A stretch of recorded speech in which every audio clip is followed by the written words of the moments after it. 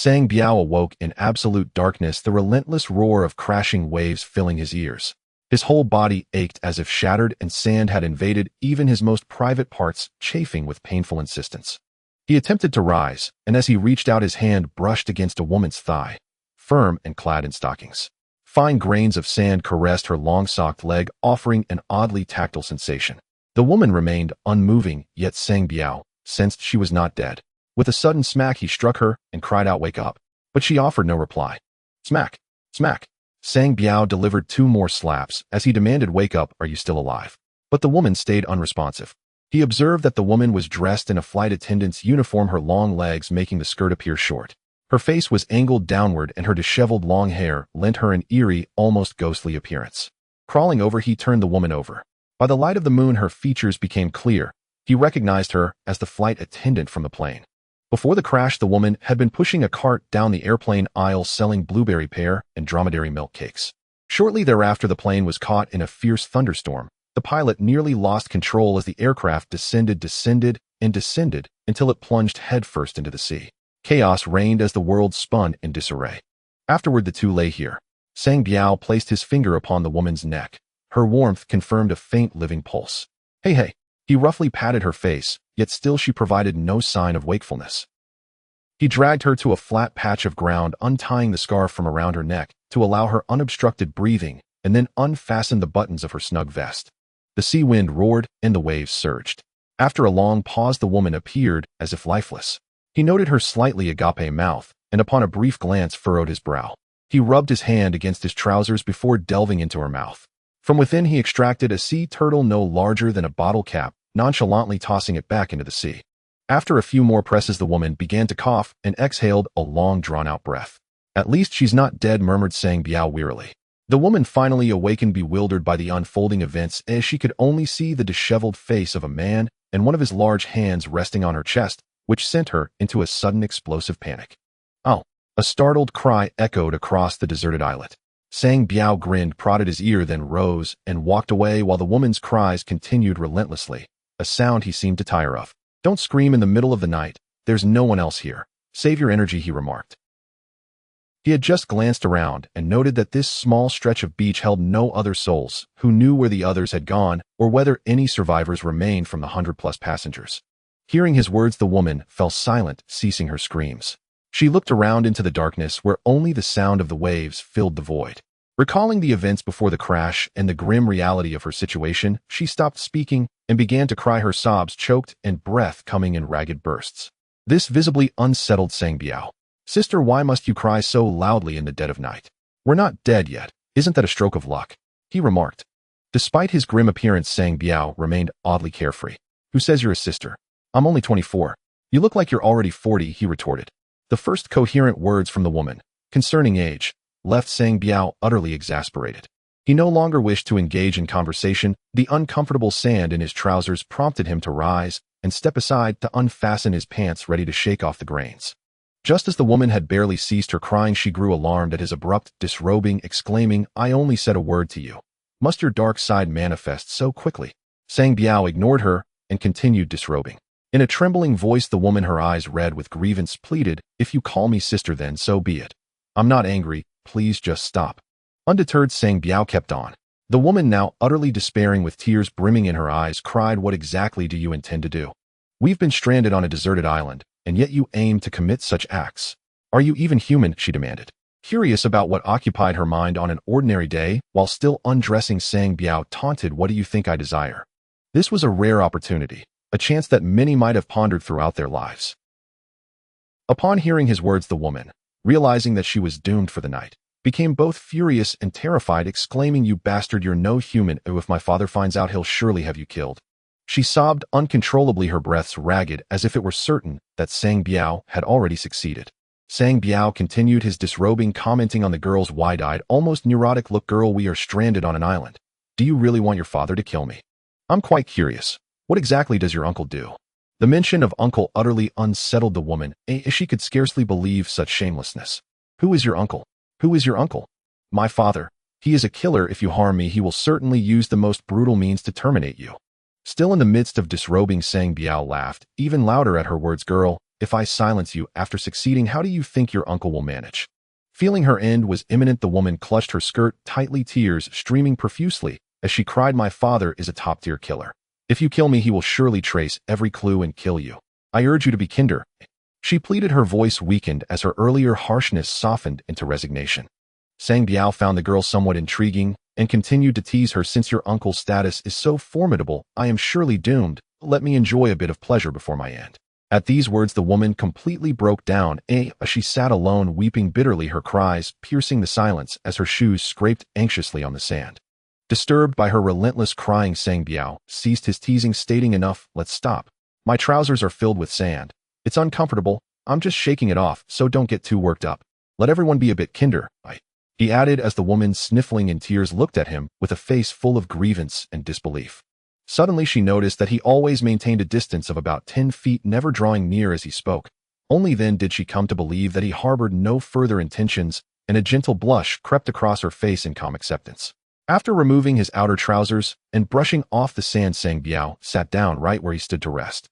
Perhaps realizing that he had concocted a crime that never truly existed, the woman felt profoundly embarrassed, and upon learning that he had saved her, her mortification deepened.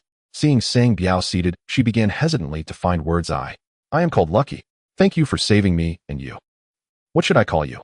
Ye Biao grinned, finding that the name Lucky seemed to provoke him. Speak in Chinese. She replied, Lin Xing, and was startled by his tone. Lin Xing, Lin Xing, she repeated in a trembling cadence. Murmuring to himself, Ye Biao admitted that name isn't bad. It carries the aura of an emperor reclaiming his harem, far more pleasing than Lucky. The woman was nearly driven to fury by this detestable man. She longed to lash out, but mindful of her plight, restrained herself. Call me Ye Biao. That's what my friends used to call me, though they are all dead. Upon hearing this, the woman panicked, further wondering if this man could indeed be a devil. Terrified and anxious, not wishing to offend him, she forced a weak smile. The name Sang brings misfortune, so call you Biaoga, and you call me Xingzi, all right. She believed that using such forms of address might draw them closer, though the man's odd demeanor suggested that his darker side could surface at any moment. In a strange twist of fate, she mused that if his dark side were ever to emerge, addressing him so pleasantly might someday be the key to preserving her life. Biaoga. Hearing this, Ye Biao was reminded of that big-head, thick-necked fellow, leaving him dismayed. Call me by my name, Ye Biao, he declared. Ye Biao, 26, was once a member of an international mercenary organization, now reduced to being its sole survivor. He spoke no falsehood, his comrades were all dead. The two had come to know each other. Ye Biao had sustained a large scrape on his back and suffered a painful rib injury that he suspected might be a fracture. He considered himself fortunate to have survived another day. Lin Xinger had dislocated her arm and scraped her face. She felt utterly despondent, as if the heavens were falling. Compared to her immobilized arm, she cared more about the abrasion on her face. Fearing that she might be disfigured and uncertain of her whereabouts, the woman, gripped by terror, broke into tears once more on this pitch-black, deserted island. Enough! Your crying will attract the cannibals on the island, and then no one will come to your aid. Ye Biao, completely baffled by the woman's state of mind, casually fabricated an excuse as her cries agitated him. At the mere mention of cannibals, the woman immediately fell silent. She had once seen in a documentary those bare-chested men armed with long spears. Not only were they known to indulge in cannibalism, but it was also said that they would abduct foreign women. The very thought left her barely able to control her breath. Naturally, Ye Biao noticed that the woman hesitated to move her arm. Let me see your arm, he commanded. Though frightened, she obediently stepped closer. Unable to clearly discern the man's features and unwilling to stare directly at him, she stole a brief glance. His angular face, marked by a scar above his brow, made him appear rather fierce. With one hand, he grasped the woman's wrist while his other hand trailed upward along her arm until reaching her shoulder, prompting her to let out a soft cry of pain. Your shoulder is dislocated. I'll set it right, so bear with it, he said. The woman, her heart tightening with anxiety and unsure of his intentions, nodded obediently. She closed her eyes tightly, trembling all over. Observing her, Ye Biao couldn't help but find it a little amusing. His movements were forceful and swift. Crack! The woman emitted a pained hum as the aching sensation in her arm almost vanished. Move your arm and test it, he instructed. She moved her arm, rotating it a couple of times in every direction. Indeed, the pain subsided, and she began to feel a hint of curiosity toward the man before her. Biao, what exactly do you do? The way she addressed him made Ye Biao feel exasperated. I'm a doctor, just call me Ye Biao. He was not lying. Every mercenary squad had a part-time doctor, and he was theirs. However, in the final military operation, except for him, the rest had perished, utterly rendering a doctor unnecessary. The woman felt inwardly relieved. Doctors were commendable for saving lives. Ye Biao cast a glance toward the distant woods, which appeared dark and forbidding. It's getting dark, and who knows what lurks on this island. Stay away from that forest. Let's find a place nearby to spend the night and see if we can locate any survivors, he said. Upon hearing his words, the woman grew even more anxious and tugged her skirt down forcefully. By the light of the moon, Ye Biao began to cautiously explore the beach. The small stretch of beach was desolate. About 50 meters ahead, among scattered remnants of crashed airplanes, a third figure appeared on the shore. Ye Biao approached to inspect the figure. The person's head was shattered, with several crabs scuttling over it, as if feasting on a grim banquet. He's dead. Stop gawking and keep close to me. Xingzi, following behind, couldn't help but steal a glance. Although she couldn't clearly see the full details of the man's death, the sight of crabs crawling over him sent a shiver down her spine. She felt instantly ill, her body turning cold and her legs trembling. Too terrified to look at the corpse any longer, she hurried a few steps forward, clutching at Ye Biao's garment with one hand and her skirt with the other, practically pressing herself against him. Ye Biao glanced back at the woman, but paid her no heed, continuing onward. Along the way, he discovered several more corpses, each one unmistakably dead. While Ye Biao had grown accustomed to the sight of the dead, Xingzi was anything but indifferent. With every new body, her horror and fear deepened until her vision darkened and she fainted. When Ye Biao looked back, he found the woman lying on the beach. Bending down to examine her, he noticed her forehead was burning hot. The plane crash and overwhelming fright had left her drenched, and after a prolonged wail, she had fallen ill. With a sigh, Ye Biao surveyed his surroundings and spotted several rocks not far off that formed a natural barrier. He scooped the woman into his arms and headed in that direction. After carefully setting the woman down, he turned back to search the beach. By a rocky shoreline, he discovered a small suitcase. He smashed the suitcase open with a rock, revealing a disorganized jumble of items inside. Among them was a plastic sealed bag, which when opened revealed a large blanket. Continuing his search for a while, he came across numerous items washed ashore. In the midst of them, he found a large travel backpack with a bottle of water on its exterior. Parched with a burning throat, he opened the bottle, but only managed a small sip. Opening the backpack, he found a laptop that was already broken, along with some food items. Ye Biao grabbed a piece of softened chocolate and shoved it into his mouth. As he rummaged further, he surprisingly discovered quite a few commonly used medications, including ones to treat colds and fevers. He felt that the woman was fortunate. Perhaps she truly deserved to be called lucky. Discarding the laptop, he slung the backpack over his shoulder, took the blanket, and returned to the woman's side. The woman had lost consciousness, so he was forced to stuff pills into her mouth and then give her several gulps of water. She briefly opened her eyes, only to drift back into a drowsy sleep. With no other choice, Ye Biao removed the damp skirt and blouse from the woman and wrapped her completely in the blanket. After all this, he felt utterly exhausted, his back burning with pain. He retrieved some antibiotics from his backpack and took them himself. He drifted into a daze for a while, running his hand along the barely noticeable scar on his right forearm. Lying next to the woman, Ye Biao settled down and gradually fell asleep. In the middle of the night, he suddenly sensed something against him. Opening his eyes, he discovered that the woman's sleeping posture was unrestrained, with her thigh resting on him. He tried to tuck the woman back into the blanket, but soon her thigh reappeared repeatedly. Unable to bear it any longer, Ye Biao resigned himself, as if she wouldn't let him sleep otherwise. Having no other option, he ended up clinging to her thigh throughout the night, a night that passed in a haze of drowsiness. At dawn, Ye Biao awoke with a slight itch in his nose. Opening his eyes, he discovered the woman lying face down before him, with a stray lock of hair brushing against his face. The two lay in close proximity. In the morning light, the woman appeared with delicate skin, gracefully arched brows, and exquisitely refined features. This close contact in the sunlight filled the man with a strange wonder. He became momentarily lost in thought before noticing that the woman's breathing was somewhat irregular, with her long eyelashes quivering softly, even in sleep. He suddenly understood. Just as he contemplated rising, he realized that her thigh was still pressing against him, and more embarrassingly, he was still holding on to her. The unexpected entanglement caught Ye Biao off guard. He slowly withdrew his hand from her thigh and then shifted her leg away from his body. After all this, he quickly rose, steadied his breathing, and tidied his trousers. Casting one last glance at the still sound asleep woman, he turned and left. Only after his footsteps faded did the woman slowly open her eyes, her face flushed with redness. In truth, she had awakened even a bit before Ye Biao. Upon noticing her compromising sleeping position, she cursed her own faults. Yet it was evident that the other party was less than honest. Perhaps the tales of cannibals had been indelibly imprinted on her mind, or perhaps the man's fierce aura stirred something within her. Once she was sure she had preserved her virtue, she began to watch him with a strange intensity.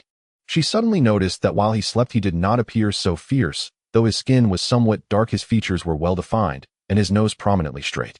Sunlight slanted across his face, accentuating his sharp features, his straight eyebrows, and that cool scar made him appear striking, so she found herself staring at him for a while. Unexpectedly, he awakened as well. She hastily closed her eyes and pretended to sleep, but her slightly rapid breathing and trembling eyelashes betrayed her. The two shared an unspoken understanding, neither revealing the other's secret. In the forest, Ye Biao discovered a woman in her 20s. She lay lifeless with a gash on her head from a stone, and her dress was torn. Not far from her against a rock slumped a deceased lecherous man, his shorts still askew. Ye Biao noticed snake bites on his ankle. It was evident that this beast had no humanity, having chosen to assault a woman who had suffered the same misfortune after the plane crash. Divine retribution arrived in the form of a venomous snake that claimed his life. Ye Biao ignored the two corpses. This was murder, and he could not disturb the scene. When the rescuers arrived, he didn't want to complicate matters. He wiped away his footprints and emerged from the woods. On a distant beach, he finally spotted survivors. About 20 individuals, both men and women, all fortunate enough to be alive. Ye Biao noticed the wreckage of the plane at the shoreline, with only a wing exposed. This clearly marked the site of the crash, yet for some reason, he and Lin Xing had been washed ashore to a smaller beach.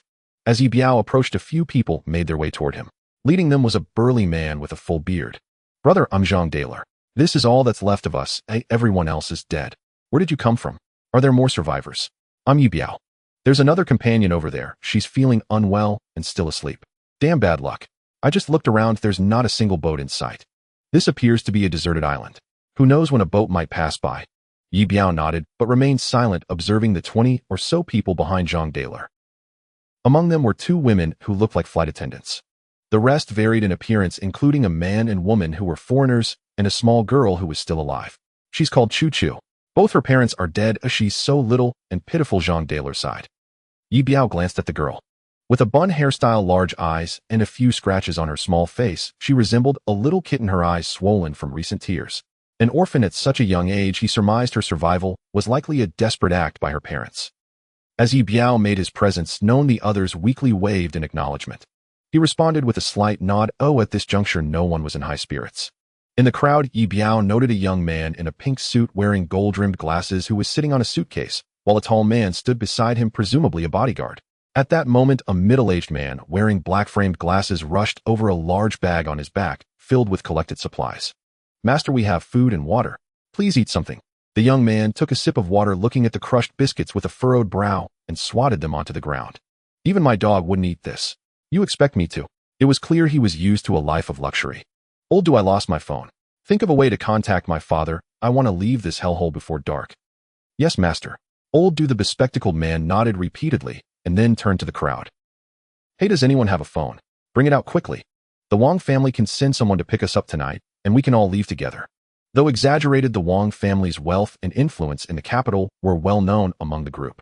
Some were incredulous that someone like him would be on this flight. Just then, a voluptuous woman approached with a bright smile. She ignored Old Do and walked directly up to the young man, stopping only when the bodyguard blocked her path. "Master Simon, I can't believe it's really you. I thought I was mistaken. It's a pleasure to meet you. I'm Sun Shuer." Her introduction was clearly not just to offer her phone. "Do you have a phone?" The young man glanced at her, sizing her up, and quickly concluding she was average-looking but had her assets. He was well acquainted with the ways of women, having mingled with numerous stars. "I do have a phone. Let me get it for you." In truth, she had already tried and failed to make a call, but she hoped this would help her get closer to him. She produced her phone, presenting it in an exaggerated manner. Ye Biao watched bemused. He hadn't expected that merely handing over a phone could lead to such a provocative display. The bodyguard, accustomed to such women, did not intervene. The young master had previously instructed him to block men, but to assess women on appearance. The young man remained perched on the suitcase, unperturbed, merely reaching out to take the phone. After glancing at the screen, he complained, "Unlock it, it's locked." "How am I supposed to use it?" He noticed her alluring figure, his tone softening slightly. "Unlock the screen, beauty." Okay. The woman stepped closer, nearly pressing her curves against him, her posture suggestive, as she unlocked the phone. "Oops, sorry, these are my selfies." The young man chuckled, flipping through a few photos before closing the album. He was not particularly interested. Perhaps he would have more opportunities on the return flight. He attempted to dial a number, but could not get through. After several tries, his frustration grew. "Are you kidding me? This phone has no signal. Irritated, he tossed the phone to the nearby woman, who caught it looking slightly aggrieved. I can't use it either, my phone doesn't work. Hearing this, the young master smirked. Let's not say that the phone may not work, but a beauty like you certainly has value. The woman blushed, covering her face, and then naturally positioning herself beside him, exuding a charm that could draw anyone in. Is there anyone else with a phone? Old Du resumed his inquiry of the group. There are some, but we've been trying to call, and there's no signal, damn it. Zhang Daler shouted from within the crowd. There's a satellite phone on the plane stored in a yellow box, but who knows where it ended up. An older flight attendant spoke up. Ye Biao remembered her as the chief attendant. Brothers and sisters, let's keep searching for the satellite phone. Persistence is key. Zhang Daler encouraged his leadership evident as he rallied the group. Ye Biao began to search for the phone while gathering necessary supplies, stuffing anything useful into his large backpack. At that moment, Xingzi joined him. Her wet clothes had dried, and she had emerged from the blanket shortly after he left, dressed and following his footprints. Though her head still throbbed slightly, she felt much better than the day before. The three flight attendants, having survived, embraced each other tightly. Meanwhile, the young master observed Xingzi assessing her and quickly assigning her a score of 9. He had been rating the women around him while sitting idly. The older flight attendant received an 8, the younger one, slightly shorter, a 7. 5. A tall foreign woman, while dark-skinned, still garnered an 8. 5, while others were not considered worthy of his grading system. As for the future, the young master was feeling quite thirsty. After searching for a long time, no satellite phone was found. This outcome was anticipated by Ye Biao. Since the satellite phone was in the box, it likely drifted away with the current or sank into the sea. Someone had already arranged large stones on the beach to form a prominent SOS signal. In the event of a plane crash, a search would surely be conducted, but it remained uncertain whether this small island would be located. Ye Biao gathered supplies and collected some branches and leaves to create a pile of combustible material which would produce smoke and fire when ignited. Whether day or night, this would serve as a useful signal for any passing vessels. When Xingzi saw Ye Biao, she approached him to express her gratitude. The awkward events of earlier went unmentioned. Touching her forehead, which was still slightly warm, Ye Biao took out a pill from his backpack and handed it to her. Xingzi thanked him and took the medicine with some water. At that moment, 2 other flight attendants arrived. The older one spoke first. Hello, Mr. Yi. I am Bai Tingting, the head attendant. Thank you for saving Xingzi. My name is Lu Yu. It's a pleasure to meet you, she added. After exchanging pleasantries, Ye Biao excused himself, citing a need to find water. He was somewhat socially anxious. While he could silently eliminate enemies on the battlefield without blinking, engaging in prolonged conversation in broad daylight was a challenge for him. Nearby, Wang Siming, a young heir, observed all this. Seeing the 3 flight attendants ignore him while being so warm towards the unremarkable, Ye Biao stirred feelings of discomfort within him. Wang Siming, the scion of a prominent family from the capital, was accustomed to women fawning over him. In this situation, apart from Sun Shuer, none of the attendants had approached him, which fueled his irritation. Old Du, think of a way quickly. I don't want to spend the night here. He snapped. Yes, young master, I will do my best. Old Du replied, though inwardly, he cursed the situation, knowing there was little he could do in this desolate place. Without the satellite phone, they could only wait for rescue. As the heat intensified, Wang Siming instructed his bodyguard away to move the suitcase under a nearby coconut tree, taking refuge from the sun, while others searched for supplies. He glanced at Sun Shuer and complained about shoulder pain, prompting a way to massage him, only to be met with harsh criticism for applying too much pressure. Seeing this, Sun Shuer, who had some knowledge of traditional Chinese medicine, kindly approached him from behind to offer a shoulder rub. Young Master Wang, don't worry too much. It's only a matter of time before your family's influence finds this place. Just take care of your health, she reassured him. Normally, Sun Shuer would never have had the chance to meet this wealthy second-generation heir, but now stranded on a deserted island, she felt fortunate to seize this opportunity. She believed that if she could establish a connection, even if she couldn't rise in status, any assistance from him could significantly benefit her. Wang Siming, pleased with her attentiveness, exclaimed, Damn it, I insisted on taking my private jet yesterday, but my old man wouldn't allow it. This has turned into a disaster. When I get home, I'll demand 10 billion from him. Hearing this, Sun Shuer leaned closer, massaging with renewed vigor. After a lengthy search, the group had yet to find the elusive satellite phone. Over time, fatigue began to set in, and they retreated to the shade of the trees to cool off. Once everyone gathered, Ye Biao took a moment to assess the group, totaling about 20 individuals, including a little girl and a man over 60. Why aren't you all searching? What are you doing here? I have plenty of money. Whoever finds the satellite phone will earn 10 million. Wang Siming declared, perched on a suitcase and visibly agitated. Is that a promise? A lean man inquired, his eyes bright with interest. Would I lie for 10 million? Wang Siming retorted. The lean man's face lit up with excitement, and he hurried back to continue searching, followed by two others. That was a substantial sum, and they eagerly sought this unexpected windfall. Ye Biao and a few other men remained inactive. The women were too exhausted to move, slumped in their seats. What are you all doing? Go find the satellite phone. I'm offering money. Wang Siming snapped, casting a pointed look at Ye Biao. Ye Biao didn't even glance his way, indifferent to his outburst. His back ached severely, and despite wearing an outer layer, the sunlight was unbearable. Young man, I'm too old to walk any further, the old man finally spoke up. At your age, why are you here fighting for space with the young ones? Why not just give up? Wang Siming chose to vent his irritation on the old man, who was about to respond when away shot him a threatening. Wang Siming watched as several beautiful women, persuaded by Ye Biao, began to leave, casting him a resentful glance. Outside, he was the one who called the shots. Who would dare to contradict him? Yet here his words seemed to carry less weight than those of Ye Biao. He vowed to find a chance for Awei to teach this guy a lesson. As other women saw some leaving, they prepared to follow suit, and Wang Siming's frustration escalated. You all don't believe what I say, yet you listen to someone rambling here. I've seen my share of natives. I bought a piece of land in the Amazon, and the natives there were my guards. There might be snakes lurking in the forest. If you hide and get bitten, don't blame me for not warning you. Once he spoke, the women who were about to leave hesitated. At this moment, Sun Shuer, who had been by Wang Siming's side, spoke up. Master Wang is well-traveled and knowledgeable. He is not someone ordinary can compare to. I don't think these natives are bad. Perhaps we can borrow their little boats and leave this dreadful place. Though her words lacked careful consideration, her lively tone made it seem as though she genuinely cared for everyone. The previously hesitant women paused, their expectations shifting towards the people on the boat. Wang Siming was pleased with this turn of events, glancing at Sun Shuer with a smile. She smiled back, momentarily feeling as if she had ascended to a grand hall. Ye Biao observed them, and then looked at Wang Siming, choosing not to say anything further. When there's no trouble, everything is fine, but when trouble arises, none of these women would escape. Yet they seemed utterly oblivious to such simple truths, a hopeless case. The blonde foreign man Hans appeared quite adept at communication and had a strong desire to engage with the approaching natives, positioning himself at the front. Earlier during a break, he had conversed with the foreign woman in English. Although Ye Biao disliked Xing's English name, it didn't mean he couldn't speak English. His years as an international mercenary had equipped him with several foreign languages. From their earlier conversation, he learned that Hans was the older brother of the woman Isabel. Both were experts in ancient civilizations, traveling the world and well acquainted with various cultures and customs.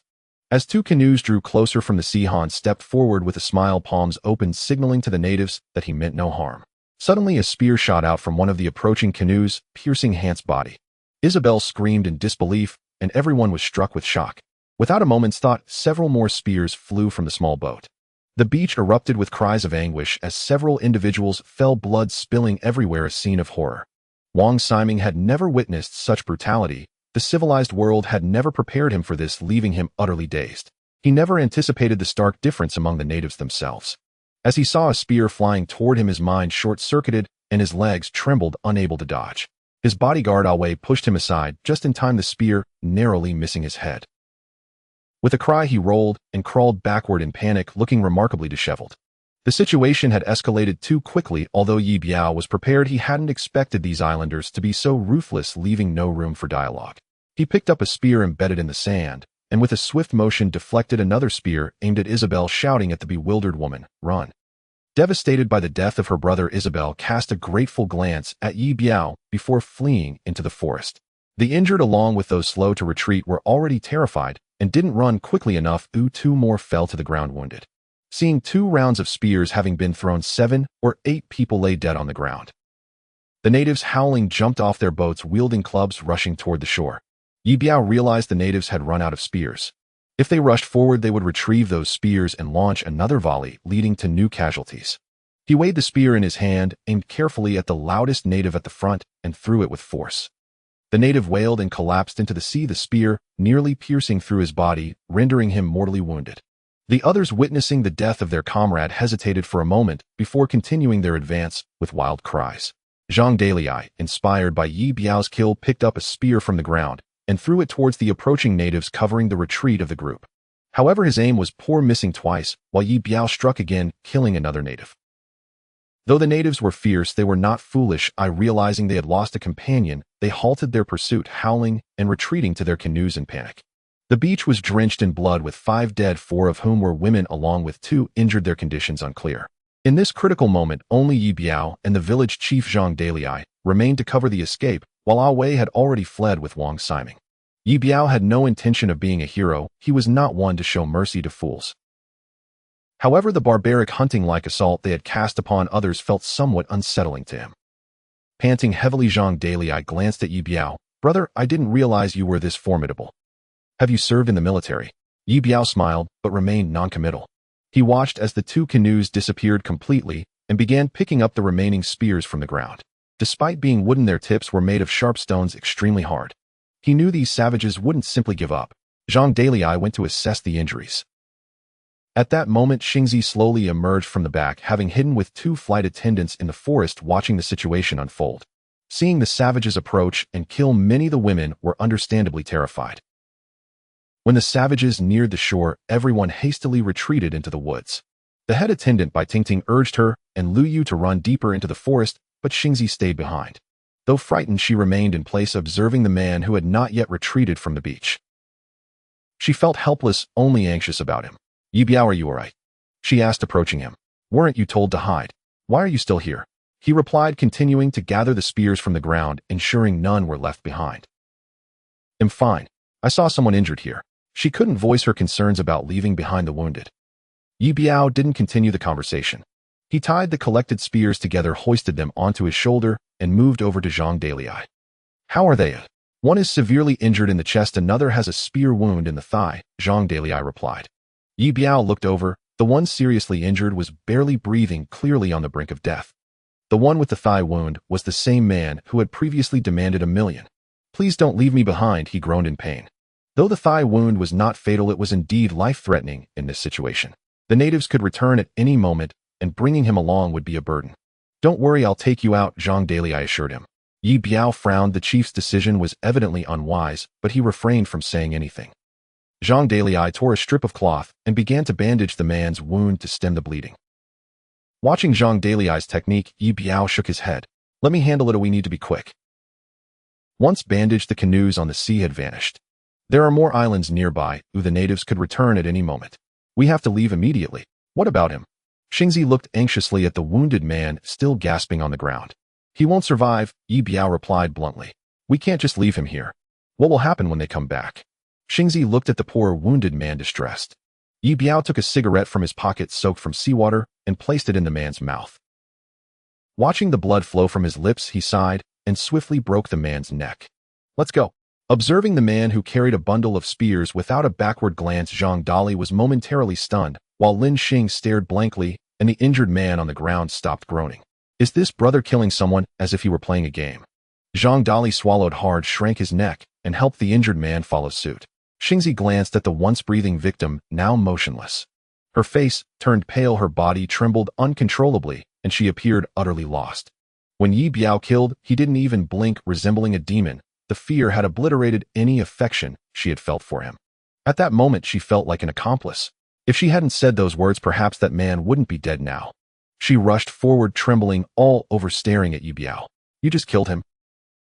"You just killed him. What else could I do?" Ye Biao replied coldly. "What kind of doctor are you? You're nothing but a cold-blooded animal." Ye Biao paid her no heed, too weary to explain his actions. Having never experienced what he had, she could not understand that often death is a form of liberation. He followed the footprints, quickly catching up with the group that had left earlier. A glance revealed that including himself, only 18 people remained. He recalled there had been 26, and aside from the 6 who had just died, 2 others had gone missing. Young Master Wang Siming was already terrified beyond belief. Years of indulgence had left him weak. After running for a while, he felt faint and was brought here by his bodyguard away. Sun Shuider stood beside him, her chest heaving violently, clearly shaken as well. Butler Lao Du leaned against a large tree to rest, and when he saw the 4 approach, he spoke first. "Why are only you left? Where are the others?" Lao Du had been the fastest runner, but now seemed concerned for everyone, yet Ye Biao ignored him. Zhang Dalai responded, "They're all dead, killed by those natives." Throughout the journey, Zhang Dalai had pondered Ye Biao's ruthlessness. Though harsh, it was somewhat understandable. It was already a struggle for him to assist the injured man with a hurt leg, let alone carry someone mortally wounded. However, Ye Biao's actions were too severe. Even Zhang Dalai felt discomfort in his own neck now. Xingzi remained silent, and pale while Bai Tingting assumed she was terrified by the natives and pulled her over to ask what was wrong. Xingzi only cried and didn't respond. The injured thin man pointed shakily at Ye Biao. It was him. He killed one of our injured companions. On the way here, he had walked slowly with the help of the village chief, which had caused delays. He noticed that every time Ye Biao glanced back at him, his expression was unfriendly. Terrified, he feared this man might change his mind and kill him as well. But with so many people around, he felt braver. Upon hearing that Ye Biao had killed someone, the crowd's expressions changed dramatically. He even kills his own. This was too terrifying. Wang Siming raised his voice, eager to regain his dignity after having lost face earlier. Now that everyone was safe, he aimed to capitalize on this incident.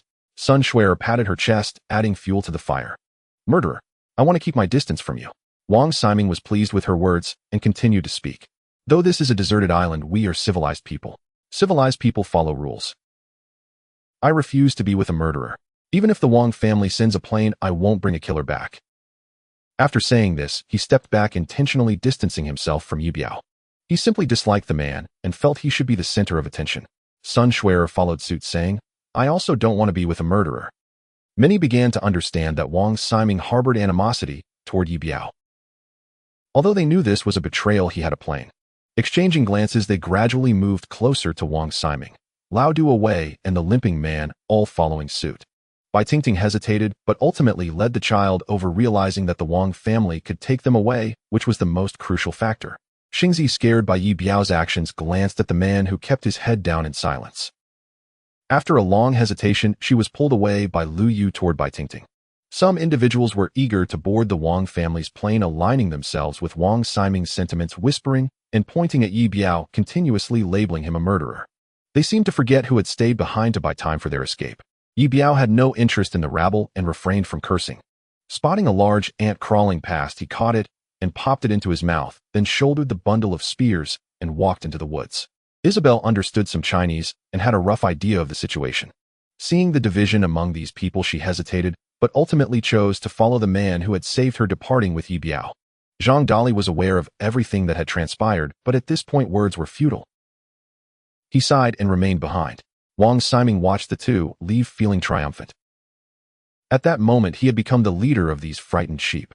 The Wang family was powerful. He firmly believed there was nothing his grandfather could not accomplish. Even without external help, he trusted the Wang family would locate them here. What was there to fear from the naked natives then? The pleading looks of the weak made him feel capable, especially with bodyguard Wei, a skilled veteran from the special forces. He glanced at the flight attendants, especially the one with long legs who had also stayed behind. This brought him satisfaction. Fear not. We were merely ambushed by those damned savages. We were unprepared. Trust me, the Wang family will find this place within 24 hours, and then I'll lead you all out. His certainty was not unfounded given the Wang family's influence. Young Master Wang, I believe in you. What should we do next? Everyone is listening to you. Sun Shuer seized the moment to flatter him. The crowd echoed their support. Indeed, young Master Wang, I grew up hearing stories about the Wang patriarch. A tiger father doesn't father a dog. I believe in you. A balding man spoke up, introducing himself as Li Ming, a university professor. Wang Siming felt exhilarated. The earlier fright had evaporated. Seeing the obedient expressions of the men and the trusting gazes of the women, he felt as if he were in a bridal chamber. Of course, despite his extensive romantic encounters, he had never actually entered a bridal chamber and remained a diamond bachelor. He was not foolish. Professional matters should be handled by professionals. While he was skilled at charming women, survival on a deserted island was not his expertise. Away, what do you suggest we do next? Young master, we are unfamiliar with this terrain and are at a disadvantage against those natives. I recommend we find a defensible high point and wait for the old master to send people to rescue us. Away, a seasoned soldier, clearly understood the situation. Excellent. Away, lead the way. Let's set off now. Wang Siming gestured grandly, resembling a general. Away led the way, and the group began walking in the direction Ye Biao had taken. You, young master, help me. My leg is injured. The injured man who had accused Ye Biao of murder lagged behind. Zhang Dali despised this ungrateful fellow and had no intention of aiding him. Wang Siming frowned. Encountering trouble right from the start was annoying. Aside from a few attractive women, he didn't care about anyone else's fate on this island. However, as the core figure in this small group, he needed to earn their trust. You go help him. He pointed at the balding professor. The man wore a face of despair. He was exhausted himself, but dared not refuse. Reluctantly, he went to assist the injured man with the wounded leg. The crowd had barely moved on when a cry pierced the air from behind. Snake! There's a snake! Everyone turned in alarm. The bald-headed professor was pale, slumped on the ground, unconscious in mere seconds. The man with the injured thigh crawled forward in terror. What's going on? Wang Siming, supported by old Du, called back. He was bitten by a snake, a striped one. The injured man explained nervously. At these words, a chill spread through the group. Away at the front turned back to glance at the unconscious man and hurried away. It might be a venomous silvering snake. There's no saving him. Everyone be cautious as we move on. With that, he resumed, leading the way, ignoring the fallen man. The mention of a deadly snake sent shivers through the crowd, with some women even breaking into tears. Death is death, why cry? We need to keep moving. Once we reach the mountain top, we'll be safe. Wang Siming, annoyed by the women's weeping, cursed under his breath. What should I do, young master? Someone help me. The injured man pleaded again, desperate for assistance. Wang Siming, already fatigued and irritable, surveyed the crowd. Everyone avoided his gaze, unwilling to offer help. He had just sent someone to assist, only for that person to die. Now he felt it unwise to command anyone else. We'll clear the path ahead and leave markers for you. Just follow us at your own pace. Stop whining. If you attract the natives, I'll deal with you first. With that, he turned and walked away, the others exchanging glances of understanding as they followed the group, no one looking back. The injured man, filled with dread, turned pale and hobbled along with a stick, but soon he could no longer see the advancing group. In the dense forest, the pace was slow when suddenly a woman's scream echoed from the back. Wang Siming, irritated, turned to see it was the flight attendant Lu Yu. Although not the tallest woman, her cry was enough to capture his attention. Lu, what's wrong? He approached her. My leg. I think I've been bitten by a snake. Panic rippled through the crowd at this news. Xiao, you don't frighten yourself, but might just be a scrape, Bai Tingting interjected, having not seen a snake. Lu Yu's stockings were torn, revealing a small wound on her calf. Wang Siming leaned closer to inspect. Let me see.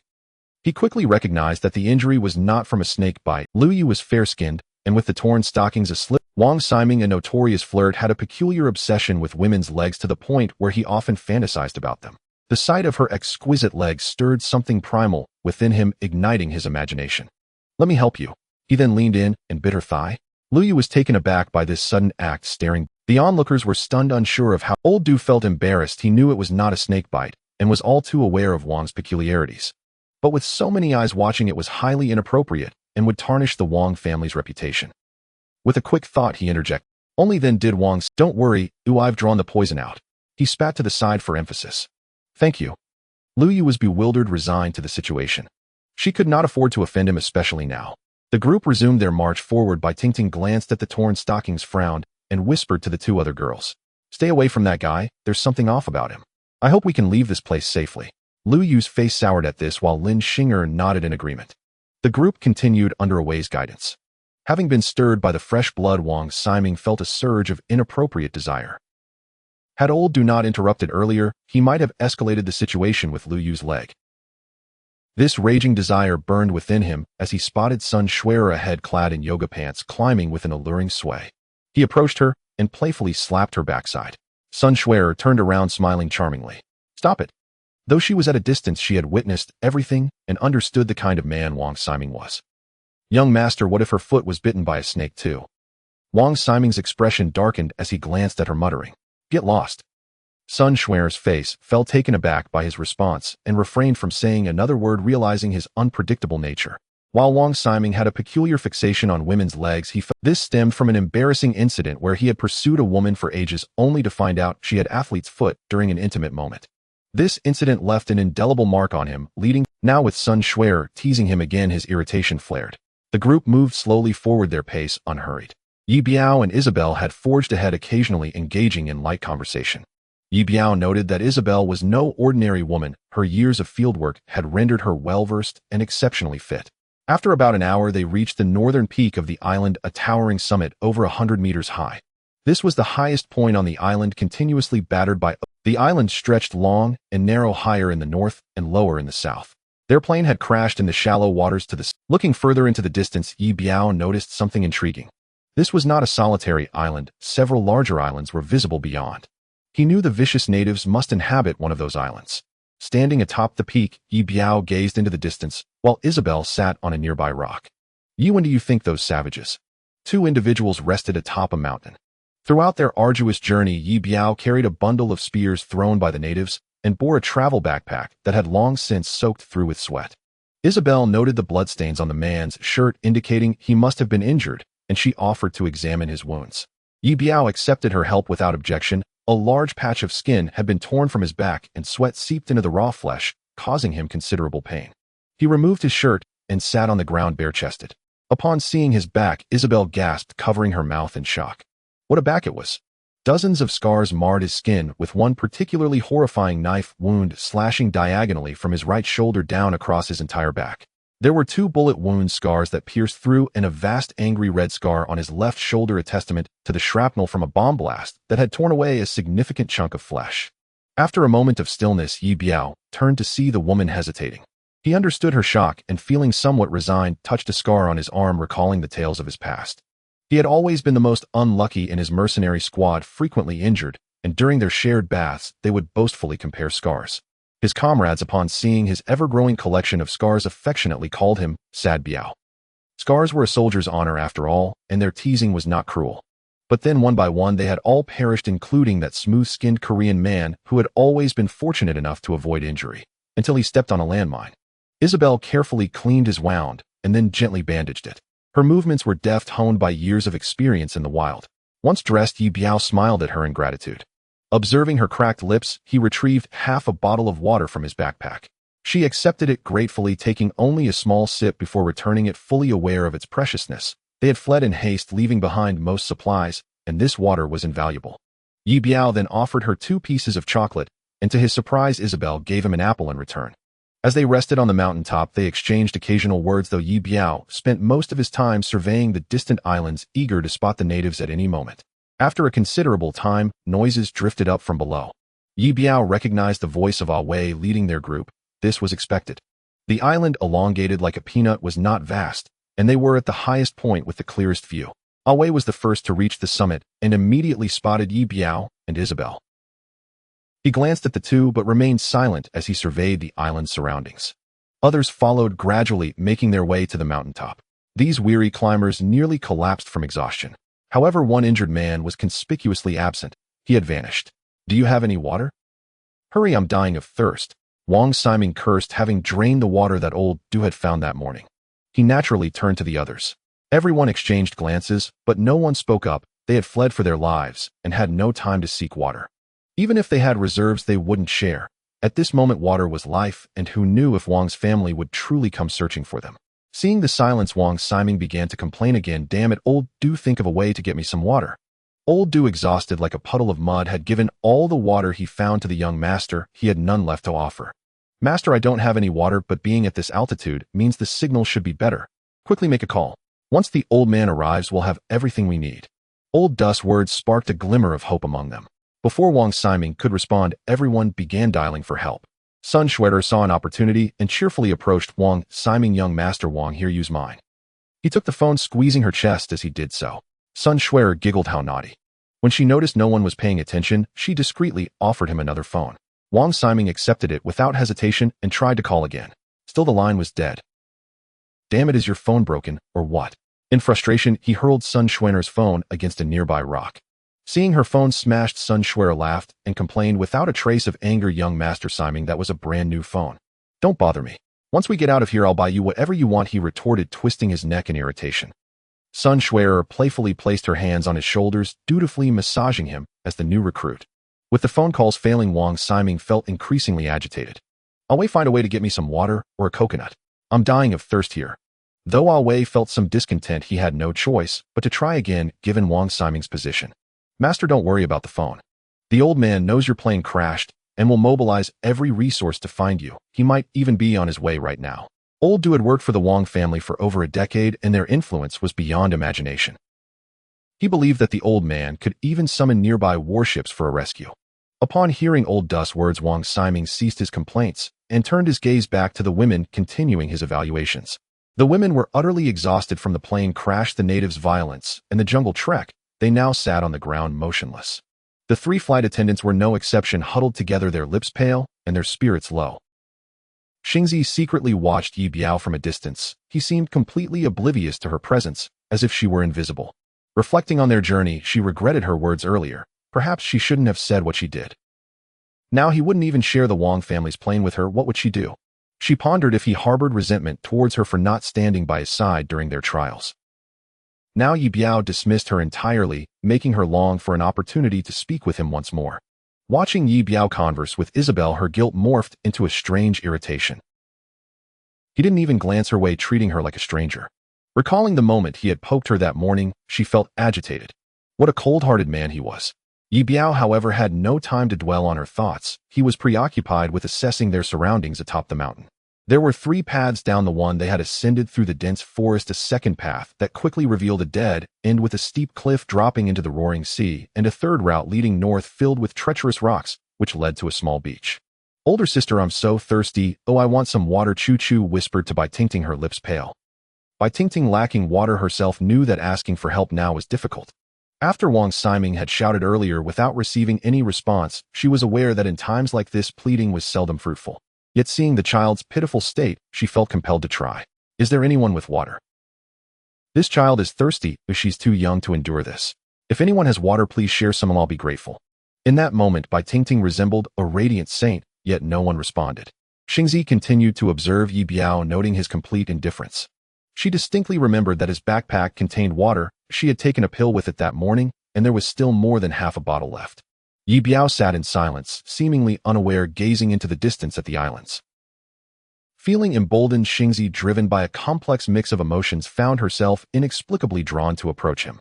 A pair of long legs suddenly appeared, obstructing Ye Biao's line of sight. He looked up and saw Xingzi. Their eyes met, and Xingzi seemed a bit anxious. Ye Biao, that little girl is thirsty. Could you spare some water? The man remained silent, and simply took out the last bit of water from his bag. For him, sourcing water in the wild was no challenge, but for many it could be a matter of life and death. Thank you. Xingzi took the bottle, aware of the water's value, and wanted to say something more. Suddenly, she noticed the man's gaze fixated on her thigh. Anger surged within her, but she dared not voice it. He was an odd character. Ye Biao ignored her as a small black bug crawled on her sock. It appeared ordinary, but its sting was quite painful. He swiftly reached out, flicking the bug away inadvertently, giving her thigh a light tap in the process. Xingzi, perplexed, shook her hand and turned to leave. Hey, wait! Ye Biao called out to her. Xingzi stopped, pressing her lips together, feeling a twinge of anticipation. This man indeed had something to say to her. After you finish the water, don't forget to bring the empty bottle back. I still need it. Upon hearing this, the woman responded with a soft before leaving. Their focus was entirely different. She thought of mentioning today's events, but Ye Biao offered her no opportunity. He had no time to speculate about her thoughts. He was uncertain how many natives were still near the island and when they might return. This was undoubtedly the best vantage point to observe them. He needed to know where they came from and how many there were. This was crucial. After the little girl drank the water, Xingzi returned with the empty bottle. Ye Biao, here. She stole a glance at Ye Biao before directing her gaze back to Ye Biao's face. He stuffed the bottle into his backpack and noticed the woman still staring at him in a daze, which piqued his curiosity. Is there something else? Nothing. Really nothing. Really nothing. Xingzi bit her lip discreetly. She felt that the man was sulking at her. He blamed her for abandoning him, for calling him a cold-blooded creature, otherwise he wouldn't be so tight-lipped. Even a complaint would suffice. Ye Biao indeed had no words to offer. He simply didn't have the luxury of time. If you have nothing to say, then you should go back. I have things to do. The woman couldn't endure his indifferent attitude any longer. She glanced at Ye Biao, convinced that this foreign woman wouldn't understand what she was about to say. She looked at Ye Biao, tucked a strand of hair behind her ear, feeling somewhat awkward. I know you're blaming me and expressing your dissatisfaction in this way, right? Ye Biao was taken aback by her question. What was this woman's issue? He remained silent, waiting for her to continue. Have you been waiting for me to apologize? Fine, I apologize. I was wrong. You saved me last night. I shouldn't have called you a cold-blooded animal. It's all my fault, okay? She genuinely didn't want him to kill the injured man, but he had done so decisively. She continued, I should have said something earlier, maybe that would have allowed you to board the Wang family's plane. I shouldn't have left you behind.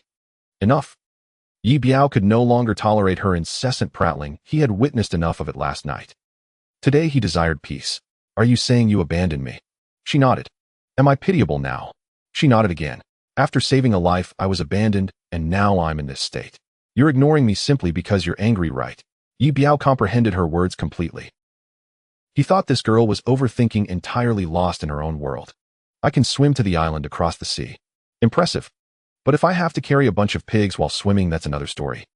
The woman fell silent. Ye Biao's meaning was crystal clear. To him, they were merely burdens. He disregarded Xingzi's discomfort and continued, "Don't be so self-righteous. Stop overthinking. At this point, think about how to survive." Xingzi nodded. She had expected a scathing reprimand, but found that he was hardly concerned. Ye Biao thought that while Xingzi might be a bit neurotic, she wasn't a bad person. As for her choice to board a plane, that was only natural. He felt a twinge of worry that things might not go smoothly, and decided to remind her, "If the Wang family's plane doesn't arrive soon and the natives come first, you should hide. But don't retreat into the forest. They are hunters of the jungle." "Where should I hide then?" "I don't know. You could try the beach below, dig a hole, and bury yourself." The woman rolled her eyes and turned to leave. He wasn't angry with her, which made her feel a bit better. While they spoke, Ye Biao noticed that some fool had started a fire on the mountain, thick smoke billowing upwards, surrounded by a group of people. He rushed over, pushing through the crowd, and kicked the burning pile apart, then stomped on the smoldering wood. "What the hell are you doing? I finally got the fire going. That's our distress signal. Are you out of your mind?" Wang Siming gritted his teeth. Wei had gone to find water, and with no one to fight him, he felt angry, but didn't dare approach Ye Biao. Nevertheless, his words remained relentless. "A distress signal. Use your brain, the natives will be back soon. They'll see the smoke and find this spot without any effort." Upon hearing Ye Biao's words, everyone glanced at Wang Siming, who had said otherwise earlier. Wang Siming felt Ye Biao was meddling. Anger surged within him. "Who do you think you are? Don't listen to him. The Wang family's influence is beyond your comprehension. They'll find us here in no time. We just need to hold this mountaintop until the plane arrives." Full of confidence, the heir declared, "We must trust young Master Wang. The Wang family's plane won't bring a killer back with it. He resents us and wishes for all of us to meet the same fate he did." Sun Shuier puffed out her chest, continuing to defend Wang Siming. Ye Biao couldn't be bothered to respond. He had visited the island too many times. If there were no natives, he could live comfortably here, much safer than on a battlefield. At that moment, Wei returned, witnessing the scene before him. "Young master, did you start the fire?" Seeing Wei back, Wang Siming grew bolder and made another declaration. "This is the highest point on the island. Once my father sends someone over, they'll see our situation and find us immediately, but you extinguished it. Wei, make sure to teach him a lesson." Wei felt a surge of anger at those words. If given the chance, he would truly like to deal with this spoiled heir. He didn't want to engage with the man as a retired Special Forces soldier. Everyone gathered once again at the mountaintop. Wei began assigning tasks to the group. The terrain here wasn't particularly treacherous, but if they could block off a few paths, they could buy enough time for the Wang family to arrive, and then his mission would be accomplished. He needed to ensure that Wang Siming wouldn't be killed by those barbarians, otherwise, even if he survived, there would be no good outcome for him. The natives could return at any moment. Everyone quickly gather some stones. "Well, defend these paths up the mountain and wait for reinforcements," Wei instructed. The others exchanged glances, feeling reluctant, but eventually stood up to search for stones. Many had not eaten anything all day and had run quite a distance. Now they were both tired and hungry, lacking the strength to continue. Wang Siming, holding a coconut that Wei had found for him, was slurping it while grumbling, "You all need to hurry up and find stones. The Wang family's rescue will arrive soon, so do your best, and we can all leave together." Seeing Wang Siming enjoying his coconut, the others felt a surge of resentment, but had no choice but to obediently gather stones. "Damn it, this won't work. Before the natives even arrive, we'll die of thirst. Wei, where did you get that coconut?" "I'll go get a few for myself," Zhang Dalai said, having gathered several large stones, but now with a parched throat and panting heavily, looking at Wang Siming with discontent. Wei glanced at Zhang Dalai, replying dismissively, "The coconut trees are too tall, you can't climb them. Don't waste your energy. Just because you can reach the coconuts doesn't mean I can't. Where did you find them? Otherwise, well, all die of thirst," Zhang Dalai retorted. His insistence led the others to look expectantly at Wei. After a glance, Zhang Dalai descended to pick coconuts, and a few other equally parched men followed him down when they saw Wei make no attempt to stop them. What a bunch of useless fools. A group of modern individuals gathered stones at the mountaintop. Ye Biao found the situation somewhat absurd. Setting aside the issue of combat prowess, women like Xingzi, if the enemy truly charged, might be paralyzed with fear, unable to even throw stones, and might accidentally tumble down the mountain. Ye Biao's concerns were not unfounded, but Wei had his own thoughts. If the natives showed up before the reinforcements arrived, these people would exhaust the enemy's strength. If resistance proved futile, he would lead Wang Siming down another path to escape. They would find a place to hide, and when the savages charged, they would focus on dealing with this group instead. Xingzi, having witnessed the savagery of the natives, was filled with fear. Although exhausted, she still searched for stones as best she could. Unable to lift large rocks, she picked up smaller ones, but as the nearby stones were depleted, she turned her gaze towards Ye Biao. Ye Biao sat with Isabel resting, while keeping an eye on the situation on the opposite island. He had no intention of engaging the enemy in a defensive battle here. He aimed to conserve energy and wait for an opportunity to leave rather than confront the enemy directly. Xingzi collected stone after stone. Ye Biao looked at the few egg-sized stones she held and couldn't help but chuckle. "What are you gathering those for?" Xingzi replied with determination, "To fend off the savage natives." The men, hearing this, exchanged glances at the small stones she carried, admiring her spirit. "If the natives come, just find a place to hide, as I said," he advised. She countered, "A single chopstick is easily broken, but a bundle is unbreakable. Our strength lies in unity. Only together can we repel the vicious barbarians." Ye Biao was once again taken aback by her words, feeling a strange respect for her foolishness. While it was true that many hands make light work in this situation, a group of strangers with differing motives would hardly possess any combat strength. He had witnessed the power and accuracy of the spears hurled by the natives, and didn't want this naive woman to lose her life in vain. Aware of her stubbornness, he figured that a normal approach might not work, so he switched tactics. "My advice is that if a fight breaks out, make sure to stay out of sight." This piqued her curiosity as she stared at him and asked why. "If they see you throwing stones at them from the mountaintop, you might even end up giving birth to little natives." Xingzi swallowed hard, her face turning pale. The thought of those wild, nearly naked savages made her feel like her end was near. The stones in her hands suddenly seemed worthless, and she trembled. Ye Biao shook his head, hoping his words would have some effect, and that Isabel, who had been listening quietly, hadn't spoken, but she didn't know much about Ye Biao, but had explored various parts. She turned to Ye Biao, asking, "Ye, I've never heard that natives would take outside women back to their tribes to have babies. Where did you hear that?" Ye Biao scratched his head, unsure how to explain. As the inevitable approached, several small black dots gradually appeared on the sea, which then grew larger. 7 canoes. "They're coming," the man said calmly. Isabel suddenly grew tense, gazing into the distance. The canoes were making their way from the southern side of the small island. 7 canoes on the sea. The women felt a bit flustered. Oh, so many boats would undoubtedly bring dozens of natives. This narrow, long island wasn't large, and if they searched along the shore, the consequences would be dire. The thought of those merciless savages made Isabel's face pale with anxiety. "You, what should we do?"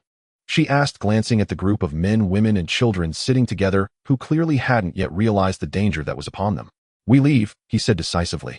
Having assessed the enemy's direction and numbers, he knew that remaining here for a desperate stand was not the best choice. Ye Biao discovered the indigenous ship, and the people on the other side naturally noticed as well. The crowd began to panic, with the women's faces turning pale. Away instructed them to lie low on the mountaintop to avoid being easily spotted from across the way. Each person clutched stones, hiding at several paths leading up the hill, too tense to speak, as if the savage group had already approached. Wang Siming was particularly frightened, nearly burying his head in the cracks of the rocks. He hadn't expected that while his father's plane was delayed, these savages would arrive so swiftly. Wang Siming did not want to die, though he truly did not want to. His family had an abundance of wealth, enough to last several lifetimes, and there were still many women waiting for him outside. Xingzi, along with 2 other flight attendants, huddled in a rocky corner, with the little girl Choo-Choo trembling. The danger was imminent, and she realized her legs had gone weak. As Ye Biao passed through the crowd with a bundle of spears, a plump woman grabbed his leg. "Please don't leave. What will we do if you go now?" Ye Biao felt a chuckle rise within him. This plump woman had left a deep impression. When Wang Siming had isolated him, she had continuously accused him of being heartless and ruthless, as if she had witnessed a murder on the beach. Having seen life and death for so long, Ye Biao had long since seen through human nature. It was only natural to seek advantage and avoid harm. Taking them along would be a burden. Since they had voluntarily clung to Wang Siming's leg, he felt relieved. Those who were doomed would eventually perish, and those meant to live would survive. The woman's desperate manner disgusted him. With a kick, he pushed her away. As he continued forward, he realized all eyes were on him. Although no one spoke, their expressions clearly conveyed a wish for him to stay. Despite having nothing to say to these people, the pitiful gazes made him feel somewhat socially anxious, prompting him to lower his head. At that moment, a little girl's voice broke through the tension. "Uncle, can you stay?" Ye Biao felt a flicker of emotion within him. He looked up to see the girl sitting there, her eyes filled with innocence and longing, while Bai Tingting held her close. He understood that Bai Tingting had prompted her to speak, but that was irrelevant. The child was there, and in that moment he hesitated. Xingzi stood nearby, her face pale and silent, secretly watching him. Women understood Ye Biao's turmoil. After saving them, they had collectively abandoned him, and now that danger loomed, they wanted him to stay. How could that be fair? Let him go. With me here and bodyguard away, everyone don't be afraid. Wang Ximing spoke up. The way the crowd looked at Ye Biao was as if he were their savior, which irked him greatly. His temper flared when he noticed Lin Xing was also watching Ye Biao. At that moment he felt the need to assert his position as the leader of this group. Wang Ximing was their true savior. Upon hearing Wang Ximing's words away, the bodyguard was infuriated and cursed Wang Ximing's ancestors in his heart. Uncle, can you stay? The little girl repeated. Bai Tingting's hands trembled as she held the girl, but she kept her head down and said nothing. She knew it was unethical to use a child to coerce the man before them. Around them whispers began to circulate. Stay, the child has spoken. Yes, what a pitiful child, don't be so cold-hearted. Indeed, together we are stronger. Ye Biao found these people quite amusing, shameless, and devoid of dignity. Throughout his mercenary career, he had taken many lives and saved several, but those had been transactions. He would not take on the role of a bodyguard without compensation, not against his will. He squatted down looking at the girl. Would you like to come with me? The child, clearly unsure, turned to glance at Bai Tingting. Bai Tingting remained silent, trembling, ultimately not speaking. The little girl shook her head in response. Ye Biao patted the child's head, pulled an apple from his backpack, an apple given to him by Isabel, and placed it in the girl's hand before turning to leave. As he walked away, Xingzi's eyes reddened. For a moment, she truly wanted to ask if she could go with him, but she couldn't bring herself to voice it. When the man had asked the child whether she wanted to leave with him, she recalled her earlier words, "What kind of doctor are you? You are just a cold-blooded animal." This statement hadn't wounded him, but now it cut her deeply. Once Ye Biao departed, the crowd's demeanor shifted instantly, muttering harshly and unkindly. Watching the faces around her, Xingzi suddenly felt foolish for her earlier words to Ye Biao. What she had said about a single chopstick and a handful of chopsticks now made her feel like a fool. A rabble. The thought of the man's words echoed in her mind. As she pondered this, she slowly approached Bai Tingting and whispered something in her ear. Ye Biao, accompanied by Isabel, cautiously descended the steep mountain path. They were on the northern side of the island while the savages approached from the south. As they descended, even with the enemy at sea, the small hills provided a barrier obscuring them from sight. However, there was a critical flaw. Below lay exposed rocky patches with little cover. If anyone were to be on the opposing shore, they would easily spot them. This was why Ye Biao had lingered on the mountain, wanting to ascertain the enemy's approach before making his decision. They continued their descent, and the mountain was not particularly high, allowing them to reach the shoreline swiftly. Unlike the southern part of the island, the northern shore had fewer beaches and more rocks. The two proceeded cautiously along the rocky beach on the west side of the island. Ye Biao led the way, keeping a vigilant eye on the sea to ensure the natives wouldn't land from the north. At that moment, a fissure in the mountain caught Ye Biao's attention. He observed that the gap was not large, roughly a meter wide. It marked the junction of two mountain faces likely eroded by the sea, revealing a cave approximately a person's height. It was low tide, and he peered into the darkness of the cave, unable to gauge its depth. He signaled for Isabel to halt, then ventured alone into the cave to explore. The ground was slippery and rocky. With the faint light, Ye Biao discovered that the cave was not deep, only a few meters, but wider than outside, resembling a pocket.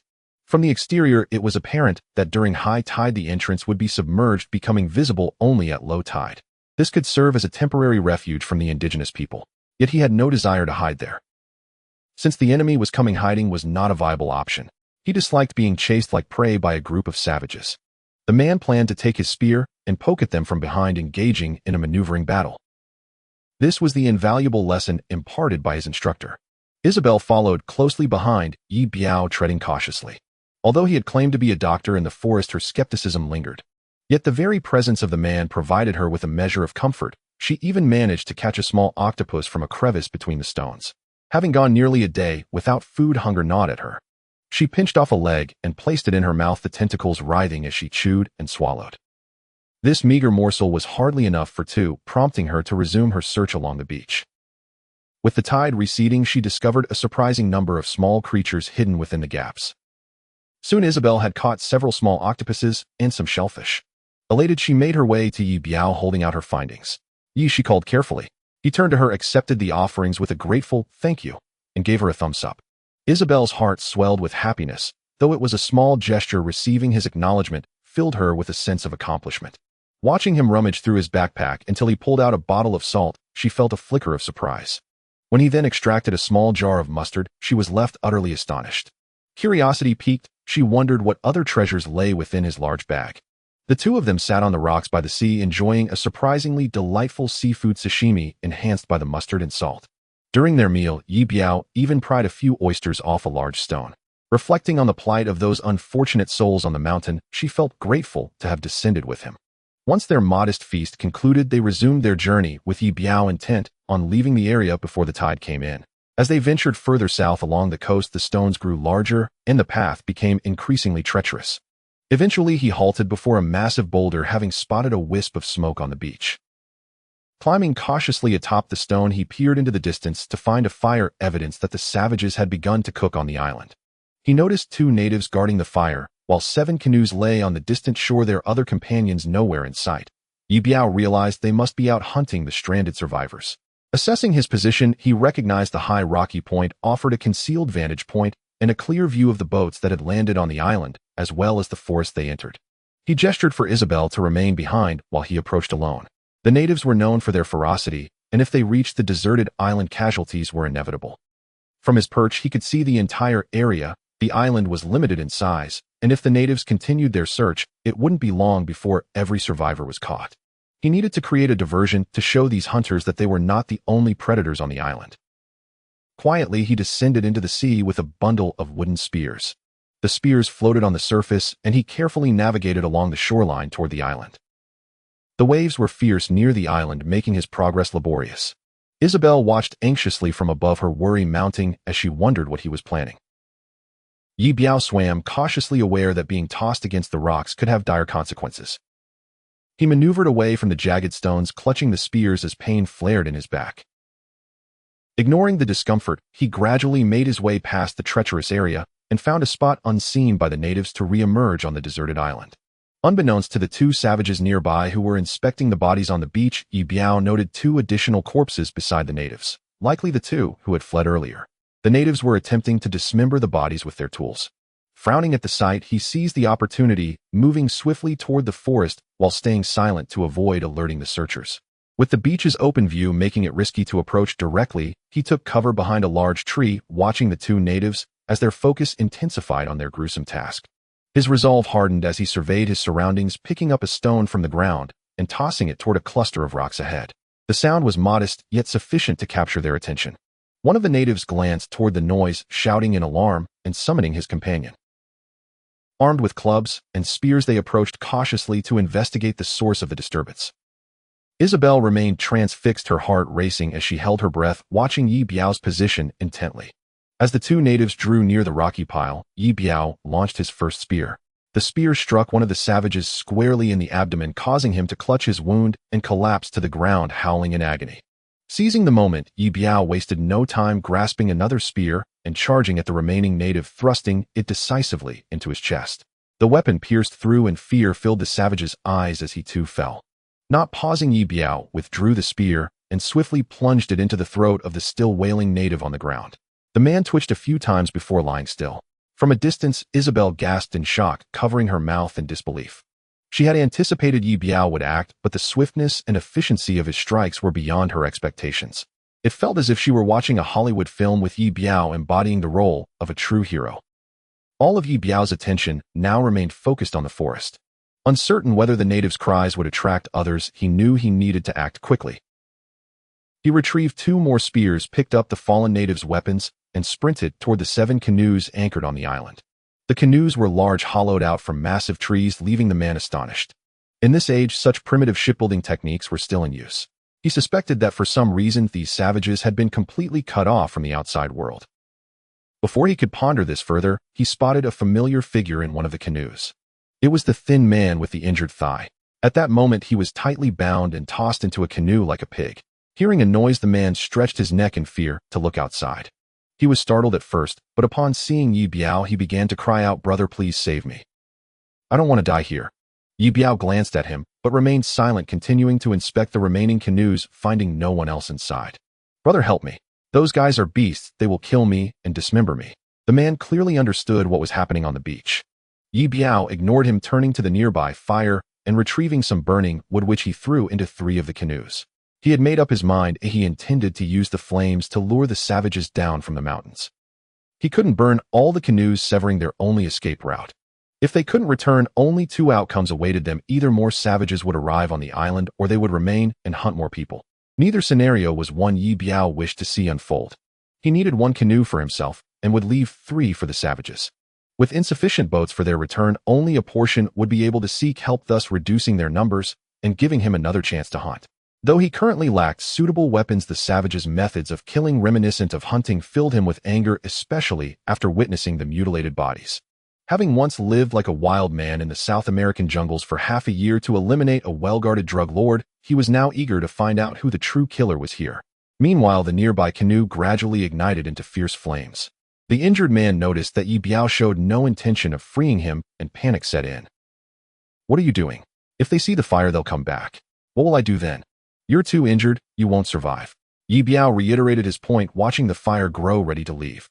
"Then just kill me, and make it quick. I don't want to be dismembered by them," the man cried. Ye Biao paid him no mind, leaving only a cold remark: "Murder is a crime, don't you know that?" The man's eyes widened in terror, his mouth agape, as fear clouded his mind. The thought of the bloodthirsty natives made him wish for death. In that moment, he truly understood how horrifying it was to be unable to die. Ye Biao said nothing more. After settling matters here, he wasted no time, placing all the spears into 1 canoe before paddling to reunite with Isabel. He knew that upon seeing the burning canoes, the savages would surely return, alleviating some of the pressure on those in the mountains. Isabel, perched on a nearby rock, witnessed everything unfold. When she saw Ye Biao return with a canoe, she was filled with excitement. The woman thought this yellow-skinned, black-haired man was incredible. His lethal skills had convinced her that he was not merely a doctor, but a true assassin. As soon as she boarded the canoe, Isabel excitedly embraced Ye Biao. "Ye, you are amazing. From now on, I'll call you Captain Asian Captain." Ye Biao naturally returned the embrace. Having spent many years abroad, he was accustomed to this form of greeting, even among the few female members of his mercenary team. However, he had no desire for the title of Asian Captain. He had witnessed the death of his previous team leader at the hands of Barrett, who had blown his head off with a single shot. Isabel was ecstatic, her hatred for the natives boiling over, as they had killed her brother Hans without uttering a word. As darkness began to fall, the flames on the beach became even more pronounced. "We need to leave, those guys will be back soon." He handed a paddle to Isabel. The 2 of them paddled slowly, with Isabel's extensive survival experience making it an easy task for her. Under the cover of night, they steered the canoe towards the northern part of the island as the tide rose. Ye Biao stopped the canoe in a concealed spot, and together with Isabel they quietly landed. He believed that given the speed of the savages, they would have already returned to the southern beach. The island was not large, allowing them to circle around easily. Now shrouded in darkness, the path up the mountain was treacherous. They climbed slowly, Ye Biao on the lookout for any signs from above, but there was silence. As they continued, he suddenly spotted a man, though he was already dead, a spear protruding from his back, having apparently fallen after being shot from the mountain. Ye Biao frowned, uncertain of the fate of those above. He had attacked the savages' vessel, and they should have quickly returned upon seeing the flames. If those on the mountaintop had utilized their advantage to hurl stones, they could have effectively resisted the savages' retreat, preventing such a massacre. Isabel grew tense as she observed the corpse. The mountain, over 100 meters high, did not take long to ascend, and along the way Ye Biao discovered several more bodies that had fallen, all pierced by spears from behind, including old Du, the steward of Wang Siming. Clearly, in their flight for survival, they had exposed their backs to the savages. The mountaintop was devoid of life, not even a single body remained. Ye Biao observed that there were almost no signs of battle. Many stones were still scattered about. His suspicions were confirmed. Those hastily organized by a way had crumbled like a house of cards when faced with the natives scattering in all directions. The natives hunted them down as if they were mere animals. Ye Biao was unsure if the others had hidden away or been captured by the natives. He had no idea if the natives had departed. Now that night had fallen, he instructed Isabel to stay put while he ventured out to scout the area alone. After some time searching, he found no living souls or natives, just a few discarded bodies piled together, wounds evident, but lacking spears. It was clear these individuals had been killed by the savages and left here due to the fire on the ship. Among the bodies, Ye Biao recognized the plump woman, her eyes wide open, a pitiful sight. Just then a weak voice reached his ears, "Help, help."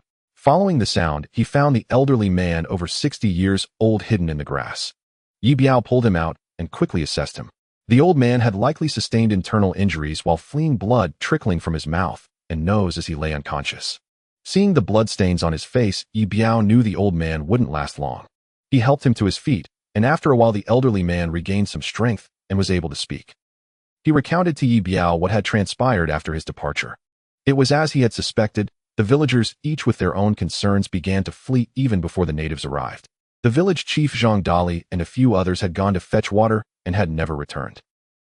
Ye Biao inquired about the little girl, but the old man said everyone had scattered in panic and no one had noticed her. After sharing this information, the old man succumbed, taking his last breath. Ye Biao concealed the body. Though the island was small, it was densely forested. With night fully upon them, he could no longer continue his search for the living. He stood up and headed back up the mountain to reunite with Isabel. Ye Biao and Isabel spent the night atop the mountain. As dawn broke, a new day began on the deserted island. A glance at the makeshift canoe revealed it still hidden in the same spot as yesterday. "We need to conduct a patrol, Isabel, to see if anyone is alive and where the natives might be," Ye Biao proposed. The woman agreed with the plan. He had burned 3 boats the previous day, taking one with him, so it was unlikely all the natives had managed to flee back home. Ye Biao smeared mud across his face, and Isabel did the same. Although she felt a twinge of apprehension at the thought of encountering those savage natives, Ye Biao's resolute demeanor soothed her fears. In a day, she observed his fluid movements as natural, as if he were going about his daily work.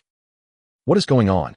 They ventured back into the forest this time, searching from north to south, moving quietly among the trees. Yesterday's fire had consumed 3 wooden boats, and it was likely the remaining natives were hiding on the beach to the south of the island. As they moved cautiously, they carefully surveyed their surroundings. Ye Biao discovered several corpses among the foliage. The search yielded nothing. Then he spotted a cluster of coconut trees in the distance, recalling how Zhang Dali and his companions had gone to gather coconuts and never returned. Judging by, he wondered if anyone else still lived. The two crept closer to the grove of coconuts.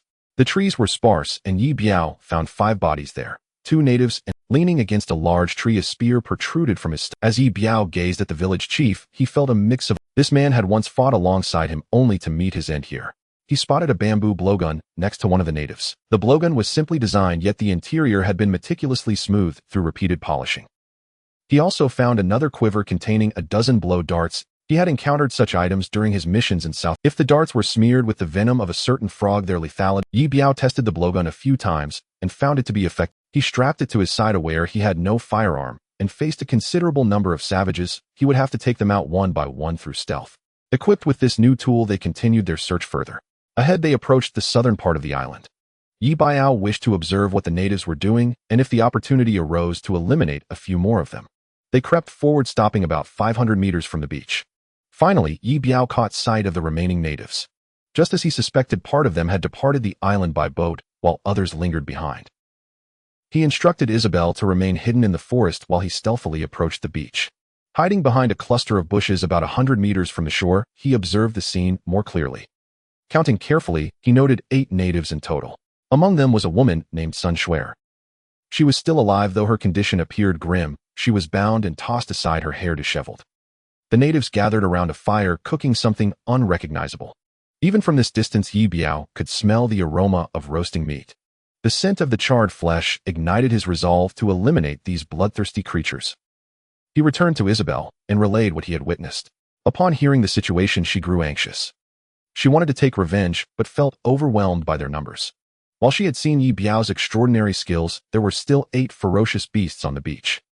She believed it wise to stay hidden, but with a woman still in danger on the beach, she hesitated to voice her concerns, fearing for Ye Biao's safety. "What do you plan to do?" she asked. "These people must die," Ye Biao replied without hesitation. He needed to instill fear in these jungle hunters to ensure their safety in the future. Isabel's eyes widened in surprise at his decisive response, likening it to slaughtering 7 chickens. "Can we do this? I might be able to help with one," she suggested, hoping to assist him in dealing with the savages, yet doubting her own capability. Ye Biao chuckled softly at her words. "That won't do, you need to help me with all 8. Isabel shrugged, uncertain of his intentions.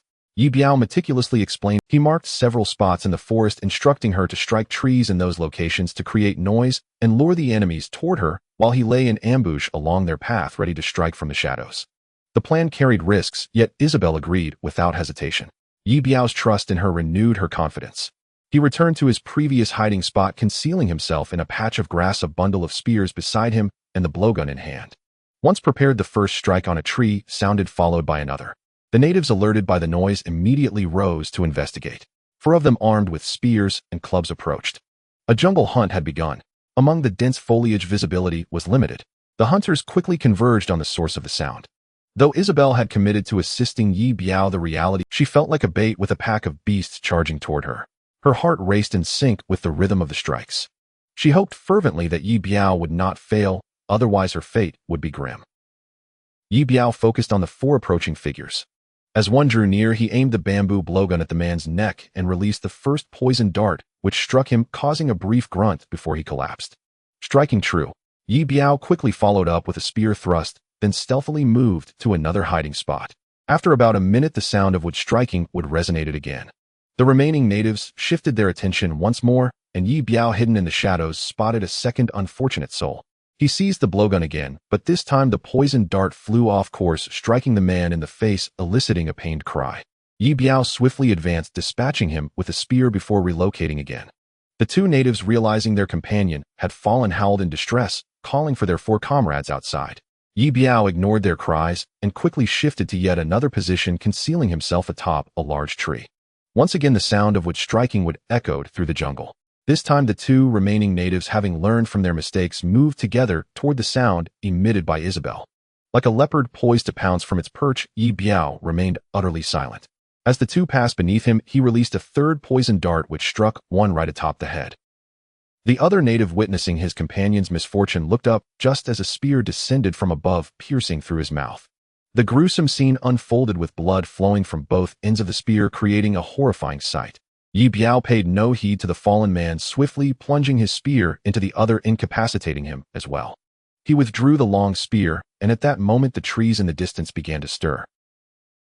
Ye Biao knew that the remaining 4 men outside had arrived. With the blowgun and spear in hand, he swiftly moved to the next location. Once again, the sound of Isabel's wood knocking echoed through the forest. Ye Biao lay in ambush on their inevitable path, yet the 4 men seemed to be taking their time to appear. He understood that upon witnessing their companion's corpse, these savages had become far more cautious. Unable to spot the natives and unaware of their current position, he felt a pang of worry for his comrades still striking the wood. Thus he edged closer to the direction of the woman. Cautiously rising, he took just 2 steps when his intuition told him something was amiss. This instinct had saved him countless times on the battlefield. Ye Biao performed a forward roll, narrowly evading a spear that flew just above his head. He quickly concealed himself behind a large tree, carefully observing the situation.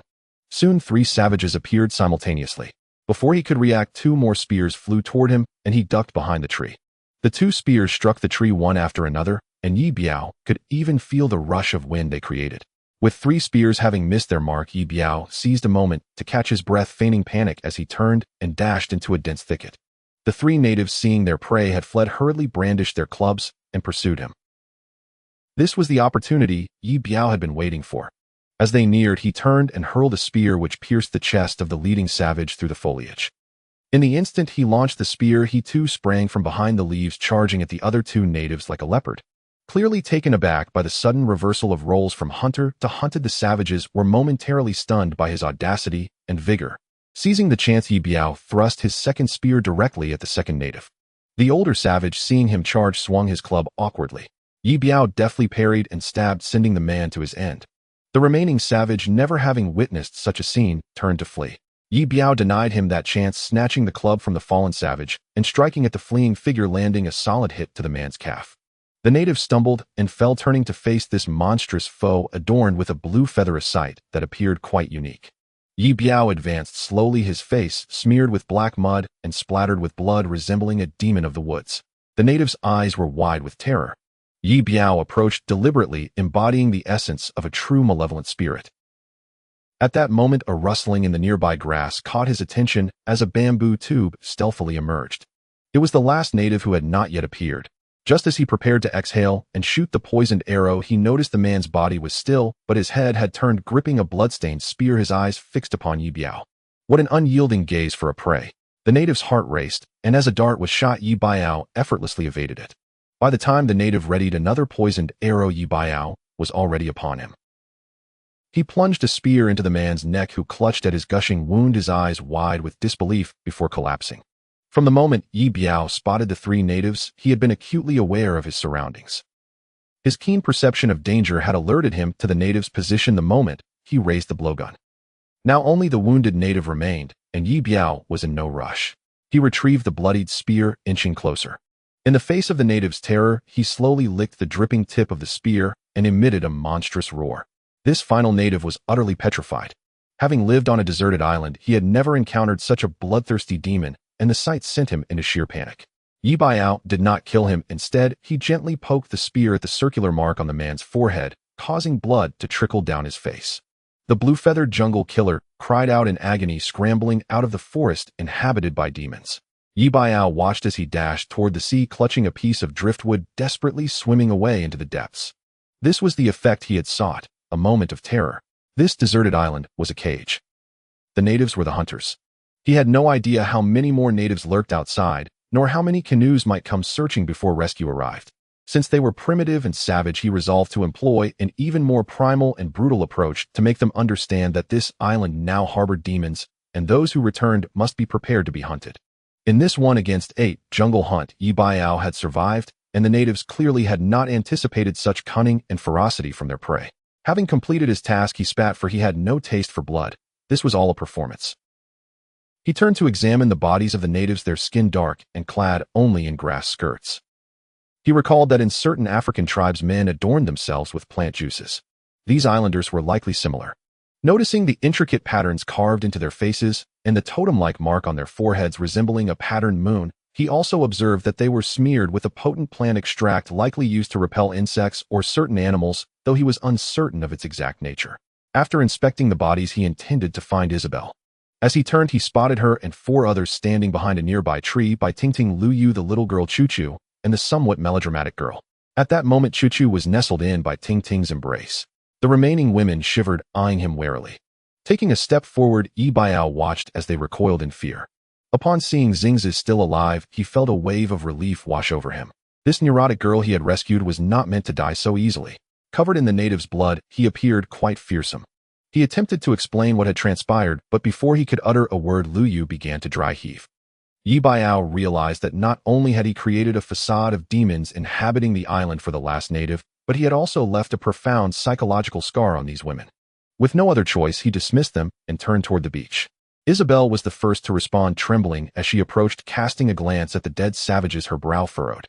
The other women slowly followed suit. As they reached the beach, they saw the corpses of the natives and the gruesome weapons, their faces drained of color. Ye Biao strode into the ocean, ignoring the bound Sun Shuier, intent on washing away the blood.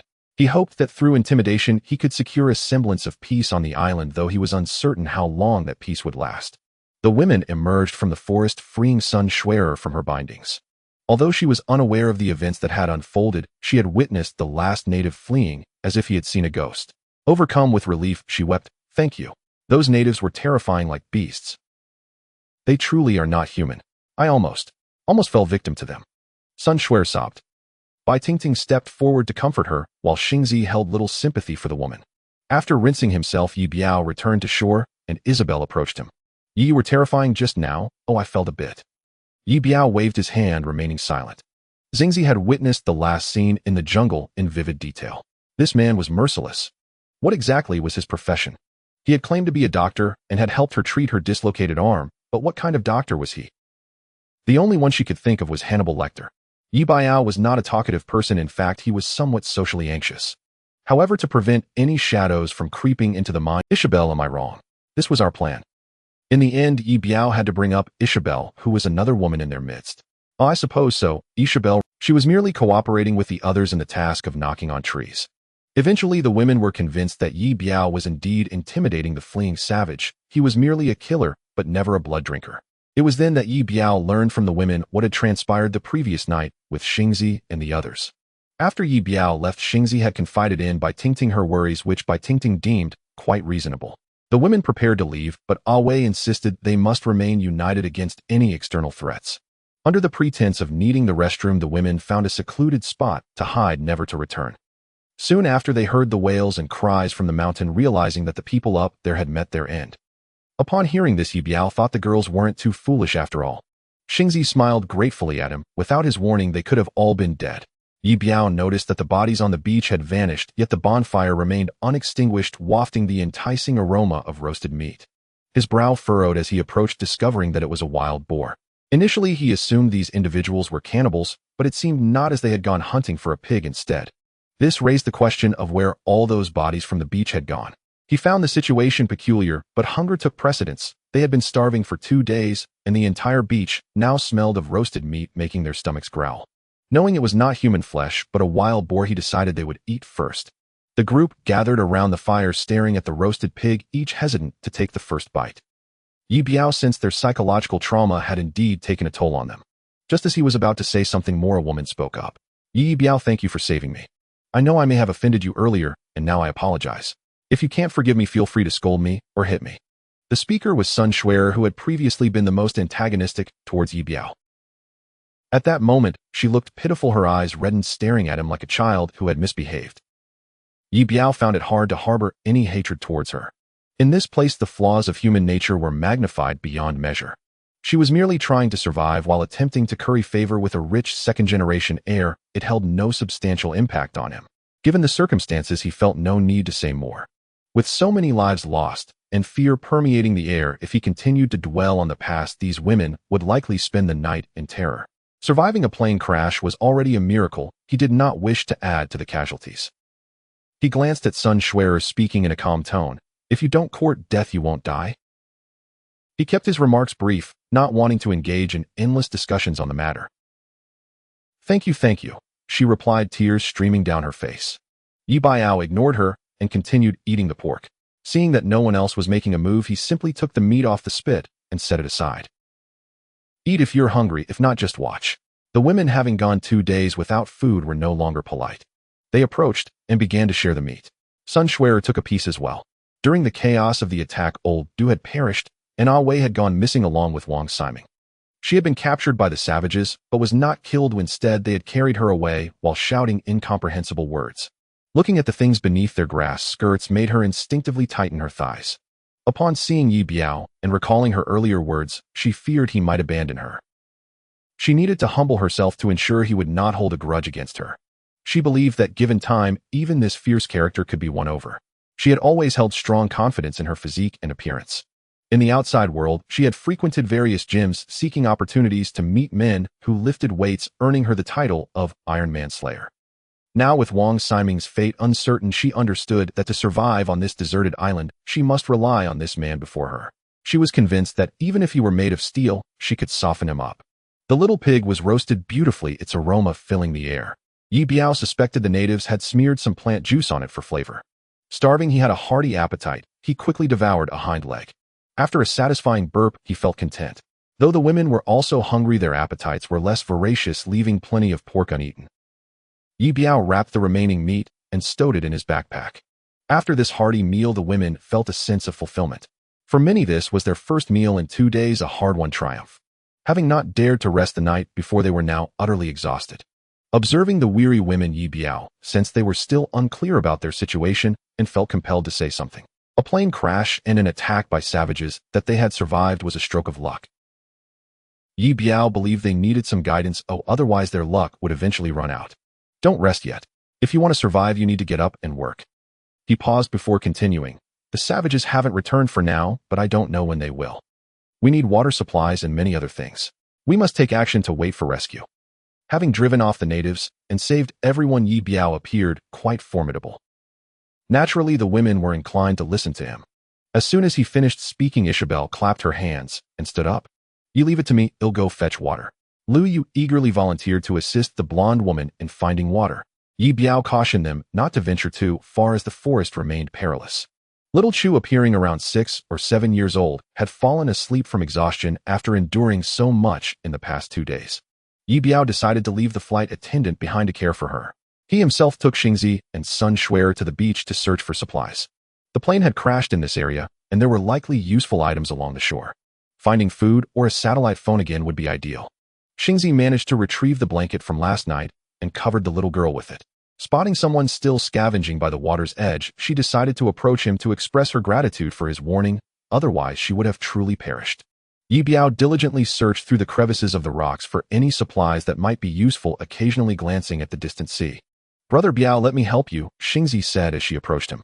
Call me Ye Biao, he corrected her, once more disliking the term that made him sound like a local thug. If I don't call you Brother Biao, then I'll call you cousin, she replied, beaming sweetly. Cousin? Ye Biao found the tone odd. Are you from Guangxi? No. Xingzi wanted to say more, but Ye Biao interrupted. If you have nothing else to do, go carry that sack back. He pointed to a large bag filled with assorted collected items. Oh. Xingzi secretly pouted and turned to retrieve the heavy bag. This guy really is something, she complained internally, but seeing another side of Ye Biao left her hesitant to voice her thoughts. The bag was too heavy, she struggled, gritting her teeth as she pulled it, as though it were a rope tied around someone's neck. At that moment she noticed Sun Shuer swaying her hips as she headed toward Ye Biao.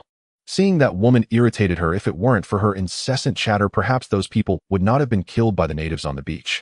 Xingzi perked up her ears, eager to hear what Sun Shuer would say. As Sun Shuer approached, Ye Biao, the man was rendered speechless by her presence. Just as he contemplated leaving, she spoke. Ye Biao, thank you once again for saving me. I know you haven't said it, but you must be cursing me in your heart. Xingzi overheard and slightly curled her lip. This woman had a sense of self-awareness, so she continued listening, waiting to see how Ye Biao would respond. I don't have time for that. I have things to do, Ye Biao replied tersely. This response pleased Xingzi, making her feel stronger. However, Sun Shuer's next words left her speechless again. If you don't mind, I'll call you Brother Ye Biao from now on. Whatever you say, I will listen to you and won't speak out of turn anymore. Brother Ye Biao. Ye Biao frowned. That title seemed surreal. Call me Ye Biao. Oh. Sun Shuer's sultry voice, along with her half-bitten lip and overly affected posture, nearly made Xingzi retch. This woman was the epitome of a schemer, completely insincere. Seeing that Ye Biao gave no response, Sun Shuer attempted to draw closer. Ye Biao, I've learned traditional Chinese massage. If you're feeling tired, I can give you a massage. Noticing that the man wasn't falling for her tactics, she pressed on. In the current situation, it was imperative for her to establish a good rapport with him. Xingzi rolled her eyes again, pulling harder on the sack, feeling as if she were choking not Ye Biao, but that schemer instead. Ye Biao observed Sun Shuer's exaggerated demeanor and asked, do you lift weights? Oh, I'm really strong, she replied with a bright smile, convinced she was about to win him over. That's great. You can carry that piece of wood from the beach back. We can use it for firewood. Ye Biao pointed to a large piece of wood nearby and promptly ignored her. Sun Shuer stared blankly at the wood, utterly dumbfounded. Xingzi, on the other hand, felt a surge of joy. The sack in her hands didn't feel so heavy anymore. Having rid himself of this annoyance, Ye Biao turned his gaze to the wrecked airplane not far away. That was their ill-fated aircraft, now in tatters, with most of the fuselage submerged in the sea, while the nose had skidded and lodged itself on the sandbar. Ye Biao felt lucky. Had the plane dropped straight into the ocean or landed on solid ground, survival would have been almost impossible. He decided to check it out, hoping to find useful items. Most of the aircraft was underwater, so retrieving anything from Ye Biao was a decent swimmer. He cautiously approached the wreckage, took a deep breath, and began to submerge. He first entered the passenger cabin, which had been nearly stripped bare by seawater. Some belongings floated ashore, while others sank into the depths. After searching for a long time, he found nothing of value. Surfacing for air, he took several deep breaths before diving again. This time he aimed for the cargo hold. He carefully navigated around ropes and ribbons, knowing that the cargo hold was situated in the underbelly of the aircraft, partially buried in sand, yet still relatively intact. After searching for a while, he discovered that the cargo door was tightly shut. He resurfaced repeatedly, finally finding a small opening. He squeezed inside and took a look around, spotting numerous suitcases and cargo bags. Noticing a large shipping toolbox, he grasped it and pulled it out. It was heavy. After several trips, he managed to retrieve a toolbox, 2 large woven bags, a water bottle, and a roll of rope. Having finished with the heavy sack, Xingzi arrived at the beach, having seen Ye Biao enter the water, eager to help. Sun Shuer and Bai Tingting also noticed the situation and joined in, assisting Ye Biao in pulling everything ashore. Feeling somewhat fatigued, he sat down on the sand to rest. There were still many items inside the plane, but he decided not to dive again today. He gestured for Xingzi to open the 2 securely wrapped bags. Despite having narrowly escaped death, the prospect, Xingzi opened the first package, revealing an assortment of outdoor sports shoes. Seeing the shoes felt like a lifeline to her. She was still wearing the flight attendant shoes, which had become tattered after days of fleeing for her life, with the heels already broken. Her feet were in agony, covered in blisters. Are these for me? Xingzi felt overwhelmed with emotion, nearly in tears. This man was cold and quirky, yet meticulous. Anyone who finds shoes that don't fit can pick a pair. In the cabin, he had spotted the large bag submerged in water, its shoe box markings quite evident, so he had pulled it out. On this deserted island, without suitable shoes, mobility would be difficult for their survival team. As the saying goes, the dead will die, those who can live should. By Tingting, in a similar predicament as Xingzi, also approached. The other package, nearly identical in color, contained not shoes. Xingzi even found a hat to wear, shielding her from the intense sun that was burning her skin. Sun Shuer picked a pair of pink shoes, her face alight with joy. Ye Biao, you're truly thoughtful. How can I ever thank you? Sun Shuer gazed at Ye Biao with lingering affection, but he was too disinterested to respond. Xingzi adjusted the loose strands of hair by her hat, distancing herself from the woman. It was better not to listen. Ye Biao opened the large toolbox, presumably left behind by a traveling craftsman who was no longer present. Inside, he discovered a saw, a specially crafted steel axe, various chisels of different sizes, and some other carpentry tools. Among them, he found a short knife that would prove immensely useful, which he pocketed along with the toolbox. At that moment, Isabel and Luyi returned. We found water. The woman exclaimed, holding up 2 bottles filled to the brim, her excitement palpable.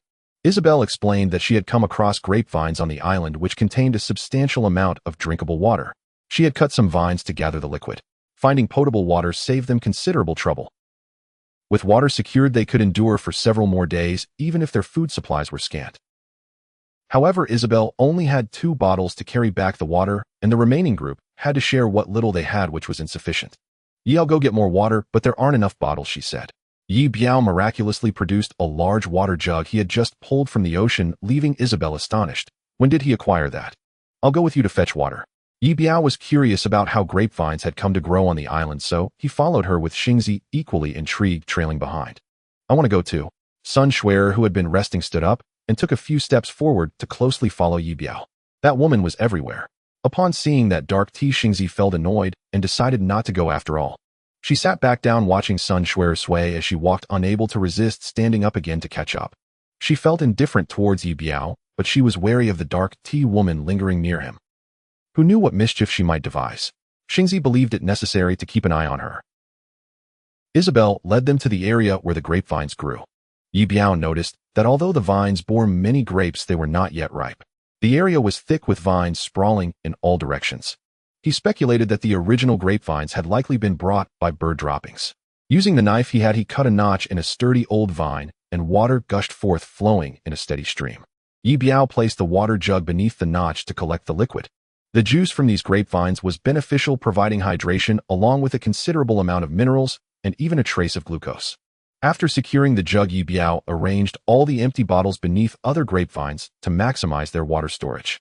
Xingzi found this quite fascinating, sensing an essence of survival in the wilderness. Once Ye Biao completed this task, he surveyed the surrounding area, noting the damp soil and the footprints of small animals. The bottles and jug quickly filled with water, and the group returned to the beach. The sun was already dipping toward the horizon. Ye Biao decided they should spend the night on the northern hill of the island. The elevation provided a vantage point to survey the entire island, and the stolen canoe was still there, offering an escape route. Though everyone was exhausted, the thought of the ferocious natives compelled them to take the gathered supplies and follow Ye Biao back to the small hill on the island. This time they traveled along the eastern beach rather than through the woods. Ye Biao could now clearly see the full outline of the island, feeling safer than before, while the forest remained perilous. Choosing to return via the beach made the journey longer, but the wide sandy shore was less obstructed by shrubs and weeds than the woods, allowing for quicker travel.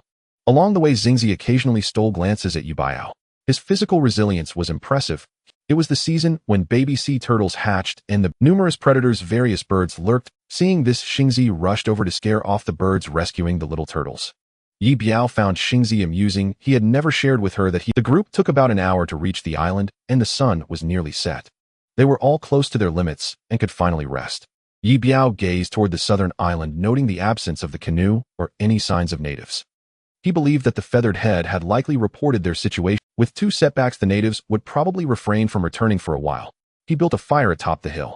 The flames crackled to life, providing the rising firelight signaled to the island that it had. In this way, he reiterated to the natives across the sea that the inhabitants here were not prey and should not be trifled with. After kindling the fire, he intended to check on the canoe by the beach, which was their only means of escape from the island. Isabel wanted to accompany him, but Ye Biao insisted. Though she was tough, a day's exertion had taken its toll. Ye Biao, Gij, can I go with you? Sun Shuer spoke up. Ye Biao disliked her way of addressing him, but he was surprised by her boundless energy. "Cousin, I want to go too." Before he could refuse, Xingzi, who had been sprawled out on the ground, stood up. The moment that Dark Tea spoke, she grasped his intent and blurted out her thoughts without hesitation. She wanted to keep an eye on Sun Shuer. The woman had too many schemes, and Xingzi did not want her to disrupt their group. Their declarations stunned everyone. "Call me Ye Biao. If you have energy, go gather some firewood instead of following me." He turned and descended the hill without looking back. Sun Shuer shot a glance at Xingzi, adjusted her clothing, and puffed out her chest dramatically before sitting down. Xingzi rolled her eyes, extending her long legs, feeling they were still insufficient. She removed her snug vest, the firelight illuminating her shirt, revealing she was no less equipped. The man arrived at the place where the canoe had been concealed yesterday, but the canoe had vanished. He was astonished it had been hidden in a very secretive spot, making it impossible for the natives to have taken it. Today he had seen far too many corpses, yet there was no sign of Wei or Wang Siming. The canoe had been paddled to the island's edge by him and Isabin during the high tide, and he had not seen any figures. This meant that Wang Siming and the others must have hidden somewhere along the shore. Ye Biao recalled the cave in the cliff he had seen yesterday. They could very well have spent the night hiding inside. Those two had stolen his canoe, and he silently made a note of it. Without the canoe, the possibility of guerrilla warfare on the island dwindled, increasing the danger he faced. However, there was no other way. Ye Biao could only return to the mountain, rest for a night, and plan his next move. Just as he expected, the natives had tracked him down to the foot of the mountain yesterday. Wei had spotted dozens of barbaric men armed with long spears and clubs. Seeing that Zhang Dalian and the others who had gone down to pick coconuts had not returned, he realized that they could not hold the hilltop any longer. He threw a few stones down, injuring two natives, then instructed Old Du to distract a few unfortunate souls to help him throw stones at the natives. Quietly, he led Wang Siming down the path Ye Biao had taken to escape. Despite his disdain for Wang Siming, a man who only chased after women, he knew he could not afford to die here. If the Wang family found him, they would not let him go.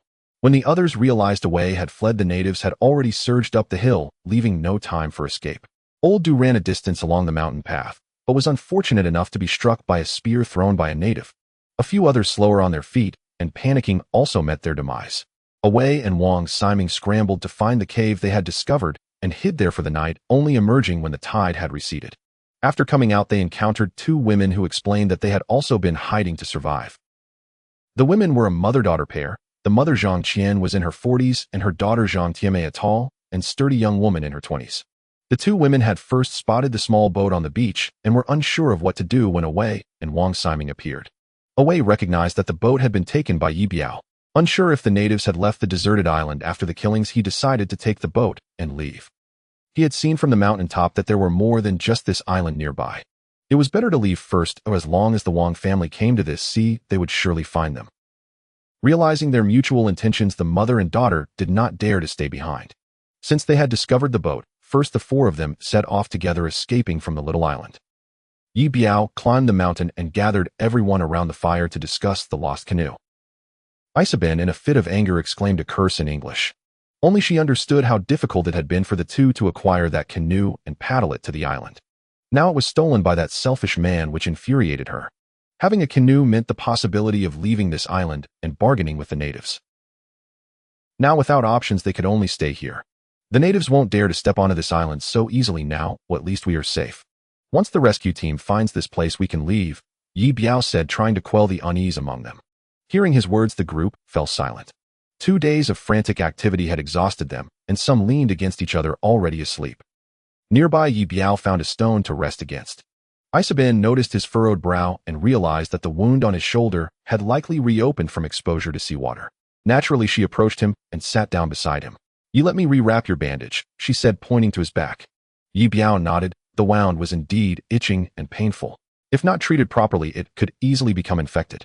He removed his shirt, but when he lifted his head, he noticed something amiss. All the women who were still awake were staring at him, their gazes reminding him of Xingzi, who had cried helplessly the night before. He lowered his gaze to the fire, not wanting to alarm the women further. Isabin swiftly changed his bandages and applied fresh ointment. Ye Biao leaned against the stone, took an antibiotic, and closed his eyes to rest. After tending to his wounds, Isabin settled beside him, watching the bonfire, lost in thought, and soon fell asleep. Xingzi witnessed this scene and recalled how the night before, when she had fallen ill, that man had held her while she slept and had taken off her clothes. Her cheeks flushed at the memory. Just as she was about to sleep, she noticed Sun Shuer getting up and moving towards the man. This woman was up to no good again. Xingzi became alert once more. With a firm resolve for the stability of the group, she knew she had to keep an eye on that black tea. Sun Shuer approached Ye Biao saying, "Ye Biao, can I sit next to you? I'm a bit scared and I feel safe beside you. Please, please." Xingzi watched from across the fire, clearly observing Sun Shuer's antics. Dressed in yoga pants that made her look like a wet nurse, she deliberately bent over, her hands pressed together, her eyes resembling those of a frightened little kitten, a mix of terror and allure. Xingzi felt a wave of concern. This woman was clearly trying to ensnare that man. Ye Biao, disliking Sun Shuer, had no intention of engaging her in conversation. He pointed to a spot beside him, gesturing for her to sit there. Although it wasn't right next to him, it was still less than 2 meters away. Sun Shuer felt a tinge of disappointment, but obediently sat down. She had already devised a plan. Under the pretext of being cold at night, she would inch closer to him. Surely he wouldn't say anything. Xingzi struggled to suppress her anger, but couldn't act shamelessly like that black tea. Otherwise, her 2 sisters beside her would surely find her behavior strange. Now that she could see through the others' tricks, she knew she had to do something for the team and that man. Glancing at Bai Tingting and Lu Yu, she saw that both women were asleep. Looking around, everyone else had closed their eyes, appearing drowsy. She quietly shifted closer to the fire, carefully leaning her face toward it, the flames warming her cheeks. Then she slowly stood up, feigning drowsiness as she walked toward Ye Biao.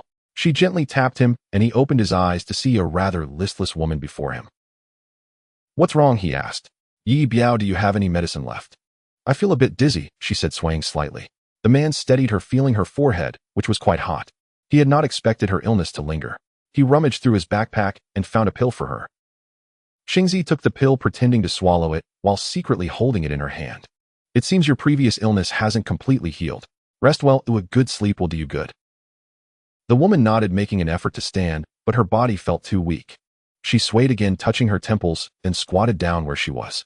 "Don't move around, just sleep here," Ye Biao instructed, helping her sit down again and throwing her a raincoat without saying another word. He touched the small scar on his arm and began to rest his eyes.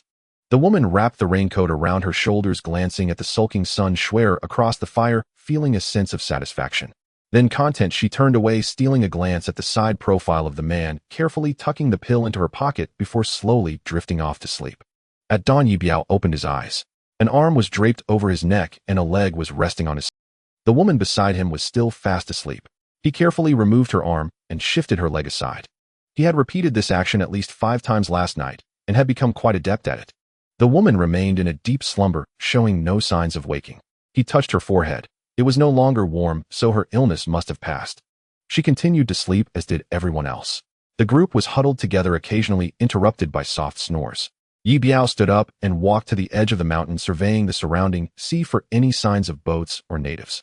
It was already their 3rd day on this deserted island with no news from the outside world. He added some wood to the nearly extinguished fire, and at that moment Isabel also woke up. Her golden hair shone brightly in the sunlight. She stretched her body and approached Ye Biao. "There's still no boats." He nodded. He hadn't seen a single vessel in the past few days. "This cursed place, how much longer do we have to wait to get out?" Isabel ran her fingers through her hair. As the sky brightened, everyone began to wake up slowly. Xingzi opened her eyes, glanced at her surroundings, and then at Ye Biao by the fire. She sat up, rubbed her cheeks, and walked over. "Thank you, I feel much better now." She felt a bit anxious. Ye Biao looked at her and replied, "Glad to hear that. The tide is going out now, let's head to the beach to find something to eat.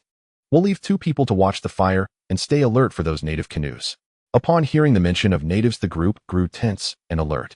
A crowd descended the hill, searching for edible food on the rocky beach at the northern end of the island. As the tide receded, it left behind plenty of edible treasures. Isabel continued to hunt for some reasonably sized octopuses. Xingzi and Lu Yu, the 2 women, clearly lacked experience in titapooling, finding everything they came across to be novel. "Ye Biao, come quick. There's a big fish over there, and it looks like it's still alive." Sun Shuer stood atop a large rock, one hand covering her mouth, while the other pointed at a pool of water that had been left behind by the receding tide. Despite Ye Biao's repeated requests not to call him, that she showed no intention of listening, and he didn't bother to remind her again. Since she claimed there was a fish, he decided to take a look. "Black tea calling you brother is so cheesy, ugh." Xingzi muttered under her breath, imitating her tone perfectly. Lu Yu heard her and chuckled. Sun Shuer's antics were apparent to everyone, but what black tea meant was still a mystery to her. "Xingzi, what do you mean by black tea?" The 2 women spoke quietly, far enough that no one could overhear. It's when green tea turns black at a certain point. Xingzi laughed after explaining. Lu Yu covered her mouth, giggling.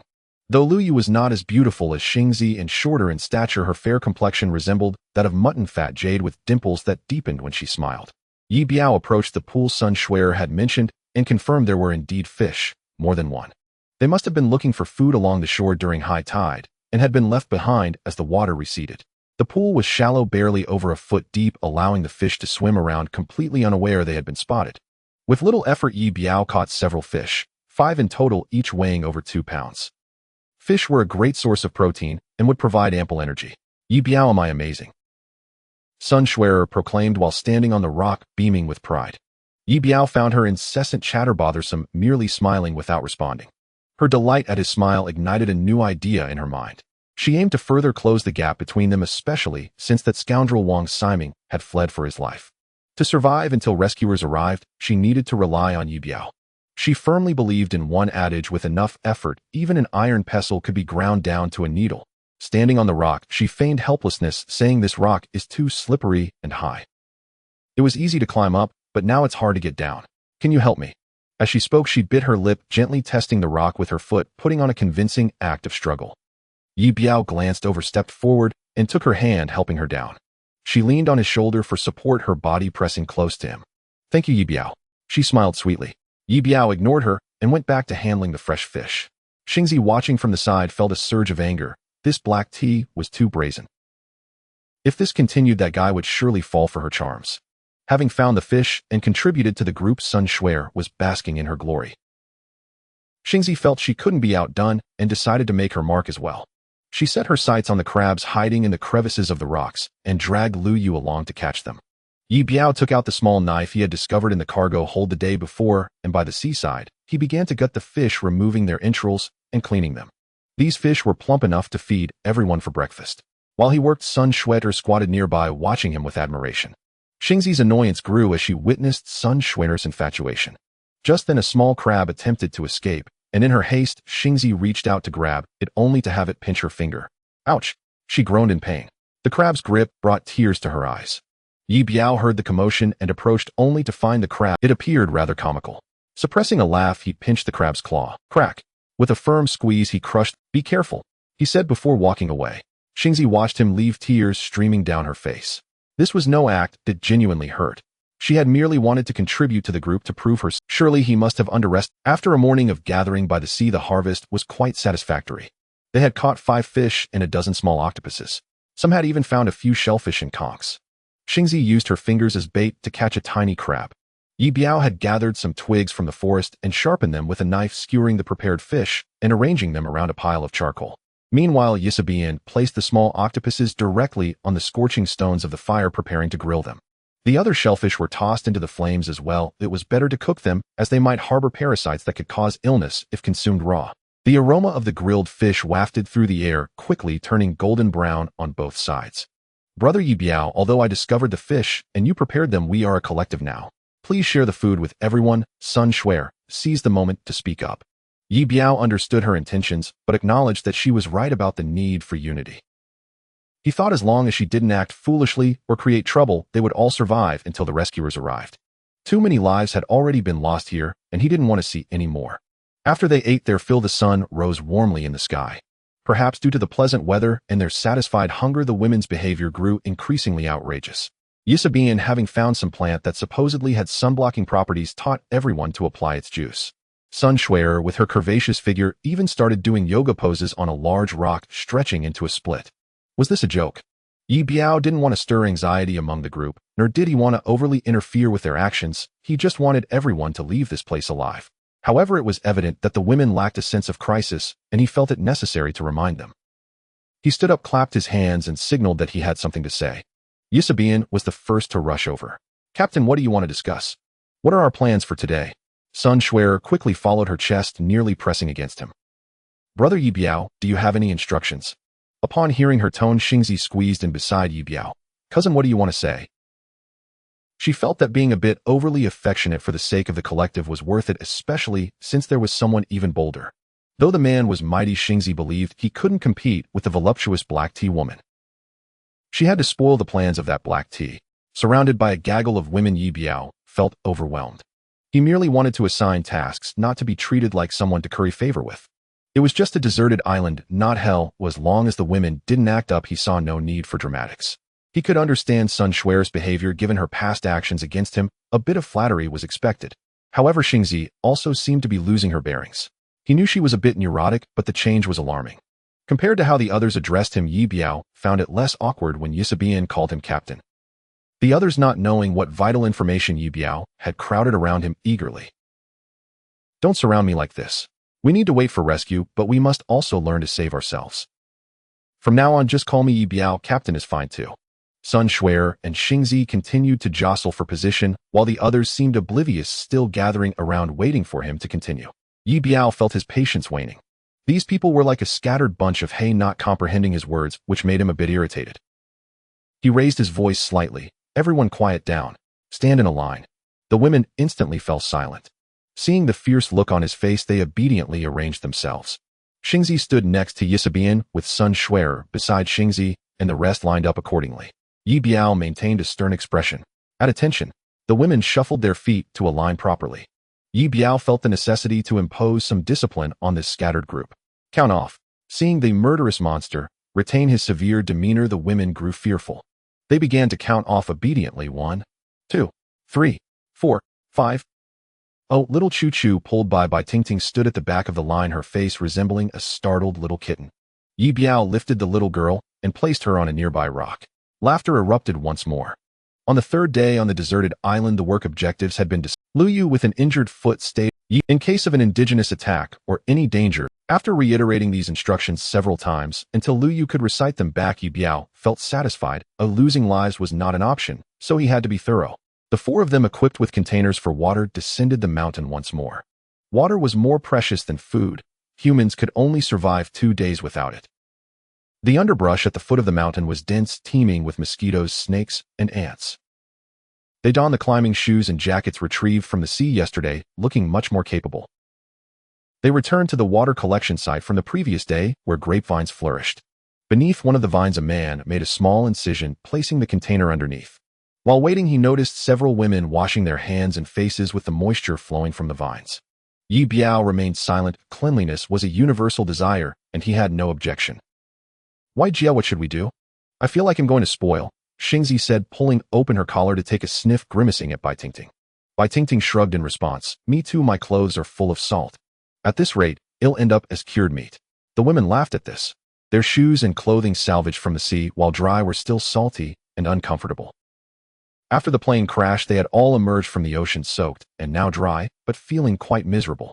Particularly for those with injuries, sweating only intensified their pain. Ye Biao felt the same, but was at a loss. No significant freshwater resources had yet been discovered on the island. Relying on the juice from the grapevines was not a sustainable solution, so he resolved to try his luck in searching for a water source. The seeds of these grapevines were likely brought by birds, which required ample moisture to thrive. Their presence indicated that there must be a substantial freshwater supply underground. After collecting the juice from the vines, Ye Biao began to search the vicinity. This area seemed to be the island's center, positioned at its lowest point. If there were surface water, it should be found here. With a newfound determination to locate a new water source, everyone became more alert and began to examine their surroundings meticulously. After searching for quite some time, without finding any signs of water, Ye Biao discovered damp soil at the bottom of a shallow gully. He followed the gully uphill and finally stumbled upon a tiny puddle hidden amidst thick weeds. The puddle was roughly the size of a bowl covered with fallen leaves. He cleared the leaves and found that water was seeping through the cracks in the rocks below. Though the flow was modest, it was clear. He enlarged the puddle, allowing more water to flow out, and used a spear to dislodge some larger stones, increasing the water flow further, which began to bubble up from the ground. The news of the water discovery spread, and the women gathered around, their excitement palpable, as this promised a better chance of survival. Lacking suitable tools, Ye Biao used the spear to clear the small water source, while a few women offered to help. However, without proper equipment, their efforts were not very effective. Bai Tingting accidentally cut her hand on some grass, Sun Shui fell, and Xingzi ended up covered in mud. Ye Biao thought that without the women's assistance he could have worked faster, so he sent them off to gather firewood on the forest's edge, a task better suited to them. The man first cleared the dead leaves and weeds surrounding the water source, leveling the area, then dug a small reservoir measuring over 2 meters long and 1 meter wide, deep enough to hold water above ankle level. He surrounded the reservoir with small stones and placed larger slabs on one side to facilitate water collection and to wash their salt-laden clothes and faces. Finally, he used the spear to dig a small trench, directing the water from the puddle into the reservoir. Though the flow was limited, it would eventually fill the small pool over time. Watching the water slowly trickle into the reservoir, Ye Biao finally sighed in relief. On this deserted island where medical supplies were scarce, maintaining health required clean clothing and personal hygiene. As he observed the increasing water level in the puddle, he shed his shirt to wash his upper body. The salt and wounds on his skin made sweating uncomfortable. Unbeknownst to him, the 4 women collecting firewood in the woods were watching him. His muscles are so toned, perfectly shaped with a line. I really want to touch them, Sun Shuer remarked, playfully tapping her own backside, which indeed gave a noticeable shake. Xingzi thought Sun Shuer seemed unwell, perhaps afflicted with a case of infatuation, and couldn't help teasing her. You just had a crush on young Master Wang Siming, and now you're smitten with Ye Biao. Quite the romantic, aren't you? Sun Shuer laughed, her expression dripping with disdain. There are plenty of women on this deserted island, but only one man. If we don't make the first move, when will we get an opportunity? Mimicking Xingzi's tone, she added, aren't you the same? Always calling him brother. This comment irritated Xingzi, who felt she was different from Sun Shuer. While Sun Shuer sought a partner, she preferred to keep her distance from such pursuits. Enough. Let's not speak of this now. Ye Biao heard a sound and turned to see a woman, Isabel. As she approached, she was astonished to discover that this man had dug such a large reservoir here. This is incredible, Ye. You have no idea how close I was to feeling like a sardine in a can. She exclaimed excitedly, peeling off her camouflage shirt to reveal just a small tank top, then squatting on a stone by the reservoir to start washing herself. Seeing Isabel jump into the water, Xingzi and the others hesitated no longer. Xingzi wished to emulate Isabel. If no one was around, she might even strip down and lie in the pool. Just as she was contemplating this, she spotted Sun Shuer. Sun Shuer glanced at Ye Biao, still feeling a bit unhappy that he had ignored her when she fell into the mud earlier. Naturally, she shrugged off her outer jacket, revealing only her undergarments, unabashedly showcasing her alluring figure. She gently twisted her neck and swayed her body as she walked past Ye Biao, even purposefully adjusting the strap on her shoulder. With a splash, Xingzi, although miles away from the ocean, could already see the waves. The women were about to cleanse themselves, and Ye Biao knew he should not linger any longer. I'm heading to the beach. Be careful, he said before leaving. He glanced up the small hill, which remained tranquil, and decided to check the nearby forest for any small game. If he could find a wild boar, that would be perfect. Once the women saw Ye Biao had departed, they gradually let go of their inhibitions. Soon they had shed their clothes entirely, looking much like Sun Shuer. It had been 3 days since they emerged from the sea, and without a wash their skin had deteriorated and the wounds on their bodies became torturous with sweat. Thus, on a deserted island, 4 women bathed in a small pool of water while the man searched for a wild boar. Previously, some savages had roasted one, but during his days on this island, Ye Biao had found no trace of wild boars. This small island was no more than 2 kilometers wide and 5 or 6 kilometers long. If wild boars existed, he would have surely found signs of them. Yet he found nothing, not even tracks of hoofed animals. The island was home to snakes and traces of various birds, some of considerable size, and the beach was dotted with sea turtles, but beyond that, Ye Biao had not discovered any other animals. He suspected that the wild boar had been brought over by the natives from other islands, meaning they did not intend to eat the people on this island. They were merely bloodthirsty. Ye Biao, as he approached it, waddled toward him, and he quickly tied it up. Afterward, he made his way to the southern beach. As before, he dived multiple times into the cargo hold where numerous goods awaited him. He desperately sought out the most practical items. Finally, he found a complete set of sea fishing gear. In that moment, he felt a surge of optimism. With this equipment, even if they were stranded on the island for a few more days, no one would go hungry. At least not too hungry. Excited, he continued his diving, eager to see what other treasures lay beneath. However, not long after, he sensed something was amiss. The small fish in the shallows began to scatter, as if fleeing. Moving cautiously through the cargo hold, he peered out through a crack. 2 sharks had somehow found their way here. Holding his breath, he hid inside the cargo bay, waiting for the... But this was not a wise strategy. The 2 creatures seemed to have already noticed him circling the aircraft in a slow patrol. Through the crack, he could even see their exposed teeth and haunting eyes. Ye Biao was trapped underwater. Remaining there would surely lead to disaster. Those sharks appeared to be fixated on the very crack where he hid. Just as he had found fishing gear, he was now being targeted by the fish. Time was not on his side. He decisively swam toward a narrow gap at the tail of the plane. Taking out his knife, he pricked his finger to draw blood, then forced it through the opening. The sharks caught the scent of blood and immediately drew closer. Seizing the opportunity, Ye Biao placed his finger in his mouth and swiftly swam toward the crack at the front of the cargo bay. With the sharks in a frenzy from the scent of blood, they began to batter the rear crack of the plane. Ye Biao capitalized on this moment, quickly darting through the front gap and breaking the surface of the water, gasping for air. Turning back, he saw that one of the sharks had already spotted him, its fins slicing through the surface as it charged toward him. Ye Biao swam desperately toward the shore, knowing he had mere moments. The shark was lightning fast, closing the distance in mere seconds, while the water beneath him was only about a meter deep, with approximately 10 more meters. Isabel noticed the large chicken-like creature tied up nearby and approached it. "My goodness, what on earth have you brought back?" The woman could hardly believe her eyes, her mouth agape, as if witnessing a miracle. She ran closer, crouching down to examine the animal closely. Curious, the other women gathered around, puzzled by her astonishment at such a large bird. Ye Biao was unsure what it was. He simply thought it was a turkey he had brought back. "This can't be possible, it can't." Isabel exclaimed, her eyes wide with disbelief as she gazed at the creature. "What's wrong?" Ye Biao looked at the blonde woman. This seems to be a dodo bird." Isabel observed the large bird, which appeared docile and silly, much like a turkey, but with a larger beak and shorter legs. A dodo bird. Ye Biao recalled something. This could really be a dodo bird. I once saw a dodo skeleton at a private collector's place. The beak and claws were almost identical. But the last dodo was declared extinct hundreds of years ago. Isabel's gaze remained fixed on the bird, her expression conveying incredulity. Ye Biao was also taken aback, staring at the turkey-like creature in silence as his expression began to grow more complex. The women were intrigued, watching the dodo bird quietly.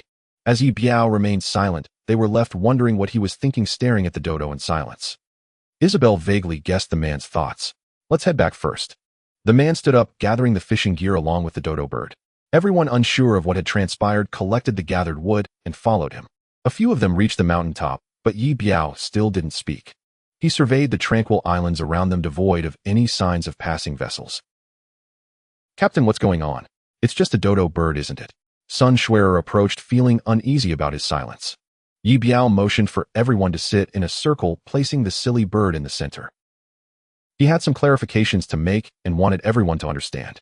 "Isabel, please tell everyone about this bird's origin." Isabel stood up. As an expert in ancient civilizations, she had traveled the world with Hans, and she was confident in her observations. The dodo bird was a species that lived on Mauritius in the Indian Ocean. It was very large and clumsy. Discovered in 1507, it was hunted to extinction within 200 years, one of the most significant extinction events since the dinosaurs. But now it has appeared here. What does it mean for a supposedly extinct species to show up on this island? Isabel swallowed, nervously hesitant to continue speculating. Does it mean that no modern humans have ever set foot on this island before us? Or that they came but could not leave? Xingzi ventured, her eyes wide with disbelief. Isabel remained silent, but her eyes reflected the sentiment of Xingzi's words. Everyone understood the implications and began to panic. "Perhaps others have landed on this island, but never discovered this bird," Sun Schwerer suggested, seeking a comforting rationale. Silence fell as they all looked at Ye Biao. He recalled the unique and ancient canoes made by the indigenous people along with their spears, which he had never seen anywhere else. A foreboding feeling was becoming increasingly clear. They might indeed be a forgotten people living in a place devoid of modern civilization. "We crossed through a thunderstorm without any rain. It's quite strange.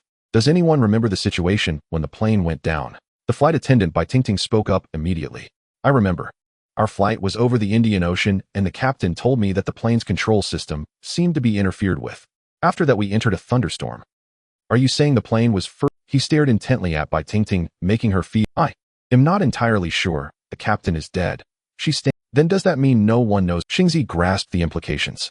Upon hearing this, the women turned pale, expressions filled with fear. His expression had grown solemn. As a member of a world-class mercenary organization, he was familiar with numerous ways to gather information, including the Wang family, known for their vast influence and deep connections. Wang Siming had claimed that the Wang family would locate the island within 24 hours and retrieve them. While Ye Biao thought that might be an exaggeration, 3 days had passed without a sign of rescue, which felt abnormal.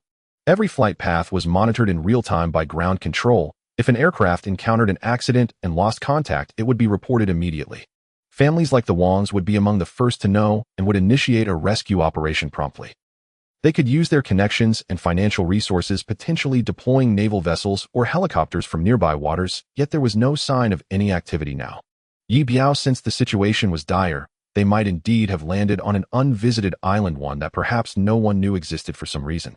There was also news he hadn't disclosed to them at the time the plane went down. 2 superpower naval fleets were positioned in the vicinity at a standoff. He suspected that the interference the plane encountered originated from one of those aircraft carriers. If that were true, the chances of rescue would be even slimmer. After navigating through that strange thunderstorm, Ye Biao didn't even know where the plane had flown to. It's been 3 days, and no plane from the Wang family has arrived. Ye Biao pondered deeply but only uttered that one sentence. The women trembled upon hearing this, and Lu Yu even began to cry. Ye Biao, are we really unable to get out? Xingzi fixed her gaze on the man before her, her faith resting solely in his words. Hearing this, the other women also turned their desperate eyes towards him, seeking an answer. Ye Biao looked at the fear and pleading in their eyes, feeling a heavy weight in his heart. He couldn't extinguish their hopes at that moment, as many would struggle to persevere without it. That may not be the case. With current search methods, a downed aircraft will certainly be discovered. Moreover, the young master of the Wang family is on board. They will spare no effort. Our situation will eventually be known. The wait may be longer, but we will definitely get out. He attempted to dispel the atmosphere of despair. Though Ye Biao spoke lightly, he didn't fully reassure everyone. Doubt lingered in their minds, creating a heavy atmosphere. After all, there had been incidents in history where lost aircrafts were never found, remaining a mystery. Thus they glanced at each other in silence, their spirits sinking. Ye Biao wanted to lift the suffocating mood and believed he should say something to restore their confidence. Looking at the dodo bird, he remarked, "Tonight we shall feast on this chicken, bringing good fortune." The women exchanged glances, focusing on the dodo bird. Xingzi heard his words and looked at the man who spoke of fortune, feeling uneasy. Something's off. Is there really any fortune to be had now? Is it because he is the only man on this island? Is he planning to celebrate? She regarded Ye Biao with a serious expression, instinctively retracting her neck. Will the dark side truly emerge? The last chicken couldn't be eaten. Isabel declared it to be a dodo, an immensely valuable creature that must not be consumed. The rediscovery of an animal thought extinct is no trivial matter. Once they ventured out, it would become the most sensational discovery of the century. This dodo could be regarded as priceless. Is it worth anything? Sun Shuer was quite concerned about this question. Isabel examined the woman, initially reluctant to explain, but fearing the bird might be eaten, she elaborated, "It is invaluable. If you insist on measuring it in monetary terms, a rather incomplete dodo skeleton was once auctioned for $4 million. A living one would be worth at least over 100 million. Its research value is immense. It is a miracle." Upon hearing this figure, everyone began to buzz with excitement. A single bird valued at such an astronomical sum. Ultimately, they unanimously agreed to postpone eating the chicken. Firstly, it was far too expensive. Who could bear to spend 100 million on a mere chicken? Additionally, their food supply was still adequate with last night's wild boar meat and this morning's fish left over. They were not yet at the point of desperation where they couldn't survive without eating the chicken. Most importantly, everyone hoped to survive and escape the deserted island. Not eating it meant they believed they could get out and sell the chicken together for profit, making it in a sense a shared spiritual anchor for their escape. In the end, they decided to keep the chicken alive, and Xingzi even gave it a name, Miracle. Sun Shuer regretted not catching such a foolish chicken. Had she known, she would have skipped bathing. This was $100 million at stake, and she wanted to stake her claim. "Captain, if this chicken is really worth $100 million, will you share some with us once we get out?" Though the others looked disdainfully at Sun Shuer's query, they eagerly turned to Ye Biao, their faces filled with anticipation. Seeing the women stir with excitement over the $100 million chicken, Ye Biao's mood lightened a bit. He generously declared, "Now that we have this chicken, we will sell it once we get out and all share the profits. Each of you will receive $1 million. Money has a way of momentarily alleviating worries, even if it is an empty promise." "Thank you, brother Ye Biao." Sun Shuer rushed forward, ready to give him a kiss, but everyone felt a surge of excitement akin to winning a lottery grand prize. Hope is the driving force behind the will to survive. The men roasted the leftover fish and wild boar meat from breakfast again by the fire, and they all sat together to enjoy their third meal on the deserted island. After dinner, as dusk approached, he planned to go fishing by the sea.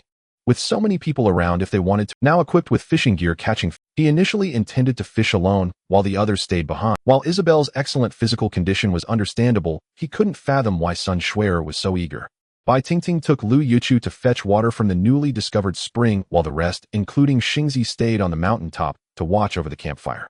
Though she wished to join them at the sea, her feet were too sore, so she remained on the mountaintop to keep watch. Ye Biao reiterated his instructions, and Xingzi listened attentively, resembling a dutiful soldier, which reassured him. The three descended the hill and arrived at the rocky beach on the northern side of the island.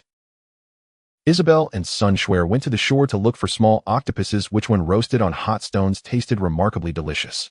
Sun Shuer had intended to fish with Ye Biao, but he directed Isabel to take her along to catch octopuses instead. With no other option, she reluctantly followed. It was low tide and the northern beach was gradually revealing itself, offering a variety of food left behind. Ye Biao cautioned them about the presence of sharks near the island and advised against swimming. Rather than fishing right away, he circled around the northern part of the island, meticulously observing the rocks and coves. The water here was crystal clear. He found no traces of human debris lodged in the crevices, an unusual sight for a deserted island. While the lack of pollution was generally a good thing in this case, it felt like an ominous sign. This island seemed to have been distanced from the human world with not even a trace of human refuse washing ashore, a rarity indeed. He had visited numerous island nations and undergone training on deserted islands, but without fail those so-called deserted islands had some remnants of human life along their shores. Here, however, there was nothing. He pondered the state of the indigenous people, primitive and fierce certainly, without any contact or interaction with outsiders. They appeared as if they had been marooned on these nearby islands, perhaps unaware that the outside world. The waters near the island are abundant with resources. Within just an hour, Ye Biao managed to catch over 10 fish, including sea bass and groupers, even hauling in a hefty sea eel weighing over 20 pounds. He processed the fish by the shore, bleeding them and removing their innards, which he discarded in the bay to attract more fish. Unbeknownst to him, Xingzi had stealthily descended at some point. She spotted Isha and Sun Shuer in the distance, but did not approach them. Instead, she made her way over to Ye Biao.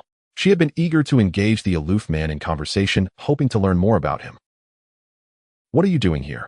I told you to stay on the mountain top," Ye Biao remarked, his tone lacking warmth upon seeing her. Her recklessness concerned him. She should have remained atop the hill to keep an eye on the indigenous canoes.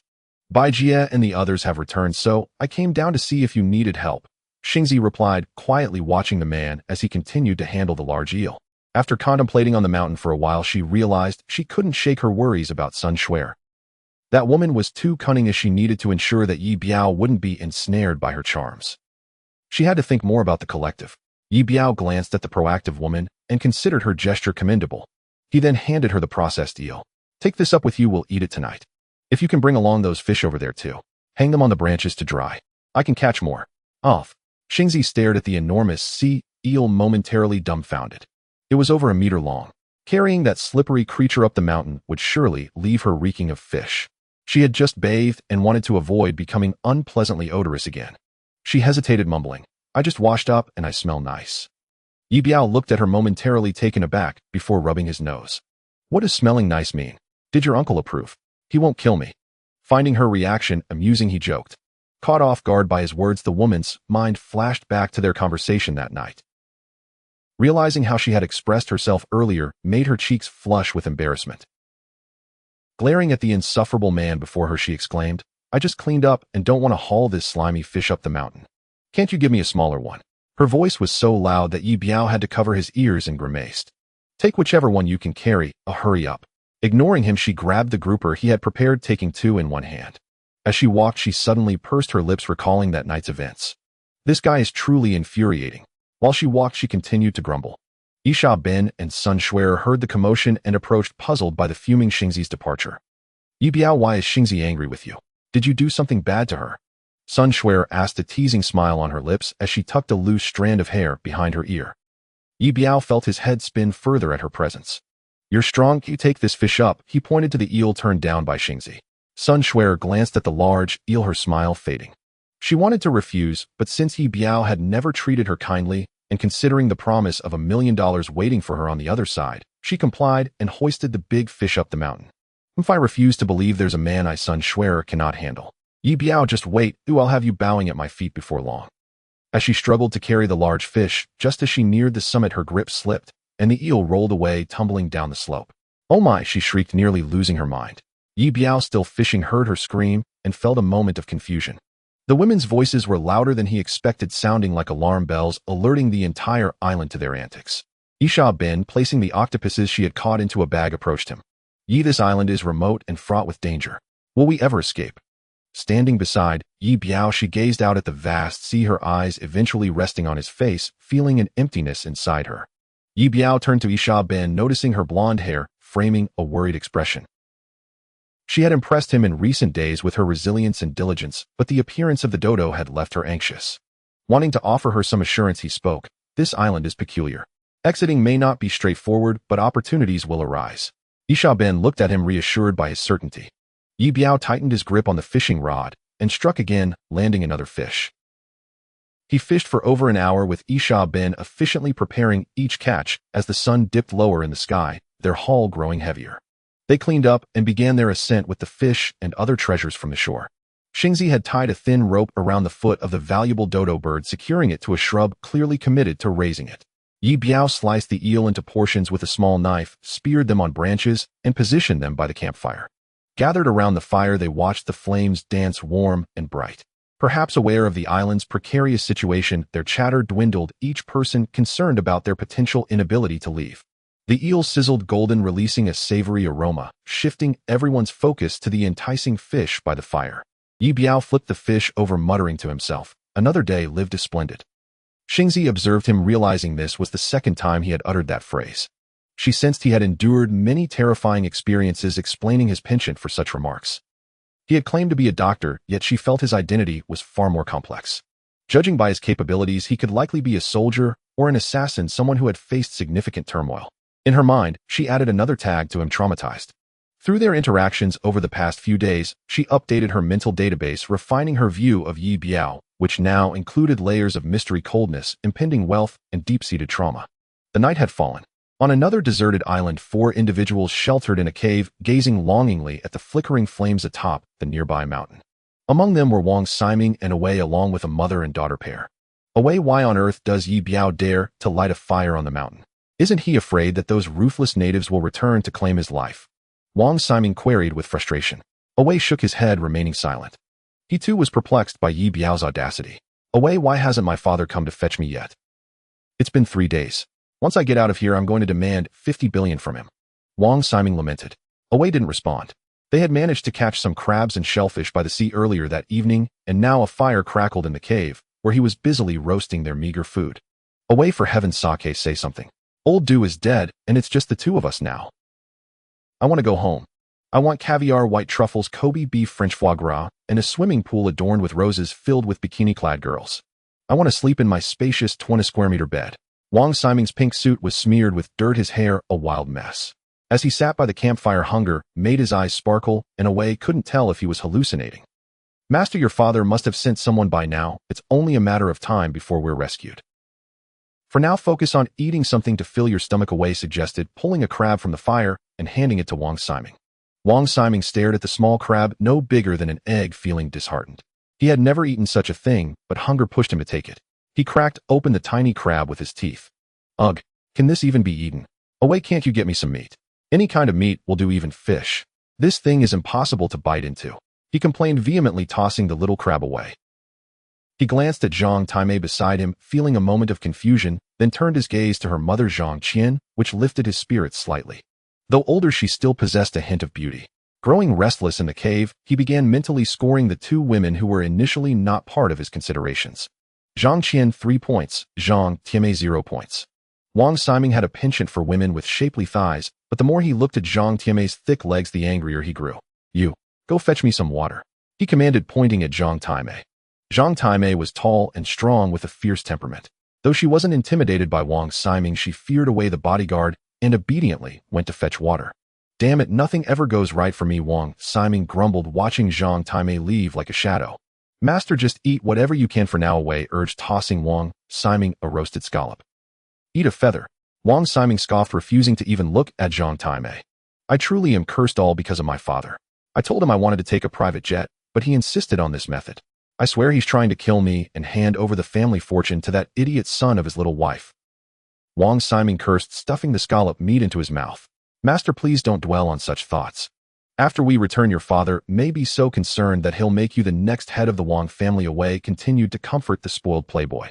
Hearing Awei's words, Wang Siming calmed slightly, devouring 2 scallops before another thought struck him. "Awei, do you think that aside from that scoundrel Ye Biao and—" Wang Siming and his companions were gnawing on small crabs and indulging in scallops inside the cave. Meanwhile, Ye Biao and his group were enjoying grilled eel, which was quite decent. As night fell once more, everyone gathered around the campfire in a circle. Isabel spoke up. What should we do if those natives sneak attack us at night? Compared to the other women, Isabel clearly had a more contemplative demeanor. Ye Biao had previously mentioned using violence against the savages to establish dominance, believing that such intimidation could ensure their safety in the short term. However, Isabel felt that this might not hold in the long run. When the others heard Isabel's concern, they all turned their gazes toward Ye Biao, well aware of the savages' brutality. After having passed a day without incident, they were uncertain how long this peace would last. Anxiety permeated the group. Even at the slightest rustle, they felt lost, relying solely on the man who had saved them. Ye Biao understood that a single act of intimidation would not suffice. He needed additional preparations. He did not believe that he could single-handedly eliminate the enemies who had landed on the island, so a direct confrontation was not a viable option. With women and children in tow, escape was also not feasible, prompting him to devise new strategies to instill fear in their foes. The man was certain that the island residents had never encountered the outside world. Many concepts would be beyond their comprehension. Since they could not grasp the unknown, he intended to exploit this fact. We will continue to instill fear in them, allowing them to witness something extraordinary. This time we shall outsmart them. Outsmart? Akiko asked, intrigued by what kind of cleverness could frighten the savages. They will know fire, but they have likely never seen this, Ye Biao replied, rummaging through his large backpack. Akiko was curious about what treasures he had collected on the beach. Moments later, Ye Biao produced a large bundle of glow sticks, leaving the women in awe. Is this what you meant? Akiko had expected something more impressive, but was surprised to see a bunch of glow sticks. Yes, precisely. Those natives have seen fire, but they have undoubtedly never encountered this. If they assault us at night, well, illuminate these glow sticks. The unknown will surely keep them at bay. But these are too small.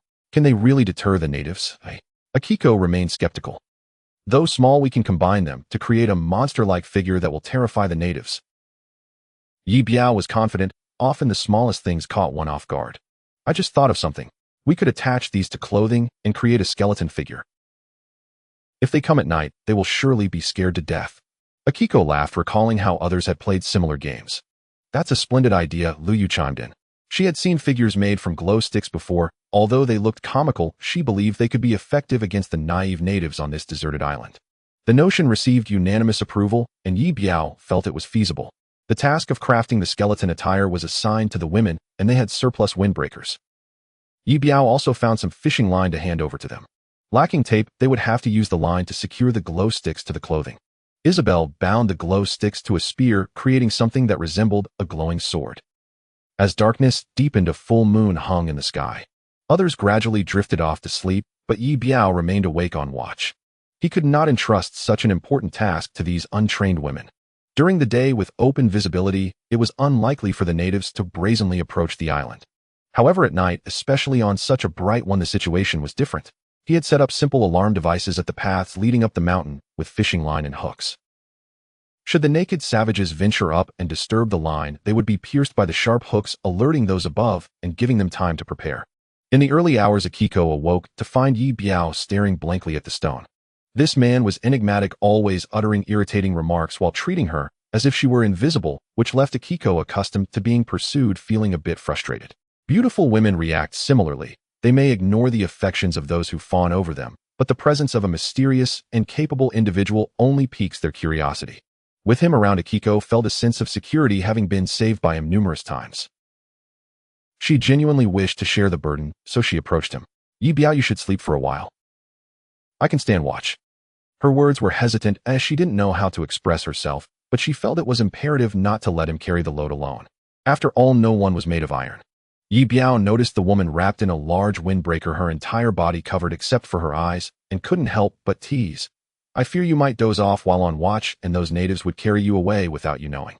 The thought of her rolling about in her sleep amused him. I just tend to be restless while sleeping. But I won't fall asleep while on watch, she replied, eager to clarify the awkwardness from that day. Who would intentionally place their thigh on someone else while sleeping?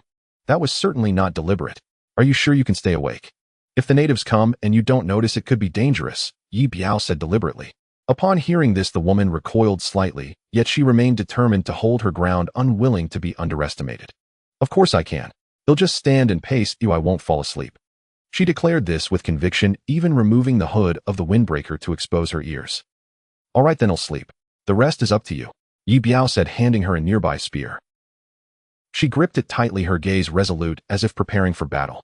Ye Biao stifled a laugh, gave her a few instructions, and leaned against the stone to rest his eyes. He knew he could not fully sleep, ever since discovering the presence of natives on a nearby island. He remained on high alert. Years of combat had instilled in him a habit where even in slumber his ears would remain attuned, ready to detect any sounds nearby. As he sat there, he observed the woman gripping the spear, occasionally scanning the surroundings, finding it somewhat amusing.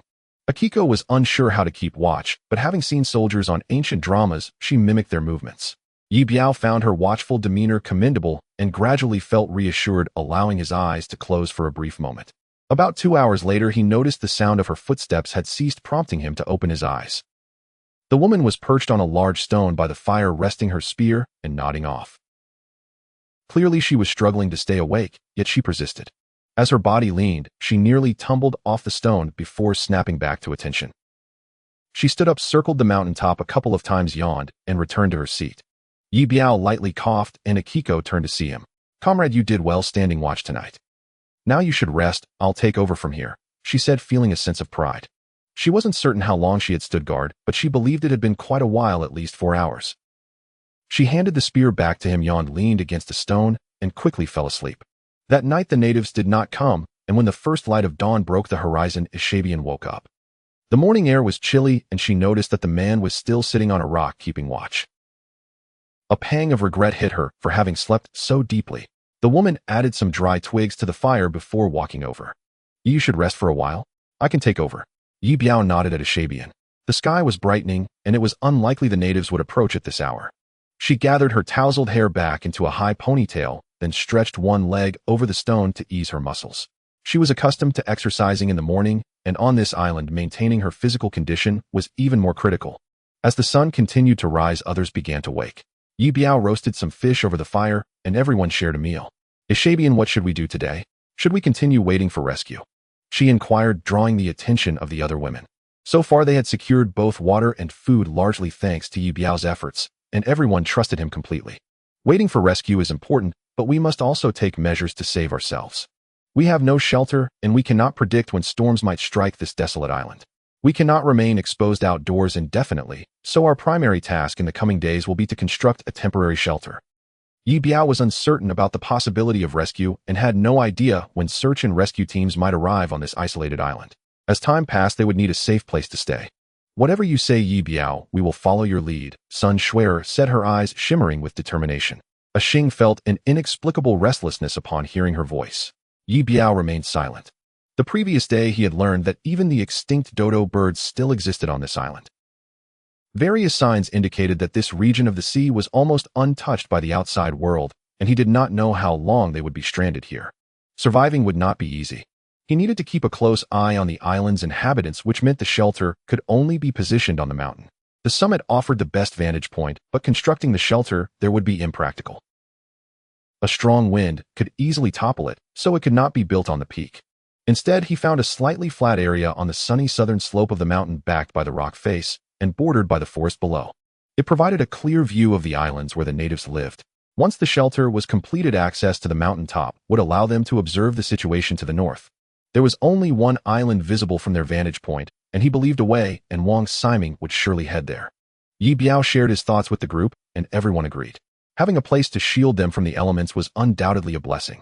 Before constructing the shelter, he needed to level the ground, and Ishabian eagerly took on the task.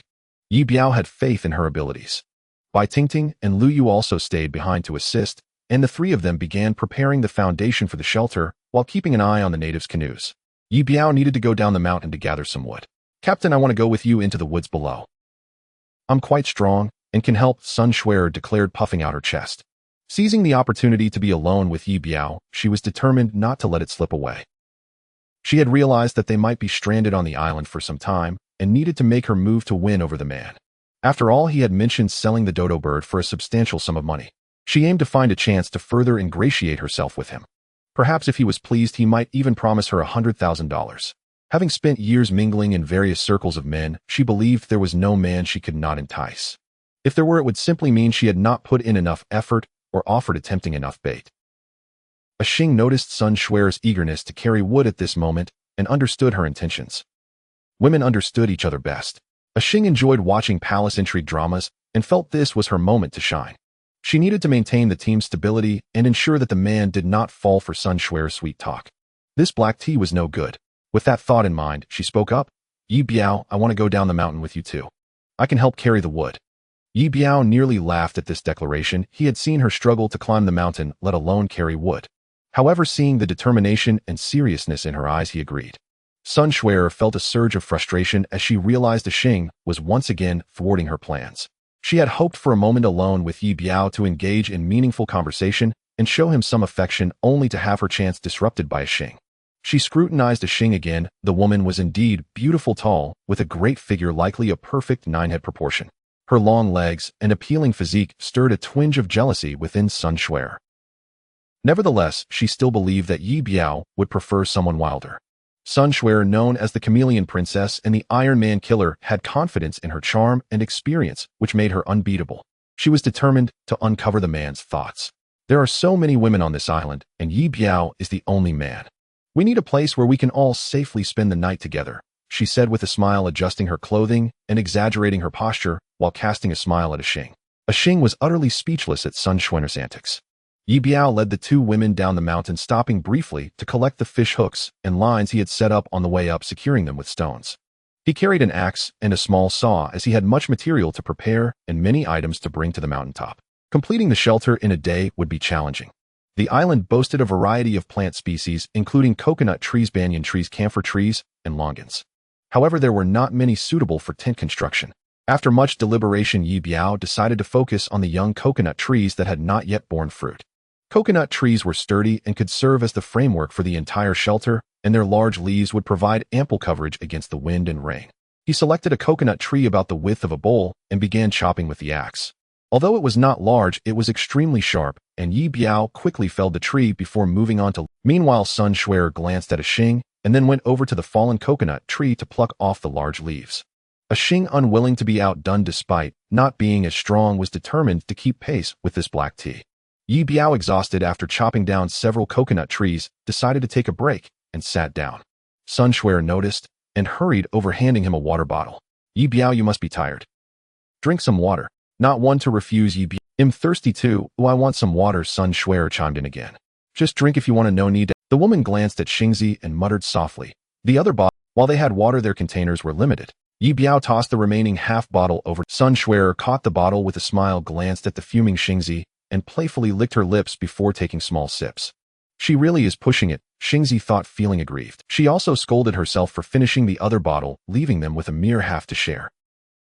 After chopping a few more trees, Ye Biao estimated that they had enough materials for the shelter's frame. Next, he would need thinner branches to complete the outer. He looked over. Sun Shui, accustomed to weightlifting, had considerable strength, making the leaf picking not too arduous.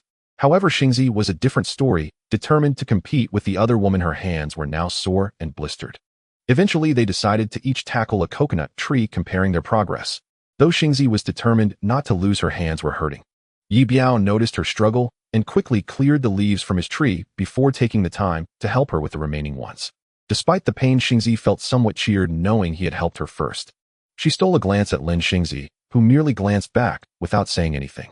Once Ye Biao finished with the leaves, he led both women to the water source. Aside from the grapevines, numerous shrubs and unidentifiable trees grew nearby, their many branches perfect for surrounding the shelter. Upon reaching the water source, Ye Biao spotted small animal tracks. It seemed the island's wildlife had discovered this place too. He figured he could set some traps nearby for potential hunting opportunities. The two women were utterly worn out, splashing water on their faces and drinking until they could barely move. Ye Biao ignored them, wandering around to gather more plant branches, bundling them into a large bundle and preparing 2 smaller bundles for the laborers. Let's head back and see how they're doing, he said, shouldering the large bundle. Xingzi recognized the 2 smaller bundles as hers and picked one up, finding it manageable though her fingers still ached. She observed Lin Xingzi, who effortlessly placed her bundle on her shoulder. Sun Shui, carrying a small bundle of branches, sashayed ahead of Ye Biao, eager to showcase her assets. Seeing her swaying figure in yoga pants infuriated Xingzi, who stubbornly followed suit. Ye Biao, observing the 2 women ahead, felt he had given them too little to carry. They should have been loaded more. Sun Shui had been quite diligent lately, and he understood her motivation to survive in such circumstances. As long as she didn't cause trouble, he wouldn't hold it against her. Everyone had their survival strategies, and too many had already perished on this island. He glanced at Xingzi, who was quite peculiar. Her actions often baffled him. She seemed fragile, yet relished in competing with others, which he found admirable. With the large bundle of branches on his back, he followed the two women. Initially, Sun Shuer led the way, flaunting her figure. Xingzi, wanting to avoid the sight of her swaying hips that resembled a lustful baboon, moved ahead. Eventually, she deemed this inappropriate. If that woman kept swaying, it might stir thoughts in the man. Ye Biao wielded his axe, skillfully tending to the coconut trees at the foot of the mountain. Afterward, he hoisted 2 small coconut trees onto his shoulder, a task he found effortless. Years of battlefield living and physical training had endowed him with unwavering resolve and a robust physique. "Wow, Ye Biao, you are truly impressive. Such strength," Sun Shuer exclaimed, seizing the opportunity to compliment him as he ascended the mountain with the logs. Xingzi found Sun Shuer's praises somewhat excessive, yet it was undeniable that Ye Biao accomplished tasks that were beyond their capabilities, and he certainly appeared strong. With praise now circulating, others joined in extolling the virtues of this robust man. "Ye Biao, you're the only man on this island. Oh, don't overexert yourself. Please take care of your health, especially your back. A man's back is vital, particularly in situations like this. How about I give you a massage?" Sun Shuer added, attempting to be witty. As she moved to offer a massage in front of everyone, Ye Biao promptly declined, making the atmosphere rather awkward. Xingzi was taken aback by Sun Shuer's remarks. Oh, what did she mean by a man's back is crucial, especially in such situations? What sort of situation was she referring to? Ye Biao felt a bit embarrassed by the implication, thinking it made him seem like a mere beast of burden. "All right, everyone, let's take a break. The fish is ready, let's eat together," Bai Tingting interjected, easing the tension. She was quite clever and adept at grilling fish. Gathered together, they enjoyed their 3rd meal of grilled fish. "Ye Biao, I want to help you carry wood down this afternoon. Since you're the only man here, I can't let you bear the burden alone. The shelter is for us all. Ooh, I want to share some of the load," Sun Shuer said, her tone laced with concern after finishing her meal. Ye Biao was at a loss for words, and silence enveloped the group until Bai Tingting suggested, "Let's all go down together this afternoon. It will be faster that way." The others agreed, and Ye Biao found it difficult to voice any objections. He took a piece of grilled fish and went to the mountain's peak, gazing out at the distant islands. As Xingzi listened to the exchange, irritation brewed within her. Seeing Ye Biao leave, she couldn't help but voice her thoughts. "I didn't expect you, sister, to be so caring." Hearing this, Lu Yu stifled a laugh, while Bai Tingting also struggled to contain her amusement. Isha Ben, however, remained unfazed, her grasp of Chinese being limited, leaving her oblivious to the intricate nuances. The term sister struck a nerve with Sun Shuer, who at 27 looked noticeably older than her younger companions. She shot a glare at Xingzi, but chose not to respond. Ye Biao's apparent favoritism toward Xingzi was evident, and Sun Shuer felt the sting of her previous jibes toward him. She recognized that each of these 4 women had distinct traits. Isha Ben, a tall blonde who had initially followed Ye Biao, shared a connection with him that required no explanation. The woman named Xingzi was beautiful and long-legged with a cunning nature, suggesting her relationship with Ye Biao was more than ordinary. Bai Tingting was gentle and capable, likely appealing to many men, while Lu Yu, soft and delicate, resembled a little bunny, undoubtedly attractive to the tough men. Sun Shuer reflected that aside from her physical advantages, she had to master the art of understanding men, coupled with the strength gained from her physical training. To surpass these women and earn Ye Biao's genuine trust, she realized sacrifices were necessary. After all, deep effort could transform iron into needlepoint. As they finished eating, the group resumed their labor in the afternoon. The harsh reality of surviving on this deserted island was clear. To escape, they needed to guard against the indigenous people while maintaining their health, and a sturdy shelter was essential. Ye Biao led the 4 women down the mountain, leaving Lu Yu and Chu Chu to keep watch. He had already felled about 10 trees in the morning, each weighing over 100 pounds, and he understood that for 2 women to carry even one up the mountain would be quite a feat. However, since they were here, they couldn't return empty-handed. He instructed the women to take large coconut leaves while he prepared to lift the chopped coconut trees. Unexpectedly, Sun Shuer stepped forward. "Ye Biao, I want to help you carry the wood." Ye Biao sensed Sun Shuer had become somewhat addicted to the task, so he let her join. Ignoring Xingzi's disapproving gaze, she chose a slightly smaller coconut tree. Everyone was curious, could this woman genuinely possess such strength? Isha Ben thought she could handle it too, but figured it would be too strenuous. With that time, she could easily make 2 trips with the leaves. Sun Shuer confidently approached Ye Biao, turning her back to him as she began her warm-up. She twisted her neck, stretched her back, and slightly adjusted her yoga pants, playfully patting her ample thighs and backside. Observing the rippling movements, Xingzi recognized Sun Shue's cunning. With a determined effort, Sun Shui bent down, lifting the smaller coconut tree with ease, cradling it in her arms. She shot a challenging glance at the other women, particularly at Xingzi, igniting her frustration. "Hey ladies, I'm off," Sun Shui declared in a sing-song voice, strutting away with the log. Xingzi watched her triumphantly depart, feeling a wave of discontent wash over her. She refused to be outdone. "I want to carry a coconut tree up the mountain too." Ye Biao raised an eyebrow, unsure where she found such courage. Before she could act, Bai Tingting stopped her. "Xingzi, don't be foolish.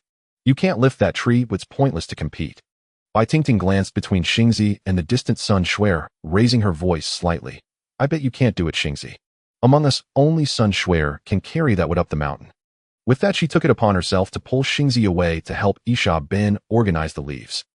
Ye Biao found their interactions more entertaining than a film as they vied to become labor icons on the deserted island. He thought they deserved some small tokens of recognition. Ye Biao tied 2 coconut trees together and hoisted them onto his shoulder, determined to carry as much as he could today. The 3 women clutching the leaves moved faster and quickly outpaced Sun Shui.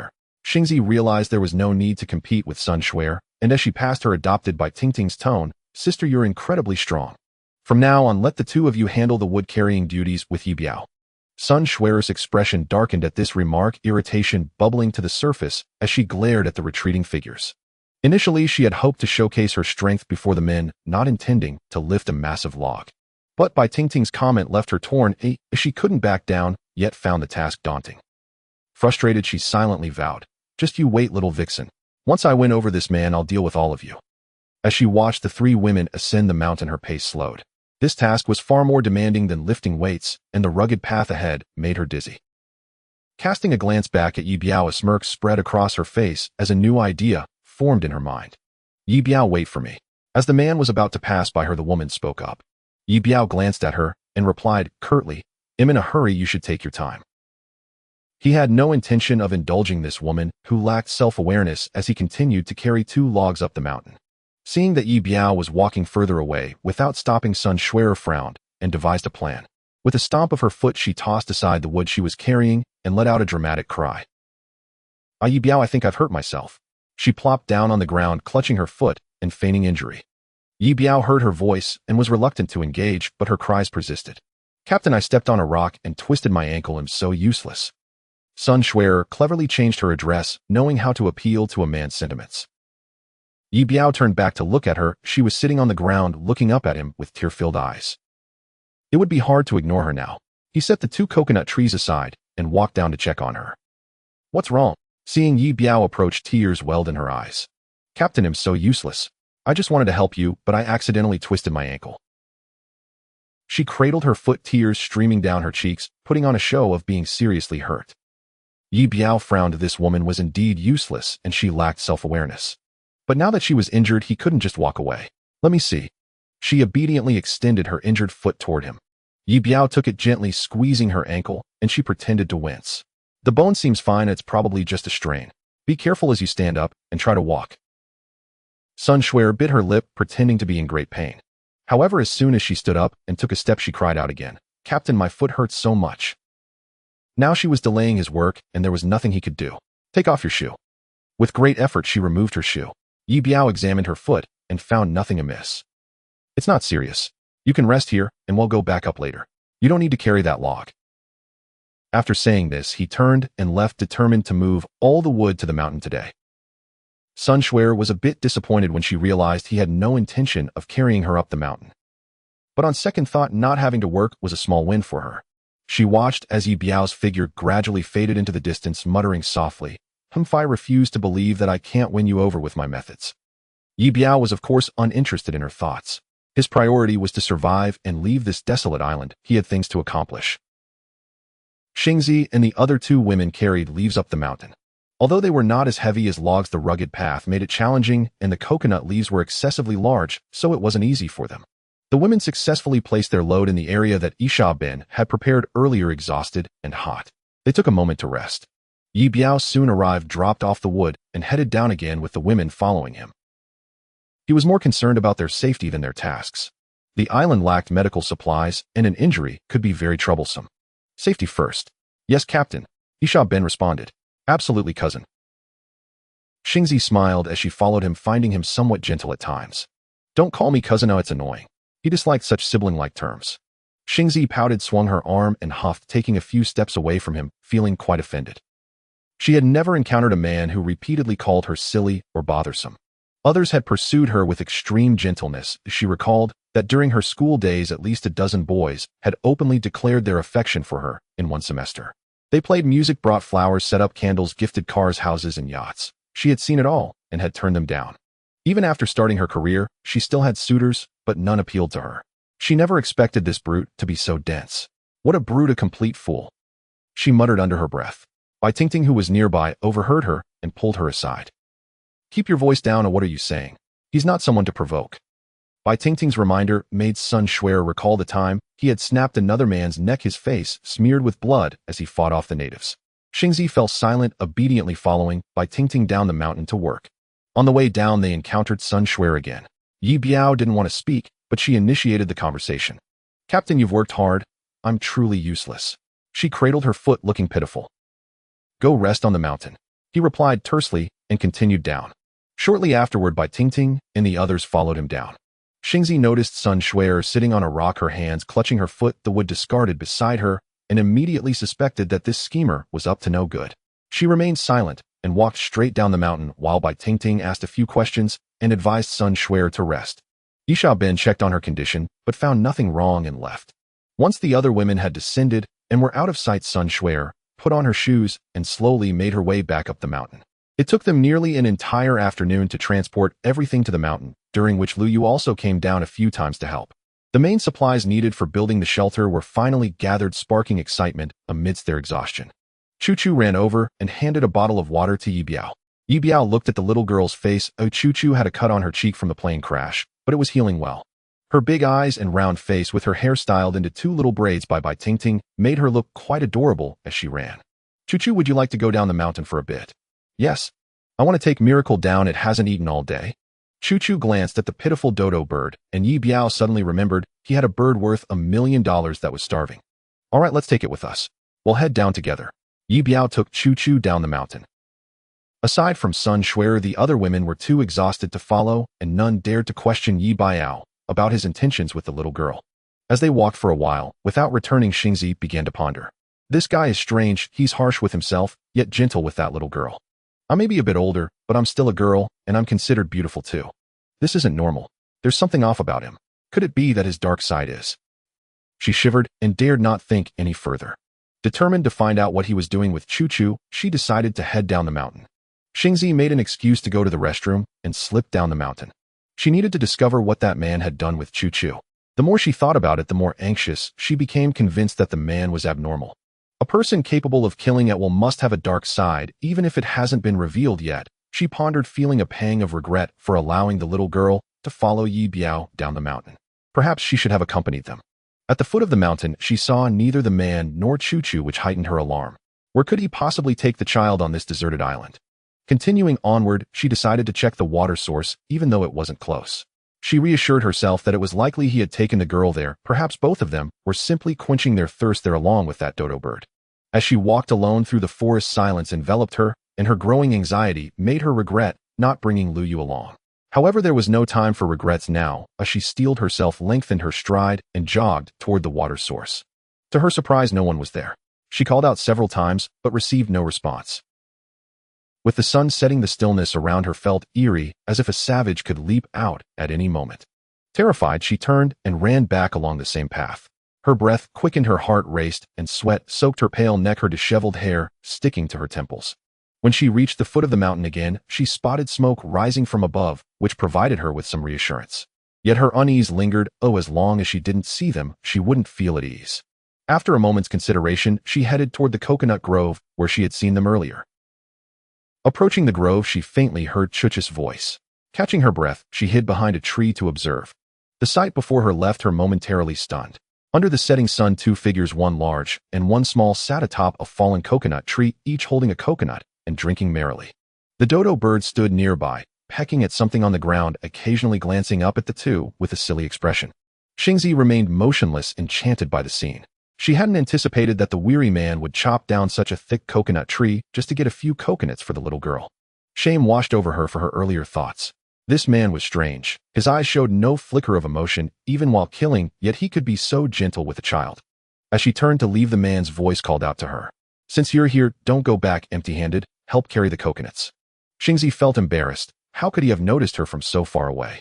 Remembering how he had scolded her earlier that afternoon, anger flared within her, and she stepped forward. Xingzi, you're here too. Look, brother, Ye Biao chopped down these coconuts for us. Chu exclaimed as she ran over, handing Xingzi an opened coconut. Thank you, Xingzi replied, taking the coconut and gently patting the little girl's cheek, deliberately ignoring the man still fuming. Why are you sweating so much? Did you work out at the water source? Ye Biao glanced at her, a smirk playing at the corners of his mouth. Did you see everything?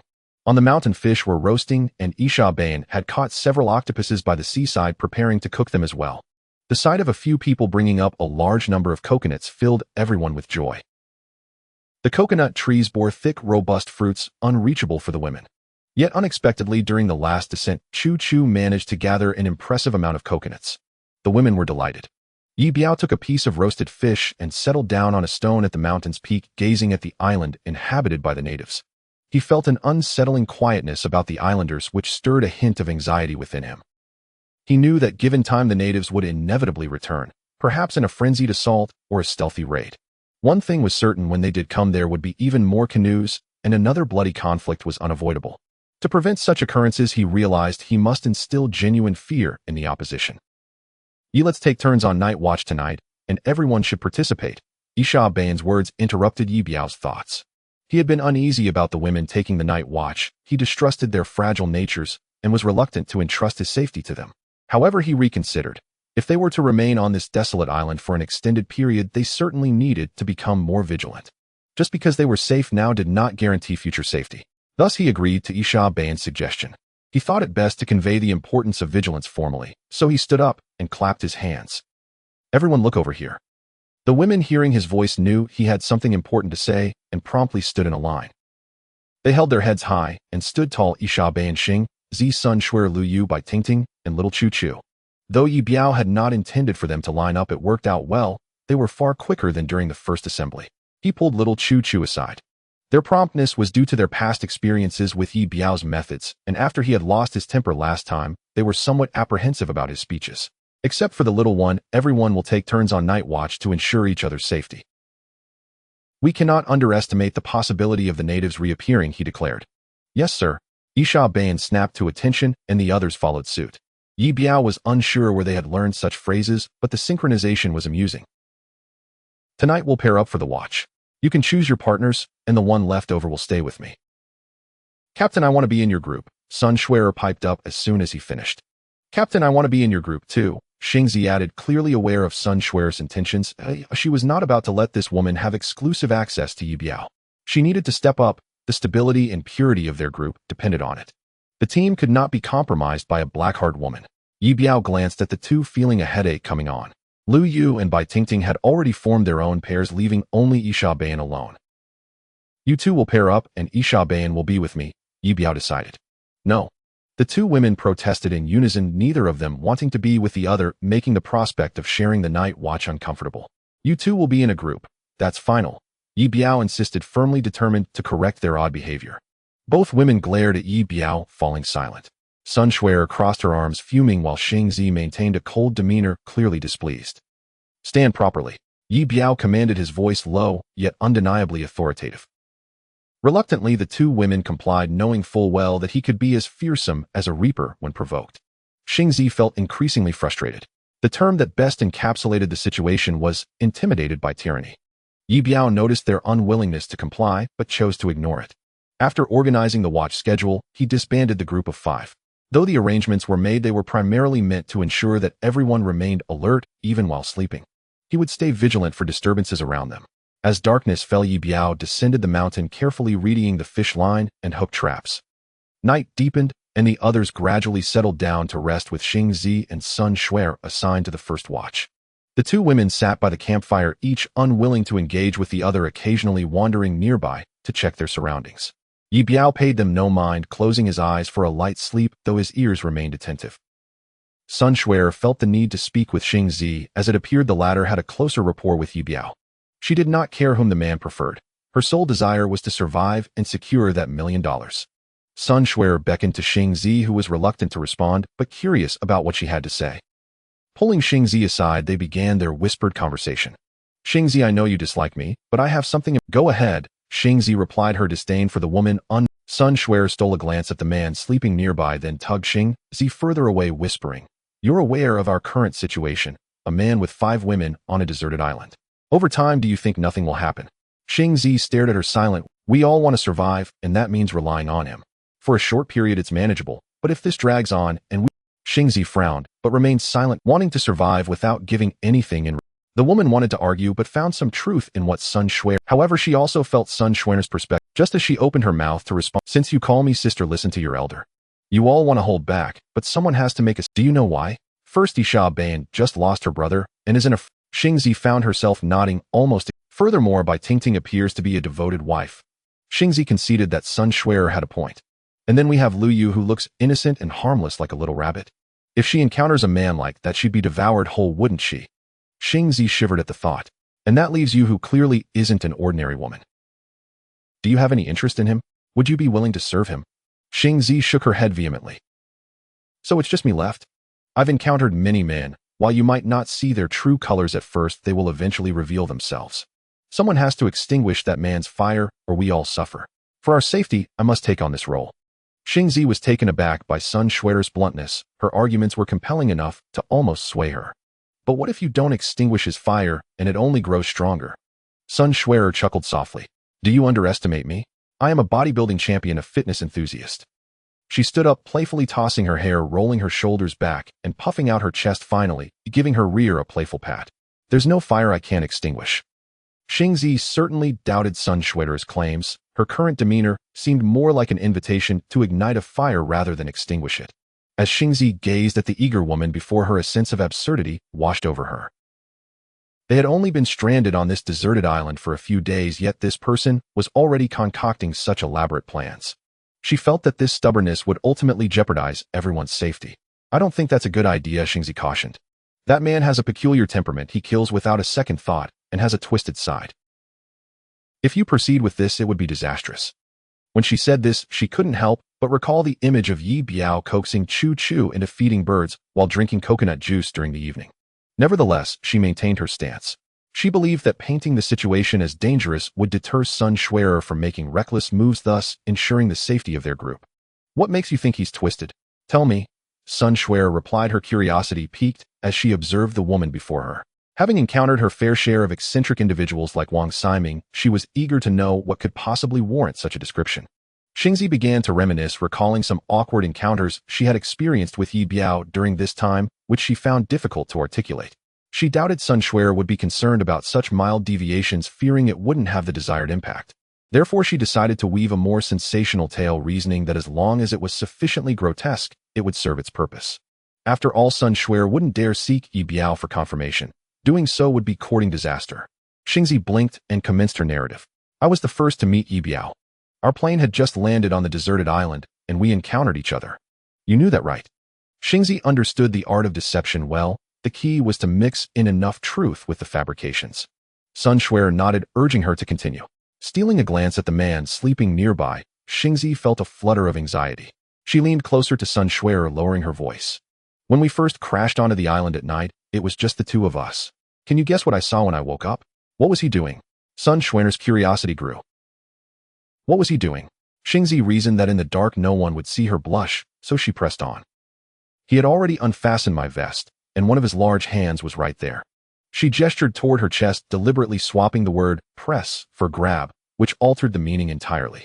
Sun Shuer stroked her chin thoughtfully. "That does seem a bit too forward, but I can understand it. After all, a man and a woman stranded on an island.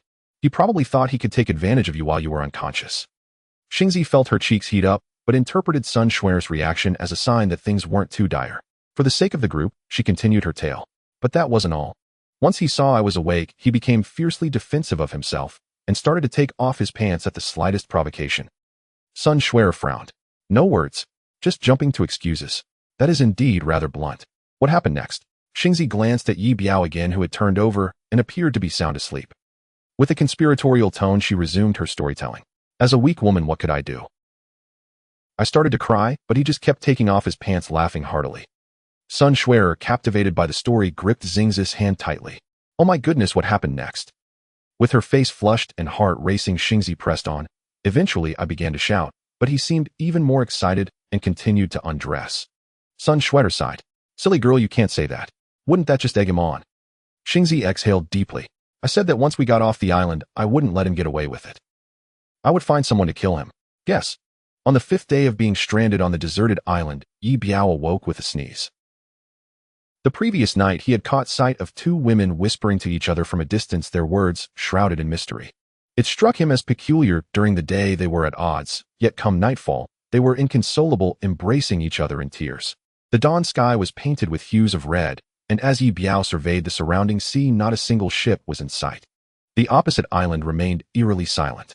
He descended the hill to check on the traps he had set with fishhooks and lines. There were no signs that anyone or any animal had disturbed them. He carefully stowed the fishhooks away on a nearby rock and set off for the shore to fish.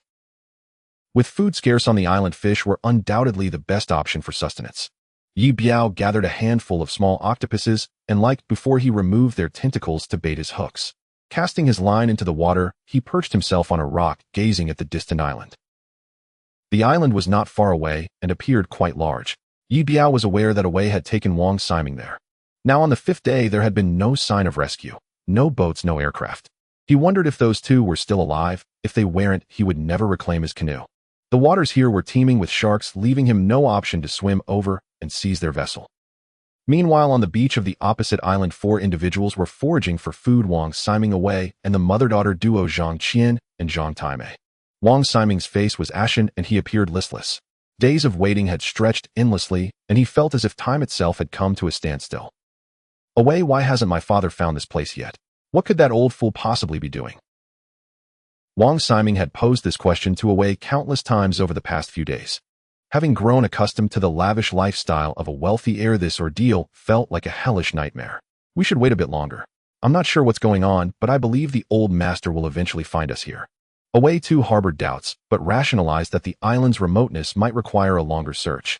Not wanting to engage further with Wang Siming, who was becoming increasingly talkative, Away decided to scour the beach for resources.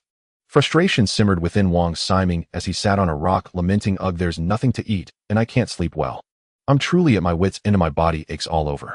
He glanced at Zhang Tianmei, who was skillfully catching crabs. Although she was tall and strong, her appearance was rather unrefined, and her manner of speaking was decidedly masculine. His thoughts then drifted to the flight attendant Lin Xing. How he wished she were here. Even Sun Xuer, with her ample bosom, would have been a welcome presence, as she knew how to give massages. He then noticed Zhang Qian, who despite her age appeared far more capable than her daughter. "Hey big sister, do you know how to give a massage? My neck is killing me." Zhang Tianmei, hearing this, shot him a disdainful glance. Seeing him address her mother in such a manner ignited her ire. "Go get your mother to massage you." Wang Siming was taken aback. No one had ever dared speak to him like that. "Who do you think you're talking to? Do you even know who I am?" Zhang Taimei rolled her eyes. "Who doesn't know Wang Dejidi? I've heard your family has a dozen old Chinese doctors on hand, all specializing in treating kidney deficiency." Wang Siming's face turned beet red, astonished that even she knew about his family's reputation. "What did you just say? You must be tired of living. I'll show you whether I'm deficient or not." With that, he rolled up his sleeves, ready to brawl. Not wanting to involve Away in a fight against a woman, he felt compelled to prove himself. Away, who had been scavenging further down the beach, noticed the commotion, but chose to feign ignorance, unwilling to intervene. The mother and daughter had assisted him significantly. They were far more competent than this spoiled heir. Away figured it might do Wang Siming some good to learn a lesson, so he stealthily moved away to search for abalone behind some large rocks. Zhang Qian, alarmed at the impending fight, rushed forward. "Wang Xiao, let's discuss this calmly. Please don't fight, Taimei." She understood that Wang Siming was not to be trifled with, and given their circumstances, she was counting on Wang's family to find them soon and rescue the 2 of them. Wang Siming shoved Zhang Qian aside. "Get off me. I'm going to show this woman what I'm made of." As Zhang Qian stumbled and fell onto the sandy beach, Zhang Tianmei, initially reluctant to engage, felt compelled to retaliate when Wang Siming had pushed her mother. With anger surging through her, she clenched her fists tightly. Wang Siming, feeling humiliated as a man, seethed with rage. He had bottled up frustration during these days on the island, and with Wei ignoring him, he felt even more agitated. Now a woman dared to assert herself against him, which was intolerable. He sought an opportunity to release his pent-up anger. Seeing Wang Ximing's resolve to confront him, Zhang Qian grew increasingly anxious. She knew her daughter was stubborn, and after enduring Wang Ximing's taunts for days, Zhang Taimei was unlikely to back down. Both were eager to vent their frustrations, and thus began a chaotic scuffle on the beach. Wang Ximing initially believed he could easily overpower her. After all, she was just a woman. However, once they grappled, he quickly realized it was not going to be that simple.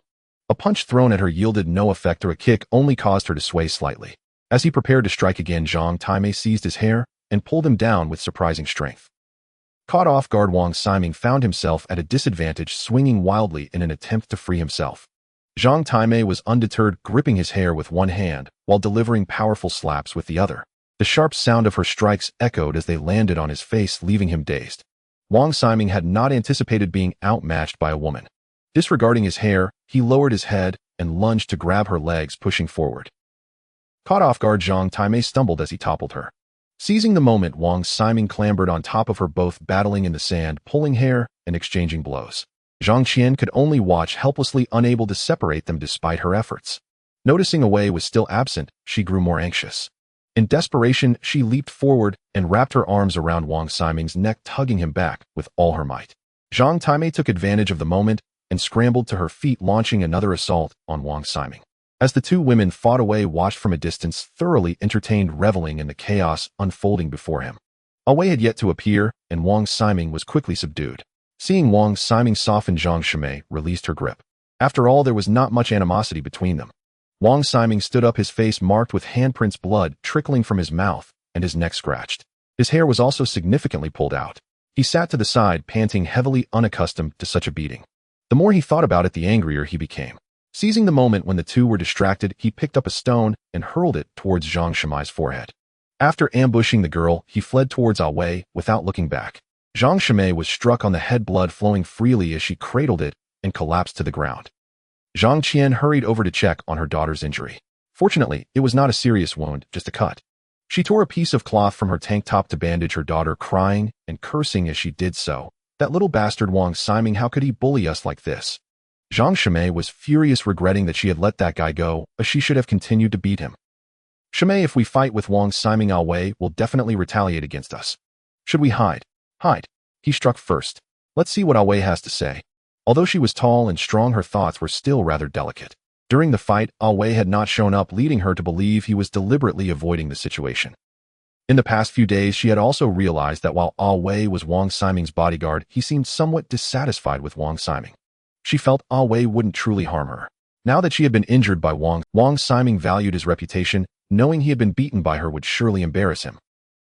Given the circumstances, she lay on the ground as if she were dead, instructing Zhang Qian quietly. Wang Ximing ran to find Wei, who upon seeing his disheveled appearance struggled to suppress a laugh. Master Ximing, what happened to you? Wei approached to inspect Wang Ximing's injuries, feigning ignorance. Oh, don't mention it. I was in a bad mood and taught that Zhang Taimei a lesson, so she knows the consequences of opposing me.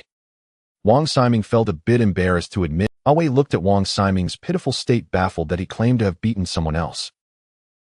He suppressed his laughter and continued, Master Ximing, how badly did you hurt that girl? Wang Ximing touched his swollen face, recalling the loathsome mother and daughter duo. I don't know, but I smashed my fist against. She might not survive. Wei had seen everything clearly from behind the stone. He was also astonished by this young master.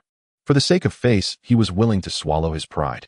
Since Wang Ximing had said that Wei could use it as an excuse not to trouble the mother and daughter. The more allies he had, the better his chances of survival on this island.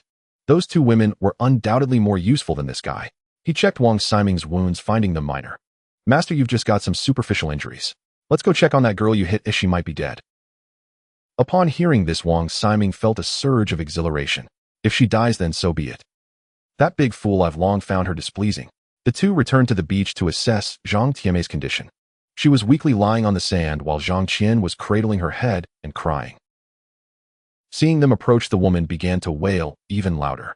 Master Ximing, it was just a little misunderstanding. Your strike was too harsh. Look what you did to my Taimei.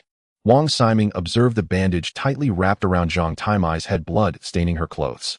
He had no idea how badly he had hurt her with that stone, and he couldn't help but admire himself a little. With Wei beside him, he felt the need to prove his strength as a man. That damn woman provoked me. I was in a foul mood. Not killing her is already being lenient.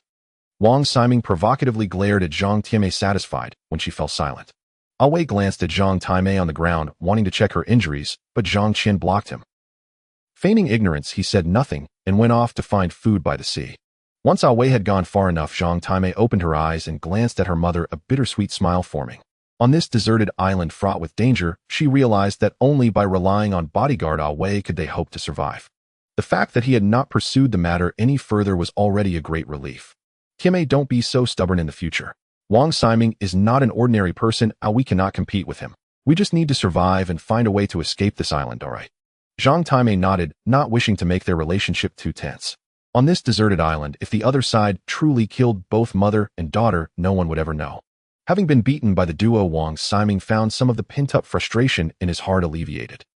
During the recent scuffle, he had indeed taken quite a beating, but he had also landed many punches in return. Out there, no one dared to provoke him. Even if conflicts arose, his bodyguard would resolve them for him. This was Wang Ximing's first fight with women, and each punch felt solid, evoking a strange sense of satisfaction within him. It was an unfamiliar feeling. Touching the marks on his face, he recalled the moment when that woman had clutched his hair and slapped him, and he felt an unexpected thrill. This was a sensation he had never experienced with other women. He thought he must be hallucinating, shook his head, and glanced at Zhang Tianmei, whose head was wrapped in cloth, feeling a surge of pride. Dare to challenge me. I won't let you off easy. In a daze, he thought he had gained some confidence. Oh, real men should fight like this. He then remembered Ye Biao, feeling as if he could pick up a stone and catch the other off guard. Thinking of that man and the long-legged Lin Xing, Wang Ximing tightened his fists and swung them fiercely in the air. Ye Biao spent almost the entire morning fishing. He caught dozens of various fish. The waters surrounding this deserted island were incredibly rich in resources. Ye Xiaobian also arrived at the beach. While Ye Biao fished, she helped clean the caught fish. Then Xingzi's Sun Shuer and Bai Tingting came down to assist, taking the fish Ye Biao caught back up the mountain. Sun Shuer was quiet today, merely smiling faintly when she saw Ye Biao. As she walked, her hips swayed less exaggeratedly. Xingzi noticed this change and smiled slightly. She maintained the purity of their group dynamic and felt a bit more relaxed. Stealing a glance at the guy who had suffered greatly last night, her cheeks flushed, and she felt a twinge of guilt. The natives finally appeared at noon. A total of 15 canoes arrived. The women, upon seeing those small boats on the sea, were nearly driven to despair. The number of enemies brought by 15 canoes could be imagined, more than double that of the last encounter. Based on the count of enemies from the 7 canoes last time, it was conservatively estimated that there were nearly 100 this time. Ye Biao, what should we do? It's not nighttime. Our glow-stick skeleton costumes are useless now. Xingzi's voice trembled, her face pale, as she stared at the boats on the sea. She was not alone. Everyone huddled around Ye Biao, their eyes fixed on the savage boats, trembling in fear. Chu Chu had begun to cry softly, and Bai Tingting held her tightly in her arms, feeling a deep sympathy for her daughter, who was roughly the same age. Captain, perhaps we should hide. There are simply too many of them. Isabel furrowed her brow. She was aware of Ye Biao's abilities from previous encounters, yet with so many natives attacking, she felt anxious. She didn't believe anyone could face such overwhelming odds directly. Yes, just like last time, let's hide. That would be best. Xingzi said, her gaze fixed anxiously on Ye Biao. Ye Biao looked out at the canoes, scratching his nose, lost in brief contemplation. He had 2 choices. The first was to hide, as Xingzi suggested, in the rocky cave on the north side of the island. However, he thought that with such a large-scale movement of natives, searching a small island of this size might lead them to discover their hiding place before the tide came in. The risk of hiding was too great. Once discovered, they would be trapped. The second option was to stay and face the incoming enemies on the mountain, but if they lost, there would be no place to bury the dead. After a moment of hesitation, Ye Biao resolved to devise a clever plan to deal with these foes. Everyone, don't panic. Gather your things and follow me, he instructed. After a glance at the boats still on the water, he picked up Chu Chu and began descending the north side of the hill. The women followed closely behind, not daring to breathe. Sun Shuer trembled uncontrollably. "Tu don't want to be caught by those savages. They're terrifying, with weapons as long as a foot, like donkeys. If captured, we'd be doomed." She quivered at the thought of having faced the savages before, and although she had escaped unscathed, the psychological scars ran deep. Everyone was terrified to hear about such a horrific fate for the first time. Lu Ye's already pale face turned ghostly white. She felt that if the savages captured her, she would rather leap off the mountain than face them. As they reached the concealed cave during low tide, Ye Biao entered first. Although the cave was damp, it was free of standing water. He instructed several women to hide inside, positioning them at the highest point and leaving them a few glow sticks. Stay quiet and don't make a sound. When the tide rises, it will flood this entrance. Then we will be safe. It will be dark and cramped. If it becomes unbearable, use these glow sticks, he said, looking at the huddled women. He left behind a spear, knowing that even this wouldn't guarantee their safety if the cave was discovered. After ensuring their safety, Ye Biao prepared to leave. Ye, aren't you going to hide too? Isabel looked at him, wishing to stay by his side. Ye Biao, if you go, what will happen when the savages come in? Sun Shuer clutched his leg and began to cry, feeling abandoned once more. With so many natives, if they manage to reach the mountain, they will search without restraint and easily find us. At that point, we would have nowhere to retreat and no means to fight back. Therefore, I must stay outside to buy some time until the tide comes in. Don't worry, they won't catch me so easily, he replied, glancing at the trembling women, a frown on his face. Hearing his words, Sun Shuer loosened her grip on his leg. She wanted to survive. Ye, I can help you. Isabel stepped forward resolutely. She had fought alongside him before, defeating 8 natives, and hoped to achieve miracles again, even if it seemed unlikely. Ye Biao, if you need me, I can join too, Xingzi said, feeling she had abandoned him once and was determined to be braver this time. Ye Biao hesitated, briefly considering that bringing someone along might indeed be beneficial. He looked at the 2 women and ultimately chose to take Xingzi with him. Isabel, stay here with the spear. If someone finds this cave, you will stab them, right? He asked. Isabel nodded decisively, gripping the spear. I dare. That was why Ye Biao had chosen to leave her behind. If anyone had the courage and capability to kill a native without hesitation, it would be Isabel. No longer hesitating, he exited the cave, with Xingzi moving several stones to cover the entrance as best as possible. Having completed that, they did not rest, but retraced their steps, climbing back up the small mountain. Xingzi clutched his shirt tightly, following closely behind, a familiar feeling washing over her. Her tense face was pale, her breath quickening, her palms sweaty. They were up against more than 100 natives, and she didn't know why she felt compelled to follow Ye Biao into danger. However, she was certain of one thing: holding onto his shirt made her feel secure. She had initially thought he would see her as a burden and refused to take her along. She was also curious about why he ultimately chose her to confront the savages. Ye Biao, why did you choose me? Your voice is loud and you act well. You can assist me in performing an empty city plan for the natives, he replied, mysteriously glancing back at her. What? Xingzi murmured, taken aback that he could still joke at such a dire moment. She certainly didn't want to be captured and brought back to become a wife of those savages. The 2 soon reached the mountaintop. The boats had already anchored on the southern beach of the island, and several native figures were visible on the shore. They were making their way toward the forest, which made Xingzi tense up once more. Hide and observe the northern sea of the island. We need to hold out until dark, Ye Biao instructed. Xingzi, seeing the natives once again land on the island, felt her heart racing, but obediently followed Ye Biao's orders. Ye Biao made his way to the southern path of the small mountain, swiftly setting up fishhook traps at key points along the ascent. The natives, bare-chested, would not suffer fatal wounds from the fishhooks, but the sharpness combined with the nearly invisible fishing line would easily pierce them. With everything in place, the sounds of natives rustling in the forest below began to echo. Ye Biao had set the trap and returned to the mountaintop once again. He arranged a dozen long spears and placed a bamboo blowgun nearby, which was his most effective weapon against the natives. Xingzi heard the increasingly near sounds from the forest below, and her fear intensified. She trembled all over, biting her lower lip, beads of sweat glistening on her nose. Ye Biao, I'm a little scared. She cautiously crawled over and lay beside him, tightly clutching 2 stones the size of eggs, her fingers turning white from the pressure. Trust me. Ye Biao gently took the stones from her hands. He knew that her presence was a testament to her courage. Don't expose yourself. If they really dare to charge up, I will act. Xingzi gazed at Ye Biao and silenced the warmth of his hand, offering her some comfort. Fearful though she was, she wouldn't leave. She understood that if the savages truly attacked, even the cave wouldn't be safe. The first savage finally emerged from the forest, followed by the second, third, and fourth. In just a few minutes, nearly 100 natives had crawled out from the woods. They didn't rush to climb the mountain, but brandished their spears and clubs, shouting loudly at the foot of the hill. Like the deceased natives from the forest, they were all dark-skinned with wild hair, most wearing only grass skirts. Xingzi's heart raced, and her breathing became labored. She pressed herself against the ground, inching closer to Ye Biao, feeling slightly safer. Ye Biao observed the situation of the natives below. Once he saw that nearly all of them had gathered at the foot of the mountain, he gently patted Xingzi, who lay on the ground. You hide well, our show is about to begin. The woman lifted her head to look at him, her face a mixture of confusion and fear. Ye Biao winked at her, and then stood atop the largest rock on the mountain. He let out a bizarre howl which halted the natives who were preparing to ascend. A group of savages turned their attention to this strange figure on the mountain. They had heard from the fleeing natives that a fearsome creature resided on the island, a devil, a truly terrifying entity. Yet the tribal chief remained skeptical, and the other warriors harbored doubts as well. They had come in such numbers to seek revenge, and here was one person daring to stand at the summit howling defiantly. Uncertain of Ye Biao's intentions, the natives decided to observe for a while.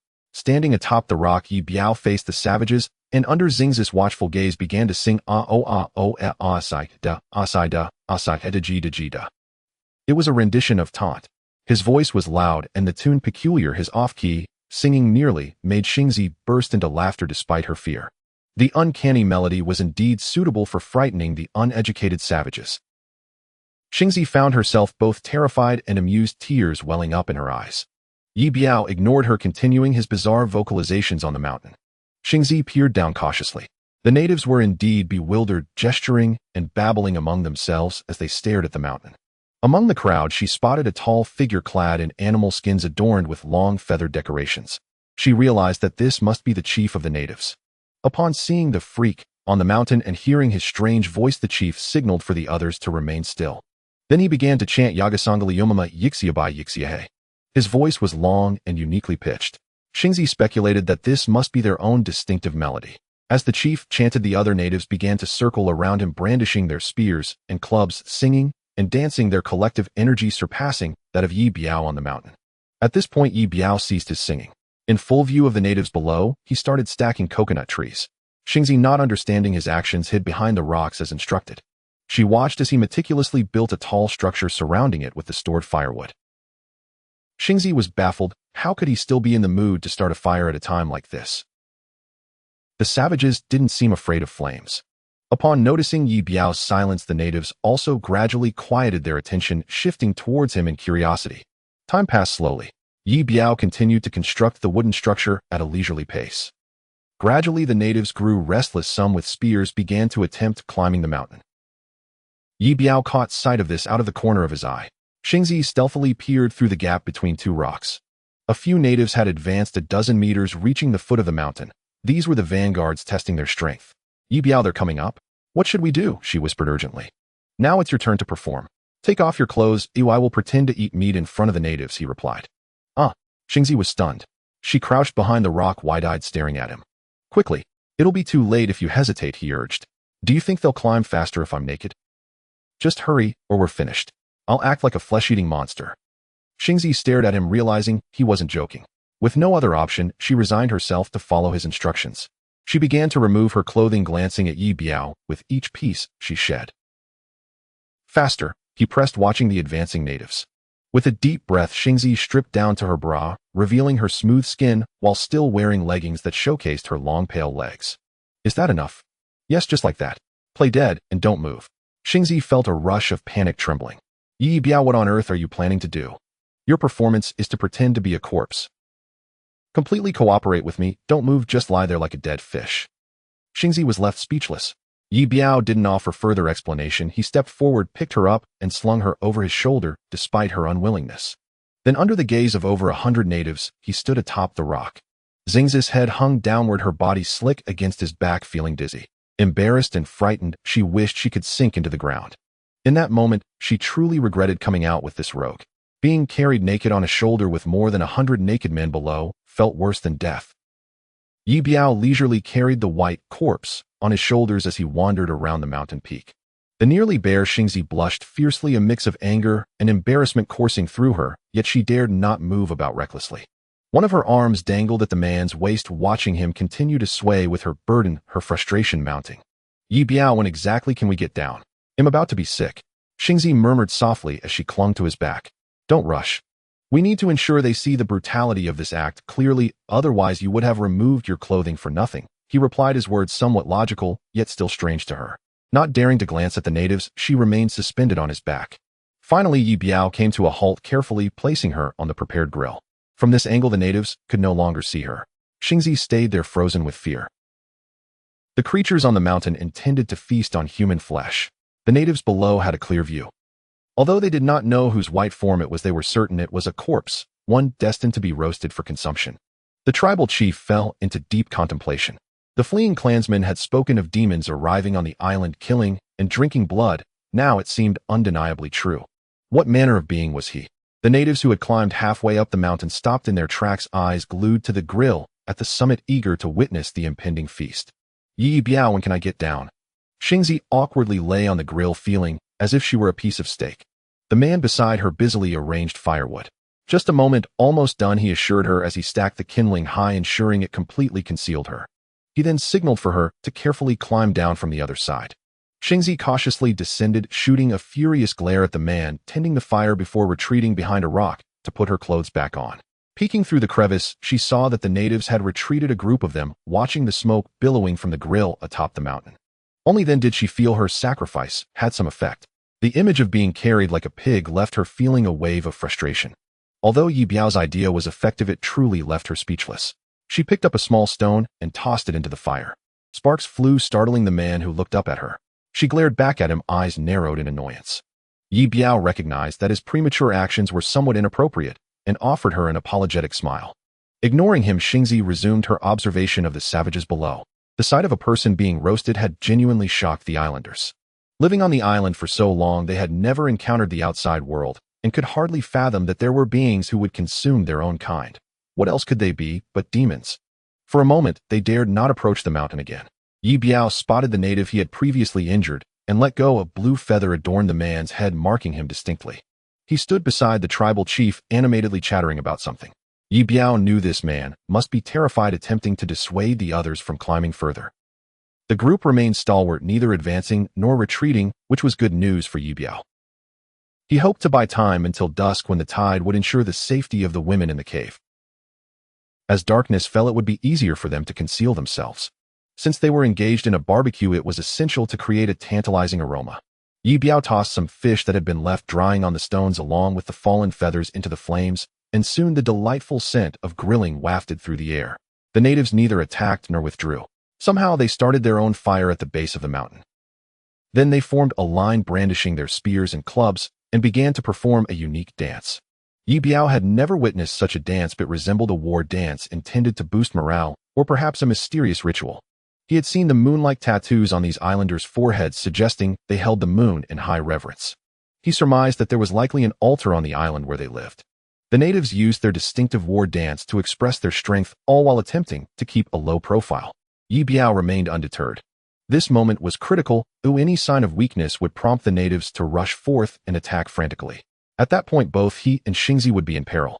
With the enemy singing and dancing filled with vigor, Ye Biao needed to devise a new plan.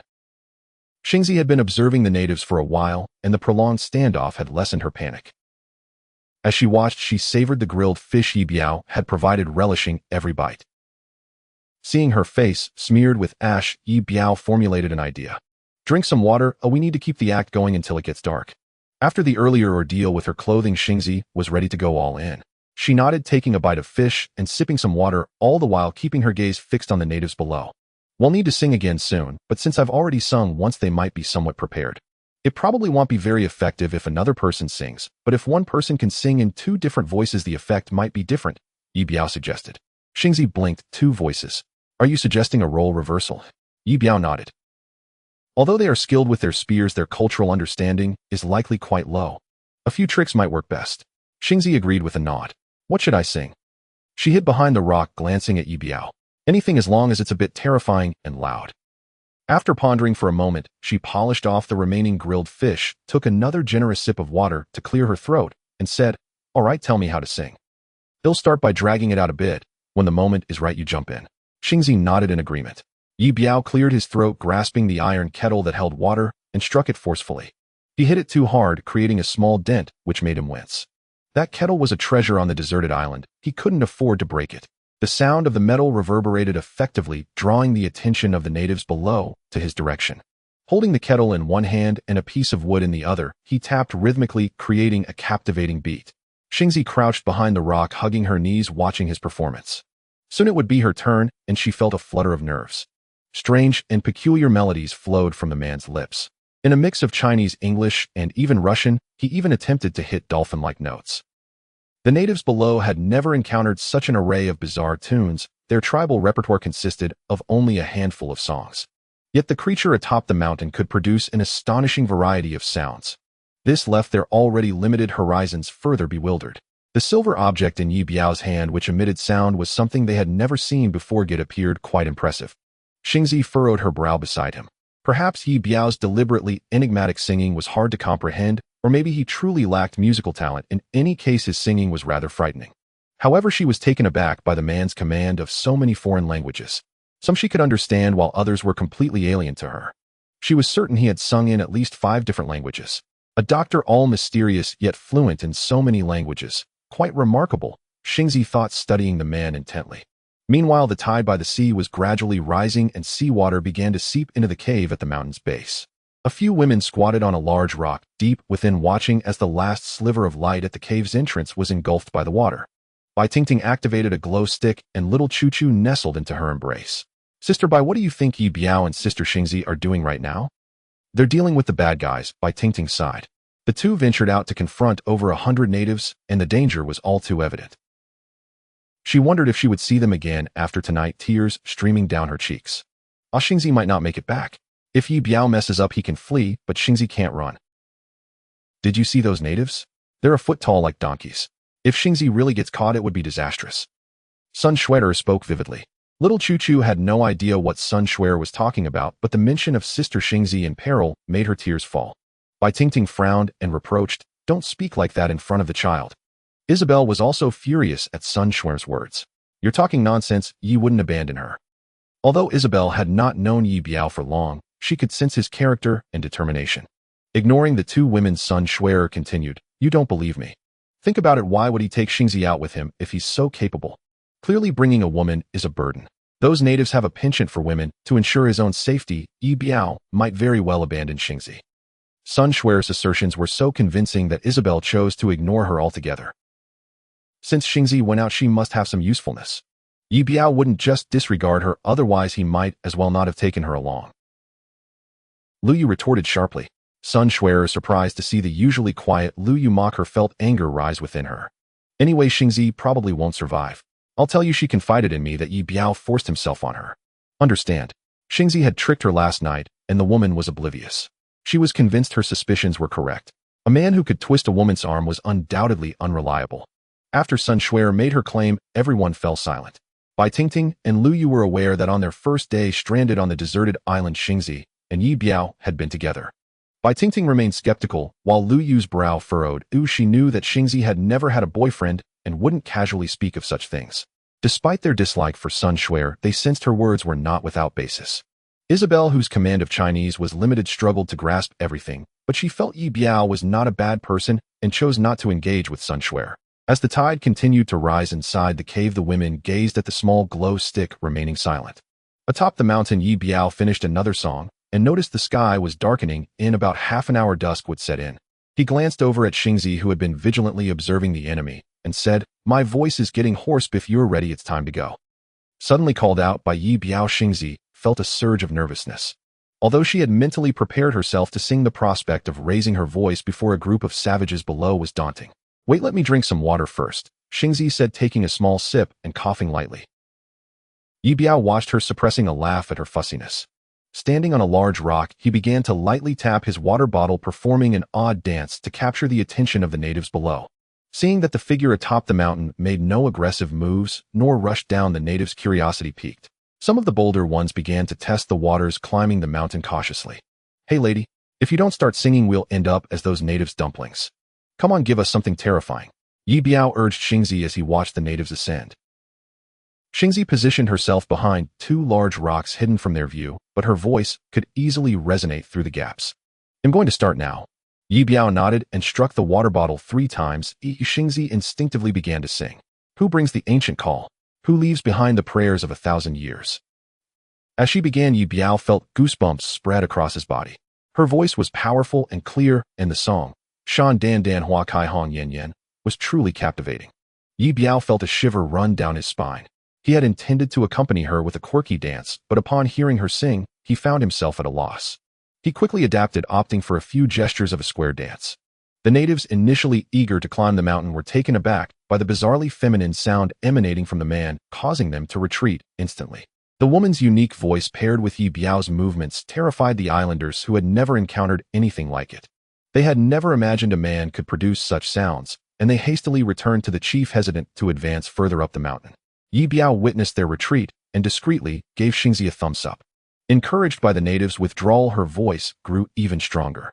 After finishing one song, she launched into another, Red Wedding Dress, which made Ye Biao grimace. Fortunately, it was daytime, and the singer was right before him, otherwise he would have been overwhelmed. After 2 songs, the natives showed no inclination to attack. They were unsure of what creature resided atop the mountain. The natives stood still, and Ye Biao dared not make a move. After singing her 2 songs, Xingzi had driven away over 100 natives, but still felt unsatisfied and was ready to sing another. Ye Biao stopped her. Now that their efforts had borne fruit, there was no need for more singing.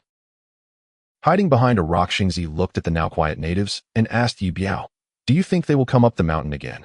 Ye Biao nodded firmly. "They are unsure of the situation up here, but with so many people gathered, they will not easily abandon their pursuit and will undoubtedly seek a chance to ascend." Xingzi felt her anxiety return. After an entire afternoon of the natives not daring to approach, she had gradually shifted from fear to a semblance of calm. Having repelled over 100 uncultured men with just 2 songs had made her feel a bit proud. Now, with Ye Biao's confident assertion that the natives would indeed come up the mountain, her nerves tightened once more. "When do you think they will come?" she asked, peering through the gaps in the rocks at the natives below. "I don't know, perhaps when the moon rises," he replied, watching the barbarous tribesmen gathered around their campfire below, recalling the crescent moon marks etched upon their foreheads. Why would they come when the moon rises? Xingzi still did not understand, finding Ye Biao's reasoning somewhat enigmatic. "I'm just guessing, but the night serves as the best camouflage for most hunters," Ye Biao answered succinctly. Xingzi nodded, refraining from further questions. As dusk fell, the bonfire below grew brighter, while the fire on the mountain suddenly extinguished. "Why did they put out the fire? It's so dark and terrifying," she said, inching closer to Ye Biao, afraid that the natives might ascend in the darkness and capture her. "Darkness is preferable. It will invoke fear in you, and they cannot see us, which will deter them from making reckless moves," Ye Biao patiently explained. Although she clung to Ye Biao's shirt, shivering involuntarily, Ye Biao shook his head. Xingzi was about to say more when Ye Biao suddenly motioned for silence. At that moment, the sky had fully darkened, and the bright moon hung high in the night sky. Xingzi's breathing grew lighter with tension. Could it be that the natives, seeing the moon, would actually come up? She scrutinized the group of barbarians below, noting the suddenly a pained groan echoed from the mountainside. Xingzi gasped in shock, realizing that the barbarians had stealthily crept up the mountain. She knew Ye Biao had set traps with fishhooks below, and some unfortunate soul must have been caught. Hearing the natives' groans of pain, Ye Biao fell silent. In the darkness, one stone struck a man on the head, prompting him to clutch his injury and flee down the mountain, howling in distress. Ye Biao signaled for Xingzi. He himself held a spear. Soon another man stumbled into a fishhook, letting out a more angry. Ye Biao hurled several more stones, and this time the fishhooks were set about a meter above the ground. He had calculated that the natives would likely bend down in the dark. After a brief silence, the climbing sounds. Ye Biao chased the natives down to the foot of the mountain, only to find that most had disappeared into the forest. Illuminated by the flickering light of the campfire, he spotted 2 injured individuals desperately crawling toward the trees. He hastened his pace, swiftly dispatching one with his spear, then drove the glowing weapon into the ground before the other. The wounded native looked up to see Ye Biao trembling in fear and began to prostrate himself before the man crowned with a small glowing moon, mumbling incomprehensibly. Ye Biao noted the recurring syllables, "Dataku Dataku." He squatted in front of the native, pointed at his own moon, and imitated the tone Dataku. The native's face drained of color, his expression a mix of terror. Observing this reaction, Ye Biao felt an inkling of understanding.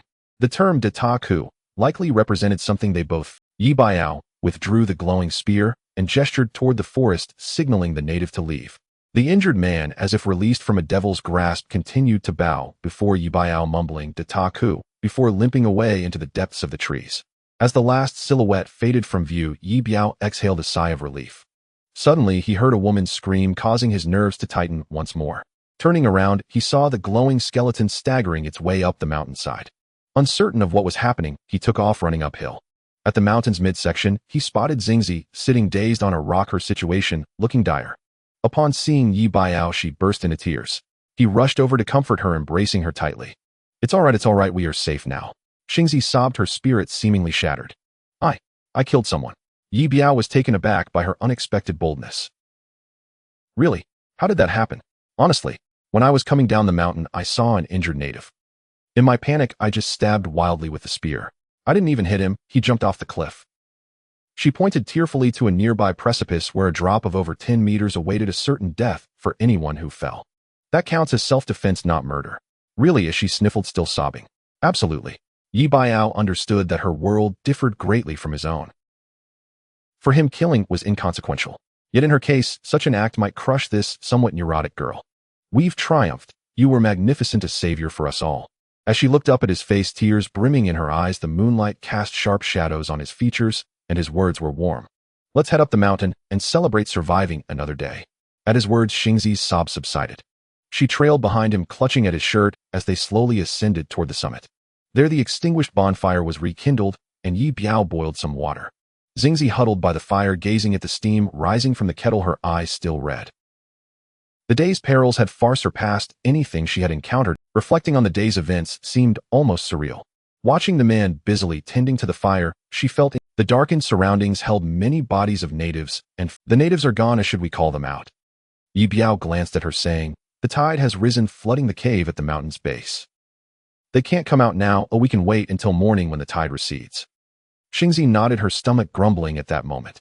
After a long day filled with activity, her voice was hoarse from singing, and she realized she hadn't eaten much. I heard you were very brave. Tell me what you'd like to eat. Ye Biao smiled mysteriously at her. Xingzi knew he was joking. On this island, all there was to eat was fish, and she had no desire for anything else, especially not the $100 million dodo bird, which she could neither bear to eat nor waste. You can get anything. Not exactly, but your performance today was impeccable. Especially during the body disposal. Please state your wish. Leaning closer, Ye Biao wore a peculiar smile. Xingzi recoiled slightly, shifting backward, her mind racing. What did he mean? Did he think her wish was to sleep with him? Looking into his eyes glowing like the fire, her thoughts became muddled. After such a day, her understanding of Ye Biao deepened, and she found herself somewhat in awe of him. She admitted that being with him felt safe, but that didn't mean he could make unreasonable demands. I don't want that wish, all right, she tentatively replied, unaware of his intentions. This is a rare opportunity, you mustn't decline. Ye Biao busied himself with the firewood, and the kettle began to whistle with steam. I really don't want it, my whole body aches, and I just want to sleep well, okay? She probed, feeling cornered if Ye Biao truly intended something untoward. After battling the natives all day and barely surviving, she had no desire for further conflict. That's not acceptable. Xingzi was taken aback. He was crossing a line. The shadows of his darker side emerged at that moment. Exhausted physically and mentally, yet with thoughts racing, she remained silent, feeling utterly spent. Wrapping herself in the blanket, she hid her face and sighed. Let this world be destroyed. She lamented silently, feeling utterly wronged. Are you going to pull the blanket over your head and fall asleep? Ye Biao teased, surprised by how worn out she was. He turned to rummage through his backpack, pulling out something and starting to fiddle with it. Xingzi, hiding her head, listened to the sound of him tearing open plastic packaging. She felt the day had been for naught, having ultimately not escaped calamity. Such was life on this deserted island. Where were the rules? By now she understood life and death were trivial matters. If you didn't like it, fight back. Xingzi hid beneath the blanket, tears streaming down her cheeks, while the other party remained motionless. She braced herself for the moment when the beast would pounce, but suddenly her nose caught a whiff of instant noodles, specifically spicy beef flavor. Cautiously, she lifted the blanket just enough to peek outside, and to her astonishment, the fellow was indeed preparing instant noodles. What a revelation! She realized that he actually had noodles. He was truly down there. How did his backpack contain so much? The enticing aroma of noodles made her stomach growl even louder. The crisis was averted, and the woman breathed a sigh of relief. She discreetly wiped the tears from her face, then threw off the blanket and sprang up to approach the noodles. Ye Biao, where did you get these noodles? I want some too. These noodles were meant for her, so there was no need for embarrassment. Ye Biao glanced at Xingzi and remarked, you're already crying over a bowl of noodles. Surely that's a bit much. He had no idea of the emotional turmoil she had experienced in those brief minutes. He handed her the bowl of noodles, and Xingzi accepted it, her face flushed, yet her heart was filled with joy. After days of feasting on fish, she had nearly reached her limit. Whenever she and Lu Yu found themselves idle, they would often rave about the culinary delights of the outside world. While gourmet food was undoubtedly absent on the deserted island, the image of a small cart overflowing with instant noodles during the plane crash lingered in her mind. She and Liu had reminisced about it several times. Little did she expect that he actually had some. Xingzi speculated that he must have overheard her conversations with Liu, intending to surprise her and grant her a wish. How naive she was, she had even cried over it. The more she contemplated, the more she suspected she might be suffering from some sort of paranoia. Was there truly something wrong with her? Doubt began to creep in, and she wondered if it was because of Sun Shuer. Perhaps she had watched too many dramatic shows that had poisoned her mind. The plots of those shows were almost identical. Intense encounters followed by passionate moments. She felt these dramas had led her to an overly clever state of mind, constantly thinking about those encounters. Ye Biao, oblivious to Xingzi's thoughts, continued to offer her the noodles. As she marveled at the flavor, she couldn't resist sharing. Halfway through, she handed the bowl back to him. Here, have some. You should try a different flavor too. Ye Biao shook his head. No need for such niceties. I'd rather have fish. Xingzi remained silent. The noodles were simply too delicious. The two shared their meal and chatted about various topics. Afterward, Ye Biao added some dry twigs to the fire and leaned against a rock, gazing at the sea lapsing into silence. Under the starry sky, the surroundings fell quiet, and Xingzi, wrapped in the blanket, moved closer to him. With just the two of them on the mountain, she felt uneasy sleeping alone. They exchanged a few more words before she yawned, prompting Ye Biao to fall silent again. He leaned against the stone, watching the flickering flames while she lay on her side, observing him. The firelight illuminated the faint scar on his forearm. Xingzi had noticed several times how he liked to touch that scar in his sleep. A surge of curiosity washed over her. What story lay behind that scar? Ye Biao, can you tell me how you got that scar on your arm? The man paused, turning to look at her. Such matters are not for idle curiosity. He smiled faintly at her. Come on, if you won't share, just admit you're being mysterious, she teased, unable to suppress her curiosity. The more he withheld, the more eager she became to know. She could only guess at his background, too afraid to ask outright, but a scar was a different matter altogether. Did you get it for an ex-girlfriend? She lay on the blanket, propping her chin in her hands, eager for gossip. He shook his head. Am I that boring? Not really, she replied, realizing he was not that type of person. Then was it from someone else's attack? She probed further. The man was no stranger to violence, having killed without a second thought on the deserted island. It wouldn't be surprising if he had been cut by someone, she reasoned. Ye Biao shook his head again. Xingzi was not deterred. Just tell me. You just made me wish for something, and I haven't even wished yet. How about I trade my wish for your secret? Driven by curiosity, she began to playfully negotiate. Ye Biao looked at her, beckoning her to come a bit closer. She shifted her position, moving towards him. He cupped her chin with his hand. Curiosity can be dangerous, are you sure you? On the 6th day of the deserted island, Ye Biao woke up as usual. He gently removed Xingzi's arm from his neck and turned her leg aside. Stretching his body, he glanced around at the still waters of the sea, which struck him as peculiar. This expanse of ocean seemed to remain tranquil most of the time, resembling an inland lake. The dawn sky was painted with hues of crimson, marking. Ye Biao sensed that significant weather changes were on the horizon. He added a few more twigs to the campfire and skewered some half-dried fish on branches, propping them around the flames. The aroma of roasted fish wafted through the air, rousing Xingzi from her slumber. She emerged from her blanket, stretched her arms, and sat on the ground, fixated on the fire. Beside the flames, Ye Biao was using a small piece of crushed charcoal to clean his teeth, rinsing with water afterward. He noticed Xingzi's curious gaze upon him and couldn't help but ask, have you never seen someone brush their teeth? Seeing the dark residue on his mouth, Xingzi rubbed her face and replied, I've never seen it done like that. Ye Biao ignored her and continued with his dental routine. After a while, Xingzi got up, stretched her back, and tidied her tousled hair into a ponytail. Noticing the receded tide on the beach, Ye Biao remarked, I'll go down the mountain to bring them out. You stay here and watch the fire. Sure, Xingzi nodded. Once Ye Biao left, she sat alone on a rock. Having gone days without brushing her teeth, she rummaged through the ashes nearby and pulled out a small piece of charcoal. Could this thing be of any use? She felt skeptical. Imitating Ye Biao, she crushed the charcoal, smeared it on her teeth, and gently rubbed with her fingers. After a while, she spat out the black residue, only to realize there was no water left to rinse her mouth. Grabbing the water jug, she began to head down the mountain, but was startled by the sight of several corpses halfway down, causing her to flee back up. Upon returning to the summit, her heart raced. She had not seen the gruesome sight of the savages the previous night, and witnessing it today was truly terrifying. Putting down the water jug, she decided to seek the others. Ye Biao had reached the entrance of a cave on the northern side of the island. For some unknown reason, the tide had receded significantly today, and it seemed to be continuing its retreat. Inside the cave, the women heard footsteps outside, their hearts pounding with anxiety, uncertain whether the visitor was friend or foe. Bai Tingting tightly held on to Chu Chu while the others braced themselves for an imminent threat. Sun Shuer and Lu Yu each clutched a stone in silence, and Dishable held her spear tightly, watching the flickering light seeping through the crevices of the cave entrance. "It's me. Are you all right?" Ye Biao tentatively called from outside the cave. Upon hearing his voice, the women erupted in cheers. Ye Biao's presence assured them that everything was safe. "You were all fine," came Isabel's voice from within. Without hesitation, Ye Biao moved the pile of stones blocking the entrance and freed the women. Stepping into the open sky felt like a rebirth for them after the suffocating night inside the cave. Looking around, Sun Shuer noticed only Ye Biao and felt her suspicions confirmed Xingzi must have been given to the natives. The thought of the girl she had advised just the night before now falling into the hands of savages pained her heart. She feared that Xingzi would not survive more than 3 days. When Bai Tingting realized Xingzi was missing, she inquired Ye Biao, "Where's Xingzi?" "She's up the mountain roasting fish," Ye Biao replied casually. The news that Xingzi was still alive brought relief to the women, who instinctively glanced at Sun Shuer. Embarrassed, she lowered her head and fell silent. As they walked back, they encountered Xingzi coming down the mountain. Upon seeing her, Lu Yu rushed forward and embraced her tightly. Xingzi smiled, prompting Lu Yu to exclaim, "Sister, what happened to you?" "I was brushing my teeth, but then I found out I was out of water," Xingzi explained, casting a glance at Ye Biao, who had neglected to save any for her. Seeing Xingzi's face smeared with charcoal made Ye Biao chuckle.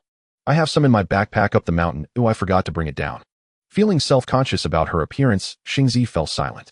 The group ascended the mountain where the fish was ready, and they shared a meal, cracking open a few coconuts. After satisfying their hunger, the day's work began anew. Bai Tingting and the others went to the stream to fetch water and wash up. Meanwhile, Ye Biao dragged the corpses of the natives down the mountain and laid them together. He then called for Isabel. "Isabel, as an expert in ancient civilizations, can you examine the markings on these islanders' faces?" She rolled up her sleeves and began to inspect the strange tattoos and markings on the natives' faces. They must have their own language. I remembered 2 words yesterday, Daytake and Walagando. I feel Daytake might relate to the moon, while Walagando seems to pertain to demons. Ye Biao recounted the previous day's events to Isabel. Observing the crescent-shaped scars on the natives' foreheads, she fell into contemplation, then looked at Ye Biao with curiosity. Among all known existing and extinct civilizations, there are several that worship the moon: the Sumerians, the Turks, and the Mexicans. Yet these island savages are peculiar. They etch lunar symbols onto their foreheads, which I have never encountered before. Isabel scrutinized the markings further, sharing her insights. The totem in the center of the forehead undoubtedly represents the moon. However, beneath the moon, there are many small dots resembling humans. Yet if they are indeed human, the proportions are exaggerated, as if they fell from the moon. It's truly perplexing. Pausing for a moment, she continued, "I can confidently tell you that these islanders and their culture have not appeared in any corner of the world." Ye Biao furrowed his brow. This was a significant problem. Was this island a divine place? Had they collectively ascended to immortality? To uncover the mystery of the deserted island, perhaps it was necessary to venture to the island of the natives, but that was clearly unrealistic for now. With no further useful information, and fearing the corpses would begin to emit a foul odor, Ye Biao and Isabel hastily buried the bodies. Ye Biao had surveyed the deserted island for another week. The natives had entirely departed, taking with them the 15 canoes. He was aware that these islands were cursed, making escape nearly impossible. Therefore, they needed more supplies. He arrived at the crash site astonished to find that the plane was almost completely exposed. The beach was littered with shellfish, fish, and various marine life left behind by the receding tide. This island was indeed peculiar. He had encountered many tidal patterns in his travels, but none like this. The seawater had receded to an extraordinary extent. With the plane now mostly exposed, it was a fortunate circumstance, and he needed to quickly retrieve the supplies inside. Ye Biao paid no heed to what the packages contained. All these resources were irreplaceable, and they were in dire need of them. He began making trips back and forth between the plane and the island, hauling out the cargo. Before long, Xingzi and a few others arrived, noticing Ye Biao gathering items. Without hesitation, they joined in the effort. A group of them swiftly traversed between the island and the plane, unloading various goods. After the cargo was moved, Ye Biao inspected the cockpit and removed a radio, some lights, and wiring. Though they were of no immediate use, they could prove valuable in the future. At that moment, Xingzi approached him. "Ye Biao, the sea has receded so much today. Do you think a tsunami is coming? I've heard that the tide often retreats significantly before a tsunami strikes. Shouldn't we hurry and take our belongings up the mountain?" Ye Biao nodded. The morning sky had been blood red for several days, and with the sea's significant retreat today, various signs indicated that an unpredictable natural phenomenon might be imminent. Everyone, let's work hard. We should first unpack these items, see what we have, then choose the essentials to take back. The rest we can hide and retrieve later. He clapped his hands, prompting everyone to start unpacking. The thrill of rifling through someone else's belongings was exhilarating. They rummaged through the packages, discovering an abundance of clothing. Almost every package contained some. While not immediately useful, these would certainly be needed for their prolonged stay on the island. Ye Biao uncovered some food, but most had been ruined by seawater and was inedible. However, several cans of mineral water and drinks remained intact, with the containers proving even more valuable than their contents. He meticulously searched through different packages and found some precious medicines, gathering them into his larger backpack. Xingzi and Bai Tingting discovered numerous blankets and cups, practical items from the plane that they decided to take back. Lu Yu stumbled upon a box filled with various spices and even several packages of hot pot base, a delightful surprise for her after days of consuming nothing but grilled fish. She eagerly collected them. Sun Shuer miraculously found her suitcase, nearly brought to tears as she opened it to reveal an array of cosmetics, a few undergarments, and a large box of tadpole collecting bags. Casting a glance at the man nearby, she hesitated for a moment, but ultimately decided to pack them away discreetly. Ever since learning that Xingzi had been coerced by Ye Biao, she had avoided wearing yoga pants, tightly fastening her bra to appear less conspicuous before the men. Yet once targeted, these items would become useful. Little Choo Choo discovered a few battery-operated fans which seemed of little use on the island. Yet Ye Biao treated them like treasures, stowing them in his backpack. To everyone's surprise, Isabel found a proper pot, an authentic Zhanxiu hand-forged iron skillet. The sight of it astonished everyone. Its presence meant they would no longer be limited to grilled food. Do you know why there are these household items on the plane? Isabel asked, puzzled about the discovery of a pot in the cargo hold. Others were unclear, but Ye Biao had a reasonable guess. Our plane was flying from China to Kenya, where resources are scarce.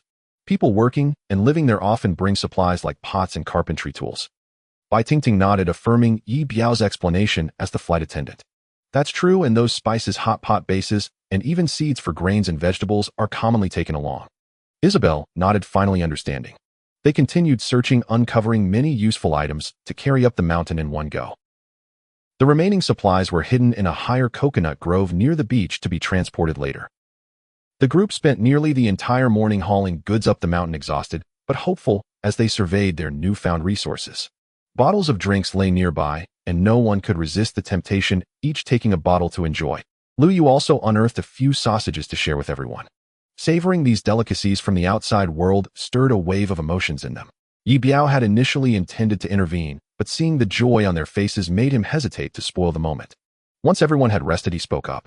The supplies on the island are limited. Using them sparingly is crucial. Henceforth, we need designated individuals to manage and distribute resources evenly. He was cautious with his words. Aside from Isabel, the others were unaware of how isolated this island truly was. To survive and eventually escape, he needed to establish rules. I agree with Ye Biao, this is the best approach, Isabel said, understanding their predicament better than the rest. If they truly could not leave the island, supplies would be their only lifeline. For instance, those 7 bottles of cola might be all they had to drink today, and they could never expect to see them again. I agree, Xingzi added, noting that even an empty bottle was a treasure, let alone everything else. Bai Tingting and Lu Yu also supported Ye Biao's decision. Sun Shuer, seeing everyone defer to Ye Biao, nodded obediently, but still had questions. Who will manage the supplies and who will distribute them? At this, everyone turned to Ye Biao. Undoubtedly, as the proposer of this rule, he would naturally be in charge of managing the supplies, and no one could dispute that. Let Isabel handle it. Ye Biao decided, entrusting her with the responsibility because she understood their current situation best. They had no chance of leaving in the short term, perhaps months, years, or possibly the rest of their lives. Since the decision was made to uniformly allocate the supplies, it was necessary to gather everything for account. Everyone began to pull out their belongings, and Isha Ben started the inventory. Ye Biao kept his medicines and carpentry tools in his backpack, which he guarded closely as they were of utmost importance. The rest consisted mainly of everyday items and food, much of which was shared among the group, making the counting straightforward. The most valuable items were undoubtedly the iron pot and the blankets. In the end, only Sun Shuer's suitcase remained. She opened it without hesitation, revealing it was mostly filled with cosmetics and clothing, leaving little for communal use. After rummaging through it, she confidently produced a large box of tadpole collection bags. The group's expressions turned awkward as Sun Shuer carefully counted, revealing there were 35 in total. She glanced at Ye Biao and then at the other women, saying, "Using these requires a request which is rather embarrassing. Let's be straightforward. Oh, we 5 women can divide these 35 bags, so each of us gets 7. Her words left everyone blushing in embarrassment. What did she mean? Or we could just toss them away. Bai Tingting suggested quietly, and Lu Yu nodded in agreement. Let's keep them, they might come in handy later. Ye Biao interjected, silencing the women. Feeling the awkwardness in the air, Ye Biao added, these bags are quite elastic, easy to carry, and can hold a good amount of water. After explaining, he didn't care whether they believed him or not. Everyone recalled hearing from Sun Shuer the previous day in the cave that Ye Biao had already taken a liking to Xingzi. Given this context, the women felt compelled to feign ignorance about their relationship and let the two sort it out between themselves. Lin, why don't you keep this? Isha Bin suggested, glancing at Xingzi with a hint of trepidation. I don't want it. If Ye Biao needs it, he can take it, Xingzi replied, her face flushed. Ye Biao, wanting to put an end to the awkward situation, accepted the box and stuffed it into his backpack. The group noted the seamless coordination between the two, effectively confirming Sun Shuer's insinuations about their relationship. Bai Tingting, having learned some details about Ye Biao and Xingzi from Sun Shuer, found the revelation surprising and hard to believe. However, as Xingzi had spent time alone with Ye Biao, she was left wondering what had truly transpired. Unbeknownst to Xingzi, her lie to deter Sun Shuer had backfired, resulting in this entanglement. Ye Biao glanced at the sky, noting it was still early. He needed to go to the beach to retrieve some items from the plane wreckage, but he felt he wouldn't be sufficient on his own. I need someone to accompany me to the beach. The group exchanged glances, remaining silent as they furtively looked at Xingzi. They'll go. They probably didn't rest well last night. Let them relax, Xingzi volunteered. All right, Ye Biao replied. As Ye Biao and Xingzi departed in succession, Sun Shuer remarked, just got our tools and you're already eager to use them, truly returning to instincts and letting loose. Bai Tingting, uninterested in Sun Shuer's ramblings, took Chu Chu aside to gather blankets. Isha Bin ignored her, as well preoccupied with packing up the barbecue grill from the previous day. The coconut trees were too damp, merely charred by the fire without igniting, making them suitable for shelter construction. Noticing everyone was about to leave, Sun Shuer pulled the naive Lu Yu aside to chat, saying, Xingzi has really succumbed. She's completely at Ye Biao's mercy. Facing his relentless torment alone is rather pitiful. Doesn't she have some masochistic tendencies? Lu Yu widened her eyes in disbelief. Xingzi is not like that. She's quite innocent. From what I know, she hasn't even had a boyfriend. Sun Shuer grasped Lu Yu's hand meaningfully. That's precisely why. She's inexperienced, making it easy for him to take advantage of her. I refuse to believe it. Stop spouting nonsense. Lu Yu protested. You might want to believe your own eyes. Why not find a chance to sneak away to the beach and see for yourself? Sun Shuer suggested, standing up and brushing off her pants. Bai Tingting, unaware of the conversation between Lu Yu and Sun Shuer, recognized that the latter was not someone to be underestimated. She didn't want Lu Yu to be influenced by her, saying, let's stop chatting. The sun is high and many of these clothes and blankets are salty. We should wash them by the water so they're ready for tonight. Everyone agreed with Bai Tingting's suggestion, and they gathered the clothing and blankets before heading down the mountain. Ye Biao arrived at the site of the wrecked plane, with Xingzi noting the sea level had receded significantly. Ye Biao, do you need me to help with anything? Xingzi asked as she observed the damaged exterior of the aircraft. We need to build a shelter, but we're short on a roof to shield us from the rain. Now that the plane is exposed, we can remove some of its aluminum shell to use as roofing. I'll crawl inside the plane and you can stay outside to keep an eye on the waves. If a tsunami comes, you can shout and warn me, Ye Biao instructed. Xingzi was taken aback that he wanted her to watch for waves. Looking at the massive aircraft, she was unsure how he would dismantle it. Ye Biao remained silent as he chose a drooping piece of the exterior shell that measured approximately 6 or 7 square meters. He tugged at it, finding it quite sturdy. He retrieved a long nail from his toolbox and used an axe to drive it into the aluminum shell. Although the shell was solid, it was not thick. Ye Biao pulled out the nail and continued to drive it, and spending considerable time creating several dense rows of small holes across the metal. Once finished, he grasped the edge of the shell and bent it forcefully, quickly tearing off the piece of. Ye Biao approached Xingzi, noticing that she was completely drenched, and he couldn't fathom how it had happened. Xingzi was on the verge of tears, pointing at her calf. Ye Biao bent down to inspect it and was startled to find a leech clinging to her leg. Ye Biao, hurry, get it off, she exclaimed, her fear palpable. This is a saltwater leech, you can't just yank it off. If you pull too hard, it might break, and then we'll have a real problem if the head gets stuck inside, he explained. Xingzi's anxiety escalated upon hearing this, and she tugged at Ye Biao's arm, her urgency escalating. Then think of something quickly to remove it. Her calf trembled as she stomped her feet on the sandy beach. Each stomp caused her wet dress to cling to her curves, creating a captivating sight. When she jumped, Ye Biao noticed another leech partially exposed beneath her skirt. "This is becoming quite troublesome," he muttered. "Stop jumping. Oh, let's get you to the dry sand first." He guided her to the drier part of the beach, and Xingzi was nearly paralyzed with fear. "Just bear with it, there's no fire. We need to slap it off." Xingzi bit her lip and nodded. Without hesitation, Ye Biao squatted down and brought his hand down sharply on her pale calf. "Ah," she screamed. Unfortunately, perhaps due to how tightly the leech was attached, the slap failed to dislodge it. Ye Biao struck the leech again, and this time it curled up and fell away. "Ah," she cried out once more. "Does it hurt that much?" Ye Biao asked, tossing the fallen leech aside and stamping on it. "Of course it hurts, and I'm nervous too." He sighed. "I have some bad news. There's more than just this one. You might want to lift your skirt a little to check." "What?" Xingzi asked, sitting on the sand and tentatively pulling up her skirt. "Oh my God, help!" she wailed, bursting into tears as she revealed 2 more leeches on her thigh. Witnessing this, Ye Biao raised his hand again and struck her thigh a few more times, only prompting more cries from Xingzi. "You're being too harsh. Can you be gentler?" she sobbed. After a few more slaps, the 2 leeches fell off, but her fair thigh was now red from the strikes. "Ye Biao, am I rid of all the leeches?" she asked, her eyes filled with tears. "I can't be sure. Let's take off your clothes for a proper look," he replied, uncertain about the situation beneath her attire. With no hesitation, Xingzi began to undress while crying, "Why am I so unlucky? It seems like everything exists on this island. Living here is just too hard." Ye Biao chuckled and shook his head. "Don't say that. The scenery here is beautiful. The sun, the waves, the sandy beach. Consider it a vacation." "A vacation? Why don't you strip too?" she retorted through her sobs. "I haven't been bitten by a leech," he said, trying to contain his laughter at her predicament. Xingzi pursed her lips, remaining silent. Now in only her underwear and leggings, Ye Biao could clearly see that there were 2 more leeches on her back and 1 at the junction of her thigh and buttock. "There are still 3 left. Hold on. I'll help you get them off." Xingzi covered her face, standing on the beach and muttering, "Just kill me or I'm done." Ye Biao raised his hand. The leech clinging there was stubborn, and he hit it a couple more times before it finally dropped off. He then slapped a few more times, dislodging the leech from her back as well. Each slap elicited a pained gasp from Xingzi. Hearing her cries, Ye Biao felt quite embarrassed. Finally, it was over, and they both sighed with relief. "All done. You're clean now," Ye Biao declared, stepping on one of the leeches he had removed. Xingzi, still sniffling, managed to put on her dress and clothes. "No wonder you call yourself lost, Biao. Being with you has made me so unlucky. I'm not going out with you again." She glanced at the visible handprints on her calves, feeling quite disheartened. Ye Biao, hearing her words, felt unjustly accused. "Who told you to lie in a puddle?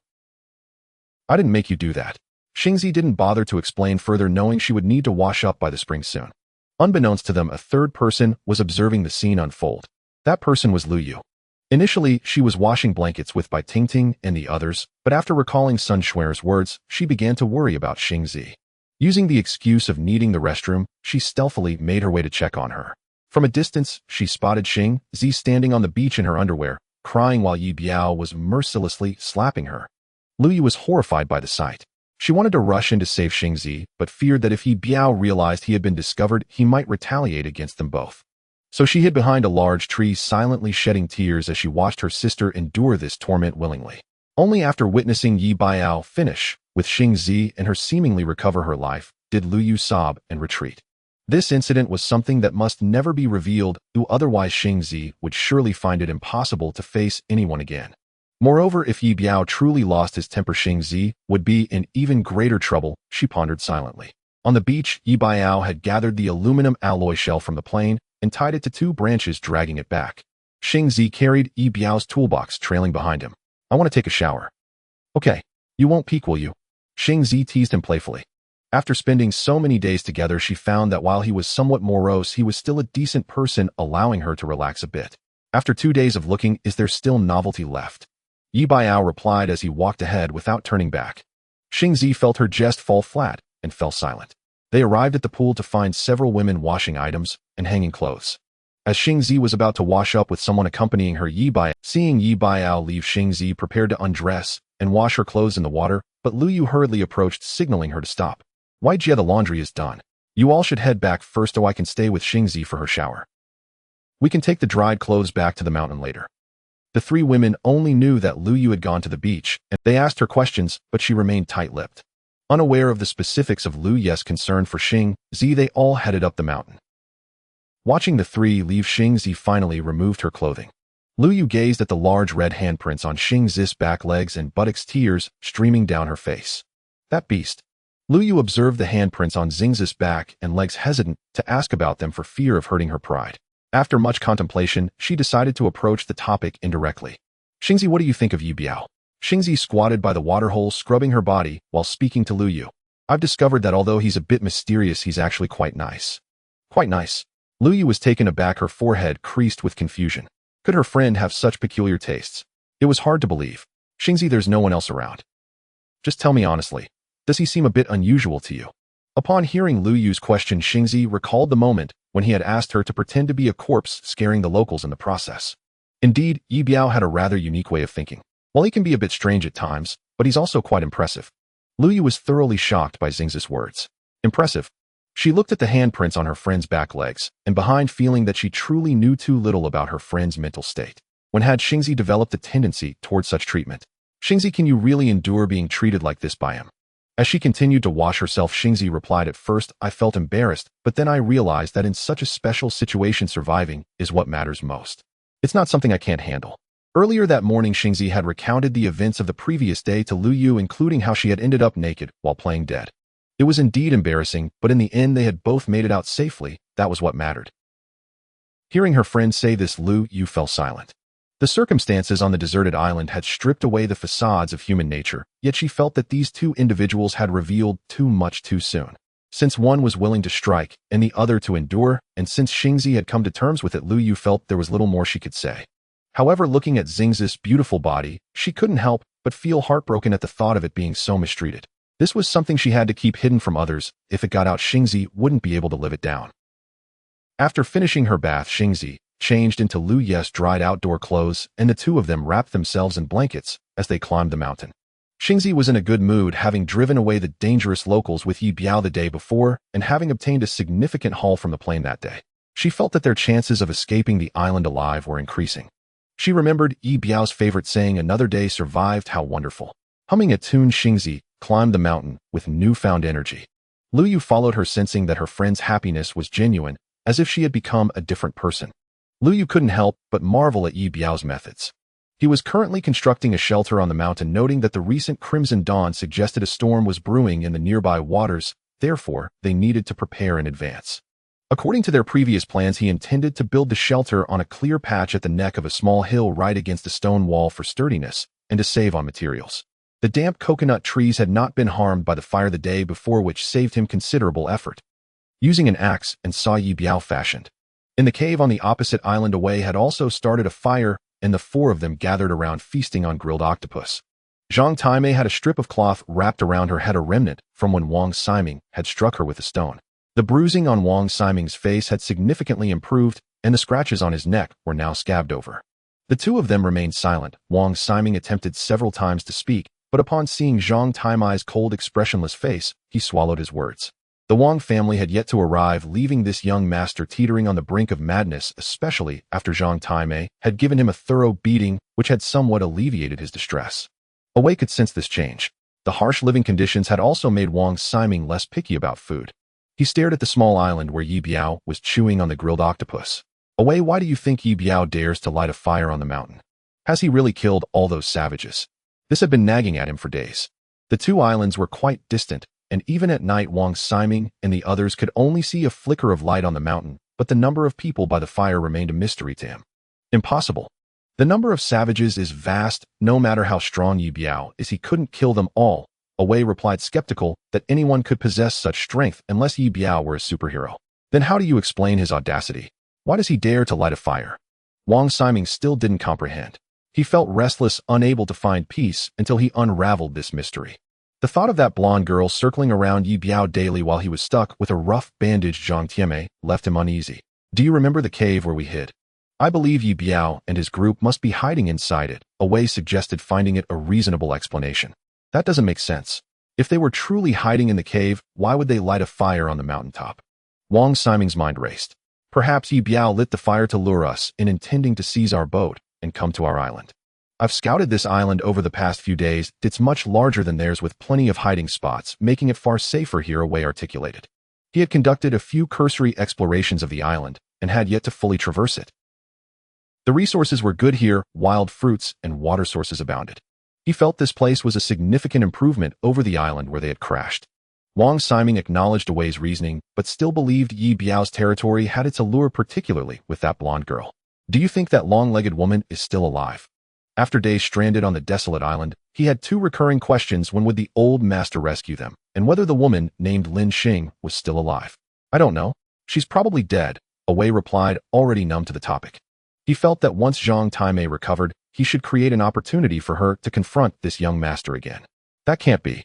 Just 2 days ago you said she might still be alive. And what about Sun Shuer? I really miss her massage techniques, Wang Ximing persisted. She must be dead.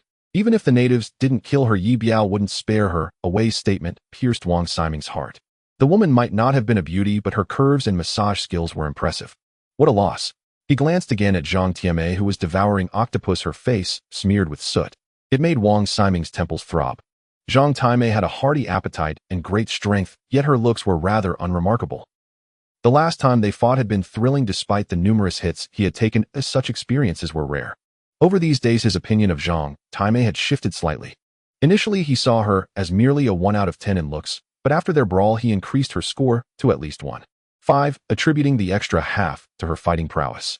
He contemplated finding another opportunity to spar with her. This primal physical confrontation made him feel more manly, at least more so than in bed, and the best part was he wouldn't require any traditional medicine afterward.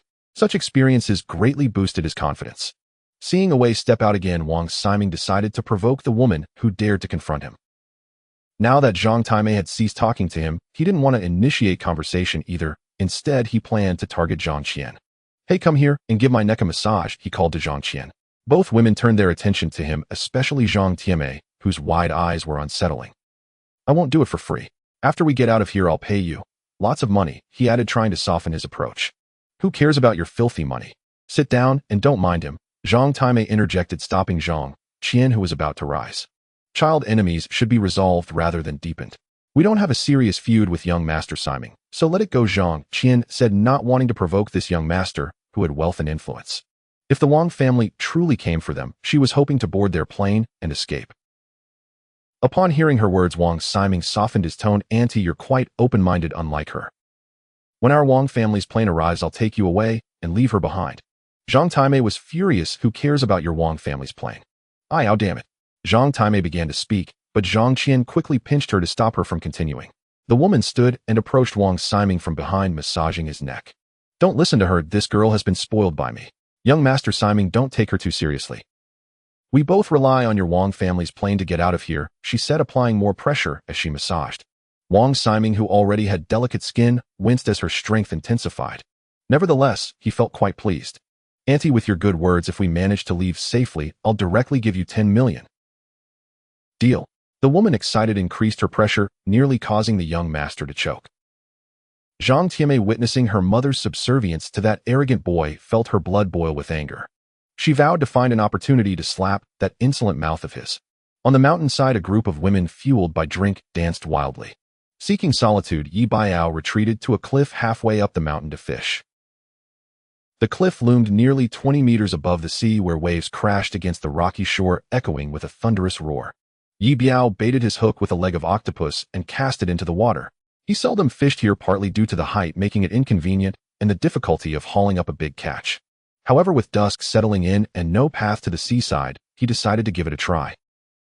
After waiting for over 20 minutes without a bite, he lit a cigarette from the last half-pack in his pocket. He hadn't smoked in days, but feeling in good spirits today, he indulged. The cigarette, having been dampened and dried by seawater, produced a peculiar flavor, somewhat intoxicating and uniquely enjoyable. On this isolated island, with revelry behind him and a fishing rod before him, he felt a sense of detachment from reality. As he stared vacantly, the swaying rod pulled him back to the present. Discarding the half-smoked cigarette, he grasped the rod tightly and tugged upward with all his strength. He had caught something. The fish wasn't particularly strong, likely weighing around 5 or 6 pounds, and he felt confident he could reel it in. Ye Biao hurriedly cranked the reel, pleased with any measure of success. Just as he thought he was close to pulling the creature from the water, a sudden immense force struck him. The fish had attracted a larger predator. He could not let go of the rod. This was the singular thought racing through his mind as he braced one foot against a rock at the cliff's edge, exerting his strength to counter the beast beneath the waves. The rod's base pressed against his abdomen as he fought against the unseen foe. Ye Biao exerted himself, feeling as if he were battling an ox beneath the surface. The reel screeched in protest. He released some line to ease the strain on his rod, while attempting to wear down the fish's strength. There was no way he could haul such a creature up from the cliff. He merely hoped it would release its grip and spare his rod from snapping. Yet the creature remained stubborn, clenching its jaws around the fish and refusing to yield. With only a knife in his pocket, he contemplated cutting the line, though he hesitated, reluctant to part with the fishing line. Thus they continued their stalemate. After nearly half an hour, his arms felt numb and heavy with fatigue. He muttered a curse under his breath. "You stubborn beast, accept your fate." Clinging to the rod with one hand, he reached into his pocket with the other, preparing to cut the line. At that moment, the rod suddenly lightened, and he stumbled backward a few steps. The fish had released its grip. Seizing the opportunity, he quickly reeled in the line, only to find the hook bore nothing but a fish head, the body evidently severed by the predator. Ye Biao shook his head, regretting not having cursed the fish sooner. He tossed the fish head back into the sea and began his ascent up the mountain. At the summit, he found only the drowsy Ye and Xingzi. The others had likely retreated to the newly constructed shelter for rest. Xingzi lay wrapped in a blanket, deeply asleep. Ye Biao, her golden hair tousled and traces of tears on her face, bore the shadow of Han's death. He gently patted her shoulder, and Ye Biao stirred her bleary eyes, focusing on him. "You're back," she murmured. "You should go inside and rest," he advised. She nodded, struggling to stand, nearly toppling over. Ye Biao offered his shoulder to support her as they made their way to the shelter. Inside, several others lay sprawled in various positions, deeply asleep. Ye Biao found a spot and collapsed into slumber. Ye Biao returned to the summit, where Xingzi remained in the same position. He gently shook her awake. "Wake up," he called softly, but she remained unresponsive. After several gentle attempts yielded no reaction, he had no choice but to fold a blanket and lay it on the ground, then lifted Xingzi and placed her atop it. Her face flushed from drink, she breathed evenly, emitting soft snores. Perhaps due to the warmth of the alcohol, 2 buttons on her shirt had come undone, revealing a glimpse of her fair skin. Ye Biao fastened one button and covered her with another blanket. After completing these tasks, he added some wood to the campfire and spread a blanket beside Xingzi before lying down himself. Suddenly recalling something, he shifted his own blanket away from her, ensuring distance before settling back down.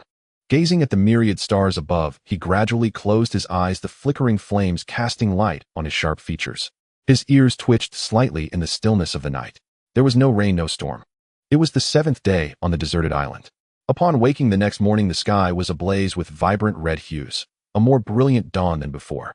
Stretching his neck, he rose from the blanket to check on Xingzi, who lay on her side, one leg draped over a rock, still deep in slumber. Ye Biao couldn't help but chuckle inwardly at her consistent sleeping habits. Whether with someone beside her or alone, she would find something to curl up against. He covered her with the blanket and added 2 pieces of wood to the smoldering campfire. Silence reigned in the shelter, and Ye Biao descended to investigate. Inside, the women were sprawled everywhere, sleeping soundly. After a restless night in the cave, followed by washing and constructing the shelter, they were thoroughly exhausted, and Ye Biao decided against waking them. He climbed back up the mountain, scanning the horizon as usual, finding the sea calm and devoid of any boats. The outside world remained silent and distant. Looking down at the beach, he noticed the tide had receded further than before, exposing a vast expanse of rocky shore. Curious, Ye Biao resolved to explore the area and gather supplies for breakfast. He grabbed a bag from the plane's cargo hold and made his way down to the rocky beach. The water had retreated nearly 100 meters, still descending, a puzzling phenomenon. Tidal patterns varied, but mornings typically brought rising tides here. However, it was the opposite. Initially dismissive, he now found the extent of the receding tide perplexing, wondering where all the water had gone. Is this still Earth? As he pondered this, he collected lobsters and crabs from the crevices of the beach, seizing the opportunity while the tide was low. Many large crabs and lobsters, unable to escape in time, remained stranded. It was exhilarating, and after about an hour, he had filled a hefty bag with seafood. Just as he was contemplating how to carry it all back, Ye Biao appeared, also with a large bag in tow. The tide has receded even further. What on earth is happening? Ye Biao shook his head. I can't explain it, it's entirely different from the outside world. But at least we have plenty of food now, and that's what matters. He gestured to his bag, and Ye Biao approached to take a look. Goodness, lobsters as thick as my arm. This is my first time seeing such a thing. Now everyone was in need of food, and Isabelle left a bag for Ye Biao while she went to the mountains to call for help. Ye Biao began to scavenge through the crevices of the rocks above the beach. When Isabelle returned with 6 women of various sizes, all carrying assorted boxes and bags, Ye Biao's bag of lobsters was nearly full. Perhaps due to the strenuous labor of the previous day or the effects of intoxication, the women complained of fatigue as they descended the mountain, their bodies aching all over. However, upon seeing a large bag filled with lobsters, everyone perked up. In one word, they sprang into action. Men and women worked together, swiftly filling suitcases and woven bags with lobsters and crabs. Yet as they beheld the substantial pile of supplies, the women grew concerned how all this food would spoil before they could consume it. Xingzi proposed that they kill the lobsters, extract the meat, and dry it for later. As for the crabs, they could be made into spicy crab dishes when brought back. The women found Xingzi's suggestion appealing, salivating at the thought of spicy crab. Ye Biao, however, doubted whether a single pot could accommodate hundreds of crabs, and he was reluctant to waste too many seasonings. Let's keep them alive for now, he suggested. Everyone thought this was a far-fetched idea. Raising so many crabs and lobsters on a deserted island seemed almost impossible. Where would they keep them? Ye Biao had a plan. He encouraged everyone to take the bags and boxes containing the crabs and lobsters to the rocky pit where Sun Shuer had previously discovered fish. This pit, naturally formed, had decent sealing properties. Though it contained little water, it was sufficient to keep the lobsters alive. He then led everyone to the beach to gather stones, collecting quite a few of various sizes. Afterwards, he surrounded the pit with stones, creating a flat surface to ensure there were no gaps through which the crabs or lobsters could escape. All that was left was a lid, so Ye Biao urged everyone to keep gathering while he ascended the mountain. Chu Chu felt a bit hungry, so Bai Tingting, carrying a large bag of crabs and lobsters, gathered some kelp and headed up to cook. From this day on, they had essentially achieved seafood freedom. Xingzi and the others, feeling bored on the beach, went back to catch lobsters, which were less dangerous than crabs. After catching lobsters for over an hour, Ye Biao returned. He carried a toolbox and brought back a large bundle of straight branches about the thickness of a rolling pin. After measuring, he began to craft a suitable lid. With a series of clinking sounds, half an hour later, a well-fitted lid was placed over the pit. Ye Biao poured all the captured crabs and lobsters inside before covering it up. After observing for a while to ensure no creature could escape, he placed stones around the edge of the lid. "Perfect," exclaimed Xingzi, clapping her hands in satisfaction. This semi-natural breeding box was simply marvelous. After the tide receded, it would ensure the lobsters and crabs wouldn't die, and when the tide rose again, it could bring in fresh food. Awesome. The women gave Ye Biao a thumbs up. Just a small feat, he replied, packing away his toolbox. They wrapped up and headed back for dinner. Xingzi was content. The accomplishments of these past 2 days briefly made her forget the troubles of being stranded on a deserted island. Lu Yu walked arm in arm with Xingzi at the back. She thought that if Ye Biao didn't have those strange preferences, he would be quite admirable. All she wished for now was for Xingzi to find happiness. Why did that silly girl have to like Ye Biao's peculiar ways? Since being swayed by Xingzi's stories, Sun Shuer had been especially low-key these past 2 days, trying to dress as modestly as possible and staying far from Ye Biao, even avoiding swaying her hips while walking. She had witnessed similar men who, though seemingly normal, would take advantage of women. She hoped Ye Biao would only have eyes for Xingzi and not turn his attention to her. Isabelle was carrying a suitcase containing several lobsters along with some seawater prepared for dinner. She always thought Ye Biao was a good man, the most trustworthy person on this deserted island. She didn't believe the man was as Sun Shuer described, nor did she wish to meddle in their affairs. Like Ye Biao, her only thoughts were on survival and escaping this island. The group shared a hearty meal at the mountaintop. The lobsters, thick as a forearm, were tender and sweet, while the crabs were plump with firm meat. Bai Tingting also prepared a fine soup using kelp and shrimp. This delightful feast washed away many worries. After the meal, Ye Biao rested for a while before descending the mountain. The women remained at the top, all feeling exhausted, their backs aching more after the meal. Sun Shuer found something suspicious.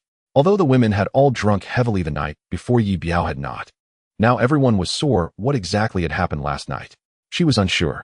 Bai Tingting braided Chu Chu's hair into 2 small pigtails, then along with Lu Yu led her down the mountain.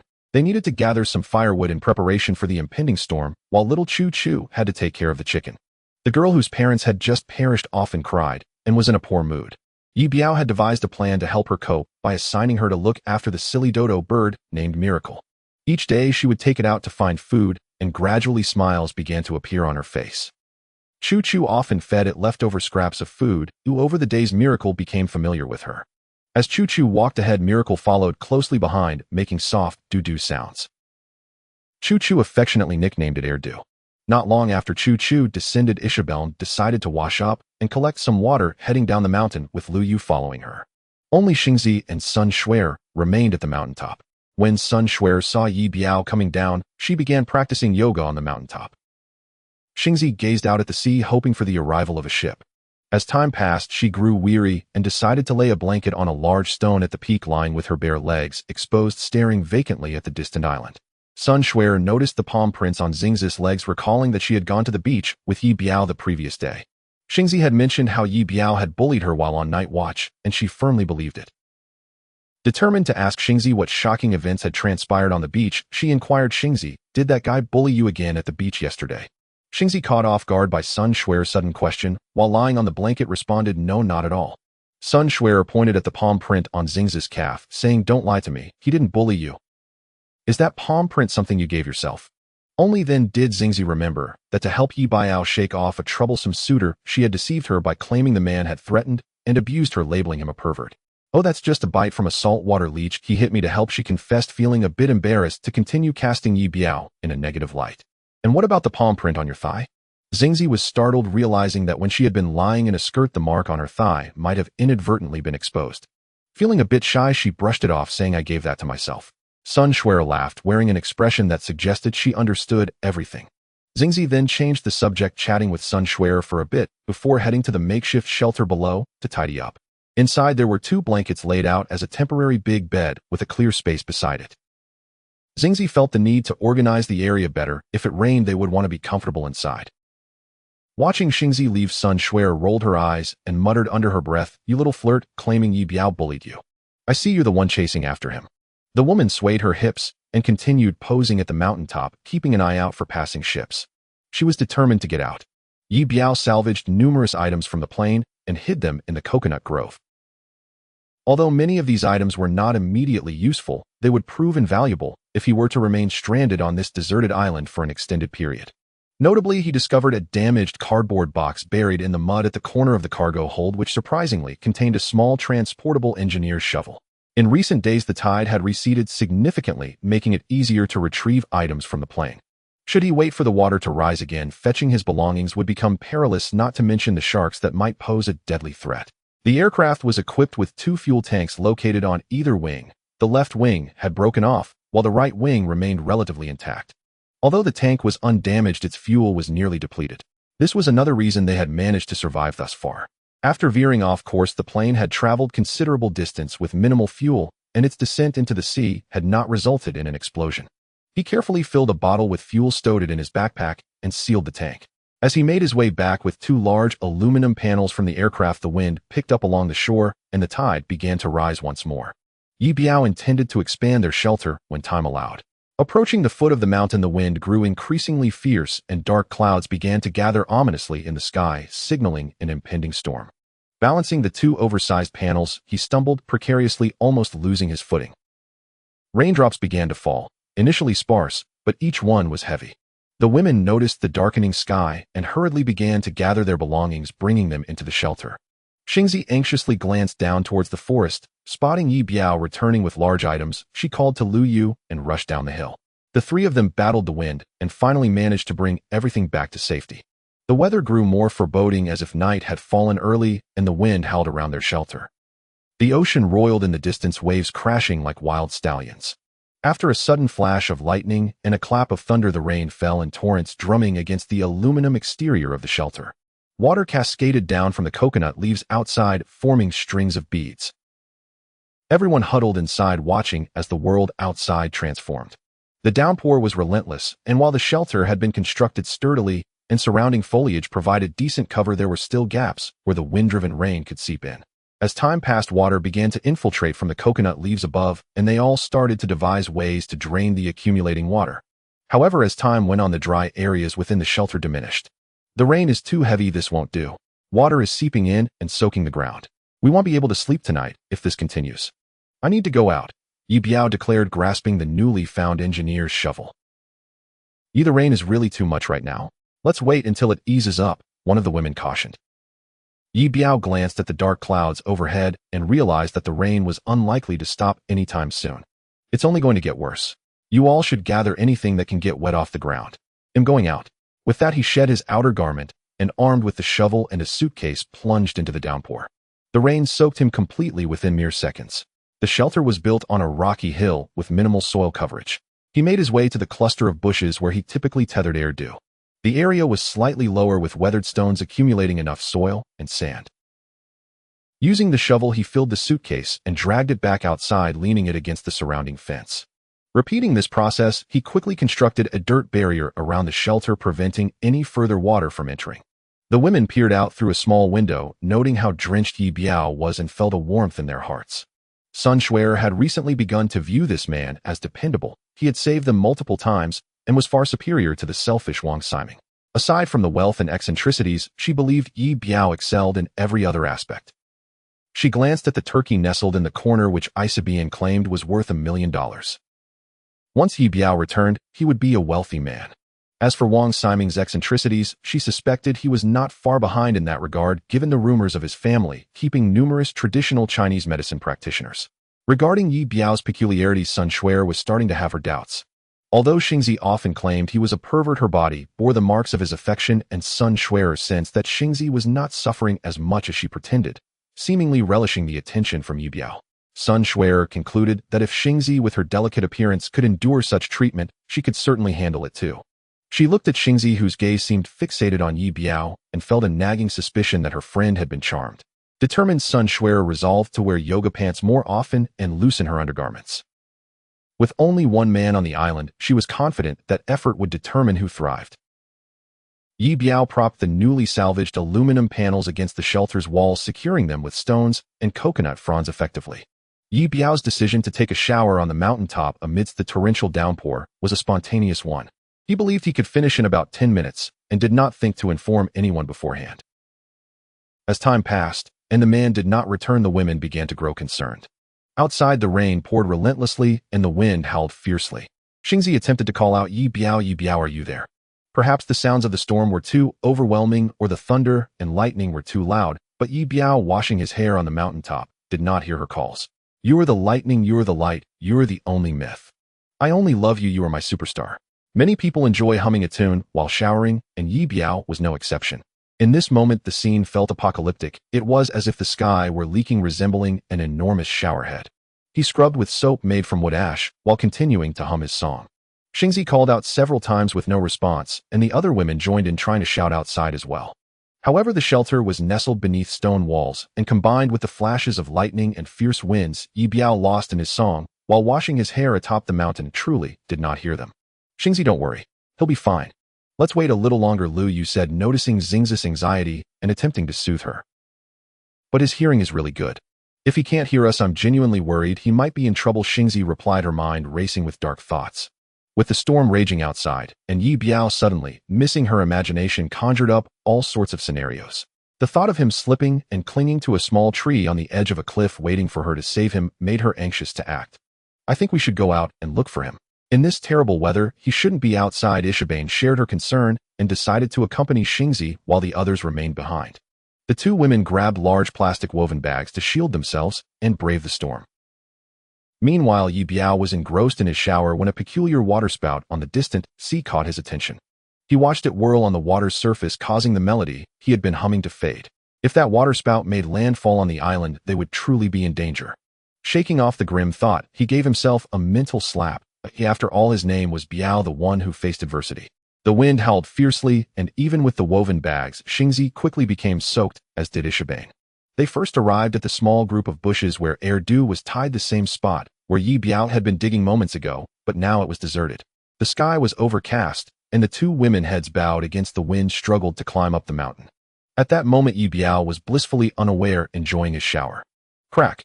A bolt of lightning split the sky. Oh! A woman's scream became the soundtrack to the moment. Ye Biao's naked form was frozen in time atop the mountain, indelibly etched in Xingzi's memory. Xingzi grabbed Ishabane and dashed back, while Ye Biao hurriedly threw on his shorts, feeling a wave of embarrassment wash over him.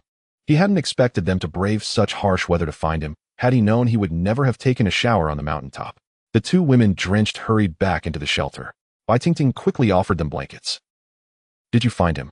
Xingzi nodded, her expression peculiar. What was he doing? Why didn't he come back with you? Bai Tingting asked, perplexed. Xingzi bit her lip, unsure how to explain Ye Biao's peculiar behavior. He was busy. Ishabane couldn't help but chuckle, equally baffled by Ye Biao's antics. Ye Biao's actions appeared almost artistic, creating a surreal and mysterious romanticism against the backdrop of the storm. The scene remained vivid in Ishabane's mind, and she resolved to capture it in a drawing the next time they ventured out. After quickly changing into dry clothes, the two women sat wrapped in blankets drying their hair. Meanwhile, Ye Biao, hesitating and feeling awkward, mulled over how to explain his situation upon returning. He decided it would be best to act as if nothing had happened. After all, with the storm raging and the darkness closing in, perhaps they hadn't seen him at all. Finally, he slipped into the shelter where Bai Tingting tossed him a blanket. Here, thank you. He took the blanket and wiped the rainwater from his hair. The darkness concealed his scars as he quickly put on a shirt. All good now, the rain won't get in anymore. You've worked hard, Bai Tingting remarked, sensing an odd atmosphere. Yes, Ye Biao, thanks to you. You should change your pants too so you don't catch a cold. Sun Shuer offered him a pair of cargo pants. Ye Biao hesitated to accept them, feeling the cramped shelter made changing pants quite awkward, especially after having been exposed on the mountaintop. It's all right, we won't look, Ishabane laughed, covering her mouth, then turned away. Everyone else averted their gaze, even Chu Chu tilted air. Only Xingzi remained still, watching him with a mischievous grin. Ye Biao felt the heat of embarrassment on his face. Xingzi raised 2 fingers on her left hand and one on her right. 2-1. The meaning was clear, as she had caught him staring twice in the last few days, and today she was claiming her turn. Ye Biao, seeing everyone else looking away, opened his mouth wordlessly, his lips forming a clear shape. Are you crazy? Xingzi retaliated in kind, you're the crazy one. Then she pulled the blanket over her head, giggling nervously. Ye Biao quickly changed his pants in 5 seconds, then cleared his throat. I'm done. Before anyone could turn back, he wrapped the blanket around his head and continued to dry his hair, hiding his embarrassment. The shelter was approximately 4 meters long and 3 meters wide, with 7 people, an air-due plus some supplies, making it feel rather cramped. Earlier that morning, Xingzi had reorganized the space using blankets to create 7 separate sleeping areas in 2 rows, making it somewhat more comfortable inside. The rain continued to pour, the wind howled, and lightning flashed. The shelter, constructed atop the mountain with an aluminum alloy exterior, made Ye Biao anxious. A single strike of lightning could send them packing. He rummaged through his backpack and found several metal wires he had salvaged from the plane. Connecting them, he anchored one into a corner of the shelter's aluminum exterior and the other end into a damp crevice in the cliffside with a long nail. This created a makeshift lightning rod. If misfortune struck, the lightning would travel down the metal wires to the ground instead of hitting the shelter directly. The wind intensified, causing the shelter to creak, while raindrops pelted the roof with a crackling sound. Ye Biao sat at the entrance, tearing open a large plastic bag and affixing it over the small door made from branches and leaves to keep the wind out. With the door slightly ajar, he observed the outside, unsure if the waterspout had passed over the sea. If it did come their way, this makeshift shelter would not withstand the storm, and they would need to evacuate at a moment's notice. The storm raged on into the evening, showing no signs of abating. The shelter, constructed with one side against a stone wall and another fitted with a door, was a refuge for those seeking safety. To facilitate observation of the outside conditions, Ye Biao had sought out 2 small square windows after the shelter was built. Now, with the wind howling and rain pouring, the women had tied small transparent plastic bags over the openings. Through the windows, everyone kept a vigilant watch on the tempest outside. Despite the wild weather, they felt a sense of contentment in having a relatively decent place to take refuge. The warmth within the shelter, built collaboratively under Ye Biao's leadership, was especially precious in this moment. When will the rain stop? Xingzi murmured to herself as she peered out at the chaotic weather. Ye Biao sat at the entrance, observing the scene beyond. The sky grew darker and the shelter became increasingly dim. After only one meal throughout the day, their stomachs grumbled in protest. Before the rain began, Bai Tingting had brought in some dry wood and branches, but the cramped space of the shelter made it unsuitable for a fire. They all feared that a blazing campfire might set ablaze their sole sanctuary amidst the... Ishabane rummaged through their meager supplies and handed 2. It's not convenient to start a fire here. Everyone agreed, settling into rest in the dark, their stomachs growling in hunger. Chu Chu, being considerate, attempted to share the sausages with the others, but they declined, unwilling to take food from a child. Ye Biao sat at the entrance, half asleep as usual, while Xingzi lay on the blanket beside him. Unable to sleep due to hunger, she tossed and turned like a fish out of water. Outside, the storm raged with fierce winds and rain, punctuated by flashes of lightning and the rumble of thunder, while the shelter occasionally echoed with the sound of protesting stomachs. In the darkness, Xingzi lay on her side, facing away from Ye Biao using a covered log as a pillow. The thought of how he looked while bathing made her want to laugh. She found Ye Biao to be quite peculiar. What kind of man would bathe in such heavy rain? At that moment, the downpour was so intense that she hadn't seen anything particularly revealing, but it was enough to make her blush, especially considering how he had stripped down to roast himself like meat. Recalling Ye Biao's urgent demeanor, hands covering his front and back in embarrassment, she lay under the blanket shaking with suppressed laughter. He often called himself Neuro. The woman fell silent, and Ye Biao chose to ignore her. He rummaged through his bag and pulled out a small fan he had previously found. After making a few adjustments and connecting 2 wires, he attached the other end to an energy-saving bulb he had salvaged from the airplane. Once the connections were complete, he gave the fan blades a gentle push with his hand. The light flickered to life. Encouraged, he continued to push the blades, and the bulb brightened even more, causing the women to erupt in cheers. Xingzi, who had been sulking under a blanket, heard the commotion and peeked out from the gap, her excitement palpable as she saw the light. She quickly emerged from her hiding place. With the light illuminating the space, she momentarily disregarded the earlier unpleasantness. Though small, the glow brought a sense of comfort. Ye Biao secured the fan to a tree branch and extended it outside the shelter. The wind was strong, causing the blades to spin rapidly, and the light shone brilliantly in response. He hung the bulb from the roof of the shelter. The women gazed at the flickering light, feeling as if the entire world had brightened. Just then, the sound of stomachs growling broke the moment, reminding them they had not eaten all day. Lu Yu sighed. I really want to have hot pot. Ever since they had acquired the pot and the base ingredients, she had been craving a hot pot meal. Don't say that, now I'm even hungrier. Xingzi swallowed hard, her stomach growling louder. Once the rain stops and the sun rises, we can have hot pot. There are lobsters, crabs, kelp, scallops, octopus, and even some sea cucumbers outside, Bai Tingting chimed in from the corner. As soon as she finished speaking, Xingzi felt her mouth water, even more, her hunger intensifying. Yishabine, have you ever had hot pot? Lu Yu initiated a light-hearted conversation to distract from their hunger. I had it once, it was absolutely delicious. Yishabine reminisced about her last hot pot experience, sharing her memories with the group. The discussion grew lively, with women sharing their favorite ingredients from various regions, becoming more animated as their stomachs growled louder in response. Unfortunately, lighting a fire in the shelter is too dangerous, otherwise we could have hot pot tonight. Now we must wait until tomorrow. What if it rains again tomorrow? Lu Yu replied, and a collective sigh swept through the group. The answer was evident. If it rained, not only would their hot pot dreams be dashed, but they might also have to endure another day of hunger or eat something raw. In the darkness, Ye Biao observed the women's rising spirits, and after a moment of contemplation spoke slowly. Are you all really that eager to have hot pot? They all turned to him, nodding in unison. Yes. When it came to hot pot, their agreement was instantaneous, including Yishabine. Ye Biao had never seen them so synchronized before, and he decided to make an exception for them this time. Then let's have hot pot tonight. Xingzi's eyes lit up, a hint of disbelief in her voice. But the shelter is too small, we can't start a fire here. True, I certainly don't want to burn down the shelter or get wet at night, Sun Shuer added, lying on the blanket, joining in the banter. Wash the vegetables, scrub the pot, and we'll eat in 30 minutes. Ye Biao declared without further ado. The women could hardly believe their ears. If we're not eating, then 3-2. Before he could finish counting down, everyone sprang into action. Some searched for hot pot base ingredients, others cleaned the pot, while some prepared the crabs, cut the kelp, and Lu Yu even crushed fish meat in a bowl to make fish balls.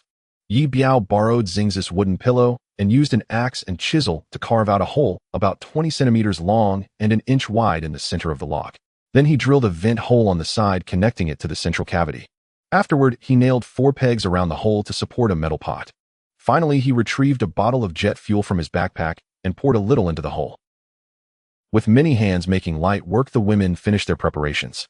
They arranged stones to create a makeshift dining table laden with an assortment of ingredients ready for the pot. Ye Biao placed the log in the center, secured it, and propped the water-filled pot on the 4 pegs. At the moment the fire was ignited, everyone's eyes lit up. This was incredible. The flames danced inside the log with the pot perched above, compact and safe. This is amazing. What do you call it? Xingzi marveled at the torch that had transformed from her pillow. Swedish torch. Ye Biao replied, a hint of pride in his tone as he glanced at Xingzi. You truly are something else. Master of all trades, she retorted, unable to resist a playful jab at his ego. The water soon came to a boil, and Bai Tingting carefully added a chunk of hot pot base, unleashing an enticing aroma. The moment Sun Shuer caught a whiff, tears streamed down her face. Thank you so much, Ye Gij. If you ever need, I could have a child for you, she exclaimed, her gratitude overflowing. Lu Yu chimed in. I think it's more appropriate for Xingzi to handle the boy, given her ample backside. Xingzi rolled her eyes and playfully nudged the annoying fellow. Get lost. If anyone's having a child, it's you. Laughter erupted among them. On a night like this, enjoying hot pot together made the women feel incredibly happy. Ye Biao gazed at the bubbling pot, the animated women, and the occasional sounds of the dodo bird, feeling as if he were in a dream. Across the sea, in a cave on the opposite island, 4 figures sat by a campfire, Wang Siming away and the mother-daughter duo Zhang Qian and Zhang Taimei. The wind howled, making the cave feel chilly as Wang Siming sat by the fire warming himself. Earlier they had gone shellfishing and returned with a bounty. With only a fire and no pot, they tossed the lobsters and crabs directly onto the flames, which crackled and popped as they cooked. Wang Siming cracked open a lobster and stuffed a piece of meat into his mouth. This is delicious. It's been ages since I've had such a large piece of meat, he exclaimed, his cheeks smeared with soot, eyes squinting in satisfaction. Living off wild fruits, baked shellfish, and octopus daily, today's feast of lobsters and crabs felt like a grand banquet, a meal far superior to any he had ever had. Zhang Tianmei, however, felt her appetite wane at the sight of Wang Siming's messiness. Recently, she had sensed something odd in the way he looked at her. She grabbed a lobster and 2 crabs and turned to nibble at the cave entrance. Away with such a strong windstorm today. Wang Siming's face turned a shade of iron gray at Zhang Taimei's words. The crab in his mouth lost its flavor, and he felt an overwhelming urge to confront the woman and give her a good beating. Zhang Taimei shared the same sentiment. If it weren't for her mother and Awei's presence, she could have easily silenced the arrogant man. Seeing the atmosphere shift, Zhang Qian quickly attempted to mediate. You little brat, shut your mouth. Siming is the young master and has never done such rough work. The fact that he can endure hardships with us is already commendable. Speak carelessly again, and he'll tear your mouth apart. The woman feared that her wild daughter might provoke Wang Siming, so after reprimanding her daughter, she turned to persuade him. Young master, Siming, my girl has this personality, she's fiery. I've scolded her since she was little, but her nature remains unchanged. Please don't take it to heart. Once outside, she'd be wealthy and respected, and she couldn't let her straightforward daughter ruin their prospects. After venting her frustration at Wang Siming, Zhang Taimei felt much better and ignored her mother's nagging, continuing to crack and munch on crabs. Having lost face, Wang Siming noticed that Awei could no longer remain silent and sought to divert everyone's attention. Young master, why aren't we taking the Wang family's private plane for our trip? Wang Siming cursed. My father's second mistress, my stepmother Bai Ji, wants to take my foolish little brother abroad for treatment. Since we're headed to Africa for leisure, the old man left the private jet for them. Awei nodded thoughtfully and continued. Young master, who arranged our tickets to Africa? Was it old Du? Wang Siming sighed, cursing. Damn it, just thinking about it makes me angry. Old Du claimed my stepmother booked us these tickets as an apology, which is just too unlucky. The plane crashed, and we ended up in this desolate place. Days have passed, and not only did the old man not show up, but we haven't even seen a boat. Awei frowned, piecing together the information, which gave him an uneasy feeling. However, he dared not voice his suspicions regarding family matters. Wang Siming sensed Awei's unease and responded, Awei, is she scheming to eliminate me so that my father would naturally hand over the Wang family to her dim-witted biological son? Wang Siming felt this theory was plausible, otherwise how could it all align so perfectly? Although Awei shared the same suspicion, he wouldn't dare voice it. Such matters were too grave. Once spoken regardless of the truth, he thought for a moment before saying, Young master, don't overthink it. The plane malfunctioning was an accident. Once we get out, the old man will investigate and find the truth. She seems overly nice to me, but she likely has her own ulterior motives. The old man has fallen for her tricks. If I find out she was behind this when I get out, I'll make sure to deal with her and her foolish son. Huh. Zhang Taimei was dumbfounded. Was this? Awei couldn't help but twitch at the absurdity of the young master's words. In Kyoto at the Wang family villa, old Master Wang sat on a rosewood sofa, shaking with anger. Beside him was a seductive woman clad in a red qipao, delicately stroking his heaving chest. Master, don't be angry. The absence of bad news is good news. Siming is fortunate. I believe he will return safely, she said soothingly. Old Master Wang's face was gloomy, exuding an intimidating aura as he slowly addressed her. Baishi, do you know who booked Awei's tickets to Africa? The woman remained unfazed, casually tucking a stray hair behind her ear, and replied gently, Master Siming's matters are handled by his steward Old Du. Naturally, he arranged the tickets as well. Old Master Wang slammed his palm on the table, cursing loudly. That bastard. There are over 10 aircraft carriers in the Indian Ocean and electronic warfare has already begun. The flight route he chose just happens to pass through the vicinity. I had the internal team check. The plane likely crashed due to signal interference. Now we have no clue where it is. That dude should be damned. Old Master Wong gritted his teeth and smashed $1 million jade ashtray to pieces. The plane's crash left survival prospects bleak, a fact known to all. He had no idea what had happened to his precious son, but he would find out. He vowed to uncover the fate of the missing plane. Bai Ji was startled by the scene and quickly approached to comfort him. Master Simon is blessed and will surely return safely. You must take care of yourself, or what will happen to the Wong family if you fall ill?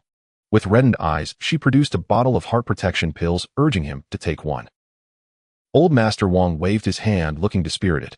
Seeing he wouldn't comply, Bai Ji turned and called out, "Come in." Two men in suits promptly entered, bowing respectfully. "Madam, Master." "But he is the future of the Wong family. If you can't find him, don't return."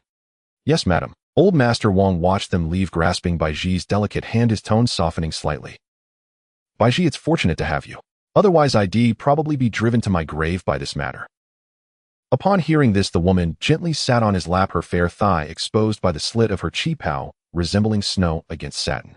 She wrapped her arms around his neck, resting her head. "You are still in your prime and healthy." Old Master Wong comfortingly embraced her, his other hand lightly patting her thigh as he replied, "Bai Ji, you understand me best.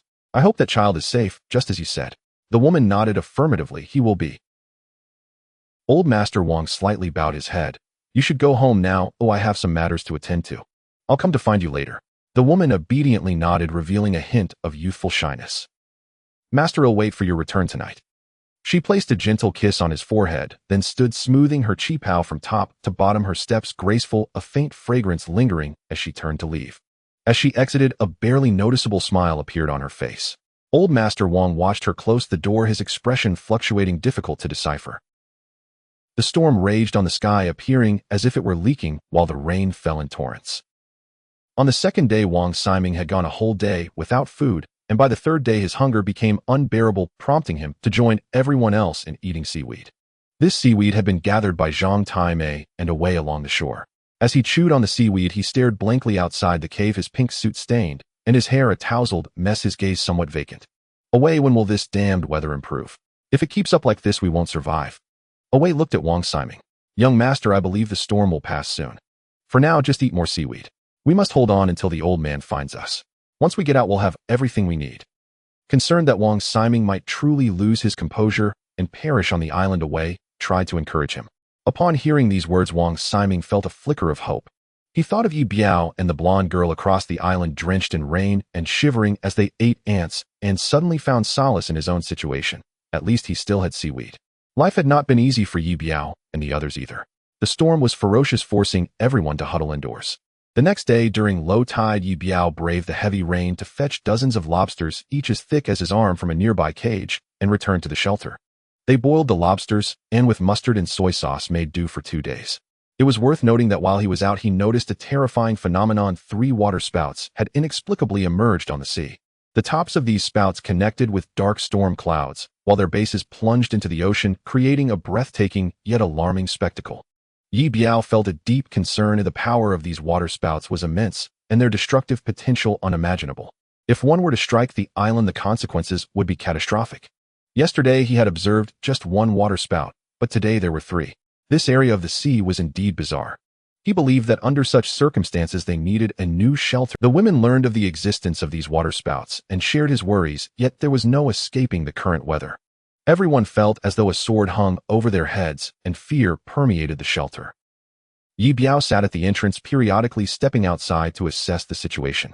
The number of water spouts continuously fluctuated, at one point rising to a staggering 9. 9 water spouts ravaged the distant sea, darkening the sky as if heralding the apocalypse. The women endured 4 days of trepidation, anxiously watching the tempest outside, hoping for fair weather and that the water spouts would not reach their small island. On the 11th day of their exile, as dawn broke, the storm finally showed signs of subsiding. Everyone woke early, having been cooped up for days, and prepared to venture outside now that the weather might be improving. As the wind calmed and the rain ceased, Ye Biao stepped out, followed closely by the women. However, just moments later, he suddenly turned around and shouted, "Fish are falling. Get back inside." Before the women had time to react, Ye Biao was already at the front, pulling a group back towards the shelter. Sun Shuer hesitated, still bending over her rear and high in the air. Ye Biao slapped her, saying, "If you want to live, hurry inside." Startled, Sun Shuer quickly followed him into the shelter. Just as they entered, a loud, crackling noise erupted above them, as though stones were being hurled at the shelter. "Cover your heads and don't go outside," Ye Biao instructed. Confused, the women huddled under blankets, shielding their heads. The noise persisted for several minutes, and the women feared the shelter would collapse, remaining frozen in place. "Ye Biao, what's happening outside?" asked Xingzi, holding a pot above her head. "Fish are falling," Ye Biao replied, shrinking into a corner. The noise was so loud that Xingzi misheard. The women had been cooped up in the shelter for days, their hair unkempt and faces unwashed, now emitting a distinct scent of fish. They washed their hands, then their faces, followed by their hair, taking baths afterward, and finally washing their feet and clothes. In short, they washed everything they could. On the deserted island, there were no strange men lurking about, and once the wet clothes were laundered, they hung them on the grapevines to dry. With little appetite, they changed into fresh garments and decided to seek out Ye Biao, who was busy chopping trees and gathering coconuts in the palm grove. When they found him, he had already felled a coconut tree. After enduring the fishy scent all morning, they felt much better, sipping coconut water and munching on coconut meat. Ye Biao shared his plans for constructing a new house with everyone. The women agreed, having witnessed the terrifying waterspout, and they desired a safer place. The shelter on the mountain could serve as a lookout for indigenous people, while also monitoring ships at sea ready to signal for help at any moment. "The new shelter will take quite some time to build, perhaps about a month," he stated, knowing that with only an axe and a saw the task would be daunting. Xingzi looked at him, suddenly feeling a wave of despair. "Ye Biao, do you think we can't leave this place in a month's time?" Her question echoed the unspoken fears of all the women who turned their gazes toward him, their emotions complex. For days they had been preoccupied with one thought: when would they be able to escape? Yet with so many days passing and no sign of rescue, it felt as if the world had forgotten them. Ye Biao shook his head, uncertain when or if a boat would come. Seeing the despondence in the women, he felt the need to clarify. "This deserted island we find ourselves on is peculiar, giving off an air of isolation. I cannot predict when a rescue boat will arrive, but to escape, we must first ensure our survival." He looked at the confused faces of the women and continued, "We may have to endure for some time, perhaps a year, maybe even 2. He glanced at the dodo bird, a species that should have long been extinct, realizing his estimate was rather conservative. Though they had all contemplated the situation, everyone had hoped that the bird was merely an anomaly, that help would arrive swiftly. Now, with Ye Biao's words laid bare in the sunlight, the harsh reality was hard to accept. Bai Tingting's eyes reddened, and she covered her face, weeping. Even though she had suspected as much, she couldn't hold back her tears. Her own daughter was about the same age as Chu Chu. If they truly couldn't leave for 2 years, what would happen to her child? The thought was unbearable. Xingzi and Lu Yu, seeing Bai Tingting in tears, began to comfort her, only to end up crying as well, and soon Sun Shuer joined in. Ye Biao was at a loss for how to console these women. He cast a glance at Ishabian, who was already aware of the situation, giving her a look that encouraged her to speak. Ishabian understood and took the cue. Ye Biao didn't want to waste time comforting a group of sobbing women. He took his axe and returned to the forest to chop more trees.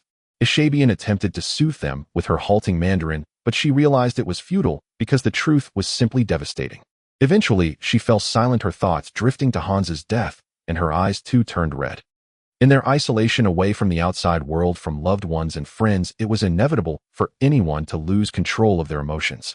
They had initially aimed to build a new house, but now that everyone clearly understood their inability to leave in the short term, the tears flowed freely. Trapped on this deserted island, Ye Biao felt a twinge of despair himself. He had to find a way out. There were important matters awaiting him. Concealed in his arm was an X-23 gene serum, for which the Wolfpack mercenaries had paid a grievous price.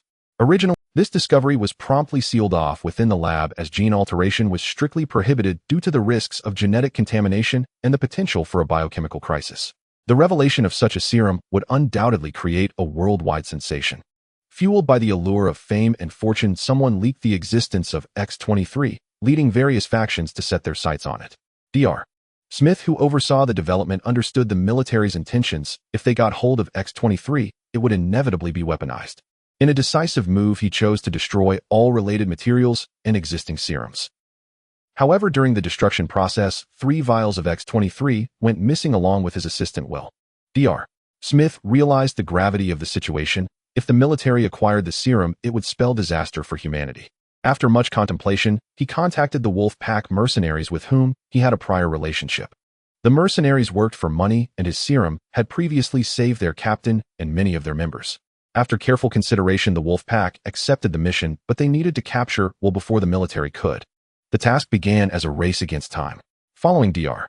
Smith's leads, Ye Biao and the team found Will, but he had just been attacked, gravely injured, and 2 vials of the serum had been stolen. The wolf pack secured the last remaining vial of X-23. Originally, Smith, who had since gone into hiding in Africa. Understanding the implications of a potential biochemical crisis, he urgently requested that the wolf pack deliver the remaining vial of the gene serum to him. Only he could use this last X-23 to create an infection blocker and prevent a biochemical disaster. What started as a destruction mission now morphed into a protective escort, complicating matters further. After much deliberation, the captain decided to Smith. However, during their retreat, they encountered several factions, including the military, arriving. A fierce battle erupted. As various factions continued to join the fray, it became clear that this was no ordinary mercenary mission. It had evolved into a small-scale war of pursuit and ambush. The situation escalated beyond expectation. The existence of X-23 was far too formidable. Everyone was determined that if they could. The battle intensified, placing the wolf pack in the midst of a chaotic clash among various factions. Weapons of all kinds were unleashed. AKs, landmines, rocket launchers, bombshells, and drones. The wolf pack, caught in the line of fire, was forced to retreat under relentless assault, suffering heavy casualties. Africa was now beyond reach, and the group could only reroute to a secret base hidden in the deserts of the Middle East. However, they soon discovered that the military had already set its sights on this location. Missiles and bunker busters were deployed, decimating the entire base and leaving the wolf pack on the brink of annihilation. Only Ye Biao and 2 comrades managed to escape. The wolf pack had never known defeat since its inception, but this mercenary mission had turned into a disastrous loss. At this point, it was no longer merely a matter of finances. For the sake of their final honor, the 3 men were prepared to risk everything. X-23 required constant temperature preservation, and given Ye Biao's complexion, which would attract less attention in Asia, he decided to implant the X-23 serum beneath the skin of his forearm. During their retreat, the other 2 sacrificed themselves to cover Ye Biao's escape. Thus, for the sake of X-23, the remainder of the wolf pack perished. Alone, Ye Biao fled to Thailand and eventually made his way back to his homeland. The significance of X-23 was monumental. Determined to continue this mission, Ye Biao recuperated for a month and then boarded a plane to Africa under the guise of a tourist, ready to locate the doctor and hand over X-23. Little did he expect that the plane would crash, leaving him stranded on a bizarre deserted island, now entangled with a group of women.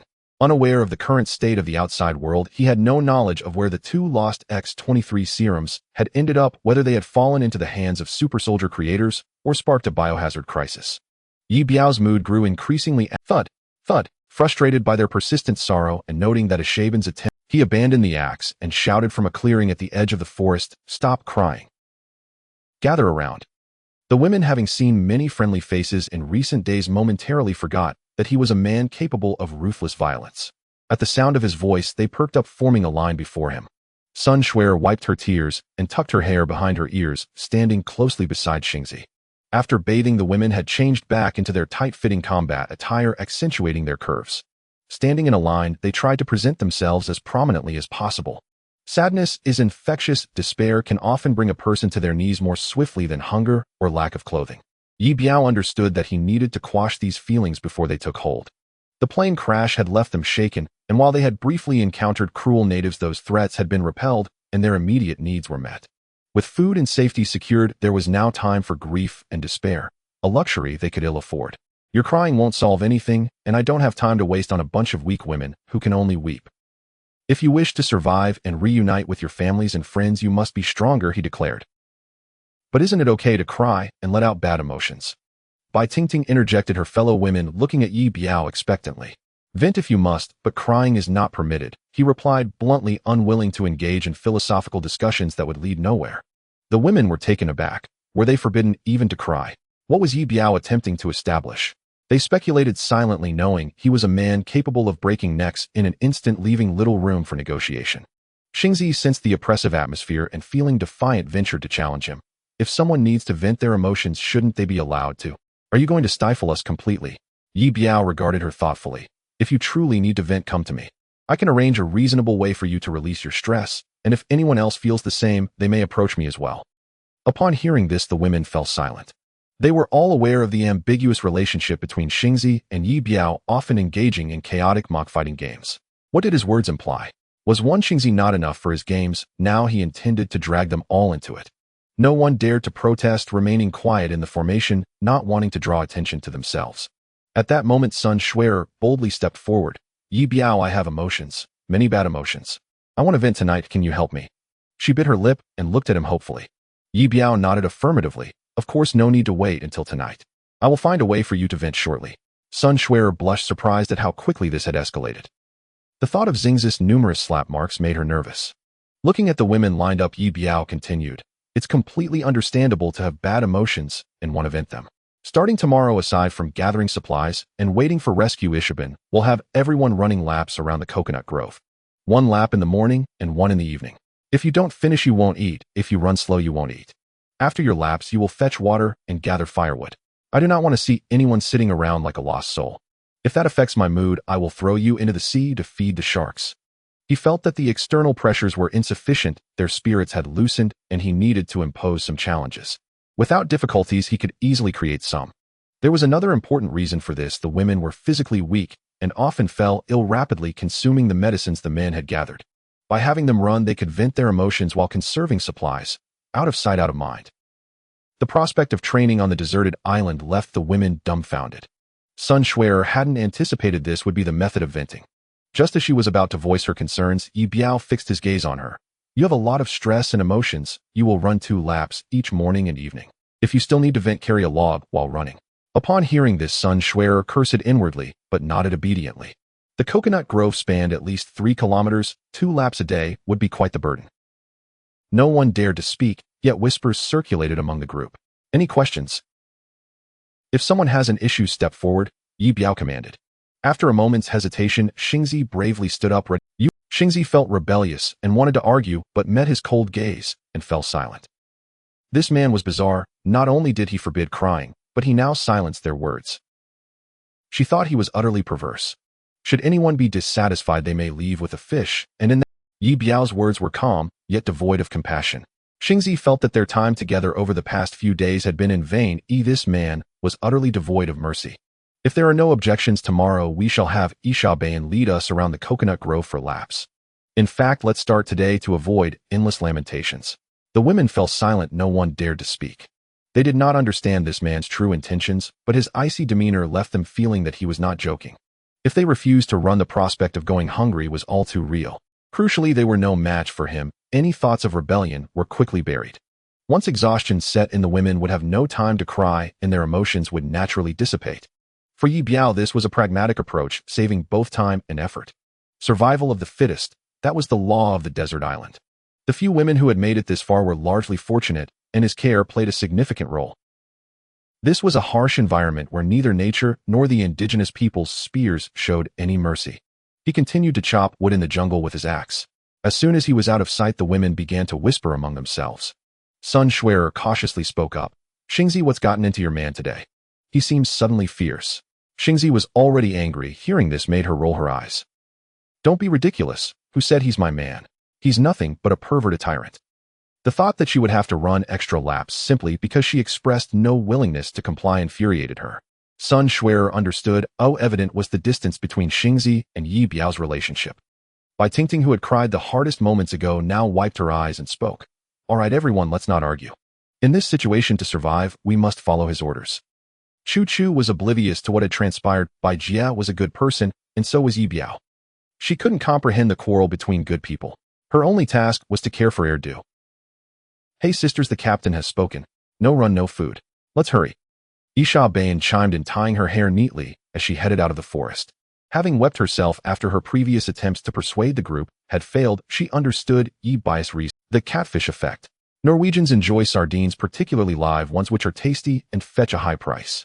However, these fish have a drawback: they do not survive well due to their lazy nature. When caught, they curl up in confined spaces and often suffocate over time. Eventually, someone discovered a solution: placing a predatory catfish in the box with the sardines. The sardines, sensing the threat, would swim frantically, preventing them from perishing easily. The frail women resembled the sardines, while Ye Biao played the role of the catfish, provoking their utmost potential through the threat he posed. Ye Biao did not wish to lecture her companions on grand philosophies. She preferred a more structured life, and a bit of exercise didn't harm anyone.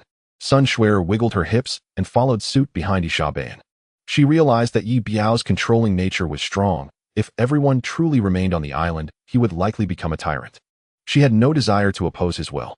To survive, even if he was a tyrant, she would serve him. If he truly aspired to be an emperor, she would do everything. By Tingting being married and older would probably end up as just a permanent consort.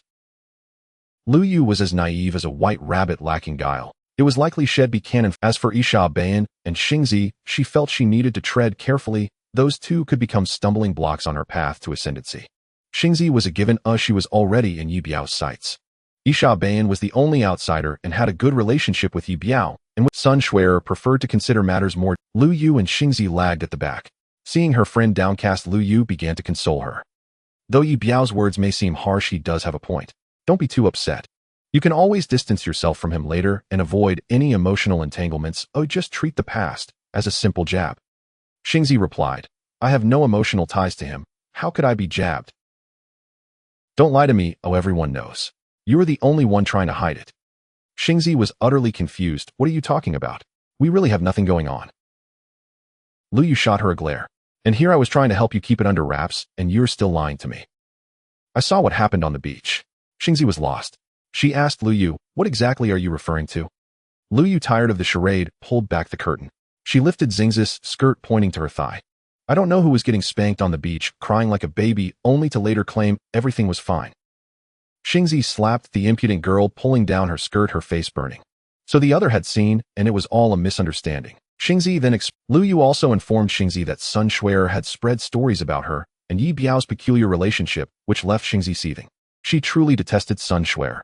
Initially, it was all a fabrication, but now it seemed she had dug her own grave.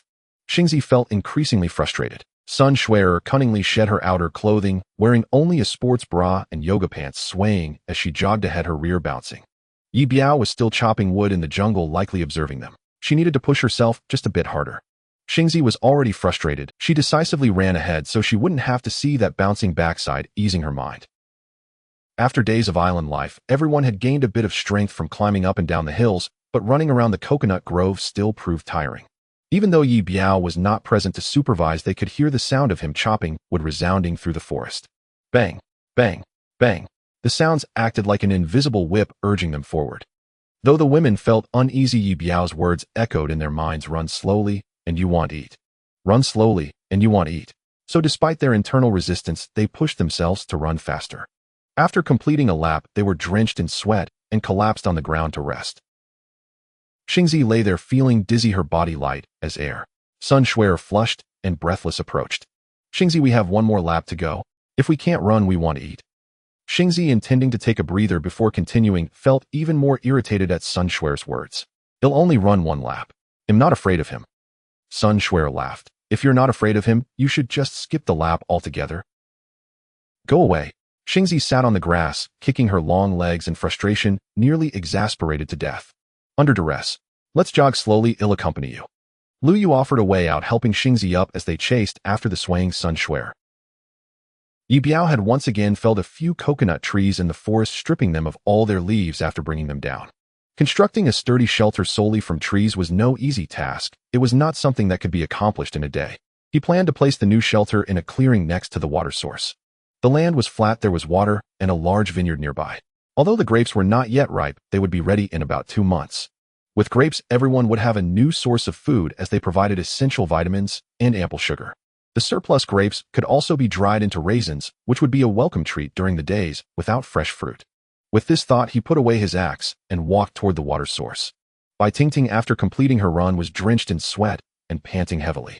It had been a long time since she had engaged in such vigorous exercise, and her legs felt weak.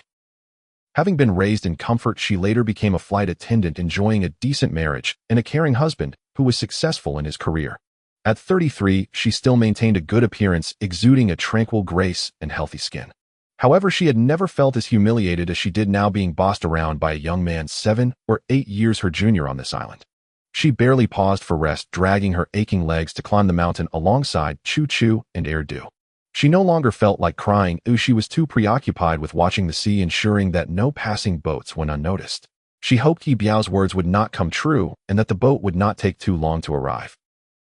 After running, Isha Bane collected dry firewood nearby. Ye Biao's outburst had given, though he never spoke of his identity, she suspected he was a warrior with formidable survival skills in the wild.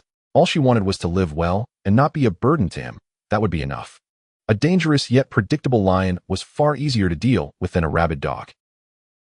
Xingzi and Luyu, though young, had average stamina. During this, Xingzi was drenched in sweat, her chest heaving and two buttons. She had always been proud of her figure, but now, looking at Sun Shuer ahead, she felt that yet Sun Shuer was running faster than her, which left Xingzi feeling quite defeated.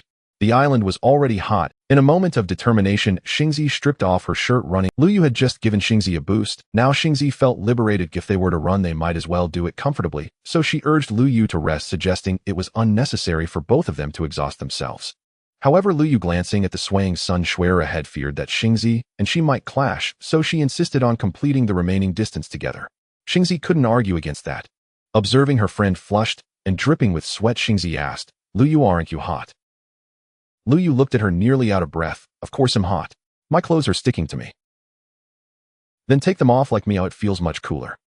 Luyu hesitated, "But I think that's strange. That guy is still in the forest. It's fine, he can't see us from there, and I've noticed he's not very interested in women." Although Xingzi was afraid of Ye Biao, she had come to understand his temperament somewhat during their interactions. He might be gloomy and a bit twisted, but he would never hide behind a tree to spy on women. Luyu wore the same flight attendant shirt as Xingzi, so she found herself in a similar predicament when her shirt became damp. Following Xingzi's suggestion, she peeled off her shirt, revealing a white sports bra underneath. Luyu's skin was exceptionally pale, almost luminous, and Xingzi couldn't help but envy her friend, saying, "So white. I want to touch it." Xingzi playfully tugged at Luyu's shoulder strap from behind. The strap snapped back against Luyu's fair shoulder, causing her to turn around in surprise. Luyu, not willing to let it go, reached out to grab Xingzi, and the two burst into laughter, playfully shoving each other as they jogged. Sun Shuer, hearing the commotion ahead, turned to see the two women now in their bras laughing and teasing each other. She couldn't help but mutter under her breath a couple of little flirts. Now that they know they can't leave, they have to rely on— How shameless. Sun Shuer felt a sense of competition. With Ye Biao wanting to control women, he was surely preparing to rule the island. As a woman, she needed to align herself with his desires, securing her place as the queen before anyone else could. With this thought, she stopped running, sat on the ground, and began to remove her pants.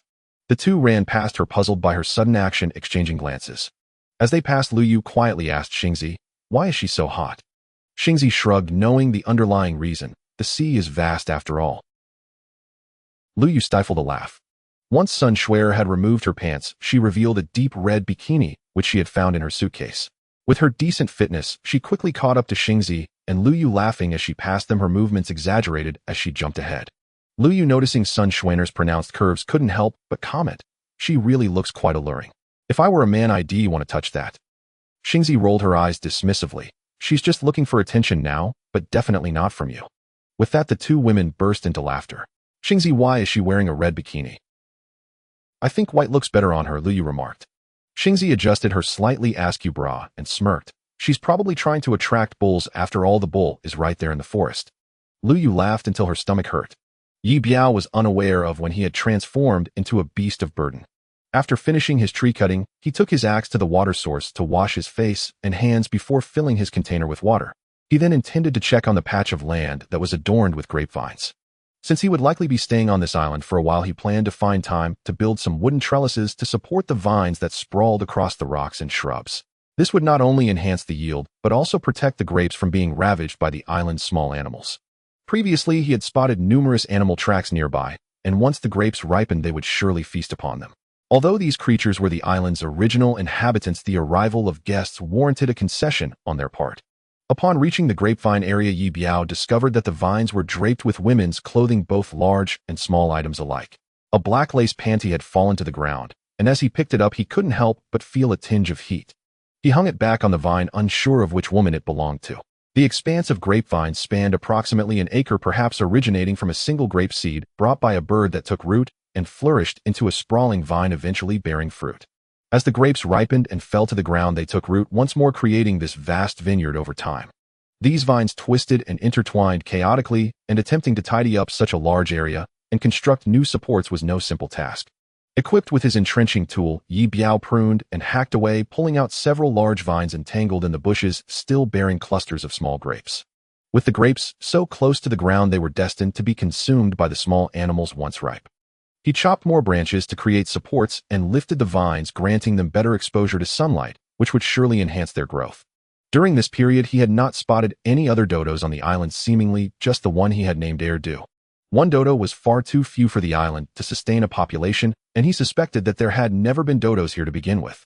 Erdu must have been brought by the natives as a food source, but had subsequently escaped. The island was not large, and its resources were undoubtedly meager compared to the natives' home islands, which meant that the allure for these natives to come ashore was likely the grapevines. Now that they had arrived to the natives, it appeared as though outsiders were seizing this small island and claiming their grapes, prompting them to repeatedly harass Ye Biao. Just as he was contemplating these matters, he heard the voices of women, a Xing and her companions. They had finished their exercise and were now by the spring washing clothes. They came to collect the garments washed that morning while hanging out their freshly cleaned items. A Xing, still stung by Ye Biao's earlier harsh words, chose to remain silent. After all, that fellow was unreasonable, and she had no desire to engage in conversation. Lu Yu, upon seeing Ye Biao, shyly smiled and quickly donned the clothes that had dried, wrapping herself up again. "Captain, you're here." Sun Shuer was the first to speak. The woman stretched her undergarment, revealing a stunning figure with two bronzed mounds, creating a deep cleavage. Despite this, she regretted having put on her pants too early. Ye Biao responded with a non-committal grunt. "He'll help you, Captain," Sun Shuer offered, swaying her body. She had noticed the tension between a Xing and him. "Be careful, there might be snakes here," Ye Biao cautioned, continuing to work. Sun Shuer's expression darkened upon. She recalled the university professor who had died from a snake bite in the woods, succumbing in merely a minute.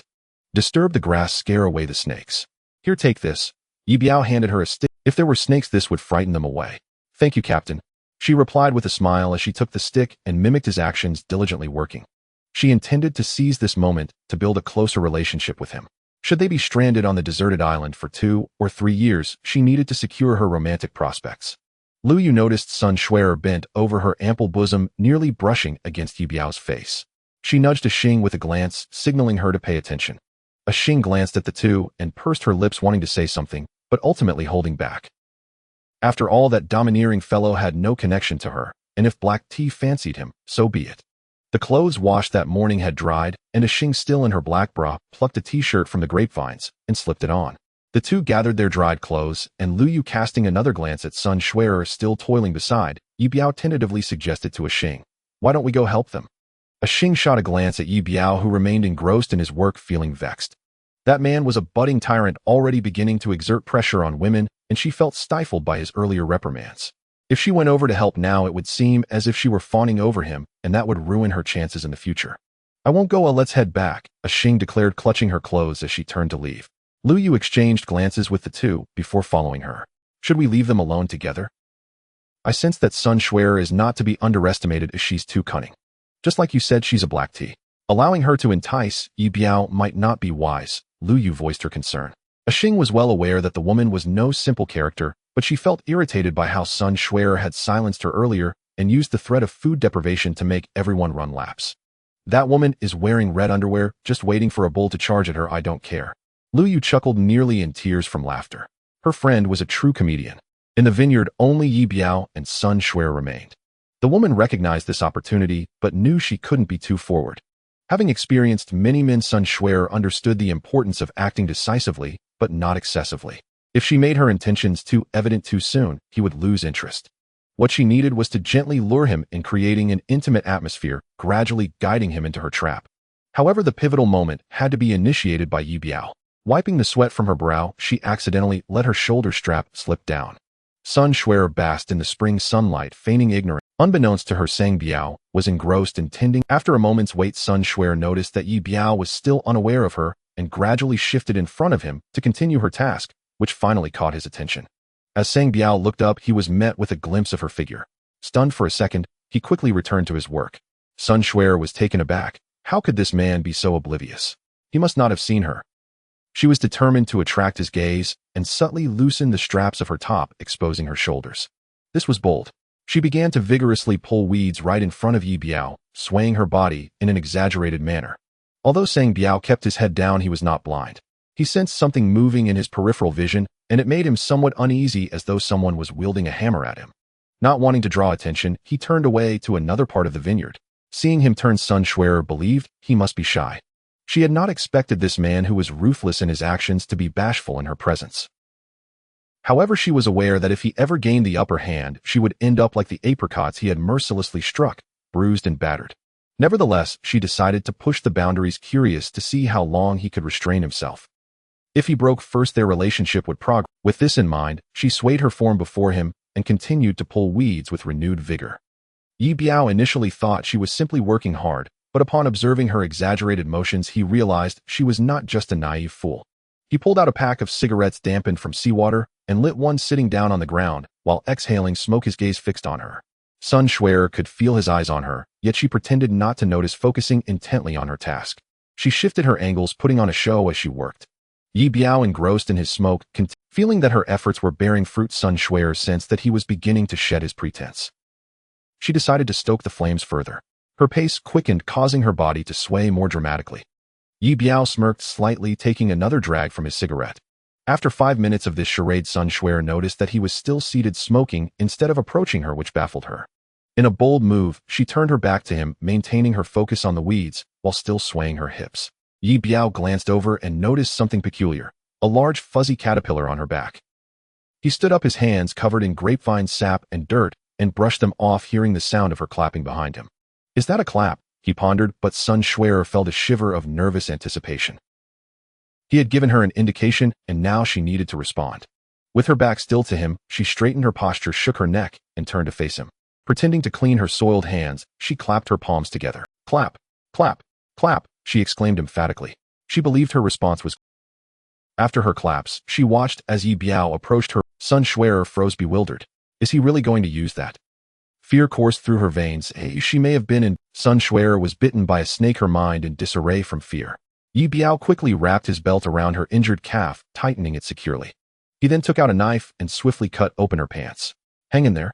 Sun Xuer nodded numbly, her breath quickening as she realized her life might be slipping away. Ye Biao wasted no time. He deftly carved a cross over her wound with the knife, then squeezed with both hands, forcing the blood to flow out repeatedly. The pain brought tears to Sun Xuer's eyes, but Ye Biao remained focused, lifting her and rushing to the spring. He removed her shoes and submerged her leg in the water, continuing to squeeze the wound while rinsing away the blood. This went on for over 10 minutes before he finally stopped. He then retrieved a small bottle of disinfectant from his backpack and applied some to her injury. Sun Xuer was already terrified, feeling weak and cold, her chest tight and breathing labored. She feared she was nearing death, her eyes reddening as tears began to fall. Ye Biao, am I going to die? She gripped his arm tightly, her gaze filled with desperation. I don't know, just keep observing. Sun Xuer choked back her sobs and asked, is it a venomous snake? She recalled the strange appearance of the serpent. I don't know.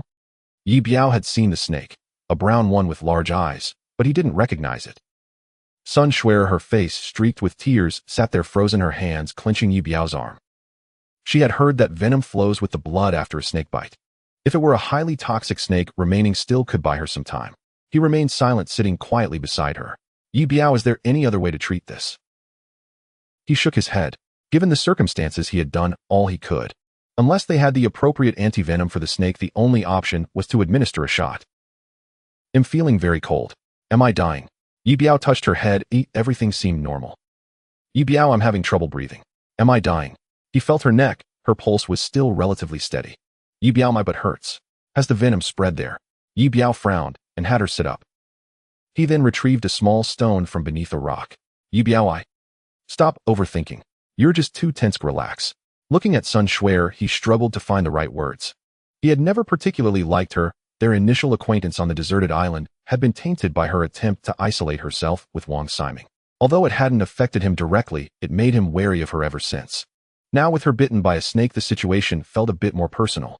He had done what he needed to, and all they could do was hope it wasn't a highly venomous snake. Sun Xuer clung tightly to his arm, her thoughts consumed by the changes in her body. At every rustle or breeze, she questioned whether she was about to die. The death of the professor in the forest loomed large in her mind. Terrified of the venom spreading, she dared not move, and Ye Biao was reluctant to provoke her further. They sat beside the spring, observing each other. He monitored her wound, while she repeatedly asked if she was going to die. After half an hour, although her wound was slightly swollen, her overall condition seemed stable, and Ye Biao felt reassured. He retrieved a roll of bandages from his backpack and wrapped her leg. From the moment of the bite to treatment observing by the spring took about an hour. Now she seemed all right, and Sun Xuer's anxiety began to ease. She remembered how the professor had succumbed just moments after being bitten. Having seen the snake, she knew it was likely venomous, but perhaps its toxicity wasn't severe. Combined with Ye Biao's timely actions, she appeared to be out of danger. It's not a deadly snake. You seem to be doing well, let's head back. We can monitor your condition further there. Upon hearing Ye Biao's words, a weight lifted from Sun Xuer's heart. Thank you, Ye Biao, thank you. Realizing she might survive, she threw her arms around his neck and wept openly. Ye Biao was momentarily taken aback by her fierce embrace, struggling to catch his breath as he felt her weight pressing down on him. Quickly, he pushed her away, standing up and taking a deep breath while looking at the woman on the ground, overwhelmed with emotion. If you're all right, let's go. It's getting dark. Sun Xuer wiped her tears and nodded. Her leg ached from the snake bite and the loss of blood, and it was still a bit swollen. She felt embarrassed to have him carry her up the mountain, especially since the distance was considerable and she wasn't light. Hesitantly, she stood up, unsure of whether to walk for fear of aggravating the venom. Ye Biao didn't waste time. Now that she was injured, he couldn't leave her behind. He effortlessly hoisted her up, cradling her thighs as he began to ascend the mountain. Sun Xuer gasped in surprise, letting out a small sound. She had anticipated he might carry her, but never expected to be lifted like this. Hanging from his back, even though he walked steadily, she felt awkward with her legs up and head down, reminiscent of a pig being carried. She wanted to say something to lighten the absurdity of the situation. Ye Biao, am I heavy? Her face flushed unexpectedly. He actually said it. This was a first. Whenever the topic of weight arose among men, they always claimed it was just right. This guy offered no flattery at all. As she hung on his back, feeling dizzy, she reflected on their time together since being stranded. She had spoken ill of him, yet he had shown no resentment and had come to her aid. Guilt washed over her. He hadn't behaved poorly towards her today, as she realized it wasn't her lack of charm, but rather that disgusting snake that had ruined the mood. Once she recovered, she would find a way to repay him. As for his strange hobbies, she could tolerate them. After all, she had survived. Lost in her thoughts about how to repay him once she healed, Ye Biao suddenly halted. Ye Biao suddenly stopped just as the woman was lost in her thoughts. She regained her composure and looked around. The two of them were at the foot of the mountain. The women on the mountain had now caught sight of them, and she thought that perhaps the man wanted to take a break. Ye Biao, you should rest for a moment. I'm too heavy, she said softly. No need. Ye Biao replied, carrying her, holding her legs, and shifting her slightly to secure his grip. He had stopped because he had spotted something, a black woman's underwear that had fallen from the grapevine. He recognized it as belonging to Xing Zi and Lu Yu, who had brought their laundry back and dropped it there. He bent down, picked it up, and casually tucked it into his pocket. Sun Xuer on the man's back felt perplexed, sensing an odd tension. Ye Biao remained silent, continuing to carry her up the mountain. Sun Xuer thought to herself that this guy was nothing short of incredible. Standing at 1.7 meters tall and weighing over 120 pounds, she was amazed that he had carried her all the way from the spring without stopping. Was he even human? With such stamina, he should be capable in other ways as well.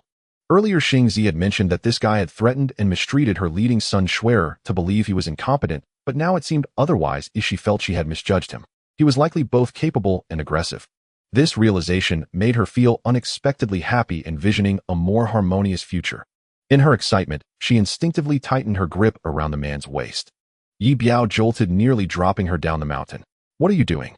If you keep moving around, you can walk up yourself. He pinched her thigh and paused momentarily before resuming his ascent. Sun Xuer, startled, quickly released her grip and hung limply on his back, no longer daring to move, though her lips curled into a smile. He was definitely capable. Ye Biao felt the woman behind him trembling, puzzled by her sudden behavior. In his experience, no venomous snake bite had ever caused someone to laugh. He chose to ignore it. The island's weather was unusually humid, and he was already sweating profusely. Now, with the added warmth of a sticky woman on his back and the two heavy weights occasionally bouncing against him, he felt increasingly restless. Worried that she might genuinely fall, he tightened his grip. On the mountain, Isha Ben and Bai Tingting were preparing food, and Lu Yu with sharp eyes spotted Ye Biao and Sun Xuer as they appeared at the foot of the hill. Having a man and a woman out there for so long, she was uncertain of what they had done, but with Sun Xuer now being carried back, she sensed that the situation was not ideal. Clearly their relationship had progressed further. She called over Xing Zi to show her the sight of the two seemingly glued together at the bottom of the mountain. It seems he has taken her down, otherwise he wouldn't be carrying her up now. Lu Yu sighed, grasping Xing Zi's hand.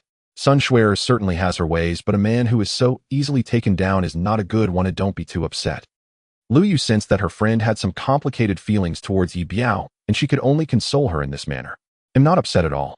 That woman must have something wrong with her. He had to carry her up the mountain, and it would kill him. Xingzi replied, patting her bottom as she headed off to grill fish. That man was perverse, cold-blooded, and arrogant, but there was no way she believed he willingly carried Sun Shuer up the mountain. Lu Yu rolled her eyes. You seem to understand him quite well. Xingzi scoffed and ignored her, eager to see if Sun Shuer was genuinely injured. After all, that woman had feigned illness before.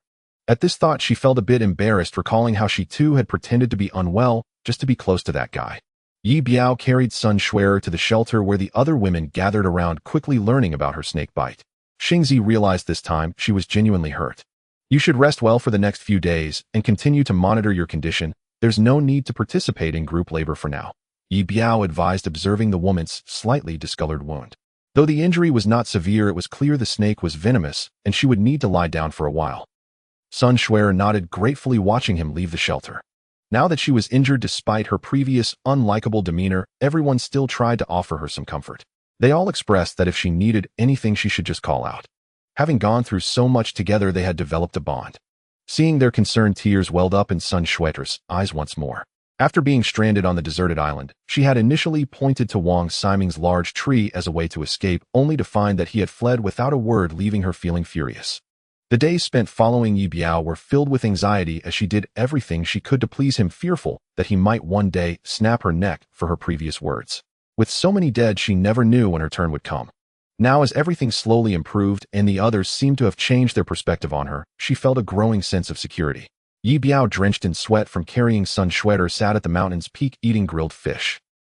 Everyone watched him, hesitant to make a move. Ye Biao was baffled by their gazes. Feeling uncomfortable under their scrutiny, he turned away. Sitting on a rock, he gazed at the sea while gnawing on his fish, a coconut placed beside him. From behind, he heard the women whispering and laughing, leaving him puzzled and uninterested in engaging. Yisha Ben leaned over, smirking. Ye Sun Shuer's chest. Unable to suppress herself, she covered her mouth with a laugh. Ye Biao was taken aback. He quickly took off his shirt to check a sheepish smile creeping across his face. After carrying that woman up the mountain in the hot, humid weather, both of them had sweated profusely, creating two round, damp impressions on his back. It was utterly ridiculous. With those two big balls pressing on your back for the whole way, it must have been quite a delight. Ye Biao shot her a glare. What? Aren't you going to eat? Aren't you hungry? Xingzi had been waiting for this moment, crossing her arms as she looked at him. Now everyone has to listen to you. They're saying you're the emperor. If the emperor doesn't speak, who dares to eat? Ye Biao nearly choked on his fish. He was well aware that she was expressing her grievances regarding. Since they were staging a collective protest, he decided it was time to assert his authority. Ye Biao set down his fish and adopted a serious expression, clapping his hands. Everyone stand at attention. The others, having seen him shift from jovial to stern, felt a chill and complied, forming a line despite their reluctance. Lin Xing, stand straight and lift your chin. Xingzi was furious, her teeth nearly grinding. He was doing this on purpose. Under the pressure, she kept quiet and straightened up. You think him an emperor? That's a good attitude. The emperor decrees, everyone, it's time to eat. If you can't finish, take it with you. Several women initially intended to express their dissatisfaction in a veiled manner. However, Ye Biao, refusing to turn anyone away, imposed his authority as if he were an emperor issuing commands. This infuriated Xingzi deeply. It was clear that the others were unwilling to engage in a proper discussion about personal freedom and power, and naturally they hesitated to approach him for a conversation. Ye Biao was ruthless, and his unpredictable temperament made the situation on the island even more daunting for them. They had no choice but to submit. Xingzi, already ravenous, had no time to provoke the man, as she simply couldn't afford to. Grabbing a piece of grilled fish, she devoured it with fervor. Having run a couple of laps, her appetite was particularly keen. Bai Tingting shared some food with Sun Shuer before returning to join the others for a meal. She had come to the realization that the best course of action was to eat and drink well, avoid provoking the man, and focus on surviving long enough to reunite with family. The fatigue from the afternoon run left everyone too exhausted. Ye Biao observed the effects of the tyrant's actions with a certain satisfaction. With everyone focused solely on survival, it seemed plausible that they might endure a bit longer. This endurance, however, was not merely physical, but also a profound psychological trial. Stranded on a desolate island beset by inner turmoil and external threats, prolonged contemplation could lead to madness or at the very least mental strife. Ye Biao had exerted some pressure, providing a semblance of relief for the future. As they finished their meal, darkness gradually enveloped the surroundings. While the immediate danger had lessened, it was by no means eliminated if the indigenous people were to approach. Their predicament would become perilous. Ye Biao had set traps at the mountain entrance using fishing hooks and lines to ensure everyone remained vigilant, as this was essential for their survival. He organized the night watch, pairing the 4 women into 2 groups, Xingzi with Lu Yu and Isha Bayan with Bai Tingting. He would take the first half of the night, while the women would alternate every 2 hours until dawn's light broke through. Exhausted from a long day, everyone retreated to the shelter for rest. Alone atop the mountain, Ye Biao added another log to the campfire and sat in contemplation. With food temporarily secured and water sources reliable, his thoughts turned to acquiring a boat. He did not expect a simple dugout canoe would facilitate their escape. If it were possible, the island's inhabitants would have long since been discovered. He desired a vessel that would allow them to relocate swiftly in the face of danger. This island felt like a prison. They could not leave, yet the indigenous people could approach at any time. The longer they stayed, the more likely it became. Although he had considered building a boat, a raft would be futile, as sharks in the water could claim lives easily, and there were no suitable trees on the island for crafting a canoe. He felt it would be wiser to acquire a boat from the indigenous people or from away. The indigenous population was numerous, and he did not wish for them to harass them further. They had stolen the boat, and likely would not return easily. Should they do so, Ye Biao would not let them off lightly. He needed to devise a plan to lure the 2 back to eliminate them. With that thought, he added, this mountaintop represented the highest point on the island. Ye Biao understood that as long as they could see the fire, their curiosity would eventually drive them back, presenting him with an opportunity to reclaim the boat. Inside the shelter, the others had fallen into a deep sleep after with no wind today. She pondered the behavior of the man on the mountain. His excessive authoritarianism was concerning. Over time, she had been through much with Ye Biao and had come to know him somewhat. Although he was eccentric and cold-hearted, he was ultimately redeemable. She suspected that he was under great pressure, causing his demeanor to shift. This could not continue. If it escalated, his darker side might emerge and save. Xingzi believed that their shared experiences defeating the indigenous people might allow her to reach him in the stillness of the night. She hoped to offer him some psychological guidance, encouraging him to release his burdens and reflect upon his actions. With this in mind, she clutched the small fan, the lantern casting a soft glow as she carefully opened the door and slipped out of the shelter. Ye Biao, seated against a rock, heard the door creak open and knew someone had emerged. He chose silence, gazing up the mountain path. As Xingzi peeked out, he recognized her immediately and noticed the blanket she was clutching, which left him feeling slightly overwhelmed. Swiftly, he turned away, feigning sleep. Xingzi said nothing as she spread the blanket beside him. Having shared a bed many times and been candid with each other on several occasions, there was no longer any shyness between them. Xingzi leaned against the rock, hugging her knees, adopting the stance of a psychological mentor. She intended to have a heart-to-heart with Ye Biao that night, hoping to relieve his stress and help him adjust his emotions, enabling him to become a better person starting tomorrow. If this trend continued, it wouldn't be surprising if he were to don a dragon robe and claim the throne. Ye Biao lay on his side, back to her, pretending to sleep. He was aware that his words had been heavy today, and he had not given Xingzi any face, as she was likely upset.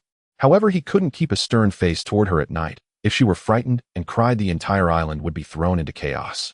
The best course of action now was to continue feigning sleep. Don't pretend to. I know your ears are sharp. You probably realized I opened the door the moment I did. Xingzi said, her gaze fixed on the back of his head. Ye Biao was taken aback. While Xingzi might be neurotic, she was indeed quite clever. Yet he did not wish to engage in conversation, as it could lead to complications. She had a tendency to overthink things.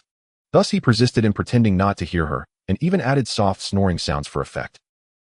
Seeing Ye Biao's pretense, Xingzi cleared her throat and began to sing softly.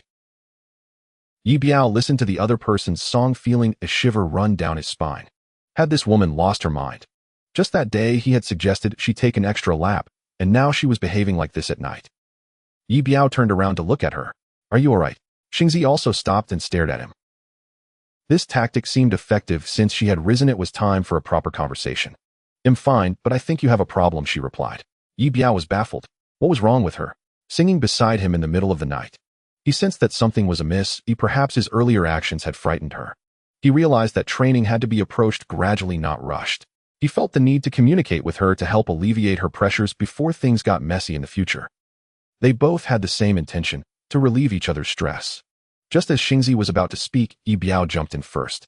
I know you might be angry about today's events, but on this deserted island, it's survival of the fittest. He paused briefly before continuing, since you're here tonight, let's not leave just yet. Let's have a chat, and I'll help you relieve some of that pressure. Ye Biao sensed that something was off with Xingzi, though otherwise she wouldn't be singing next to him at this hour. Xingzi was taken aback by his words. Not leaving tonight. You want to help me relieve pressure. After running 2 laps earlier in the day, her legs still ached. This guy probably thought that just because he had been in charge all day, he could do as he pleased. But now that she was here, Xingzi didn't want to retreat. To tame the beast, one must not fear it. She nervously inched closer to Ye Biao. She felt he resembled a volcano on the verge of eruption, and she needed to quell that momentum. There was no point in confronting him as she had to approach him gently. Using kind words to negotiate might get through to him. She shifted her position, no longer hugging her knees, but instead laying her legs out with her hands resting on them. Actually, everyone here has their own pressures, but it's crucial that we learn to hold on to them without releasing too easily. The key is you must find a way to endure without readily letting go of this pressure. Xingzi felt embarrassed to directly address his thoughts, so she chose to rephrase them. Ye Biao understood.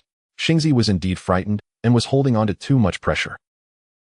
Being on a deserted island for an extended period would surely be unsustainable. He had merely wanted everyone to exercise a bit and not become overly anxious. He hadn't expected her to react so strongly after just one day. He recognized that her inner world was complex and that she tended to overthink, which was not good for her. If there's pressure, it needs to be released. Oh, everyone is the same. I need to release it, and so do you. Running is one option, but there are others as well. Holding it in isn't okay, and I think I can help you.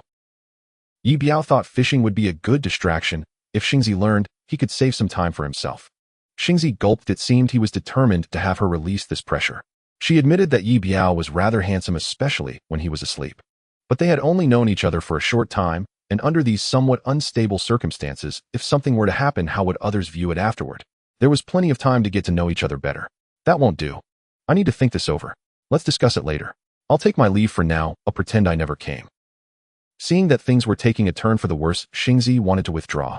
She understood that tonight's conversation would not lead to any resolution. He was burning with desire and was about to lose control.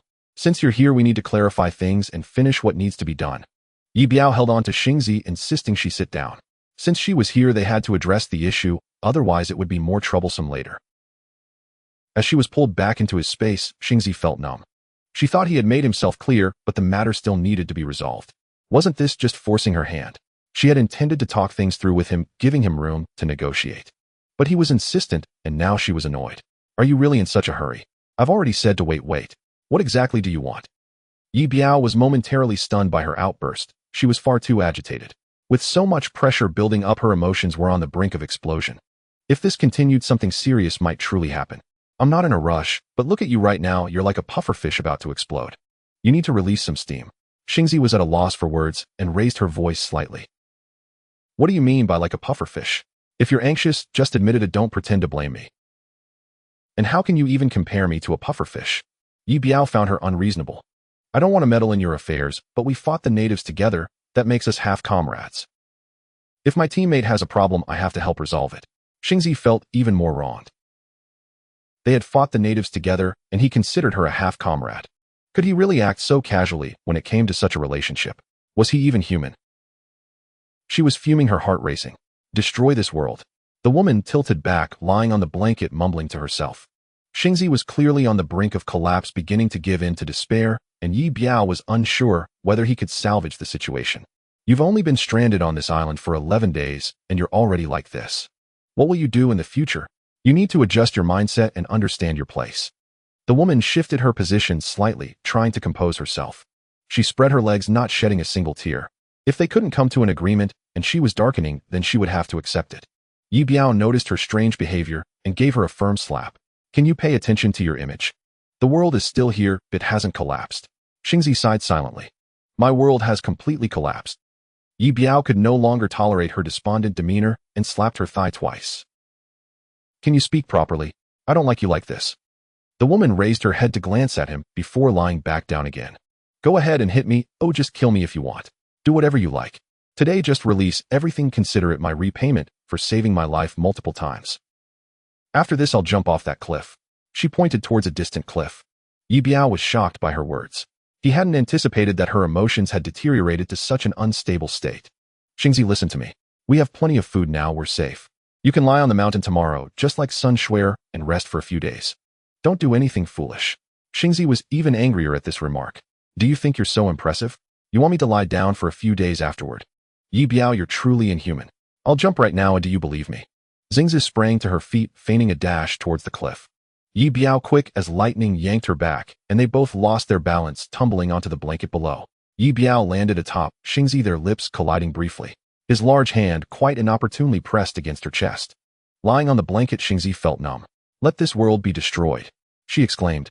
Rising, Ye Biao sat beside her, wary that she might spiral into despair and act foolishly. He decisively wedged her legs beneath his arms, ensuring she couldn't escape, and prepared to engage her in conversation. Fuming, Xingzi refused to listen, cursing as she kicked against him with all her might. Ye Biao sensed that she was truly on the verge of madness. In a moment of desperation, he found something to gag her mouth, followed by a rope to bind her, leaving her sprawled on the blanket. Only after doing so did the world finally fall silent. Ye Biao took a deep breath and sat back, allowing himself a moment of respite. Meanwhile, Xingzi felt utterly aggrieved, her eyes reddening with unshed tears as she glared at him defiantly. She was determined to discover just what this beast intended to do with her. This man had played the emperor all day, only to reveal his darker side at night by binding her. After a brief struggle, a small item slipped from Ye Biao's pocket. Xingzi's eyes widened in disbelief. It was her underwear, surreptitiously tucked away by this pervert. Just as she had begun to settle down, the sight of that item reignited her fury. She resolved to confront this deviant, prepared to fight to the bitter end. With the agility of a worm, she wriggled on the ground until she sprang to her feet, launching herself at him with all her might. Ye Biao watched her approach, his thoughts racing. Xingzi had to be out of her mind. Anger surged within him as he saw her staggering towards him, intent on a confrontation. He swiftly wrapped his arms around her, trapping her beneath his arm, and delivered several firm slaps to her backside. The sounds echoed as she was beyond reason, seemingly begging for discipline. Tears streamed down Xingzi's face as she shouted through her gag, "You perverted scoundrel, Ye Biao, I will kill you." With her mouth blocked, her words were muffled, but the venom was clear. Ye Biao stuffed a cloth into her mouth to finally silence her. She continued to weep, and he found himself increasingly vexed. It was then he spotted the underwear, picking it up and tossing it to her. "Here you go." Xingzi's face flushed with rage. She had no idea how he had come to possess her underwear, let alone recognize it as hers. What else could he be but a pervert? Unable to articulate her thoughts due to the gag, she continued to curse softly. Ignoring her, Ye Biao stuffed more fabric into her mouth, seeking peace in her silence. With her unable to speak, he hoped that clarity might emerge from this chaos. "Calm down, I found it on the mountain earlier," he explained. Despite her continued muffled protests, he could tell she was still furious. "How did you know it was mine among all the others?" she seemed to demand with her eyes. Ye Biao, understanding her bewilderment, replied, "Remember when you wore that same style of underwear while jogging to the vineyard today?" For him, it was a simple deduction. A mercenary must be observant or one would perish on the battlefield. Xingzi's protests softened slightly at his explanation, yet she still regarded him as a creep. How could he not be? He had tied her up. Ye Biao sat on the ground, meeting her furious gaze. He realized communication was futile and pondered on how to resolve the conflict. He recalled her reaction when they first arrived on the deserted island was quite similar to today. He surmised that his earlier words must have struck a nerve, provoking her to such a state. Thus he began to retrace their conversation, piecing together the events that had led to this misunderstanding. After more than half an hour of careful dialogue filled with twists and turns, the misunderstandings were finally cleared. "Now that we've clarified things, I'll remove the gag and untie you. Promise me you won't shout or struggle, all right?" he said, observing her tear-streaked face. Xingzi nodded, and he finally released her. Sitting cross-legged on the blanket, she rubbed her arms and legs, her cheeks flushed, pouting in anger. Ye Biao had spoken earlier about her being forced to listen, and she realized that their thoughts had diverged, driving her mad. "This isn't all my fault, you failed to explain things clearly," she retorted. Ye Biao nodded, wanting to avoid further provoking her. "It's my fault, I shouldn't have spoken to you." Though the misunderstandings had been resolved, Xingzi had endured a fair beating, and her backside still throbbed. Setting aside the details of how she had come to offer him emotional support only to be bound and beaten, she felt deeply aggrieved. "Ye Biao, you hurt me. This isn't over." She glared at him, breathing heavily. "What do you want to do about it?" he asked, recognizing the gravity of their misunderstanding. He knew if he didn't allow her to vent, future troubles would arise. I want to hit you a few times, that would be fair, she declared. Fine. Ye Biao replied unhesitatingly. Enraged, Xingzi tightened her fists and in a fit of frustration landed 2 solid punches on his arm. Ye Biao felt nothing, but Xingzi winced, cradling her hand. It felt as if she had struck a wooden post. Unable to vent her frustrations effectively, she crumpled to the ground, hugging her head, and began to sob. You just bully people, you just bully people. Ye Biao had not witnessed such a vintage display of crying in ages. It reminded him of a girl he had known in elementary school who had cried in a similar manner. Searching his bag, he found 2 pieces of candy and handed them to her. Xingzi tossed them aside, unwilling to accept them. Left with no other options, Ye Biao distanced himself, opting to sit quietly and gaze at the moon. Seeing him disregard her completely, Xingzi clutched the underwear, her sobs growing louder. Luyu had been sleeping in the shelter when she suddenly realized that Xingzi was missing. Unsure of the time, she thought she had overslept, assuming Xingzi had chosen not to wake her for the night watch. She rose and emerged from the shelter, making her way to the mountaintop. It didn't take long for her to spot Ye Biao leisurely watching the moon, while beside him, she saw Xingzi crouched on the ground, crying, clutching something in her hand. Upon closer inspection, Luyu realized it was her own underwear. Fury surged within her. Ye Biao gazed at the moon from the side, resembling a sage. His friend, disheveled and clutching her underwear, wept uncontrollably. Luyu was well aware of what had just transpired. That beast. On this deserted island, Ye Biao was indeed formidable. The women had to heed his whims. Yet could he truly bully others like this? After only 11 days stranded, he had committed such an act. How could he survive henceforth? Luyu crouched down, embracing Xingzi. Though she usually appeared delicate, she could not stand idly by while Xingzi was mistreated. Xingzi, stop crying. Did that guy bully you? Upon seeing her friend, Xingzi felt even more aggrieved and clung to her, crying without a word. Luyu's face flushed with anger, her breath quickening, her small chest rising and falling violently. She believed that scoundrel must have taken advantage of Xingzi. Ye Biao, you truly are worthless. How could you take advantage of someone like Xingzi who actually liked you? Upon hearing her words, the other 2 fell into a stupor.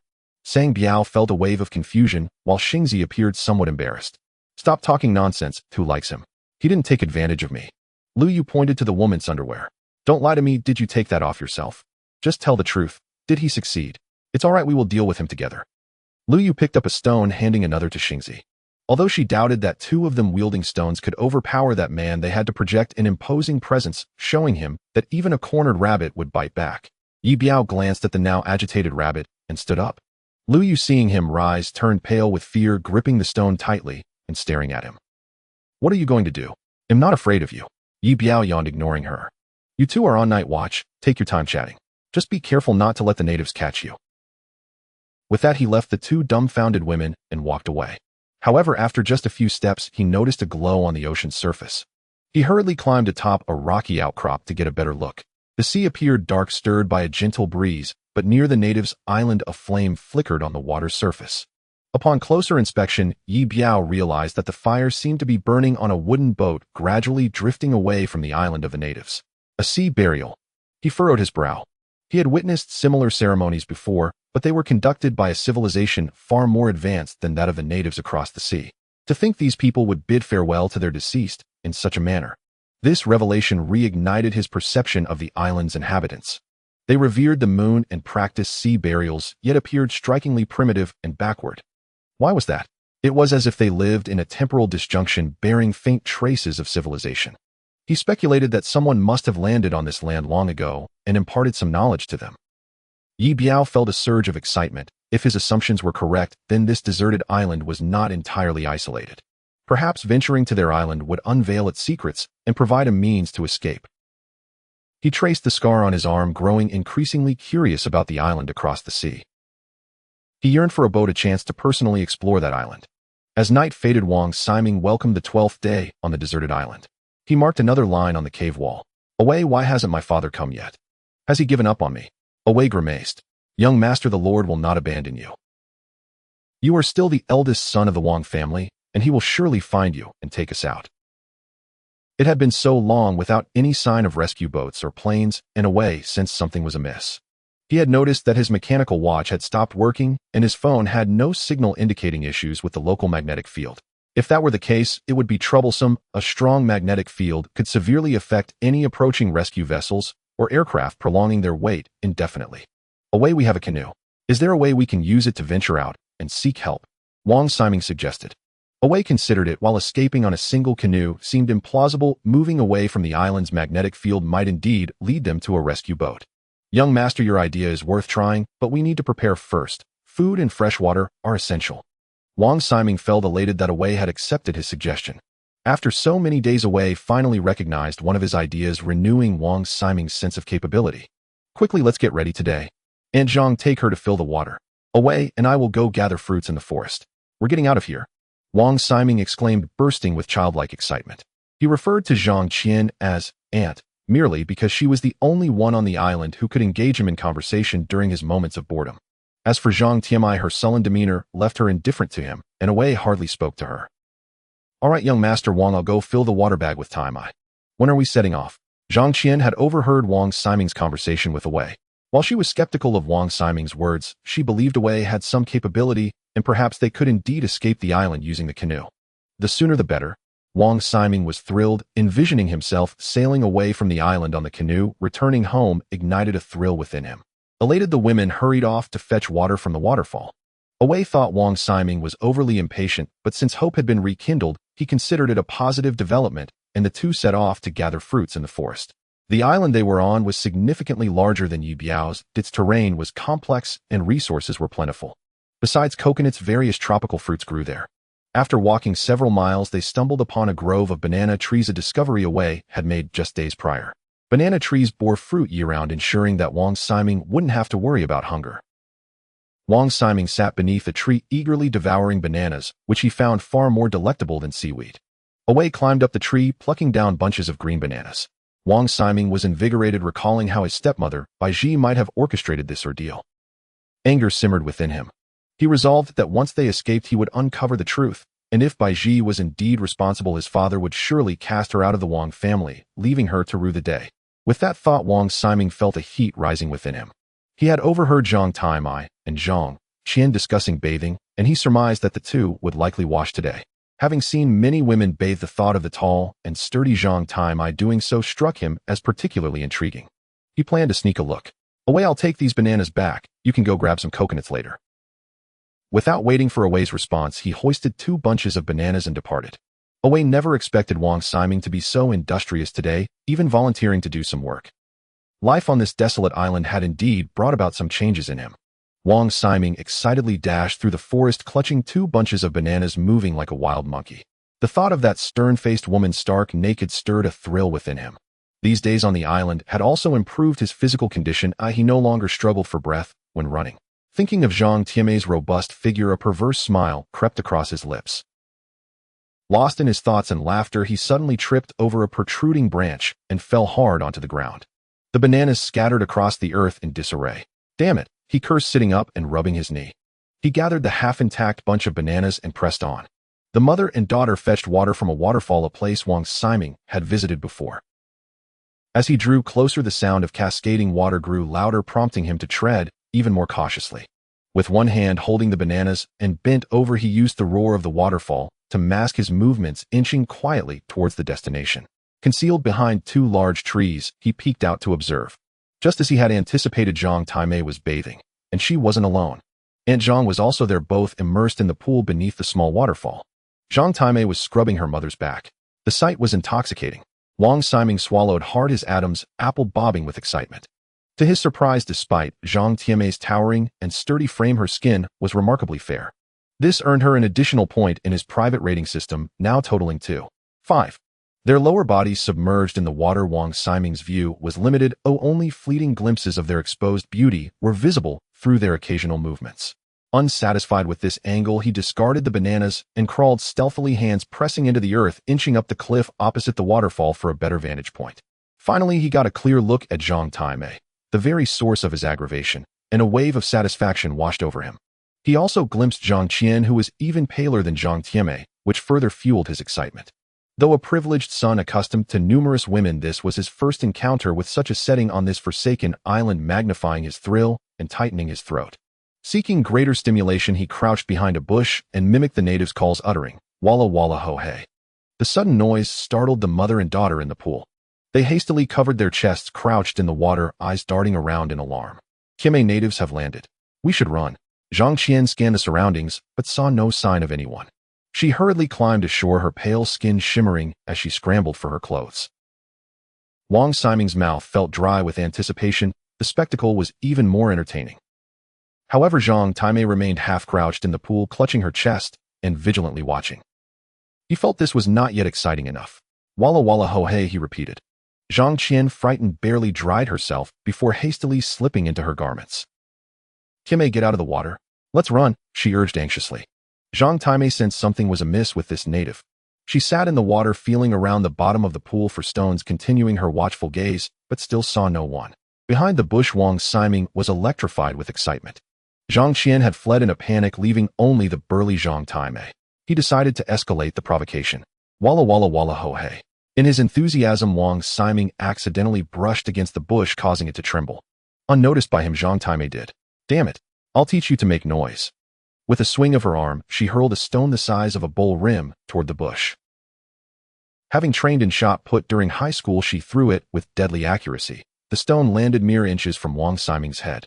Startled, Wang Ximing saw the crater the stone made and realized he had been discovered. Hastily pulling up his pants, he bolted.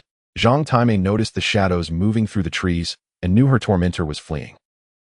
She scooped up several stones from the pool's bottom, stood up, and shook her ample chest before flinging them one by one in his direction. Her throws were precise and fierce.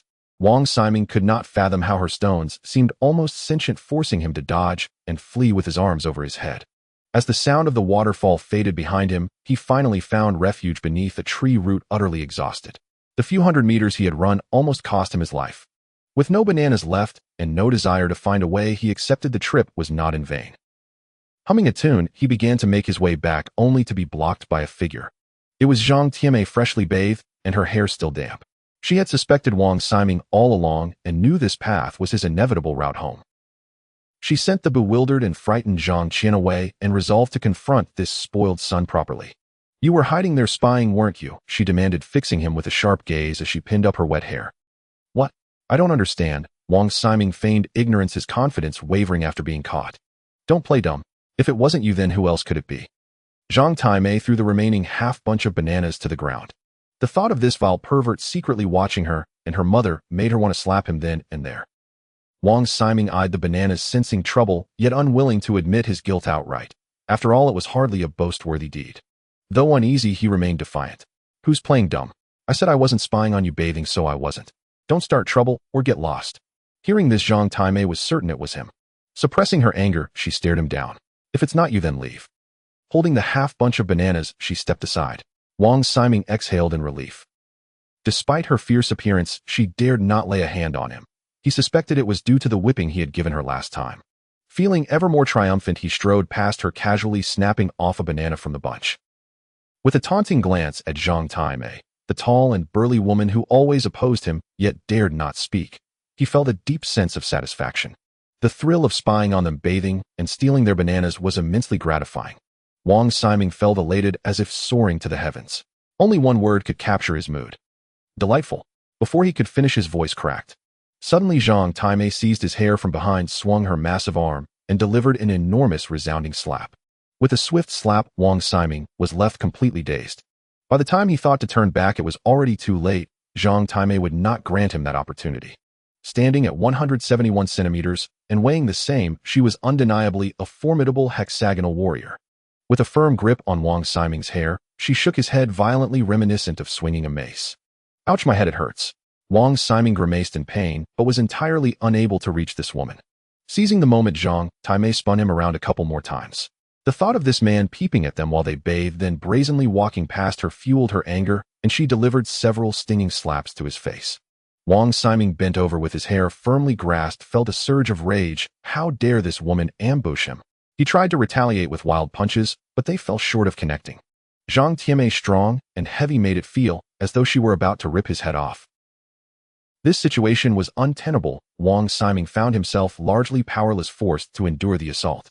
After much contemplation, he decided to temporarily abandon his masculine pride and instead employ a cunning tactic. Away, where the hell are you? Hurry up and help me with her. Upon hearing this, Zhang Taimei instinctively loosened her grip, searching for Away's whereabouts. Little did she know this momentary lapse was precisely what her opponent had planned. Wang Ximing seized the opportunity and escaped her clutches. Gasping for breath, the second-generation heir leaned against a large tree to rest. Seeing him slip away, Zhang Taimei took a few steps back as well.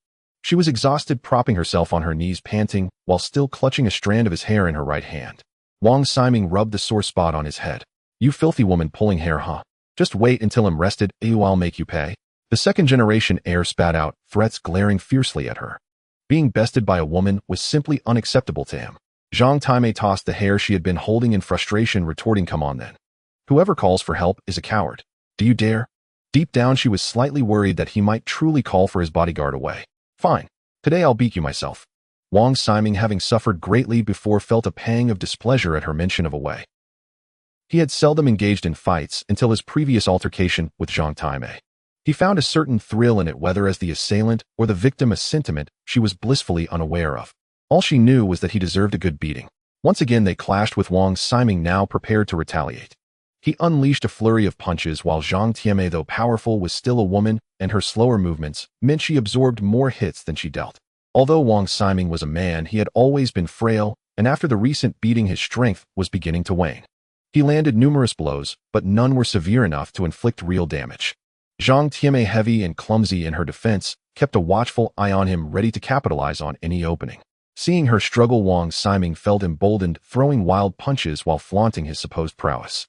Yet as he swung, Zhang Taimei blocked with one arm, timing her counterattack perfectly to deliver a resounding slap to his face. The impact was so great that Wang Ximing saw stars and fell to the ground.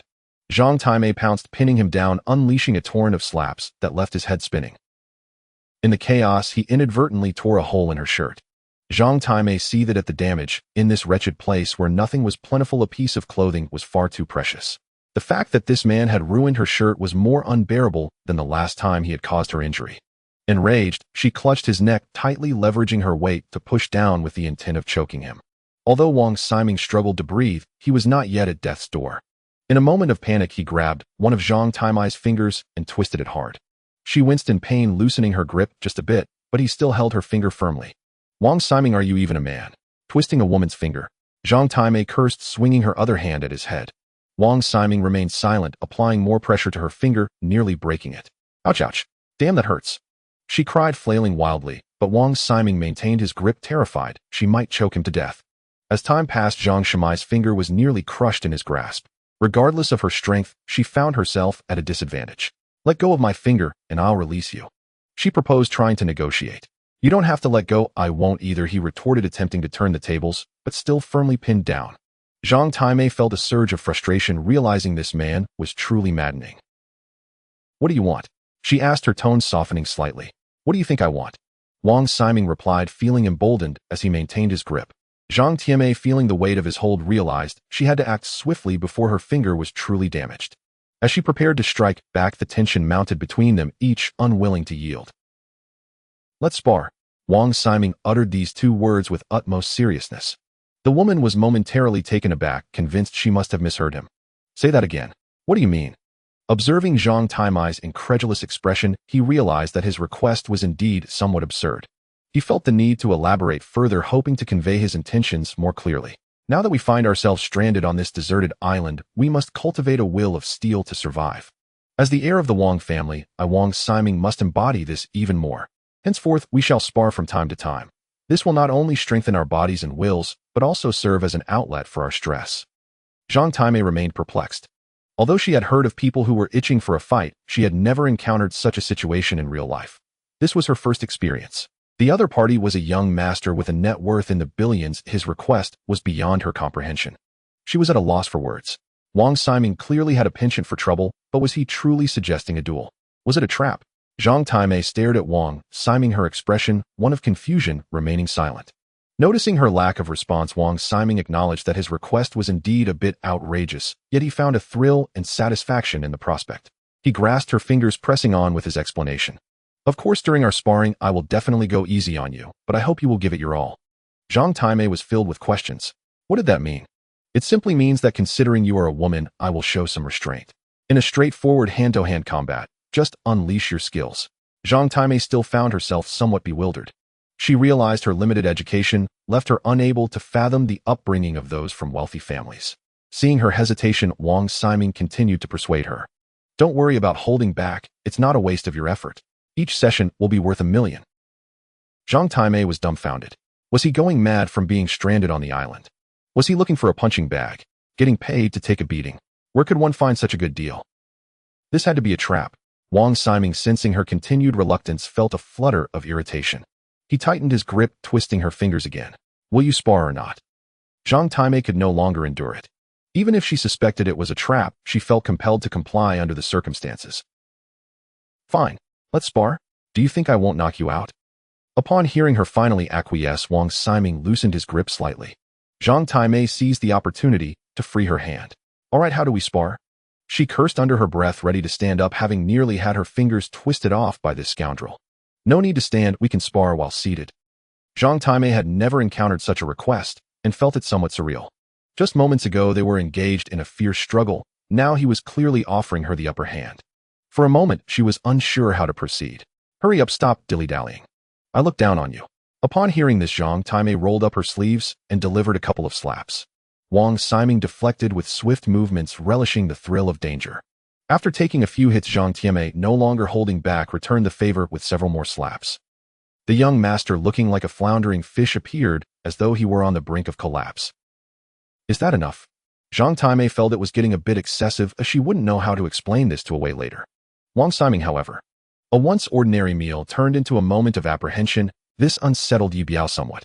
Isha Ben became the first to brave the table. She gingerly lifted her bowl and sipped a little. Good. Ye Biao felt it inappropriate to inquire about the flavor. Xingzi darted around, starving her thoughts on last night's events. She downed half a bowl of soup in one go, but her expression soured immediately, and she rushed aside to vomit. After drinking some water, she returned, and with a sarcastic tone remarked, Your Majesty, you should leave the cooking to us common girls from now on. Xingzi's words drew a chuckle from Bai Tingting and a slight smile from Lu Yu, while Isha Ben, not fully grasping the sentiment due to her limited Chinese, looked on in confusion. Ye Biao, feeling a wave of frustration, wondered just how unpalatable the soup was. He took a sip himself and found it tolerable, then finished the bowl in one large gulp before heading down the mountain with a lobster in hand. But halfway down, beyond the other's sight, he doubled over and vomited. Upon reaching the foot of the mountain, he resumed chopping trees. Although he didn't plan to stay on the island for long, constructing a sturdy shelter was essential. He understood the gravity of their situation. The nickname, Loser, was not without merit. Before leaving, a waterspout could spell disaster for everyone on the island, and he had to remain vigilant. He worked tirelessly, chopping coconut trees, stripping them of leaves, and cutting them into sections to dry. As he rested on the ground, he suddenly noticed white smoke rising from the mountain. 2 plumes. According to their previous agreement, 2 puffs of smoke signified danger. Without hesitation, he grasped his axe and sprinted back up the mountain. Before reaching the summit, he saw Xingzi rushing down breathless. Ye Biao, the natives are coming. Ye Biao's heart raced. Illogically, the natives, having suffered severe losses in their last encounter, wouldn't return so soon. He recalled the sea burial ship from the previous night, and since something had transpired on the island across the water. Without uttering a word, he raced up the mountain to ascertain the situation. Upon reaching the top, he found Sun Xuerer being supported by Bai Tingting as she exited the shelter. Ye Biao, the natives are back. What should we do? Sun Xuerer's eyes were wide with fear. Injured and unable to run quickly, she was terrified of being left behind. Don't panic, let me take a look, Ye Biao said, eager to conserve time. He climbed. In the distance, 3 canoes were gliding toward. Either coming again. Should we fight or hide? Isha Ben asked decisively. She had readied her spears, her golden hair pulled back into a high ponytail, the hem of her camouflage shirt tied, and amusingly, she had smeared her face with streaks of charcoal, emulating their previous encounter. The others gathered around, awaiting Ye Biao's command to spring into action. Both Xingzi and Isha Ben had participated in the previous battle. Now, despite the tension, they were not overly flustered. In contrast, Bai Tingting and Chu Chu was nestled in by Tingting. Sun Xuerer, on the verge of tears, recalled the last time the thought was chilling. Ye Biao, what if I hide in that cave from last time before they arrive? She looked at him with pleading eyes, but he remained silent. It's high tide now, the cave entrance is submerged, and we can't get in. Lu Yu interjected, her nose.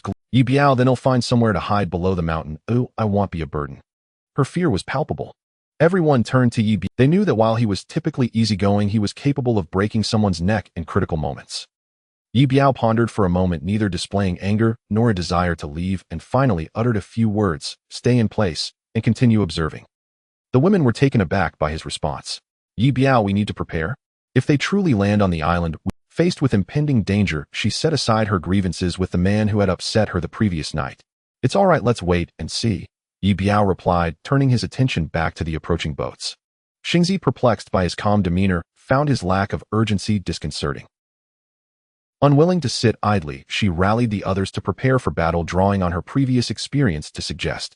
Ye Biao's 2 sentences had emerged from the last fight. He felt that daybreak should be related to the moon, which the other party revered, while he interpreted Waligando as a devil. He was still observing the situation with the canoe at sea while the women around him were already busy and flustered. Everyone vividly recalled the disastrous consequences that had followed the last time the natives had reached the summit of this mountain. Away had fled with Wang Ximing, and the rest of the group had lost more than half their numbers. Sun Shuer had also been captured by those natives. Had it not been for Ye Biao taking them down and rescuing her, she would have been left wondering whether she had borne a child of the natives by now.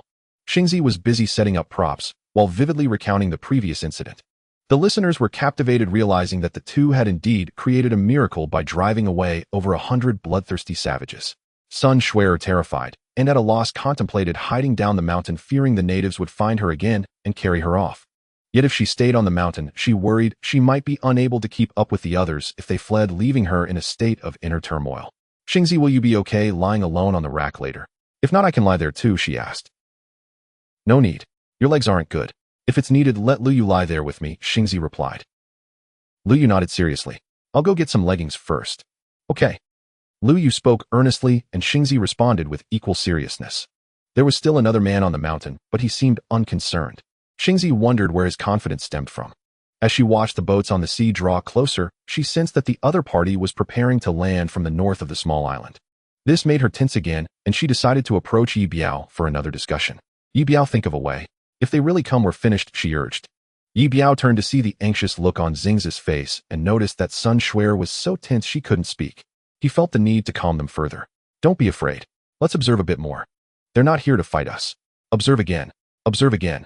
Xingzi was becoming anxious. After all, they had already used that tactic once before, and she was uncertain if it would work this time. If it didn't work, continuing to observe would lead them to face the enemy head-on. There were at least a dozen natives on those 3 boats, and she didn't believe Ye Biao could defeat so many. Even if he could fight them off, the likelihood was high that these women would suffer and bleed. Worried, she hurriedly sought Lu Yu to prepare for the worst.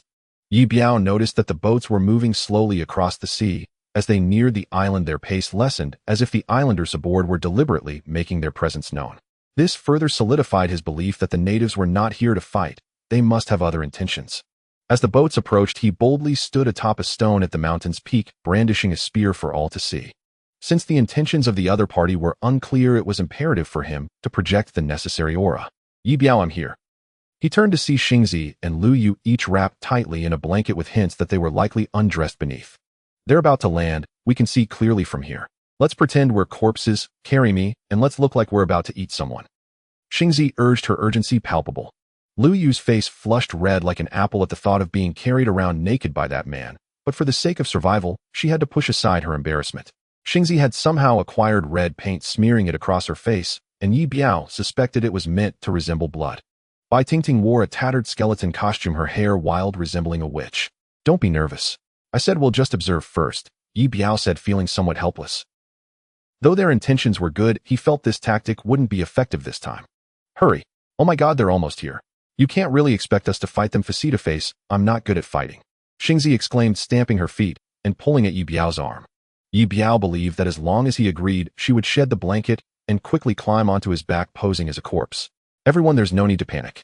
We'll just keep watching till they won't be able to come up here, he assured them. Upon hearing this, the group's spirits lifted slightly, but apprehension remained. If those savages truly came ashore while Ye Biao could fight and flee, the women would be sitting ducks. Ye Biao, if you say they're not here to fight, then what are they here for? Could it be for negotiations? Xingzi wrapped in her blanket, with Lu Yu hid behind the rocks where the natives couldn't see them. Now that the small boat was closed, she feared her secret weapon might be exposed. I'm not sure. This puzzled him as well. Fighting seemed unlikely, and if it were negotiations, the two sides had no means to communicate. What if they're here for marriage? Sending one woman to exchange for another?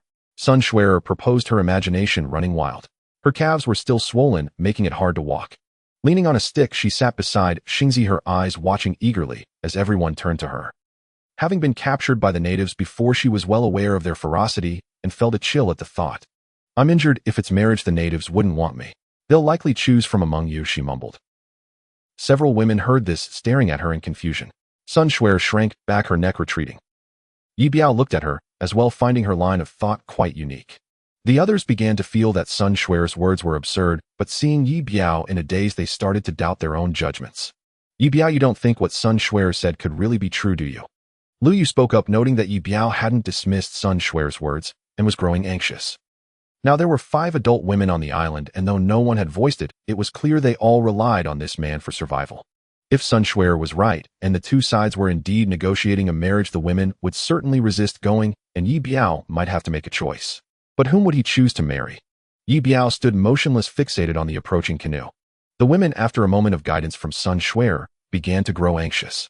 If the intention was indeed a diplomatic marriage, presenting a wild native woman to Ye Biao, what on earth would they offer in return? Who would they send back? Lu Yu furrowed her brow, clutching her small hands nervously. Sun Shuer, with her injured leg, seemed unlikely to be chosen, and Lu Yu suspected that if a return gift was indeed required, it would likely be her, given the disparaging remarks made about Ye Biao by Sun Shuer. As for Xingzi, her relationship with Ye Biao was ambiguous, but it was evident that they shared a closer bond than with the others. Tall, voluptuous, and beautiful, it was clear Ye Biao would not send her away. Then there was Ye Biao, his most loyal follower since the beginning, making it improbable for him to offer her to the natives either. This left only Lu Yu and the stewardess by Tingting. The thought made her feel as frantic as an ant on a hot pan. She glanced at the stewardess, who happened to be looking back at her. It's over. Lu Yu thought, horrified that they were likely on the same wavelength. She wrapped her blanket tighter around herself, fidgeting uneasily. Ye Biao, if this is really about a diplomatic marriage, let's draw a lot, shall we? She suggested, prompting a chorus of confused expressions from the others. Ye Biao was equally perplexed by her thoughts. He could tell that Xingzi's friend, like Xingzi herself, was somewhat eccentric. If you all are so keen on marrying a native, I'll take someone down shortly to negotiate. They should not refuse, he declared. The group shook their heads vehemently, clearly influenced by Sun Shuer's earlier comments, believing the prospect of a marriage alliance was indeed plausible. Ye Biao, unfamiliar with the term marriage alliance, sensed its significance. As fear gripped the others, she nodded, earnestly willing to accompany Ye Biao. The others regarded her as a savior with profound understanding. Ye Biao recognized her struggles with Mandarin, she likely didn't grasp the conversation and chose to ignore her.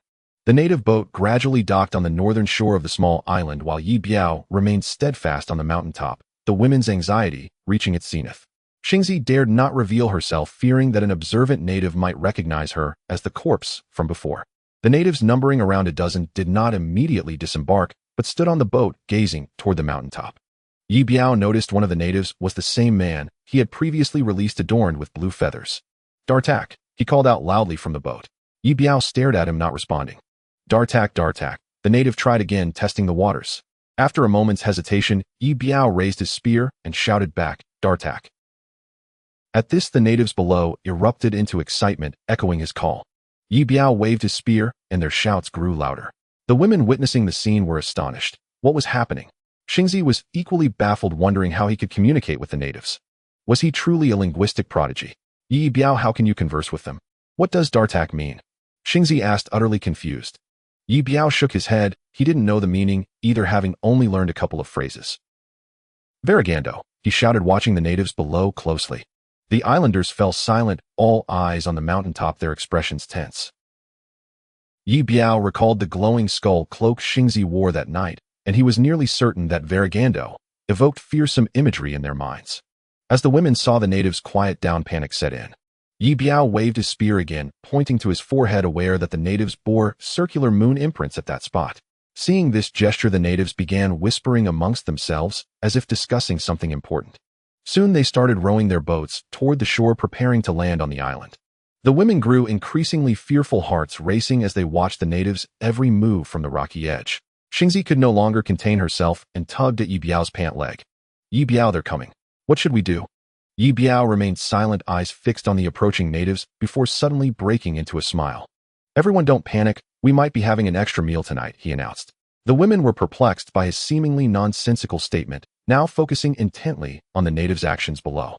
The natives unloaded several items from their canoe, placing them on the stony beach, before quickly returning to their vessel and gazing for a moment longer before departing. As they left, the native adorned with blue feathers waved and shouted "Dartak" to the man on the mountaintop. The women were utterly baffled. They had come and gone, leaving behind a few items.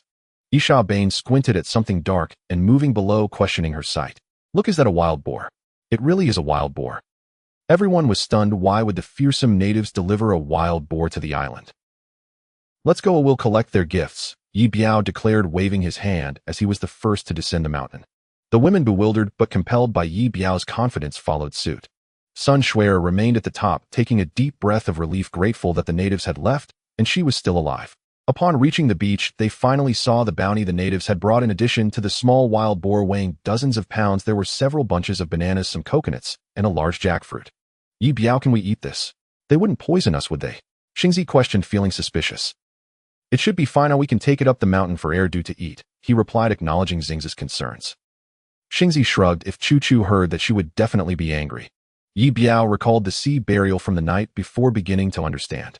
It was likely that a significant figure had died in the native tribe, leading to a shift in power. The man with blue feathers whom he had previously released had probably taken charge and believed himself to be Dartak, tentatively bringing offerings. "They're extending an olive branch," he explained to the still hesitant group. Xingzi found the situation perplexing and asked, "An olive branch towards you?" Ye Biao shook his head, not believing that these savage islanders could be so easily swayed by him. "Not to me, but to Dartak." Confusion spread amongst them. What exactly was Dartak? The natives did not come to the island to quarrel, nor was there any possibility of negotiation. Ye Biao only understood their intent. He shared this in these phrases were critical, potentially saving their lives in times of need. The women grasped their significance. Regardless of whom the gesture was intended for, the fact remained that they had received an abundance of food. Everyone felt a renewed sense of safety and ease. "It's great to have survived another day," said Xingzi cheerfully, unwittingly echoing a certain someone's catchphrase. The little wild boar tied up on the beach grunted loudly, appearing rather fierce. Ye Biao approached to inspect it. It seemed uninjured, but wild nonetheless. After some effort, he managed to secure the boar with a tighter knot. "Let's go, we'll take these items up the mountain. The threat from the natives has lessened a bit," he said. Although none of them knew if the food was as potentially toxic as Xingzi suggested, the bananas and jackfruit were undoubtedly not native to the island and could not have just been discarded. They decided to follow Ye Biao's lead and take everything with them. Xingzi, clutching the large jackfruit, felt her arms aching from the weight. Ye Biao, carrying the bound wild boar behind her, found it less than cooperative, making the task somewhat troublesome. "Ye Biao, which is heavier, Sun Shuer, or this wild boar?" Xingzi teased, drenched in sweat from the effort. "I think you are the heavier one," replied Ye Biao. Xingzi nearly dropped the jackfruit in frustration, wishing to smash it on this annoying fellow. A group of them gathered at the mountaintop, staring blankly at the squealing wild boar. They had no wild boars on their island, and this one was as unique as Erdu. "Now that we have enough food, why not raise it?" Xingzi suggested, noting that the little creature had little meat on it. "Then you'll be responsible for feeding it," Ye Biao assigned the task. Though reluctant, Xingzi felt she couldn't refuse since she was the one who proposed it in the first place. She shot him a glare and fell silent. Chu Chu was curious why so much food had been given to Erdu first. She felt life was truly improving and everyone was beginning to waste food. No one dared to explain, fearing it might hurt the child's feelings. Erdu was an omnivorous bird, accepting any food offered, and after eating it nestled beneath a bush. No amount of coaxing from Chu Chu could entice it out. Was it truly poisoned? Concern crept in. After all, this was a dodo worth a fortune. If it died now, it would be a colossal loss. They continued to observe Erdu, contemplating how cunning the natives would have to be to poison their valuable companion. Erdu lay under the bush, neck retracted, eyes darting, but remaining completely still. Ye Biao, sitting nearby, shared in the uncertainty. Chu Chu, worried about Erdu, sat beside him. Xingzi squatted next to Chu Chu, believing she might be right. If the natives had indeed poisoned them, Erdu was suffering for everyone's sake. "An egg, oh my!" Erdu laid an egg. Xingzi exclaimed upon spotting the little bird had indeed laid an egg. After laying it, Erdu stood and walked away, leaving Xingzi to pick up the egg. The white shell was thick and larger than a goose egg. Ye Biao held the egg in disbelief. After more than 10 days of caring for the dodo, it had inexplicably laid an egg. Remarkable. "This egg is something special tonight. We'll have seaweed and egg drop soup." Chu Chu pouted reluctantly. After all, it was Erdu's baby. Over their time together, the little girl had developed a profound attachment to the bird. Sun Shuer, leaning on her crutch, sat on a stone, gazing at the egg with excitement. Isabel, this egg must be worth a fortune, right? The blonde woman nodded. This egg is worth at least $1 million. If it hatches into a baby dodo, its value would soar even higher. Unfortunately, there's only a lone female bird on this island, so the egg cannot be fertilized. Sun Shuer sighed. If only there were a male, she wouldn't feel so lonely. After speaking, she cast a sly glance at Ye Biao, her brows raised, a smile playing on her lips. Xingzi observed this scene with quiet disdain, thinking the woman looked like a flirtatious lady from a brothel, all while being disabled. Did she want to lay eggs on the island too? Ye Biao hesitated, gazing at the egg. Perhaps we shouldn't eat it, let's keep it for now. Since the egg was so valuable, consuming it in a time of plenty seemed unwise. Keeping it would also foster hope for escaping the deserted island. We've run out of salt, we need to find a way to extract some from seawater, Isabel said, shaking the salt bag. Ye Biao nodded, acknowledging the urgency. The morning soup had been particularly unpalatable, primarily due to the lack of salt. Salt was crucial, especially in the humid, hot weather of the island, where excessive sweating could deplete the body's salt reserves. Without sufficient salt, one could become weak, and prolonged deficiency might lead to headaches, nausea, and even fainting, posing a grave risk to life. Ye Biao deemed the salt situation urgent and decided against chopping trees. Let's all go together to make salt. Teamwork will speed things up. Noticing the time, he assessed the women present and finally pulled Xingzi aside. Unsure why she was singled out, she remained silent. Isabel, you and the others gather firewood and pots, head to the seaside, start a fire, and boil seawater. We'll join you shortly. The women nodded, took their supplies, and headed down the mountain. Ye Biao approached the makeshift stove, rummaging through it and extracting a substantial amount of ash. He discarded the larger particles and charcoal, keeping the finer ash in a bag. Seeing the ash reminded Xingzi of the day of the thunderstorm when he had bathed outdoors, and she couldn't help but laugh quietly to herself. Unexpectedly, he said, "Bring your stockings and come down the mountain with me." Xingzi. Anzi was once again baffled by this guy's words, tugging at her skirt in an attempt to cover her legs a bit more. Hurry up. Not that thin one, I need the thicker one from last time. Anzi shot Ye Biao a glare, still unsure what he meant. Which thick one are you talking about? After a moment of thought, the man replied, the one you wore during the foot massage. Anzi's face turned crimson as she rolled her eyes at him. How annoying. Observing his serious demeanor, she realized he was not joking. She turned and began searching in the shelter. Inside, Sun Shuer, who was lying down to rest her legs, noticed Anzi rummaging through things and became curious. Anzi, what are you looking for? I can help. Stockings. Anzi continued her search without acknowledging her. Sun Shuer, seeing that Anzi was already wearing a pair, pressed on. What do you need stockings for in broad daylight? That guy wants them, and he wants the thick ones. Anzi replied, finally pulling out a pair of stockings and rising to leave. Sun Shuer lay there feeling conflicted. Being sick for the past few days had delayed too many important matters. She felt the leg injury had come at the worst time. Now that Ye Biao and Anzi were getting along so well, once he ascended to power, Anzi would undoubtedly overshadow her. This situation was unsustainable. Glancing at her still swollen leg, she felt an increasing urgency to take action. Even if she was unwell, she believed she had to drag her weakened body to do something. If she didn't make an effort, the only man on the deserted island would belong to someone else. Having made up her mind, the woman inside the shelter resolved to act. Ye Biao led the way down the mountain, pulling a small suitcase with Anzi following closely behind. Ye Biao remained silent while Anzi clutched the stockings tightly. This peculiar guy had her at a loss for what to do. They arrived at the water hole, where Ye Biao took the thicker stocking from Anzi, stretching it out to inspect. Anzi smirked in disapproval. What are you doing? There are a lot of mosquitoes around. Anzi felt somewhat dissatisfied. It'll be ready soon. You'll know in a bit. We need to be quick about it, it'll be dark soon. Anzi was truly at a loss about this guy's intentions.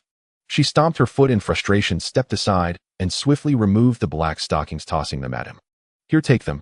Thank you. Curiosity piqued, Anzi wondered what this guy needed the stockings for. Ye Biao said nothing, instead washing the stockings in the water. Anzi rolled her eyes at his peculiar habits. The heat brought an abundance of annoying mosquitoes, and she was bitten repeatedly.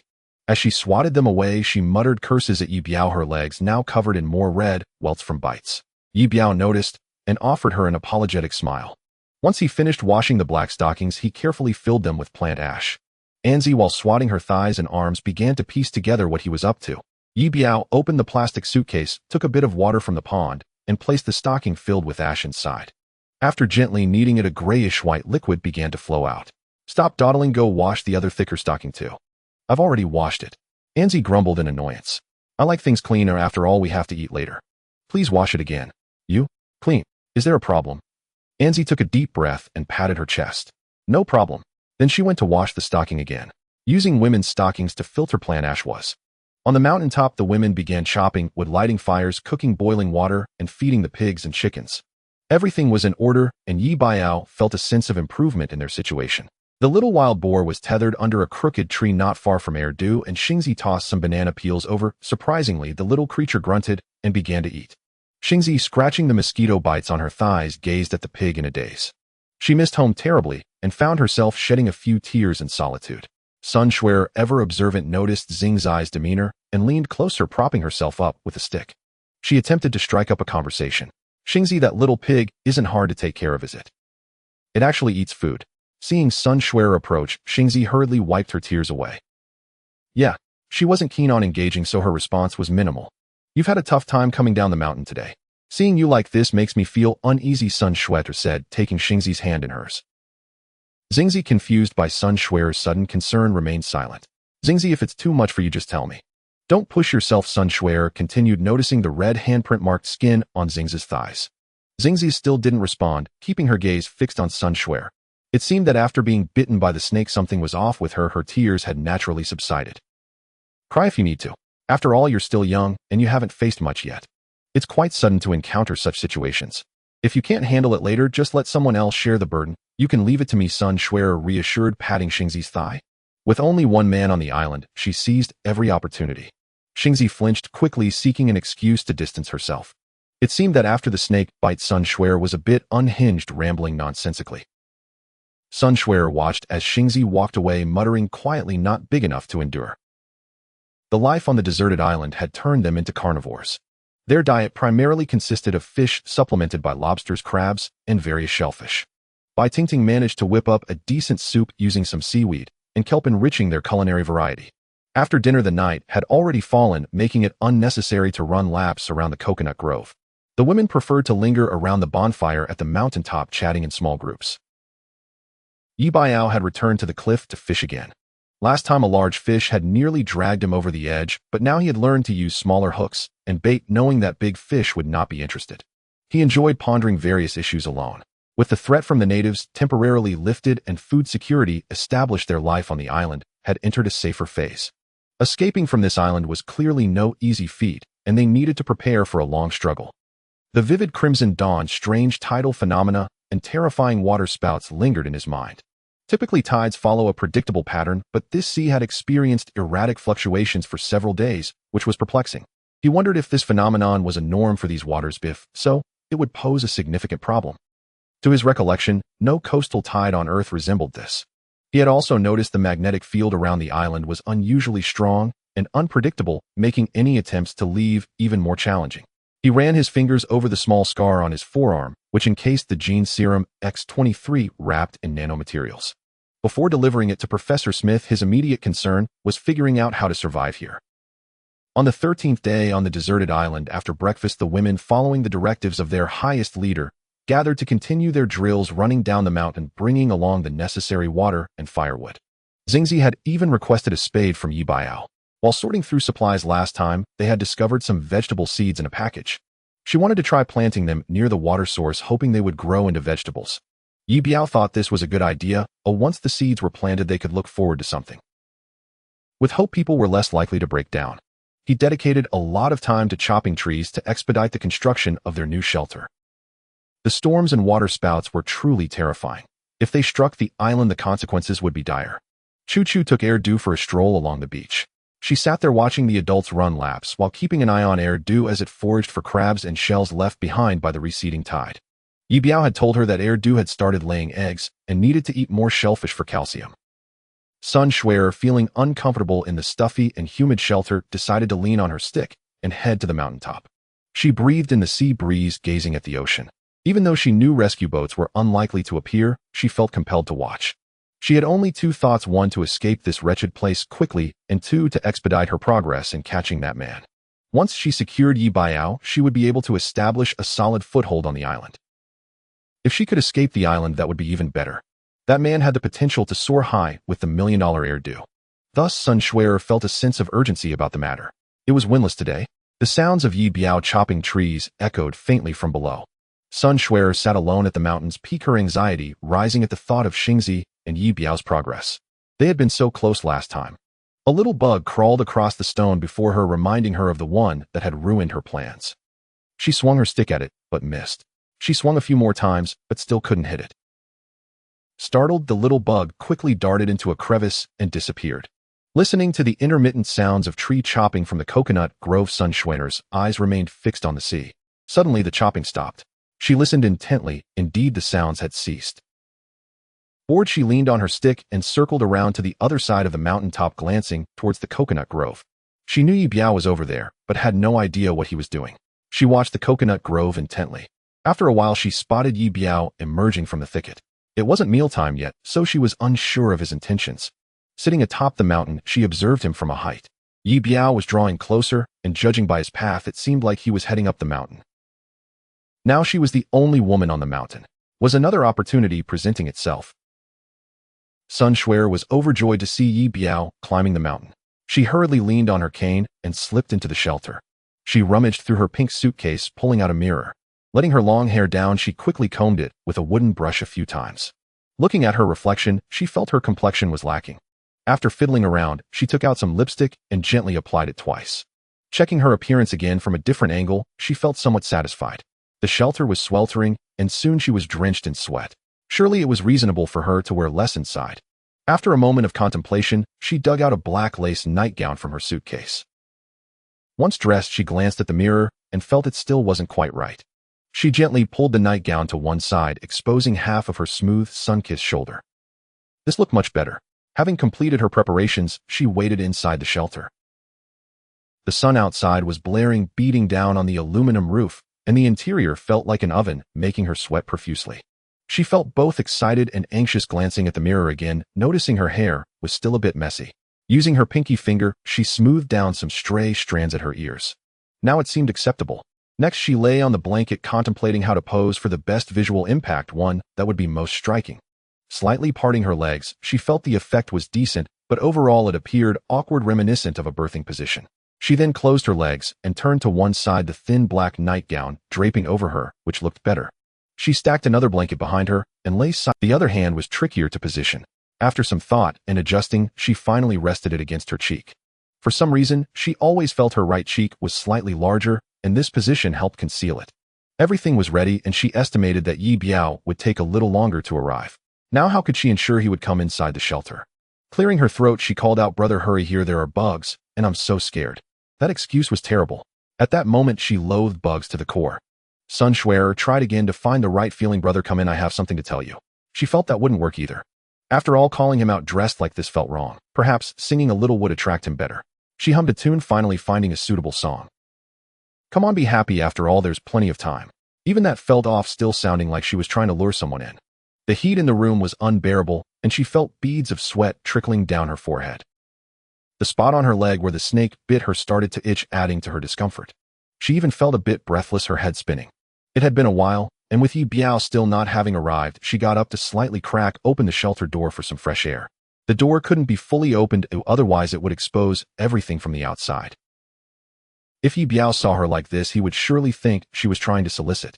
The effect she desired was to attract him, waiting for him to take the bait, not to shove the lure directly into his mouth. Once too proactive, he wouldn't cherish it. Finally, she heard Ye Biao's footsteps approaching the mountain. He was coming. Sun Shuer felt a surge of excitement, her head feeling a bit dizzy. Listening to the sound of his steps drawing closer, her heart raced with anticipation. She perked up, striking that perfect pose, waiting for him to open the door. Thinking of Xingzi's expression from yesterday made her a bit anxious, her heartbeat quickening. She couldn't believe he could resist her like this.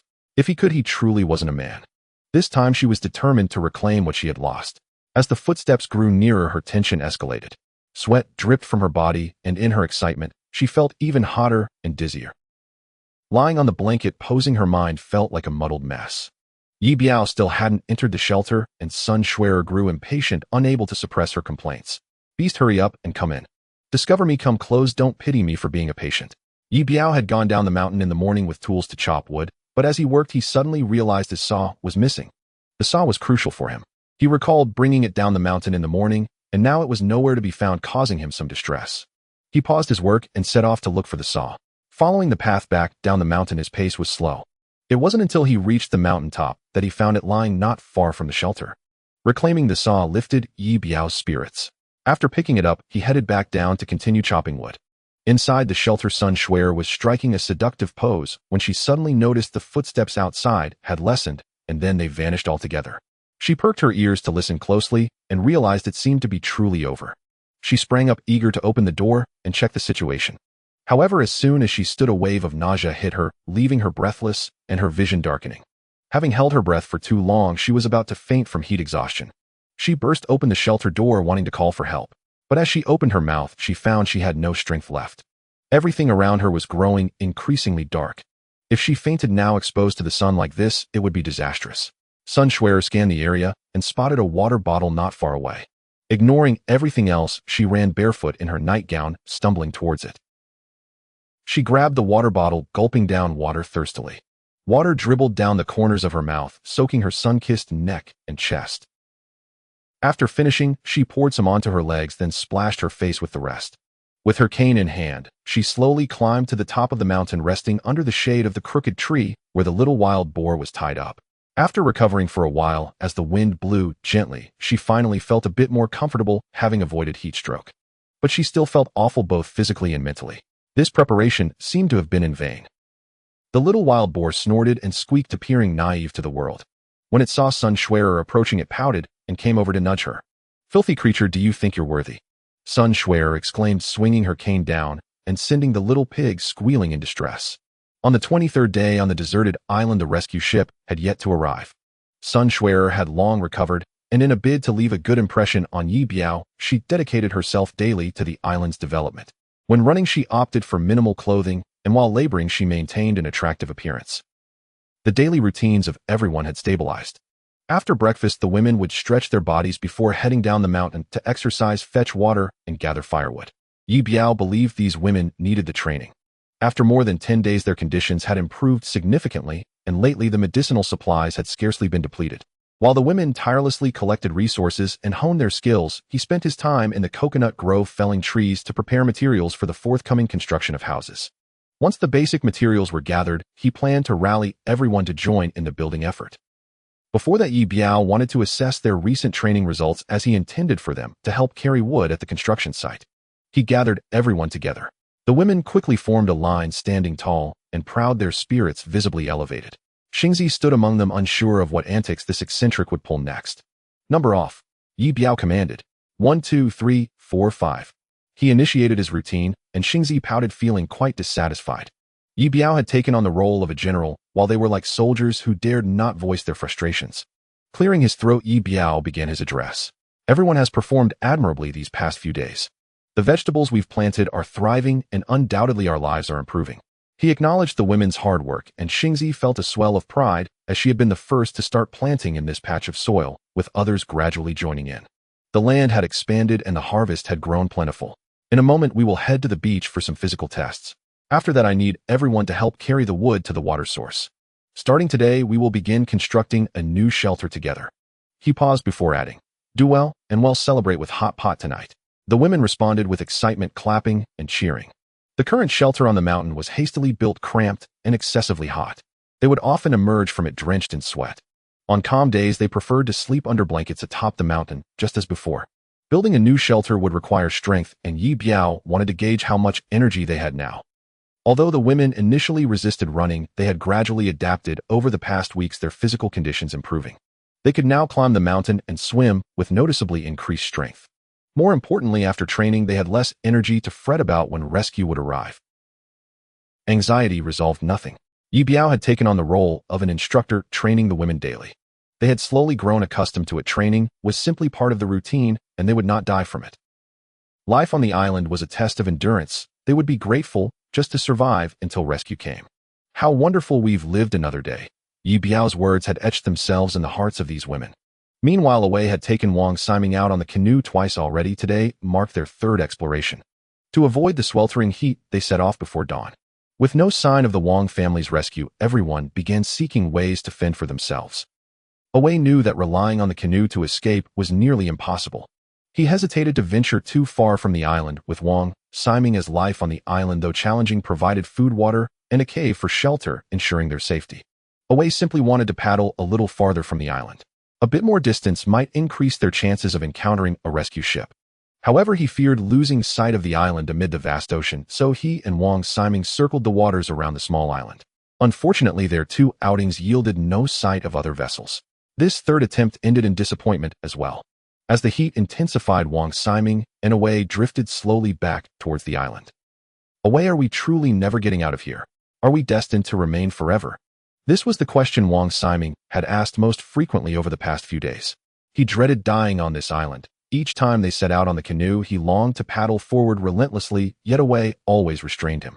Given the circumstances, waiting for rescue on the island seemed the most sensible option. Wang Siming felt disheartened, his face still swollen from a sparring match with Zhang Taimei. "Young master, the old man will not abandon you. We will surely get out." Away offered no more than this simple reassurance, having repeated it countless times to comfort the young heir. He understood that there were some issues with the rescue process. However, given Wang Siming's family's prominence, Away did not believe they would neglect the heir after the plane crash. Even if Wang Siming died, the Wang family would undoubtedly seek the final resting place of the downed aircraft. "Away, what if we check on Ye Biao and the others? Let's see if they're still alive." Wang Siming suggested, fixing his gaze on Away. Life on the deserted island was driving him mad. He often indulged in sparring with Zhang Taimei, spending extravagant amounts of money on empty promises to relieve his stress.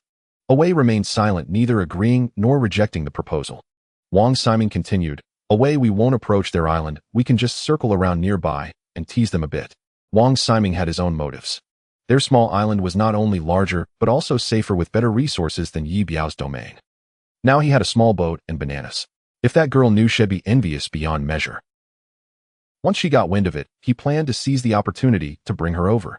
With the beauty accompanying him on the deserted island, he wouldn't feel so lonely anymore. Initially reluctant to agree, Away reconsidered. Stealing someone else's boat and disregarding their well-being was one thing, but there was no need to provoke the man further.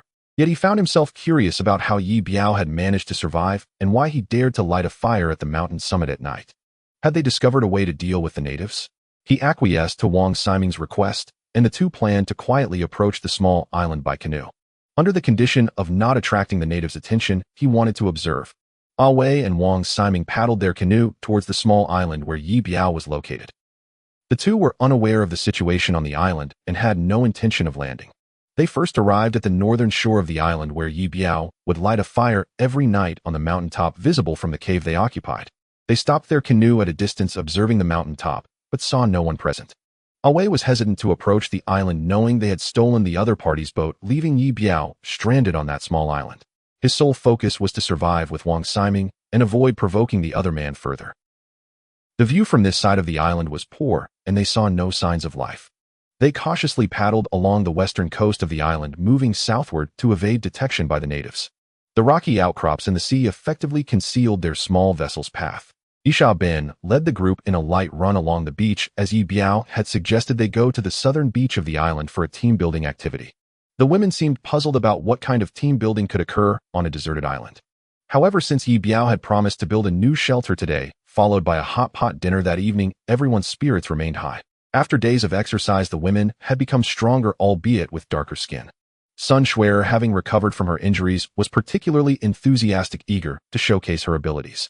Dressed in short yoga pants and a sports tank top, she ran gracefully, with Yingzi trailing behind, tempted to playfully swat her rear. The women arrived first at the southern beach of the island, sweating profusely as they settled under the shade of coconut trees. Ye Biao and Chu Chu followed closely behind. Yingzi, clad in a tight black outfit, felt the heat intensely as she fanned herself with her hat beneath the coconut tree. This attire was salvaged from the cargo hold of a plane, and everyone had come to realize the necessity of constructing a new shelter by the water source. In their spare time, they moved whatever they could salvage from the aircraft. While inspecting the cargo that was now unclaimed, many items previously deemed useless were now appreciated, including clothing. Understanding that they would endure for some time, they were less particular about attire, willing to share whatever they could. "Ye Biao, now that you've gathered everyone here, what kind of team building are we doing?" Yingzi asked, observing the large fronds of coconut leaves above Ye Biao's head, feeling a twinge of frustration. The man scratched his nose, noting that everyone's stamina and endurance had improved significantly since their earlier days. They had run several kilometers, sweating profusely, yet their conditions appeared much better. Unlike before, when some had collapsed on the ground, nearly foaming at the mouth.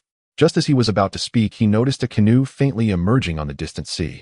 "Everyone be quiet, quickly hide in the trees," he instructed. The women, unsure of what was happening, quickly followed his lead. "A canoe? The natives are back. Why are they coming again?" The women whispered among themselves, recognizing that another boat had arrived. They were less panicked than the last time, remembering that 3 boats had come before, merely delivering a few offerings in goodwill. Ye Biao scrutinized the canoe. It was moving slowly along the shoreline, which intrigued him. Suddenly, he recalled Wang Siming. As he looked closer, he confirmed that the figures on the boat were indeed Wei and Wang Siming, who had returned after stealing the vessel. As the canoe drew nearer, the women began to recognize them. "It's Wang Siming, that bastard." Sun Xuerer grew anxious as Wang Siming remained silent, hiding behind the rocks. She muttered to herself, "This heartless scoundrel." However, Ye Biao had instructed her not to reveal her presence, otherwise Wang would surely become alert, and their boat would not easily reach the shore. Desperate, Ye Biao noticed this predicament as well. Wang Siming's reluctance to take the bait was likely due to Wei's careful nature, indicating he was no simple character. "Why don't we all go out together? With more people, maybe that guy will show himself." Ye Biao considered this and thought it wise. As long as Wang Siming didn't come ashore, there was little they could do. It was time to increase the bait. Before long, 4 women appeared on the beach. "One, Away, look over there, that blonde woman. Wow, she's really something." Away ignored her. "Away, look. That little white rabbit, the one who's exceptionally fair. She's still alive." Still Away remained silent. "Away, hurry up. The stewardess is alive too. This married woman is no ordinary catch." Away continued to watch the shoreline without a word. "Hey, Away, Lin Xing is alive too. I want that long-legged one. Let's paddle over." Wang Siming, seated in the small boat, could hardly contain his excitement upon seeing the group of women, especially Lin Xing. The thought of facing the hefty Zhang Taimei for days while Ye Biao had 5 women on his side filled him with frustration. Away, still quiet, felt Wang Siming growing increasingly anxious. "Away, let's head to shore now. You grab one, and I'll take another. We'll make it quick and leave before Ye Biao shows up." Away, unable to hold back, replied, "Young master, we are stranded on a deserted island, not born pirates. Why would we act this way?" Wang Siming felt a twinge of embarrassment from Away's words. "I'm just anxious. My family has money and planes, who I'll call them all over." Away had nothing more to say. "Young master, don't rush. There's no need for haste. Let's wait for Ye Biao to emerge and see how these women relate to him." Away doubted these women would simply follow them. After all, they had ignored them when they had escaped. Sighing, Wang Siming paused, his throat tightening. The small boat remained hidden behind the rocks as they continued to observe. Away had little interest in the women. He was more curious about why they dared to live so boldly under the watchful eyes of the natives. If he understood their methods, they could perhaps use the same strategies when encountering the natives themselves. Wang Siming stared blankly at the women on the beach. 5 women, scantily dressed and barefoot, appeared to be scavenging for food, looking quite famished. "Away, look at them. They're scouring the sand for food. If we just go out and offer them a banana, we'll become their benefactors." Wang Siming was frantic. On their small island, bananas were abundant, and if these women joined him, they would no longer need to eat seaweed. They would surely be grateful. Away hesitated. He still hadn't spotted Ye Biao and thought it would be beneficial to bring back at least 2 of the women. They might reveal how Ye Biao dealt with the natives. "Let's go a paddle closer, but don't land. We'll see how it goes," Away decided, hoping to glean useful information from the women. Wang Siming's wish was granted, and he felt elated. The 2 men paddled the canoe from behind the rocks toward the beach, which lay a few hundred meters away. The women on the beach quickly noticed the approaching canoe. Initially feigning panic, they scattered in all directions, following a prearranged script. Wang Siming realized the women likely thought he was a native upon seeing the canoe. In his anxiety, he shouted, "Don't run. It's me, Wang Siming. Fool." Away and Ye Biao cursed simultaneously. Away understood the women's instinctive reaction to flee from the canoe, but if they had just paid a little more attention, they would have noticed the occupants were not natives and might have returned. Wang Siming's shouts startled the women, potentially alerting Ye Biao. Now getting ashore to rescue them would be even more difficult. Ye Biao felt the bait was set, waiting for the big fish to bite. Wang Siming's loud declaration, while not inherently problematic, prompted Away to be even more cautious. If the canoe dared not approach the shore, seizing the boat would become challenging. Ye Biao felt he might have overthought the situation. The script shouldn't have had the women scatter. With no other options, he continued to observe. The women, unaware of the underlying tension, watched the approaching canoe with a mix of anxiety and excitement. Their concern stemmed from Away's presence, a capable bodyguard which could lead to conflict and potential injury. As the boat drew nearer, it stopped about 100 meters from the shore. Away knew they were now within the range of that man's spear. When they had first washed ashore, he had inadvertently observed how Ye Biao could deftly wield a spear to kill a native. Swift and accurate, a dangerous skill. Ye Biao frowned as the boat halted, realizing that his plan for the day might not come to fruition. The women on the beach grew anxious as they noticed the boat no longer approaching. Wang Siming, come save us. I can't stay on this island another day. Oh, please take me away. Sun Shuer called out, running toward the canoe, her legs splashing into the water, her tone earnest. Xingzi believed her desperation was genuine. Don't worry. I'm coming to save you. Wang Siming felt like a savior at that moment. Damn it, Away, don't take my paddle. What are you doing? Wang Siming glared at Away, visibly displeased. Young master, let's wait a moment. Ye Biao might be hiding in the woods with a spear, waiting for our boat to get closer. Sighed. Wang Siming sighed again, carefully scanning the trees along the coastline, but seeing nothing. Away, hurry up. If he's not here, the longer we wait, the more likely he will show up. Away ignored him. Now that they were close, he intended to gather useful information from the women. Upon spotting the other vessel, Xingzi hesitated to approach, growing increasingly anxious as she called out. Master Wang Siming, do you have any food on your boat? We are starving. Her pitiful demeanor nearly shattered Wang Siming's heart. Of course, beautiful. Come over and I'll get it for you, he exclaimed, holding a bunch of bananas, his eyes gleaming with desire. But I can't swim. There are sharks in the water. Can you bring the boat closer to take me away? Xingzi's earnestness struck a chord with Sun Shuer, making her believe that Xingzi was genuinely distressed. Wang Siming, hearing this, became restless. Away, I implore you, let's hurry and rescue them. Once we get them to the island, well, divide them up. The long-legged blonde for me, and you can have the rest. How about that? Away shot Wang Siming a glance, wishing he could kick him into the sea for the sharks to feast on. He thought perhaps Wang's family had their reasons for delaying their rescue. This spoiled rich kid's mind was filled with nothing but women. It would be better for him to be dead than living like this. Away remained silent and seized the oars, leaving Wang Siming as anxious as an ant on a hot pan. He had thought only Ye Biao and the blonde girl were alive on the island, but now it seemed Xingzi and her companions had also appeared. Seeing Xingzi, who had previously ignored him, now desperately pleading for food, filled him with uncontrollable joy. As Away stood there like a statue, Wang Siming waved the bananas, wishing he could leap over and strangle him. The women all desired this boat, believing that with a vessel they might escape, so they collectively called out, Master Wang, causing him to feel weak in the knees. Seeing that the other party was still unwilling to yield, Sun Shuer swayed her red bikini and added enticingly, Master Wang, we are truly starving. Just one banana, and you can choose any 5 women. Please come over. The other 4 women exchanged bewildered glances. Was this a bit excessive? But Wang Siming thought it was very much plausible. 1 banana for 1 girl, this deal was going to happen today. Away, unwilling to engage with him, grasped 2 oars and posed a question to the women on the shore. Where's Ye Biao? Where is he? Xingzi thought for a moment, then feigned disgust and concern as she replied, he should be asleep on the mountain. He's the only man on the island, and he's been driving us crazy, not allowing us enough to eat. We're suffering endlessly, it's a living nightmare. Her earnest words and pitiful expression were fixed on Wang Siming's bananas. Ye Biao, hiding behind a large tree with a spear in hand, furrowed his brow. Oh, he sensed that what the woman said might indeed be true. Indeed, Xingzi is right. Just look at her, she's in a terrible state, all bruised and battered by that man. He beats her every 3 days. He's not even human, Sun Shuer chimed in. Ye Biao, listening from behind, felt a headache coming on. The drama had unfolded far beyond his expectations. As Xingzi processed Sun Shuer's words, a deep yearning arose within her, shared by Wang Siming, who felt a desperate itch for something more. Away, hurry up and row the boat to get her.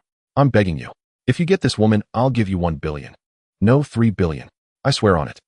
For days on this island, aside from occasional conversations with Zhang Qian, he had been largely ignored, especially by the towering Zhang Tianmei, who had consistently treated him poorly. Zhang Taimai's face made him nauseous. Compared to these women, she was a mere 1 out of 10. Now with these women pleading for just a banana, such a simple wish seemed rare in his life. Wang Siming was nearly at his wits' end, hopping about the boat, cursing under his breath. Upon hearing the mention of 3 billion, Away hesitated, for such easy money was hard to resist. In the past, he had charged a hefty fee as Wang Siming's bodyguard, earning millions a year. Now, just for helping him snag this woman, he could pocket 3. The women on the island appeared sincere. Perhaps Ye Biao truly was asleep. Master Wang, is the 3 billion genuine? Away inquired. Wang Siming, close to tears, felt relief wash over him as Wei finally relented. Yes, I swear it's true. Hurry and bring them on board. Desire for wealth surged. If he could rescue these women and ensure Wang Siming's survival, his future would be secure. With a firm resolve, Wei decided to take the plunge.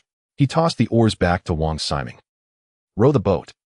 Wang Siming grasped the oars, trembling with excitement, feeling a surge of strength he had never experienced before.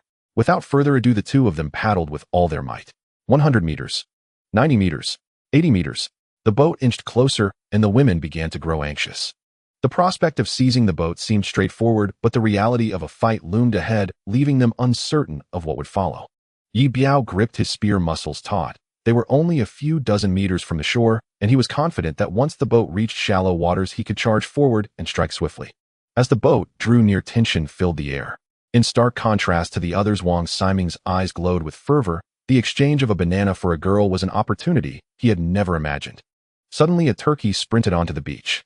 Wei spotted it, froze, and instinctively reversed his stroke. Wait! Stop! Wang Siming, oblivious to the commotion, kept his eyes fixed on the women, unwilling to halt now that they were so close. He continued to paddle furiously, while Wei pulled back, causing the little boat to drift sideways. This is a trap. We need to leave, Wei warned. Wang Siming was baffled, wondering how a mere turkey could instill such fear in Wei. What are you talking about? If these women were truly starving, they wouldn't have left that turkey alone. Who the hell would want your banana? Wei scowled at the leisurely turkey pecking at the grains on the beach, berating himself for almost falling into a trick. Wang Siming was stunned, ceasing his paddling. When Ye Biao saw the bird appear, he knew the day's plan was thwarted. The canoe was still far out to sea. Even if he hurled his spear, it would be challenging to hit them, and the mission was now a failure. Watching the canoe drift away, he maintained his composure. If this attempt failed, there would be future opportunities, but he would ensure there was a next time. He lowered his spear and withdrew his belt, striding toward the women on the beach as he bellowed, "Everyone gather here. Why are you all lazing about? Have I fed you too well? Stand in a line quickly." His commanding voice echoed, drawing the attention of the women, who turned as one. Naturally, Wang Siming and Wei in the boat heard it too. The sudden appearance of Erdu caused the duck they had finally caught to slip away. As Wei and Wang Siming rowed their small boat away, Ye Biao, left with no choice, resorted to a scheme of self-sacrifice. On the beach, a man wielded a belt, chasing after a group of scantily clad women who scattered in every direction. As Xingzi ran, she cursed inwardly. That bastard Ye Biao is truly deranged, swinging that belt so wildly. If it hits someone, it could be deadly. Sun Shuer watched Xingzi sprint away, shouting in disbelief at her acting skills. Meanwhile, in the boat, Wei strained to row, with Wang Siming finally stopping to catch his breath, at least 300 meters from the shore. At this distance, that guy's spear couldn't possibly reach them. Wang Siming gazed back at the beach where Ye Biao was pursuing the women who were frantically fleeing in terror. His heart sank. This was all originally his doing. The more he watched Wei, the more he felt he was useless. Ye Biao was scaring away 5 frail women, while 2 strong men had fled in fear. The thought only fueled his frustration. Wei, with all your skills, are you really that afraid of Ye Biao? Once we land, we can confront him. With those 5 women on our side, victory will be ours. Exhausted and gasping for air, Wei's arms ached. All he wanted was to rest. You can try that if you want. If we delay even a moment longer, you might find yourself pierced by Ye Biao's spear. Though Wei had never confronted Ye Biao directly, he had witnessed the man's ruthlessness. He knew that in the current situation, he would be nothing more than a target. Wang Siming sat at the edge of the boat, anxiously observing the shore, where a group of unfortunate women stood in a line, obedient to Ye Biao's commands, even counting off. A bit of foam formed at the corner of Wang Siming's mouth as he watched, his eyes nearly bulging with rage. He had once thought of making them line up too, but had never found the right moment. Today, Ye Biao was conducting military training with those pitiful women, and it was almost unbearable for him. This instructor's role should have belonged to him. From their earlier conversation, he could tell that the women were forced into submission, yet Wei had given up 5 of them for a damn turkey. This irked Wang Siming deeply. As he watched the women follow Ye Biao back into the woods, it dawned on him that with old dude dead, it was just him and Wei left on this deserted island, utterly reliant on one another. Wang Siming knew some things remained unspoken until the Wang family came to rescue him, including curses directed at Wei's ancestors. Wei, do you think those women hate Ye Biao? Wei paused, then retorted, why do you think they lied about being hungry when they had a turkey? Does that make sense? Wang Siming smacked his thigh and sighed. Wei, you're missing the point. It makes perfect sense. Look at how Ye Biao treats them. He must beat and scold them daily and never feeds them enough. Could that turkey sustain them? Wei frowned slightly, realizing Wang Ximing had a point. The young heir continued with his analysis. Wei, that's how it stands. Ye Biao has become the king of this island, and those women are too weak to voice their anger. They can only suffer under his oppression. We must find a way to rescue them. What do you think? Wei looked at Wang Ximing, acknowledging some truth in his words, yet still hesitant to take the risk. After all, they were out in the open, while Ye Biao lurked in the shadows. Seeing Wei neither agreeing nor refusing, Wang Ximing pressed on.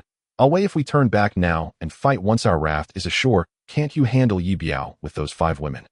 Wang Ximing gazed intently at Wei. Wei met his gaze. And you? I can't do much. Gil just row and support you. Wei nodded, recognizing the futility in Wang Ximing's enthusiasm. He was too weak to be of real help right now. Let's talk about this later. I'm too tired. We should head back. Wei paddled leisurely toward their little island, leaving Wang Ximing's plans in vain. He slumped in the boat like a pile of mud, chewing on a banana. Wei considered that in future excursions he might as well take Zhang Taimai instead. She was strong and talkative, a better companion than this young heir. Will they come back? In the woods, Isha Bin watched the canoe recede into the distance, feeling a bit disheartened. They will return, it's just a matter of when, Ye Biao replied, feeling somewhat annoyed. After orchestrating such a dramatic scene today, the women had nearly been stripped bare of dignity, only to have their plans thwarted by a bird. He felt an urge to stew the creature that night. Chu-Chu, aware that her dew had caused trouble, held on to it tightly, as she followed by Ting-Ting, fearful it would make another noise and anger everyone further. Do-do-do-do. This situation was truly vexing. After all this commotion, Ye Biao lost interest in team-building activities. He had initially intended to increase the intensity of their training, perhaps teach them some wrestling or self-defense techniques, but today would be a wash. The group gathered near the water source where Xingzi and a few women had already cleared a small plot and planted some vegetable seeds. With planting came hope. Today they had come to undertake another. Not long ago, Ye Biao had selected a site for construction. The new shelter was to be built on a southern slope behind the water source, offering a clear view and close proximity to water. Protecting this vital resource from small animals was crucial. Ye Biao used a shovel for almost a week to dig a hollow in the slope, realizing that the island showed signs of massive storm damage. Trees in the forest were bent, and some had died. He concluded that the new shelter needed a portion buried underground to withstand fierce storms and even tornadoes. He dug a 3-sided square foundation against the slope, which now resembled a dustpan. He planned to use coconut trees to construct a semi-buried shelter. A few hundred meters away lay a wild vineyard that Ye Biao had recently. The grapes had grown, albeit only to the size of beans.